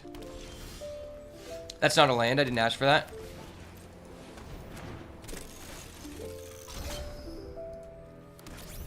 This card is insane. I feel like this card's probably broken in Vintage Cube, too. I need a land so bad, please. Thank you. Thank you. I fucking knew it! Oh! Yes. I see. Good news, news, everyone. Good news, everyone. The lands are here. All right, we're going to play Liliana because Liliana is a based card. If you've never seen Liliana, Liliana is one of my favorite cards of all time. Because I started playing this game in Innistrad when I was like 12, and me and my brother love this card. I just go ahead and sack that guy. I don't really like that guy. He's kind of unfair.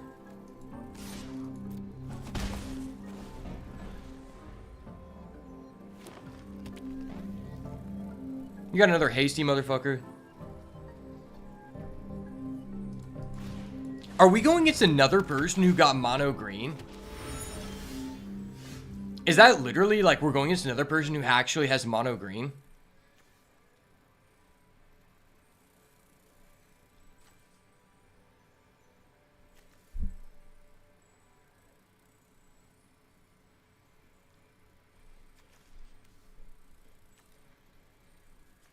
Okay, so each player discards.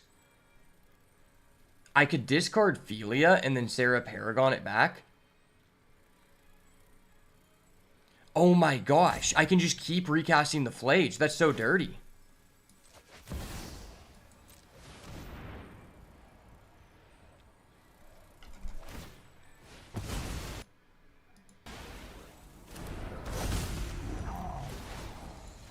Oh my gosh, that's insane. And then I get to trigger my Apprentice. And then let's both discard. You like discarding opponent, right? I'm worried we're not going to get to another white.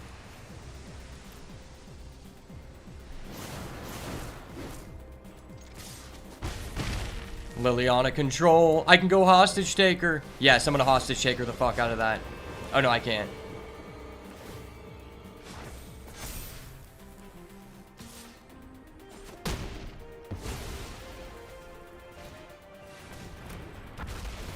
What the fuck? What the fuck? Why do you have that?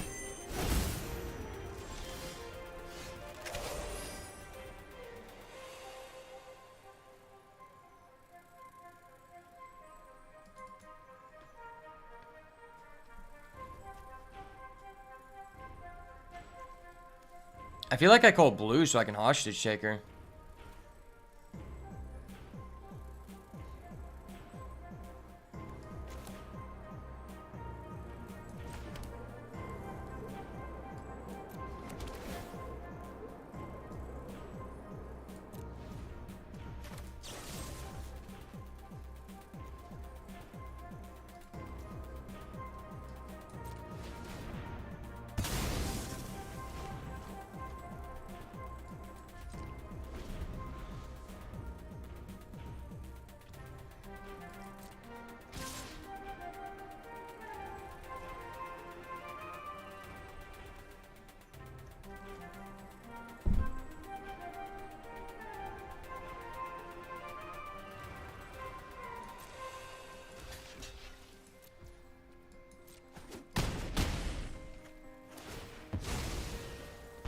Ping you for Juan. He's not playing that? What? Well, that's weird.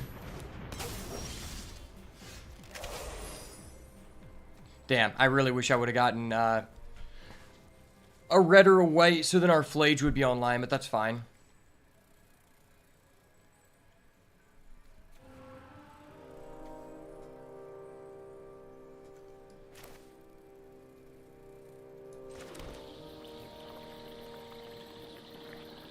Wait, I can just bounce that back to his hand? That's goated.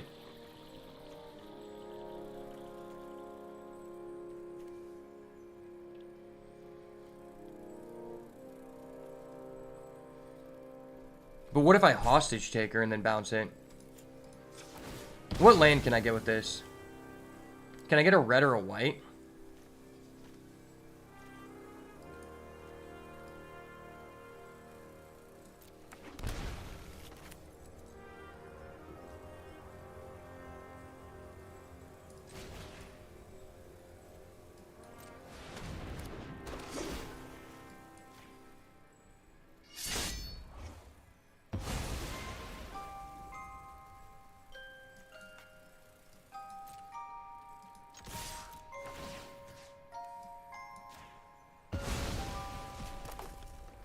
Hey, you got a land back. That's cool, bro.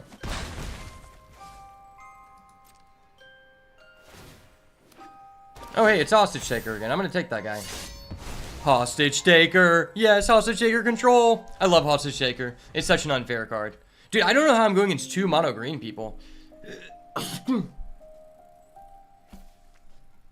Like, in my opinion, green is the best color. Green is the best color because you have the best fixing, you're the most flexible, and you have the best win cons.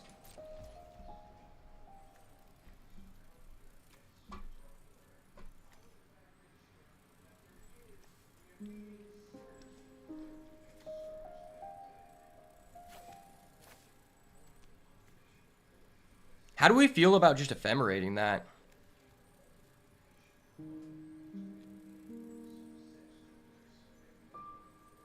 Just to get tokens? Nah, I should probably save it.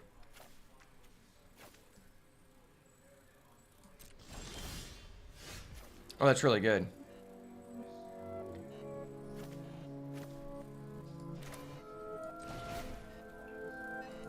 Oh, hey. Now my Hostage Taker isn't, like, at risk.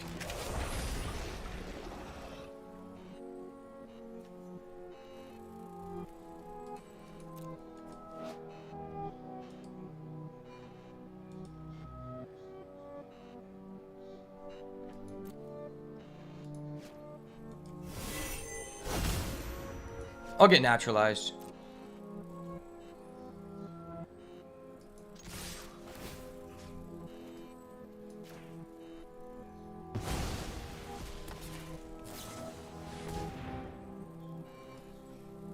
Oh my gosh, this guy's gonna get blown out.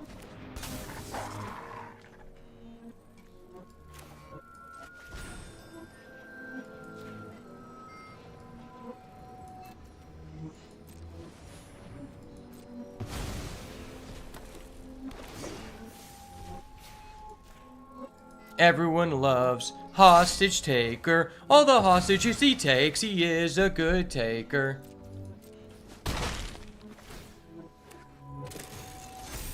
Yeah, Hostage Taker. That was cool.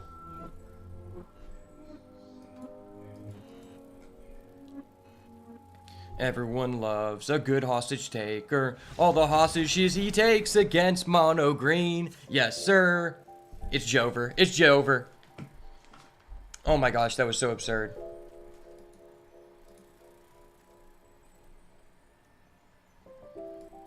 Wow, I feel like our deck's way better situated against this guy because he's not playing like a full-on ramp deck. Seems like he's playing like a mid-range aggressive variant.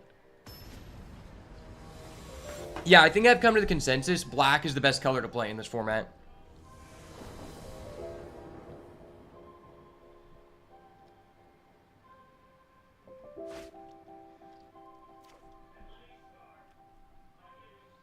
I mean, this hand has a turn 1 Thoughtseize. Turn 1 Thoughtseize and cube is not fair.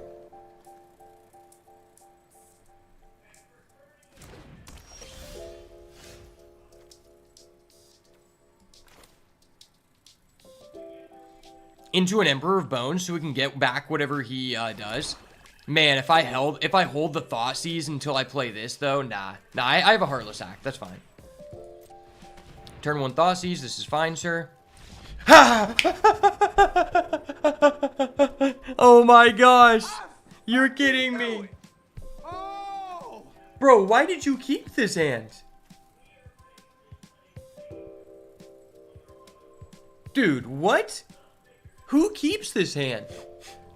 Like, that's not even on me. That's on him. Who is keeping a 5-land hand with a Utopia Sprawl? Essentially 6 lands. Why would you ever keep that?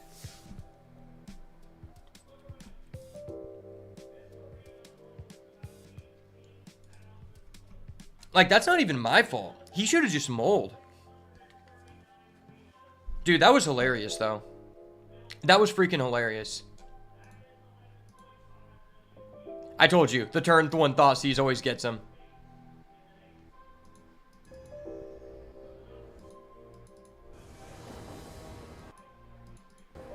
Alright, let's go first again and just do a turn 1 Thoughtseize. Alright, I mean, this has Ophelia and an Emperor Bones with a fetch. This seems pretty strong.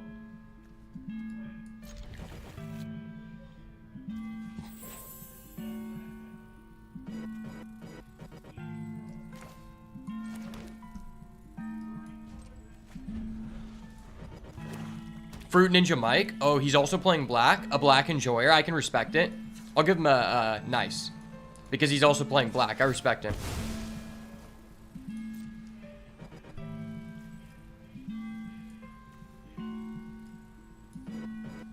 I think I'm just always getting this blood crypt, right?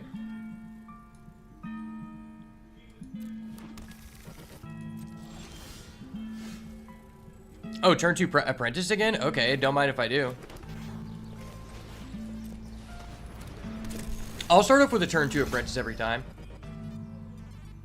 You missed it and went upstairs real quick. Okay, so basically the guy kept a 6 land hand. He kept a 5 land hand with a Utopia Sprawl, which is essentially a 6th land, and a Tireless Tracker, and I went turn 1 Thoughtseize.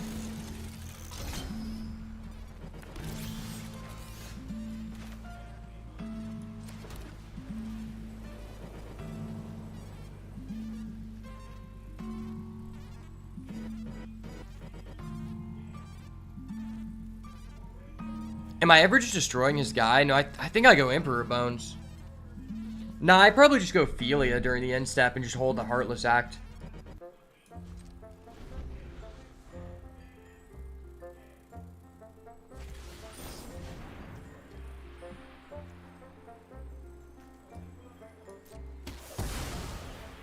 Sure.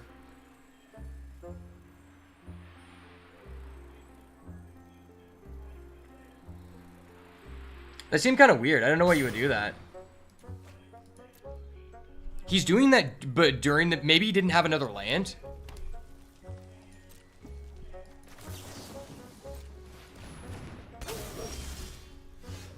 I don't see the purpose behind what he did.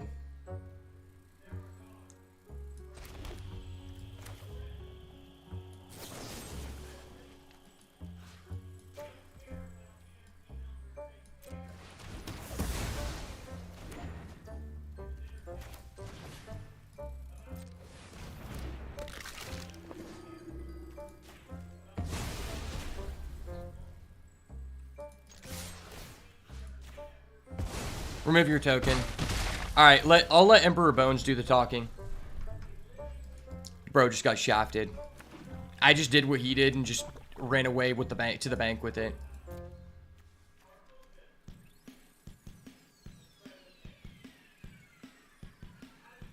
I also just have a Murderous Cut.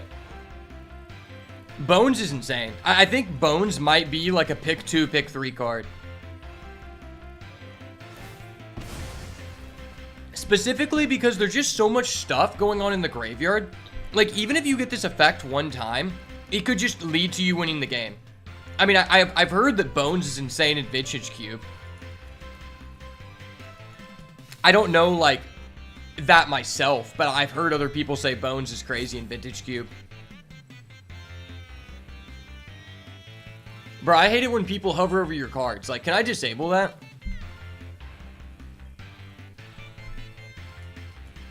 Like, I would love to disable the ability for a person to hover over my cards, because it just makes me so anxious. See, it's like, dude, if you have the removal, you just answer the Bones every time.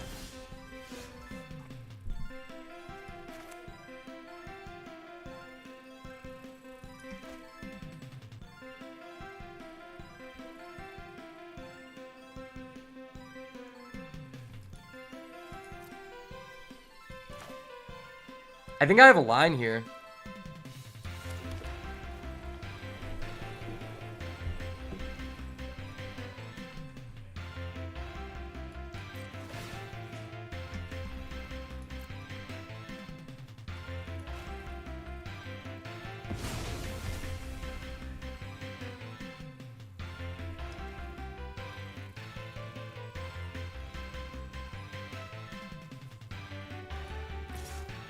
Wait, I didn't hold full control.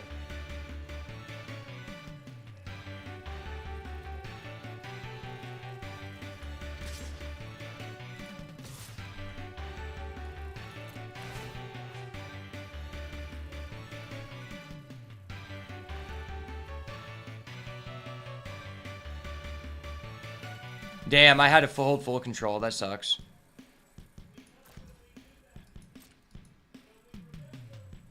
Oh well, I'm just holding up this Murderous Cut.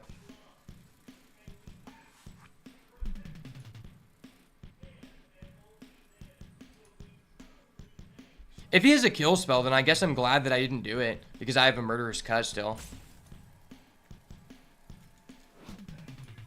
I was thinking about it, and I was like, okay, if I revive mine, the way this works is it returns under its owner's control, which means I would be reviving things. That just turns Emperor of Bones into a reanimate.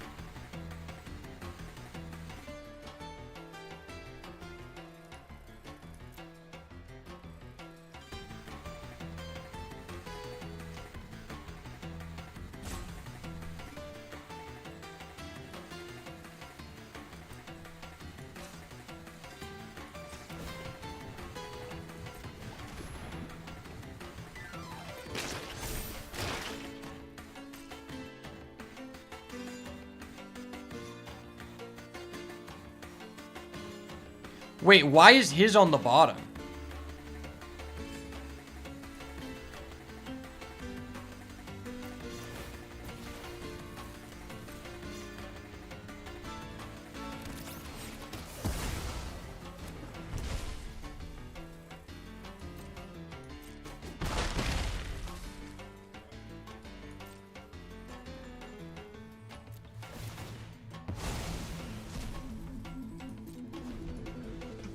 Okay, so I have 3 cards engraved, so I can Murderous Cut here.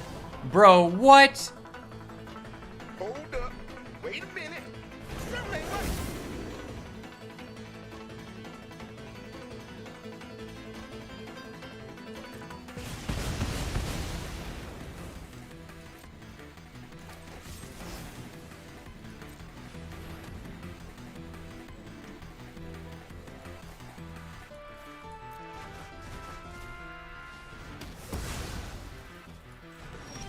Why was that just the perfect top deck for him?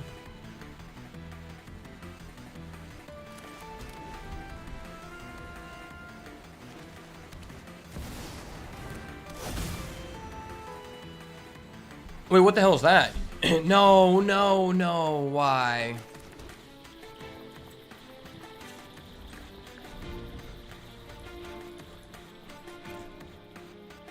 I want the Elesh Norn back. I want the Elesh Norn back. Wow. That was a crazy top deck by him.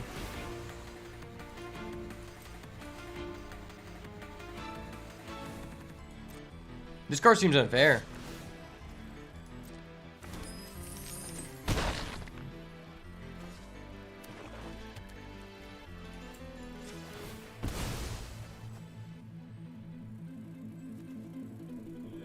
I have to get a hostage taker here.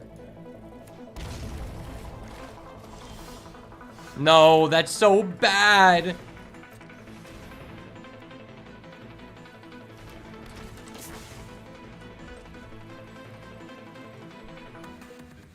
I mean, I guess even if I would have held full control, it wouldn't have mattered because he would have just respawned to my adapt to kill my guy. So I wouldn't even have gotten to adapt. So it was actually slightly better of an outcome for me, but it was just the fact he had a Fury. Aw, what? He just made a copy of a Noxious Gear Hulk? There's not even that many artifacts.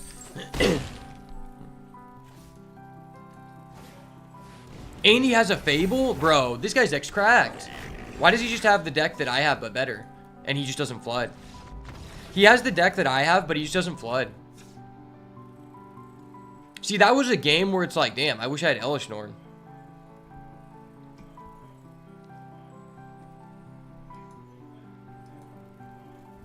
I don't know. I feel like the deck's really good. Like, I do think Elesh Norn is good, but it's almost like, if I do that, then I have to put back in that artifact, which isn't the greatest.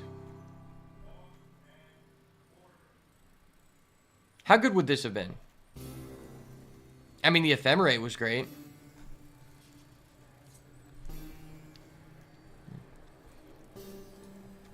I think since he's also a low-to-the-ground deck, I think we don't want this card. I think that card's bad in that situation, since he's also low to the ground. Do we want this guy?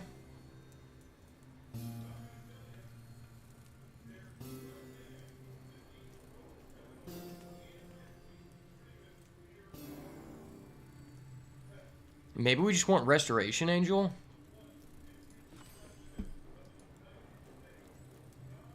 Or do we want Mana Tithe? Mana Tithe is kind of good on the play.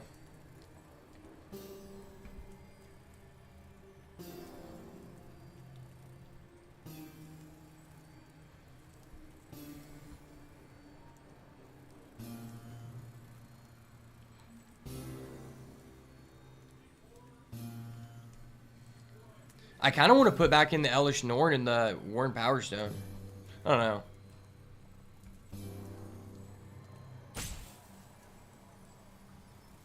Since we know the games go long, I could just put it back in.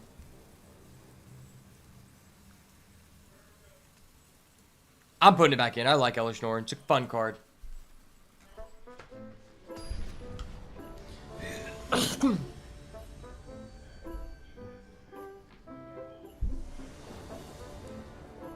Alright, this time let me draw my Marionette Apprentice. Don't let him draw his. And don't let him draw his Elemental. That was unfair. Well, shit, I'm going first, and I have a Thoughtseize, but I have one land. Dude, how many one-land hands are we going to open in this run?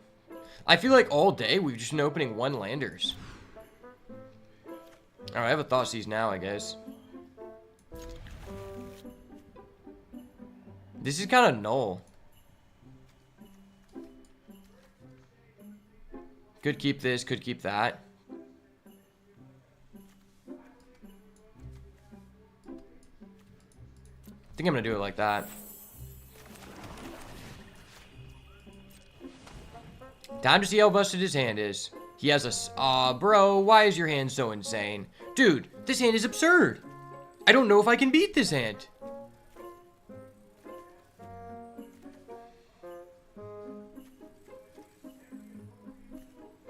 I mean, it's always the Fable. I don't know how I beat this guy's hand, though. His hand is just absurd. His deck basically hard counters us.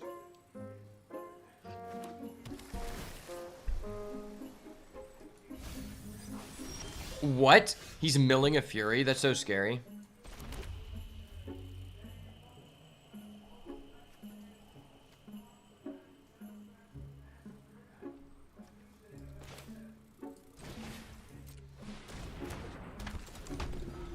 Bait out his removal, slow him down, I guess.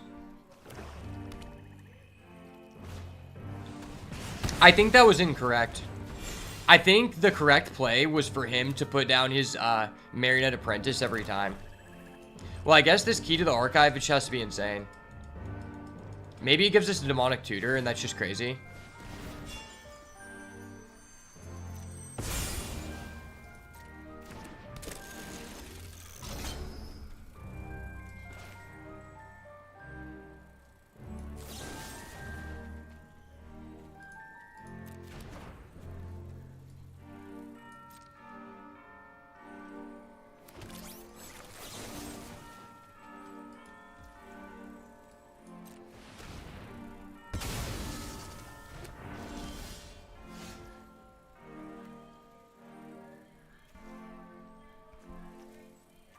This can attack my Planeswalker? That's so shitty. Well, I'll kill his token, I guess.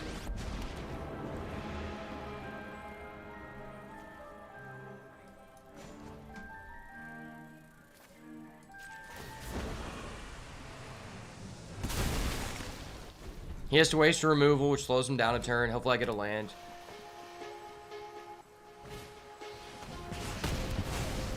Top deck a land here. No, why? Any land would do. I get Kitty the Archive. Any land would do. Again, I don't get anything.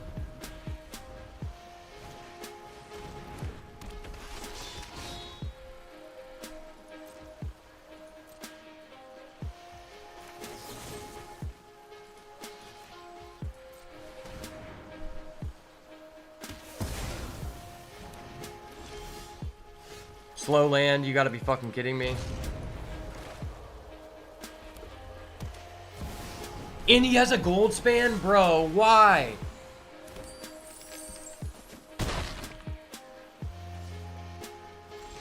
Why does he get a gold span right there? Oh yeah, this has to be insane.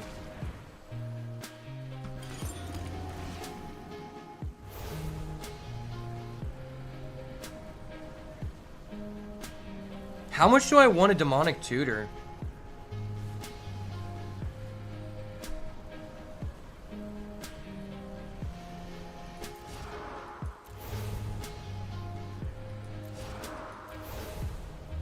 What if I search my library?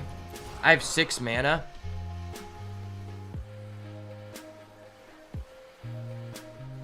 I go get an Emperor Bones. I activate ability. I revive back his Fury. No, that's not good. I hostage taker. I take his gold span, but then he can kill my hostage taker.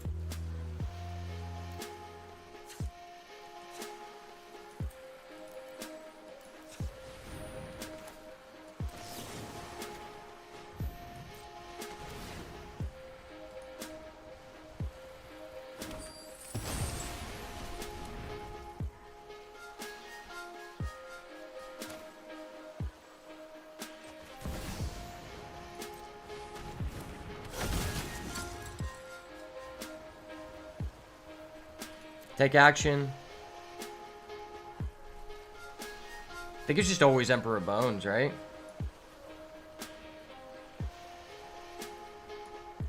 Emperor Bones. Solitude could be good. I have a Murderous Cut. I'm going to go for Emperor Bones. It gives me the most value.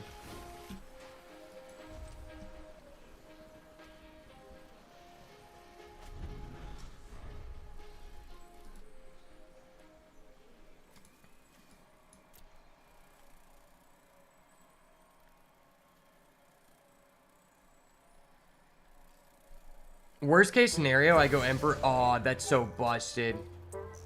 Do I have to do that?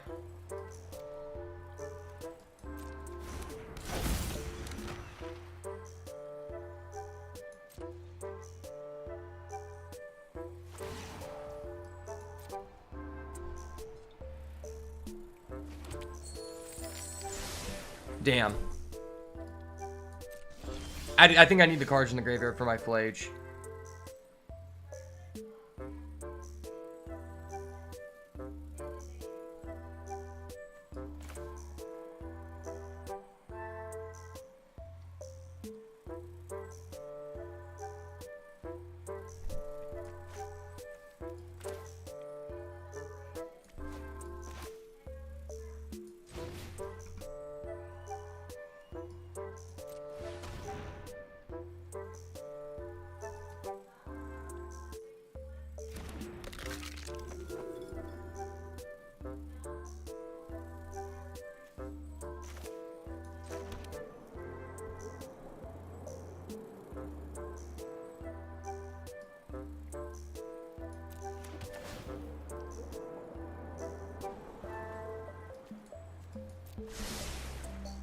Okay.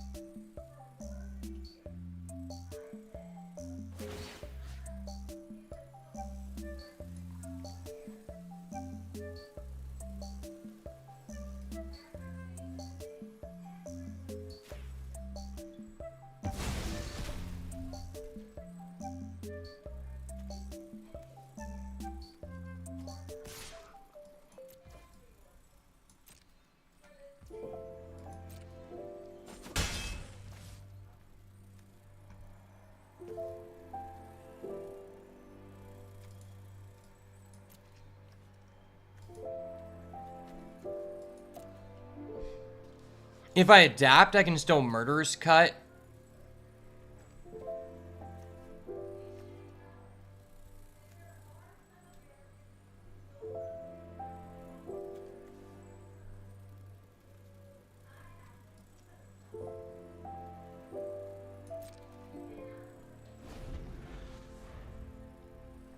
Let me see if he commits more.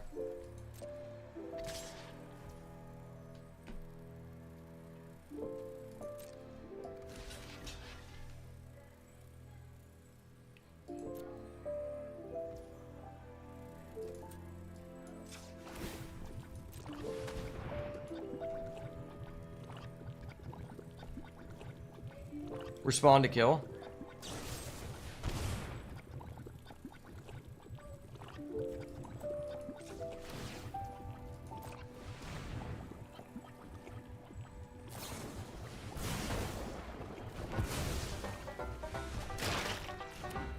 Okay, you just wasted 2 resources. I'm so happy about that.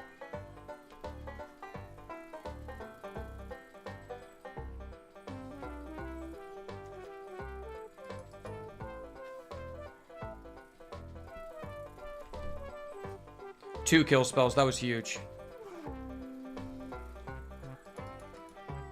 He does have 5 treasure. I wanted to bait out his kill spells for my Flage. Oh my gosh, he has a Shouldered. What the fuck?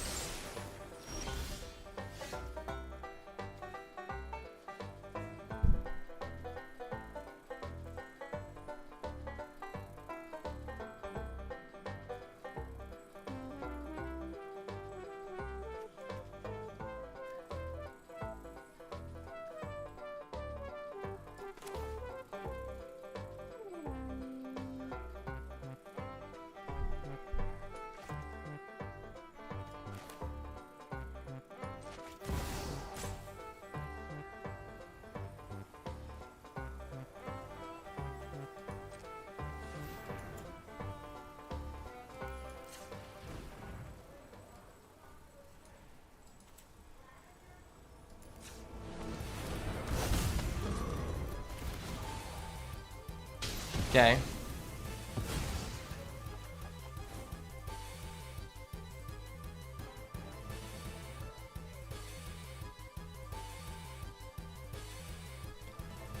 I'm pretty sure if he activates his ability, I'm able to just exile it.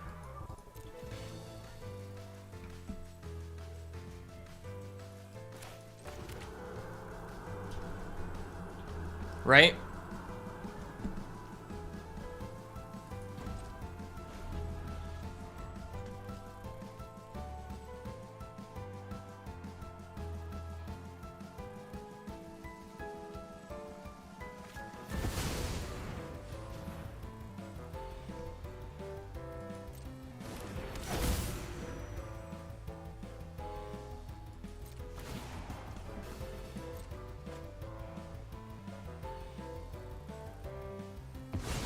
Oh my gosh, what?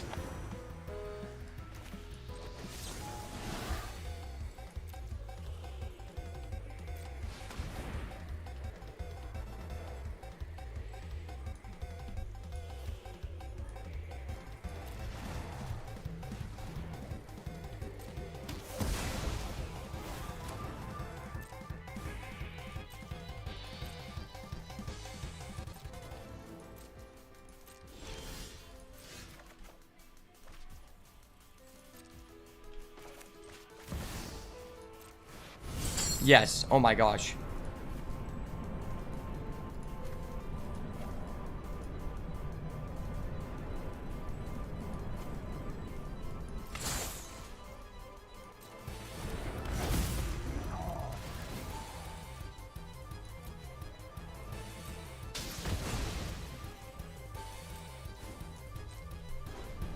He doesn't have it. This guy has had like 20 removal spells. He doesn't have it. The amount of removal this guy's had is absurd. Wow. What?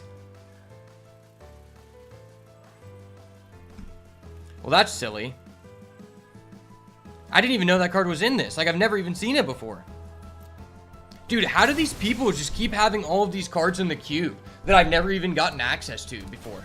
It's very frustrating.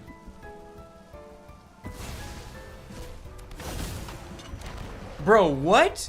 And then he just makes a copy of that? That was so broken.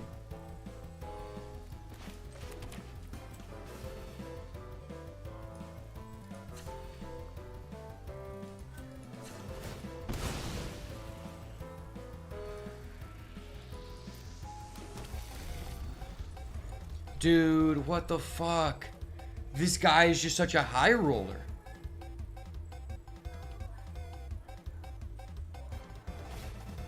Holy crap, man. Like, what is this guy's deck? This is disgusting. How many removals does he have? Like, he has 10 plus removals. And his deck is just nothing but value engines. That's so crazy. How does he, like, still have continuous value? And he has a... Wait, I just realized something. He has Fury and Grief. That's literally absurd. The fact he has both Fury and Grief is absolutely unfair. I gotta call a judge on that. This guy must have been in a two-man pod. Like, I don't believe it. Bro was literally playing in a two-man pod.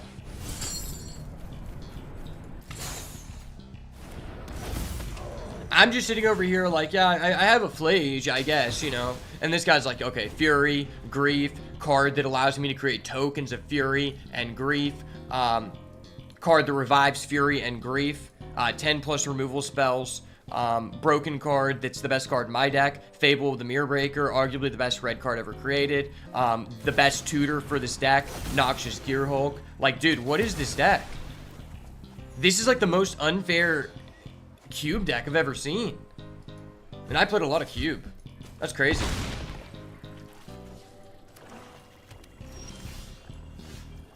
Well, that's it. It is what it is. That guy was just a straight up sack lord. Sack lord in the making. Everyone beware of the sack lords.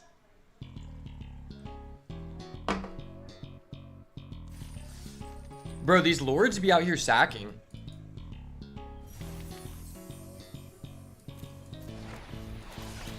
Sorcerer's Spyglass, that's a classic. I already have like 4 of those. I don't know how I'm able to get it again. Alright. I'm going to draft one more time just because I like building the deck so I can go to sleep thinking about the card pool. Wow. That was pretty frustrating. Bro, why do I keep getting the notifications for these ads but I don't have the opportunity to snooze? That's so frustrating.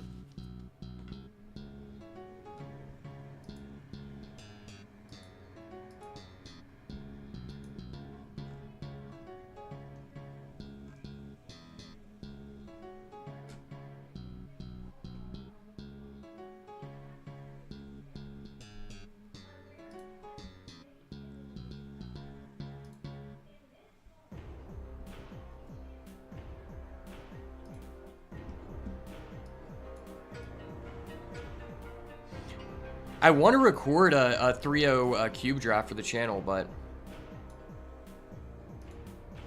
we keep getting cuckolded by these mongrels, man.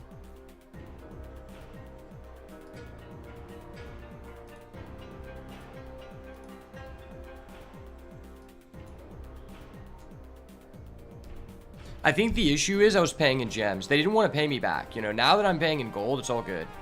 Oh, I did get 5,000 gems back from reporting to Wizards that they scamaged me whenever I had an Eldrazi token in the winner box and I didn't get priority to respond to the guy's Arcbound Condor, which just blew up 4 of my guys.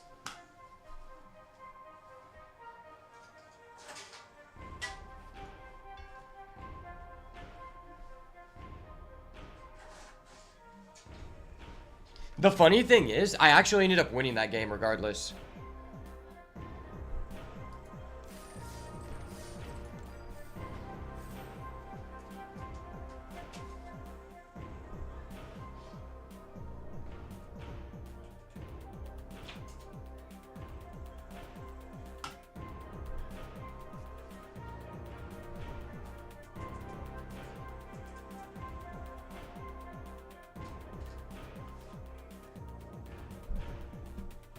Okay, is anyone cubing right now? Where are my cubers at? Shout out all my cubers who be hiding in the back.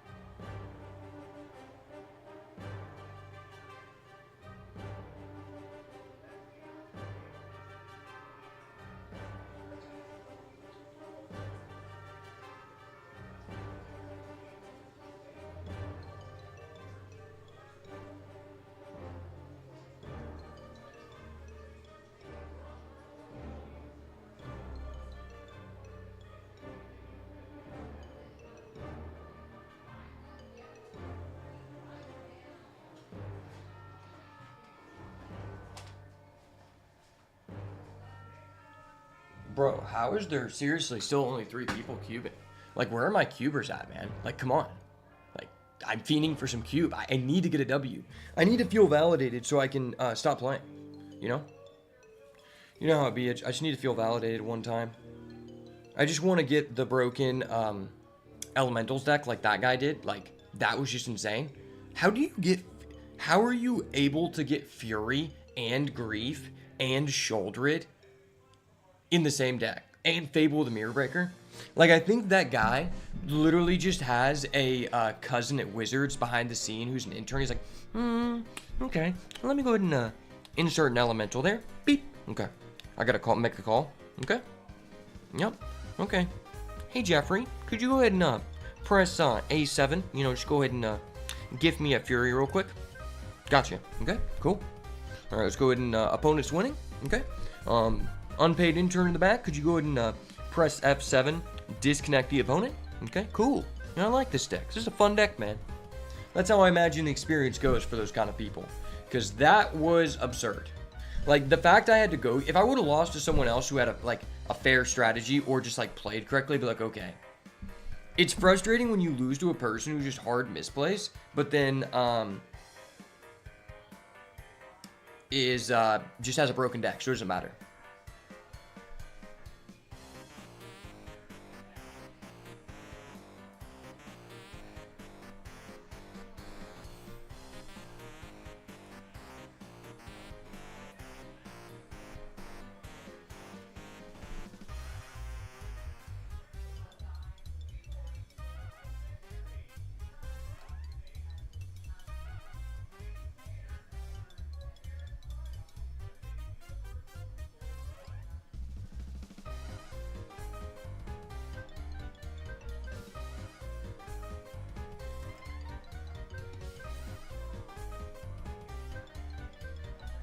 Okay, we finally got some cubers in here.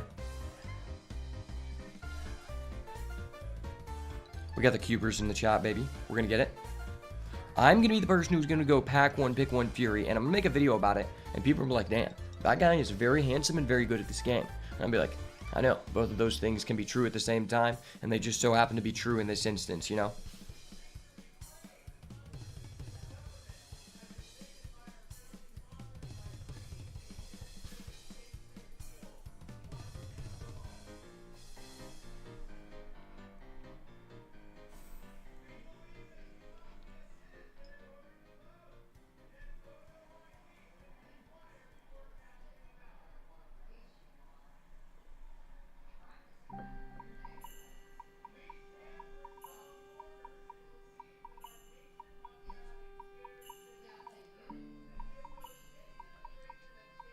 Two more victims. We only need 2 more victims to enter this vicinity. Honestly, I'm almost at the consensus where black is the best. If this event was around for a long time, I'd honestly be really interested in making a like a tier list or like a guide to like cube, because this is like my favorite format. Specifically, like this one's really fun because it's high power level, but it just takes me some time to realize like what are the good. It's weird because like the last time the cube was around, things were just completely different. Like what was good was changed. Like green was insane, but now it just seems like black is the best. Like black is just broken.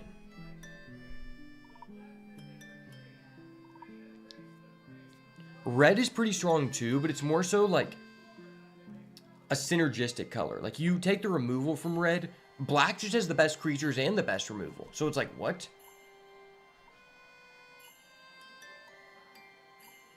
I don't know why Up the Beanstalk isn't in this. Up the Beanstalk 100% should be in the cube. Like no Kappa. No Kappa, we need an Up the Beanstalk in the cube. Imagine if Up the Beanstalk and Omnath, Locust of Creation, was in the cube. This would be a peak cube.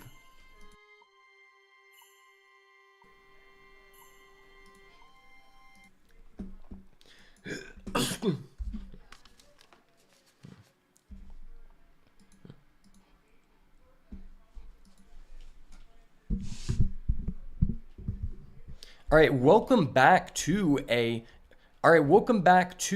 arena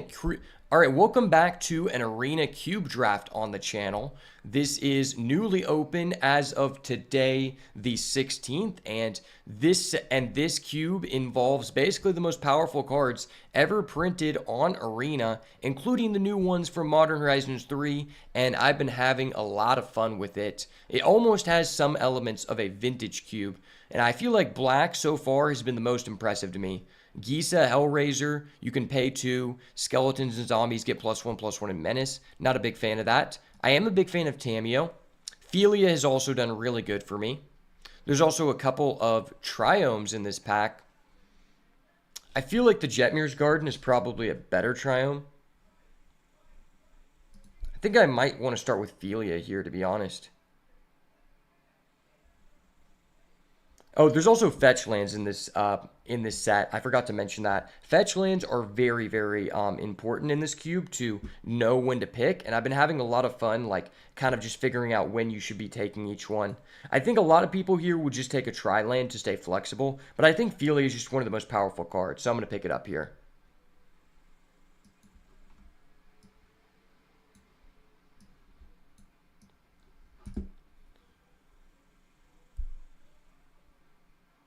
All right, pack number 2 here. We have got a Brazen Borrower, which is a pretty good card. There is a Cruelty of Gix, one that I think is a really good card.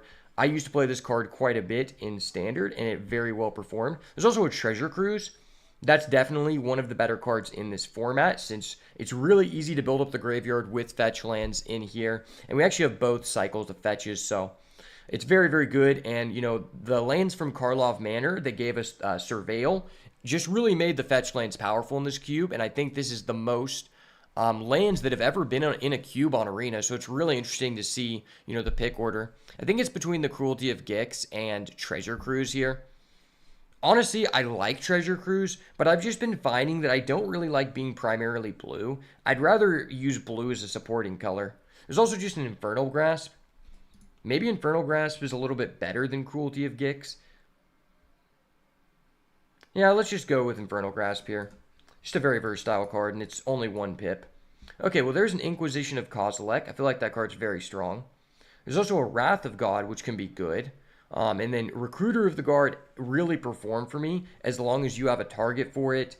And as well, Woe Strider, there is a pretty decent theme of sacrifice in this format, and I tend to think that, you know, that's one of the best things to be doing. Maybe I'm just interested in this Inquisition of Kozilek. I mean, I think this card's really good in the format.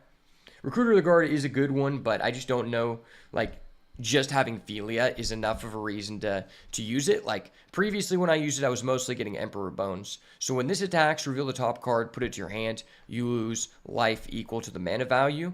If it wasn't saddled, each opponent loses that much. If this isn't saddled, otherwise each opponent loses that much life. Okay, that's a pretty good card, I have to say. Maybe I'm more interested in the Caustic Bronco.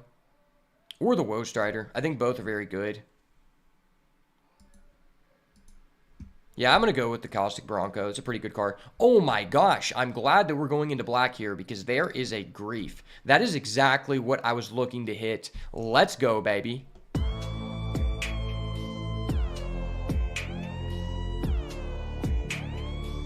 Can I get an RAP in the chat for my future opponents? Because I'm going to pick up this Grief here, and we are ecstatic to see that. Let's go, baby. Grief Control. Ooh, into a Yawgmoth. This card has been really strong for me, and I think it's one of the cornerstones of pretty much most black decks because you get a separate trigger for this for each creature that deals damage, which really, really piles up. There's also a Lorent of the Third Path, which I think is pretty good because artifact and enchantment removal is far and few between, and I think it's very important in this format with all the mana rocks. There's also a Murderous Cut, which has performed pretty well for me, but I think I'm going to go with the Gix Yawgmoth Predator just because of us picking up that Grief previously. All right, well, there is still a couple good black cards in this pack. We've got an Ouphomancer, which works really well in the Sacrifice theme. There's also a Kolaghan's Command, which is a really strong card. You can return back the Grief, which I think is pretty good. Ouphomancer is just a good solid card. Plarg, Dean of Chaos, I'm not a big fan of. It is looting, but it's not really what our deck's trying to do. And it's between the Kolaghan's Command and the Ouphomancer. This Zoggoth Trimome I'm probably not the most interested in. You know what? I think I'm going to go with the Kolaghan's Command. I think that, like, in these black decks, it's very easy to be able to splash. And I think just having the Grief and be able to re-add it back to hand is very valuable in a deck like this. Okay, there's Tinybones, the Pickpocket. It's a very interesting card. I haven't really gotten to play with this card yet, but I do think it's very good. There's also a Shatterskull Smashing, which is one of the few DFCs in this format. And then there's a Blood Tithe Harvester. ETB, get a blood token. You can sacrifice this, and then target creature gets -X/-S, twice the number of blood tokens. I mean, I do like that card. Not the most interested in it right now. There is a Proving Grounds. Proving Grounds, Shatterskull Smashing, Tinybones the Pickpocket. You know what? I'm going to take Tinybones here. Tinybones. Get that discard theme going. Ooh, and there is a Rankle, the Master of Pranks. So we've almost got like a discard hate theme here, which is very, very nice. Maybe we'll get the Cruelty of Gix back in our next pack. That'd be very cool. Urborg Scavengers. ETB or attack. Exile target card from the graveyard. Put a 1/1 counter on this. This has flying as long as a card exiled with it has flying. Oh, wow. You just get all keywords. Wow, that's a very, very strong card. But personally, I just think Rankle is such a good card. It can very easily just get out of control way too fast. The fact you can choose any number of modules is just insane. And I've had pretty good experiences with this in previous cubes, so I'm going to pick it up here. Ooh, there's a Flare of Malice. There's also a Falkenrath Aristocrats. That's a very, very tough decision. Flare of Malice worked out very good for me. You know, there's a lot of, like, weenies that you feel comfortable sacrificing. But so is Falkenrath Aristocrats. Like, especially if you have, like, good creatures you want to be sacrificing, I think it's a pretty nice card.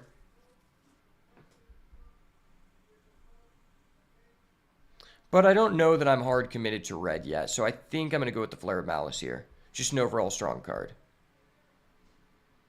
Okay, well, there is a Play with Fire. It's a decent interaction spell. It's not good enough to kill, like, a lot of things, but it's still pretty good. Restoration of a Ganjo. Honestly, I'm not a big fan of this card. It's okay, but we're not really in the right deck for it.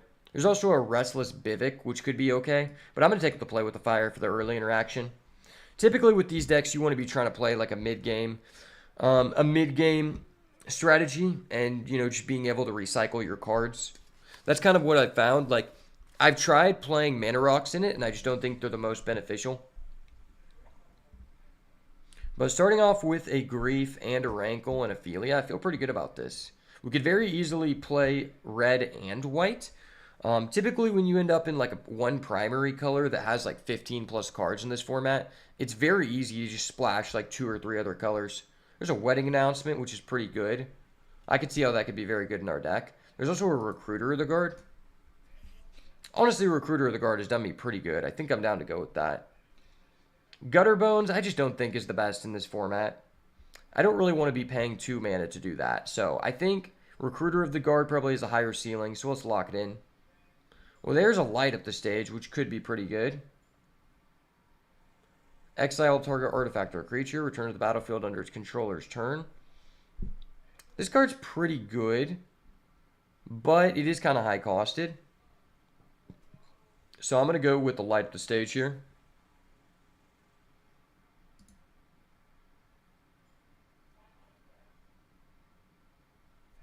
Dust Animus. Honestly, I don't really see that card has a lot of synergies with our deck, so we're going to go with white-black land. And I guess we'll take a Plarg. More so just a looter, which I don't know that we really want to be doing. But it is an okay card. Alright, so overall, we've kind of cemented ourselves into black in this first pack, so looking pretty good here. Pack number 2, there is a 4-cost Elesh Norn. This is the one that I'm honestly not, like, as impressed to play with. I'd prefer not to play this one.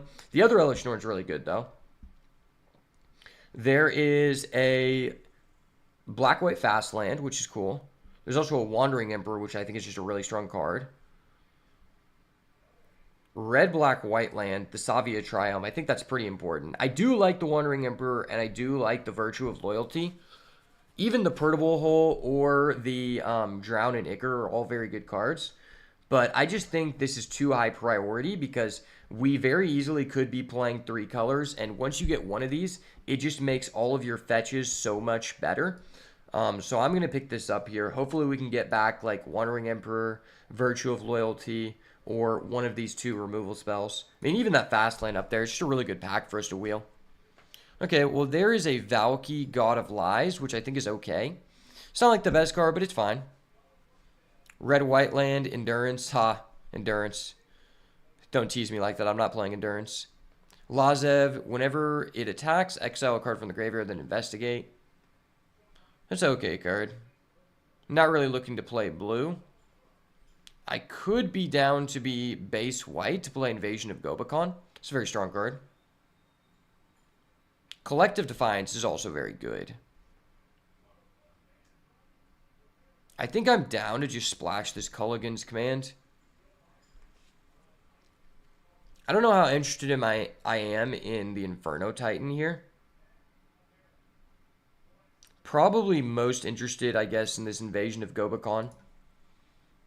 It's probably like the best card in our deck since we're doing like a lot of hand manipulation stuff, but I could be convinced Collective Defiance is pretty good. Okay, well, there is a Krenko. Krenko could be pretty good. Red-white land, which could be fine for us.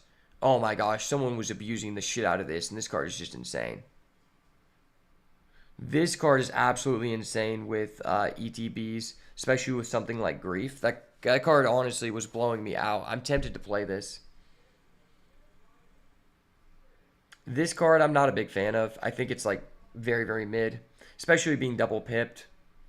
It's probably this Krenko versus this card. Or this land. Maybe we just want this removal.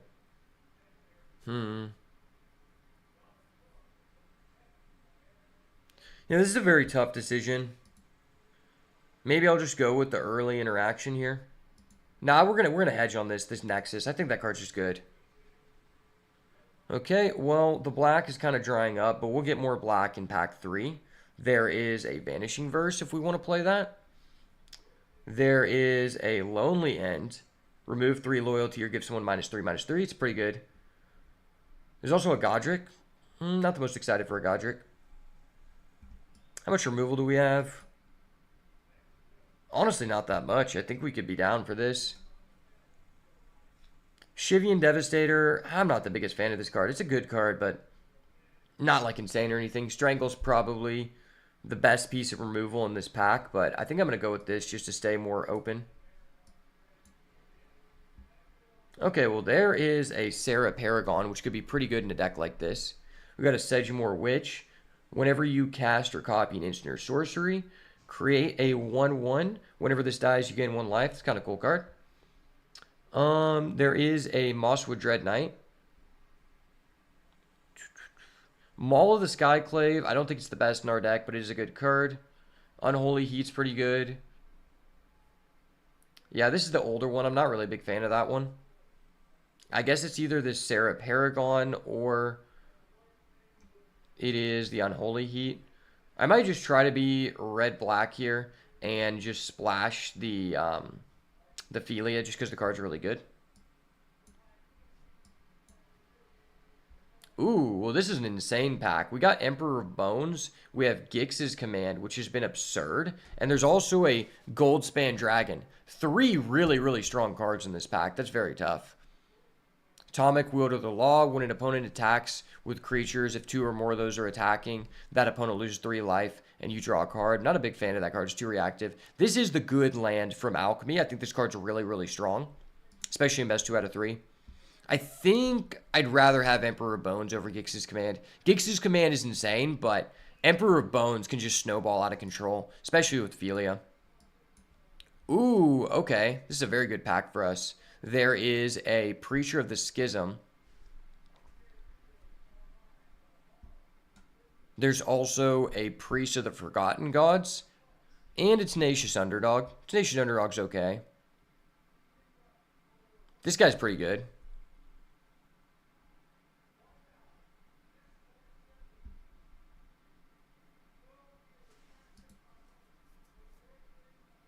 Man, this is a tough decision. I think I'm just going to go with the Tenacious Underdog. It's just a good staple. Lightning Strike? Why can't we have a Lightning Bolt? Decadent Dragon. Okay, that's a good one.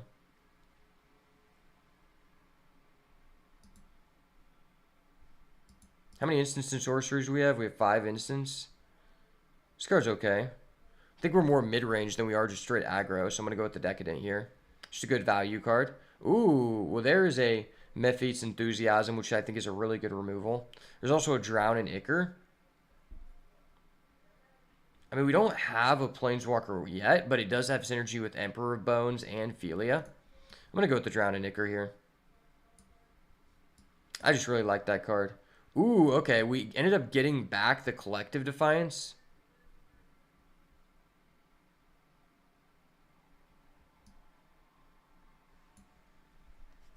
There's also an Inferno Titan, which can be a very good card. But we don't have any ramp. We don't have any of the mana rocks, so I'm probably just gonna take this. It's not a great card, but it's okay. It's passable for sure.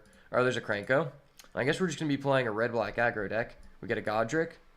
All right, red-black splashing a Philia. It is. Pick that girl up. A lot of good creatures.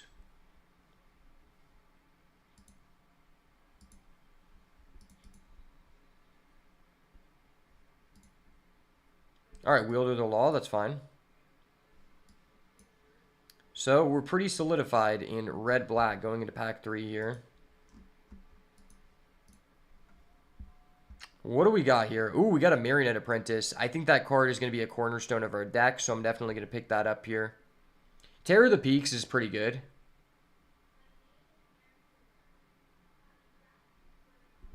Yeah, Terror of the Peaks is a really strong card. It is a double red card, and we've been getting past a lot of red stuff. So I think there's a good chance that we get back this Terror of the Peaks or this Burn Down the House. So I think I'm going to lock in this Marionette Apprentice because I think it's really strong in our deck. It's definitely one of the cards you want to be building around in this archetype. There's also a Xander's Lounge. I wouldn't mind that. Or even a Smuggler's Copter. Smuggler's Copter is a very strong one as well, but we got to go Apprentice here. Okay, there is a Vran Executioner. Card's pretty cool. But there's a Glorybringer, and Glorybringer is insane. I think I've got to lock in that Glorybringer because this card is just really, really absurd, especially when you have like a blink effect like Philia. I do really like this Fabled Passage, but I think we're going to be okay. If we could be offered a single fetch, man, I feel pretty good about this. Or a Fury. I will substitute a fetch for a Fury. That's fine. Okay, we got a Gaunty, Lord of Luxury. Pillar of Flame, not a big fan of. Mishra's Bobble's okay. Doesn't have the most insane synergy, but it does work with a couple of cards in here. Yeah, we have an Unholy Heat, so I guess it works with that. This guy, I think he's really passable. I'm not a big fan of him. Would have liked to have been offered a land here. It does have synergy with our Apprentice, though. Okay, there is a Bank Buster, which is just good. Ooh, that is a Black-White Surveil land, though. And that is a fetch, yeah. Yeah, this fetch can just go get us our Triome, which I think is pretty important. Probably going to pick that over the Bank Buster. We don't need too much value. Ooh, this is a really good pack for us. This card's really good if you can build around it. Unfortunately, we really can't. But there's a Detective's Phoenix, which I think is probably going to be the best card for us. Interesting. This card's pretty cool. March of the Otherworldly Light is really strong, too. Oh, and this card's great. This card's great. Yeah, I'm going to take the Detective Phoenix. Just think it's insane. Okay, well, there is a Bloodthirsty Adversary. Seems pretty good in our deck. There's also a Lord Skitter.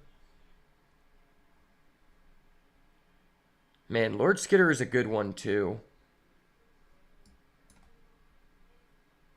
I think we just have like a lot of 3-drops, though, so I think I'm going to go with the Bloodthirsty Adversary. It's also just a versatile card in the curve. Restless Fortress isn't bad either. I think you could have convinced me on either. Stoneforge Mystic. I've heard a lot of people talk about I picked this card and didn't see any equipment. I was like, yeah, sorry. There's no equipment in the set. Fight with Fire. Deal 5 damage. If this was kicked, it deals 10 damage. So I guess it's just this versus this. Sleeper's probably pretty good in our deck. Our deck seems very aggressive. Ooh, there's an Inti. I'm down for Inti for sure. Inti's great.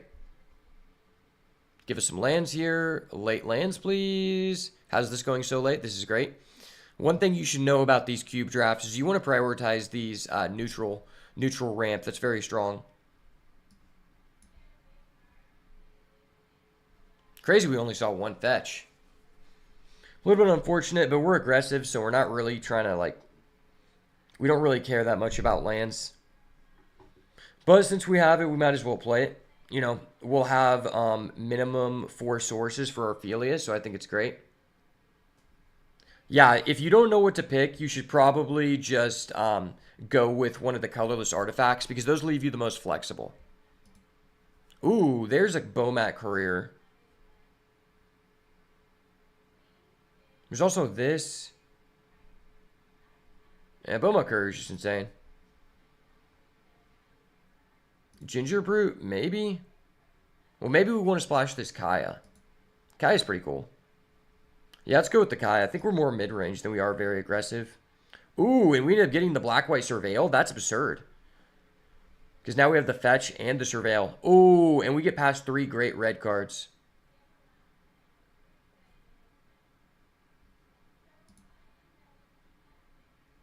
Yeah, I think I'm going to go with this. I just want some more damage outputs.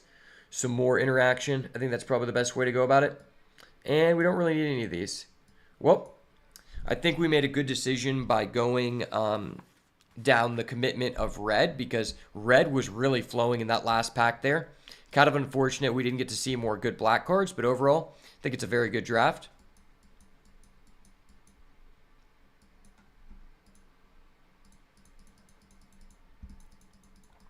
The fact we have a Grief is great.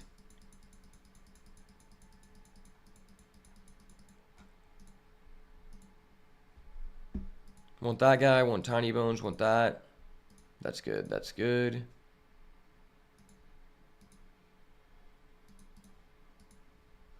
Ones and twos, baby. That's good, that's good. That's good.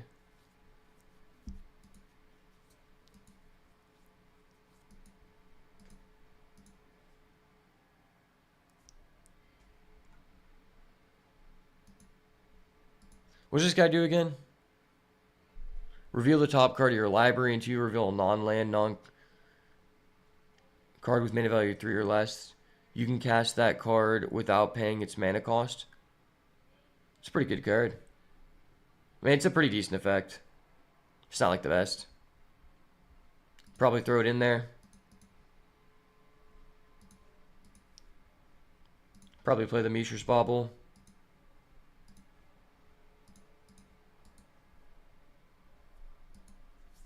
Definitely want Grief. Definitely want Rankle. Kolgan's Command. Detective's Phoenix. Godric's good. Glorybringer's a good finisher. Wow, this deck seems really premium. I guess we're not splashing Inti because we're so aggressive.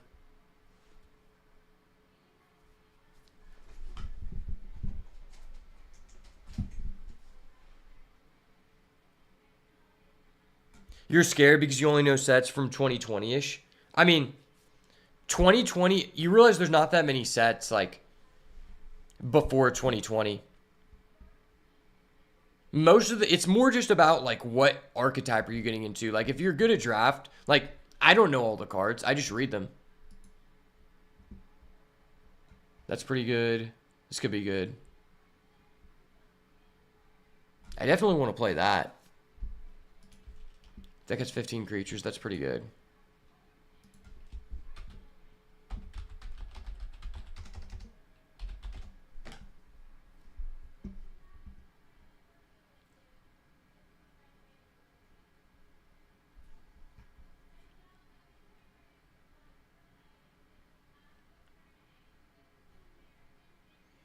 I think I could be down to cut this.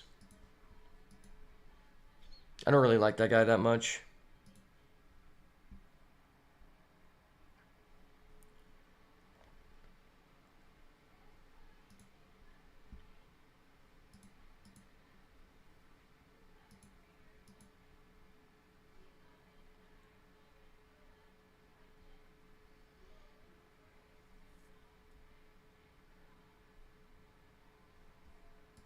So we actually have 4 white sources, which is pretty good.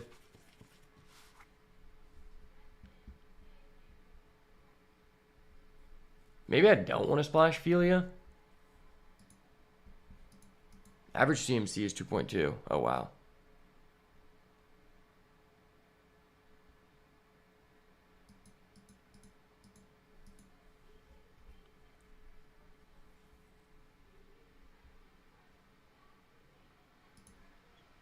Maybe we don't want Mishra's Bauble.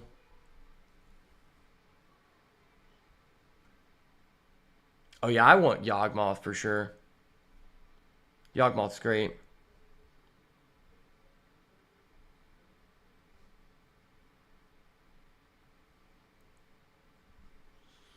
Maybe just this for more damage.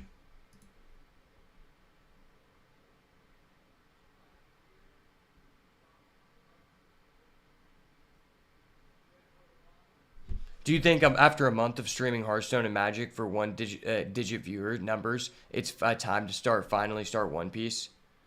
I'm be honest, that's really like fucking disrespectful for you to say.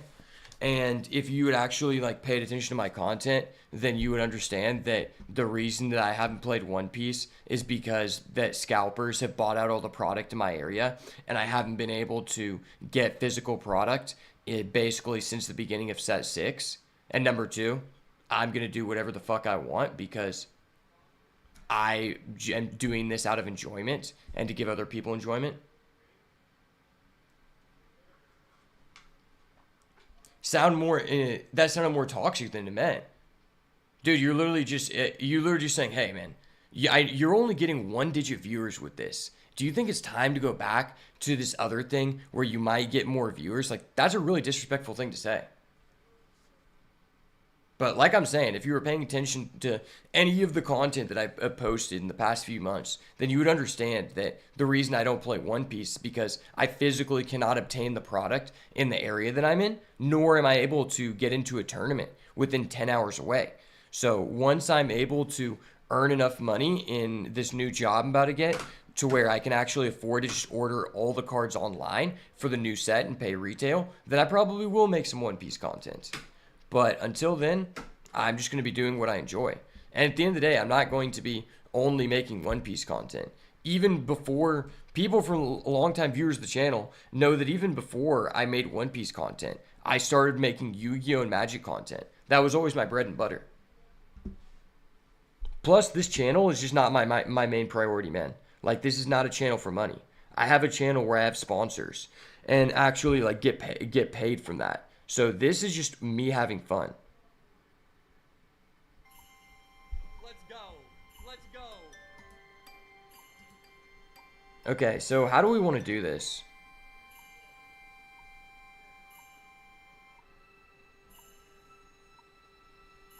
Is this a deck where we want light up the stage?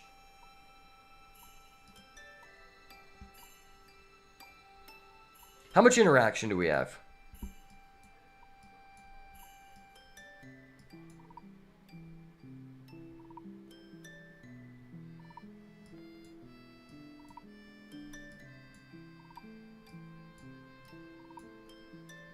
That's pretty good. That's a pretty good amount of interaction.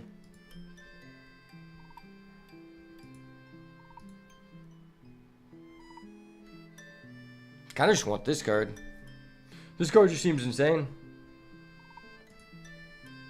14-8. Yeah, I kind of want to go 16 lands.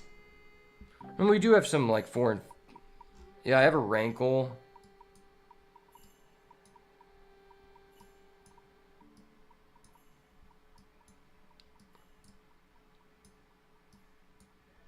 I think it's more of a mid-range deck than it is, like, all-out aggro.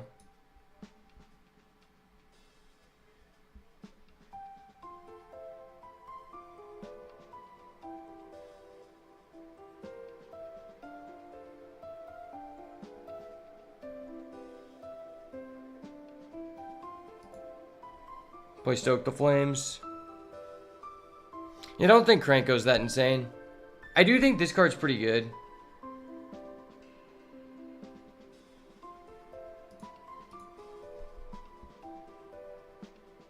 I'll put one Surveil land in there because we have a fetch.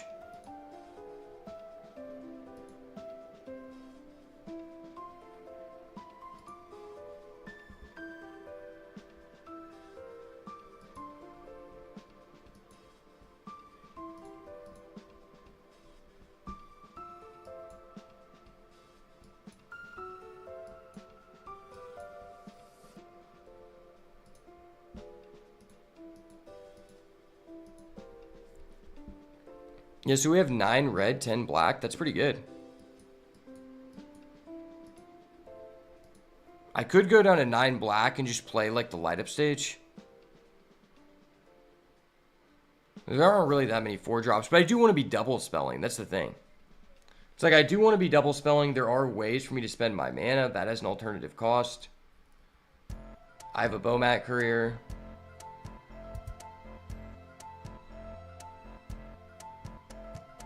Yeah, I think this is good.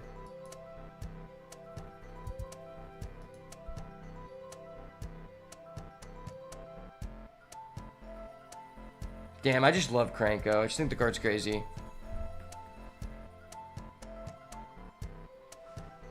Emperor Bones is probably going to be the MVP of this deck.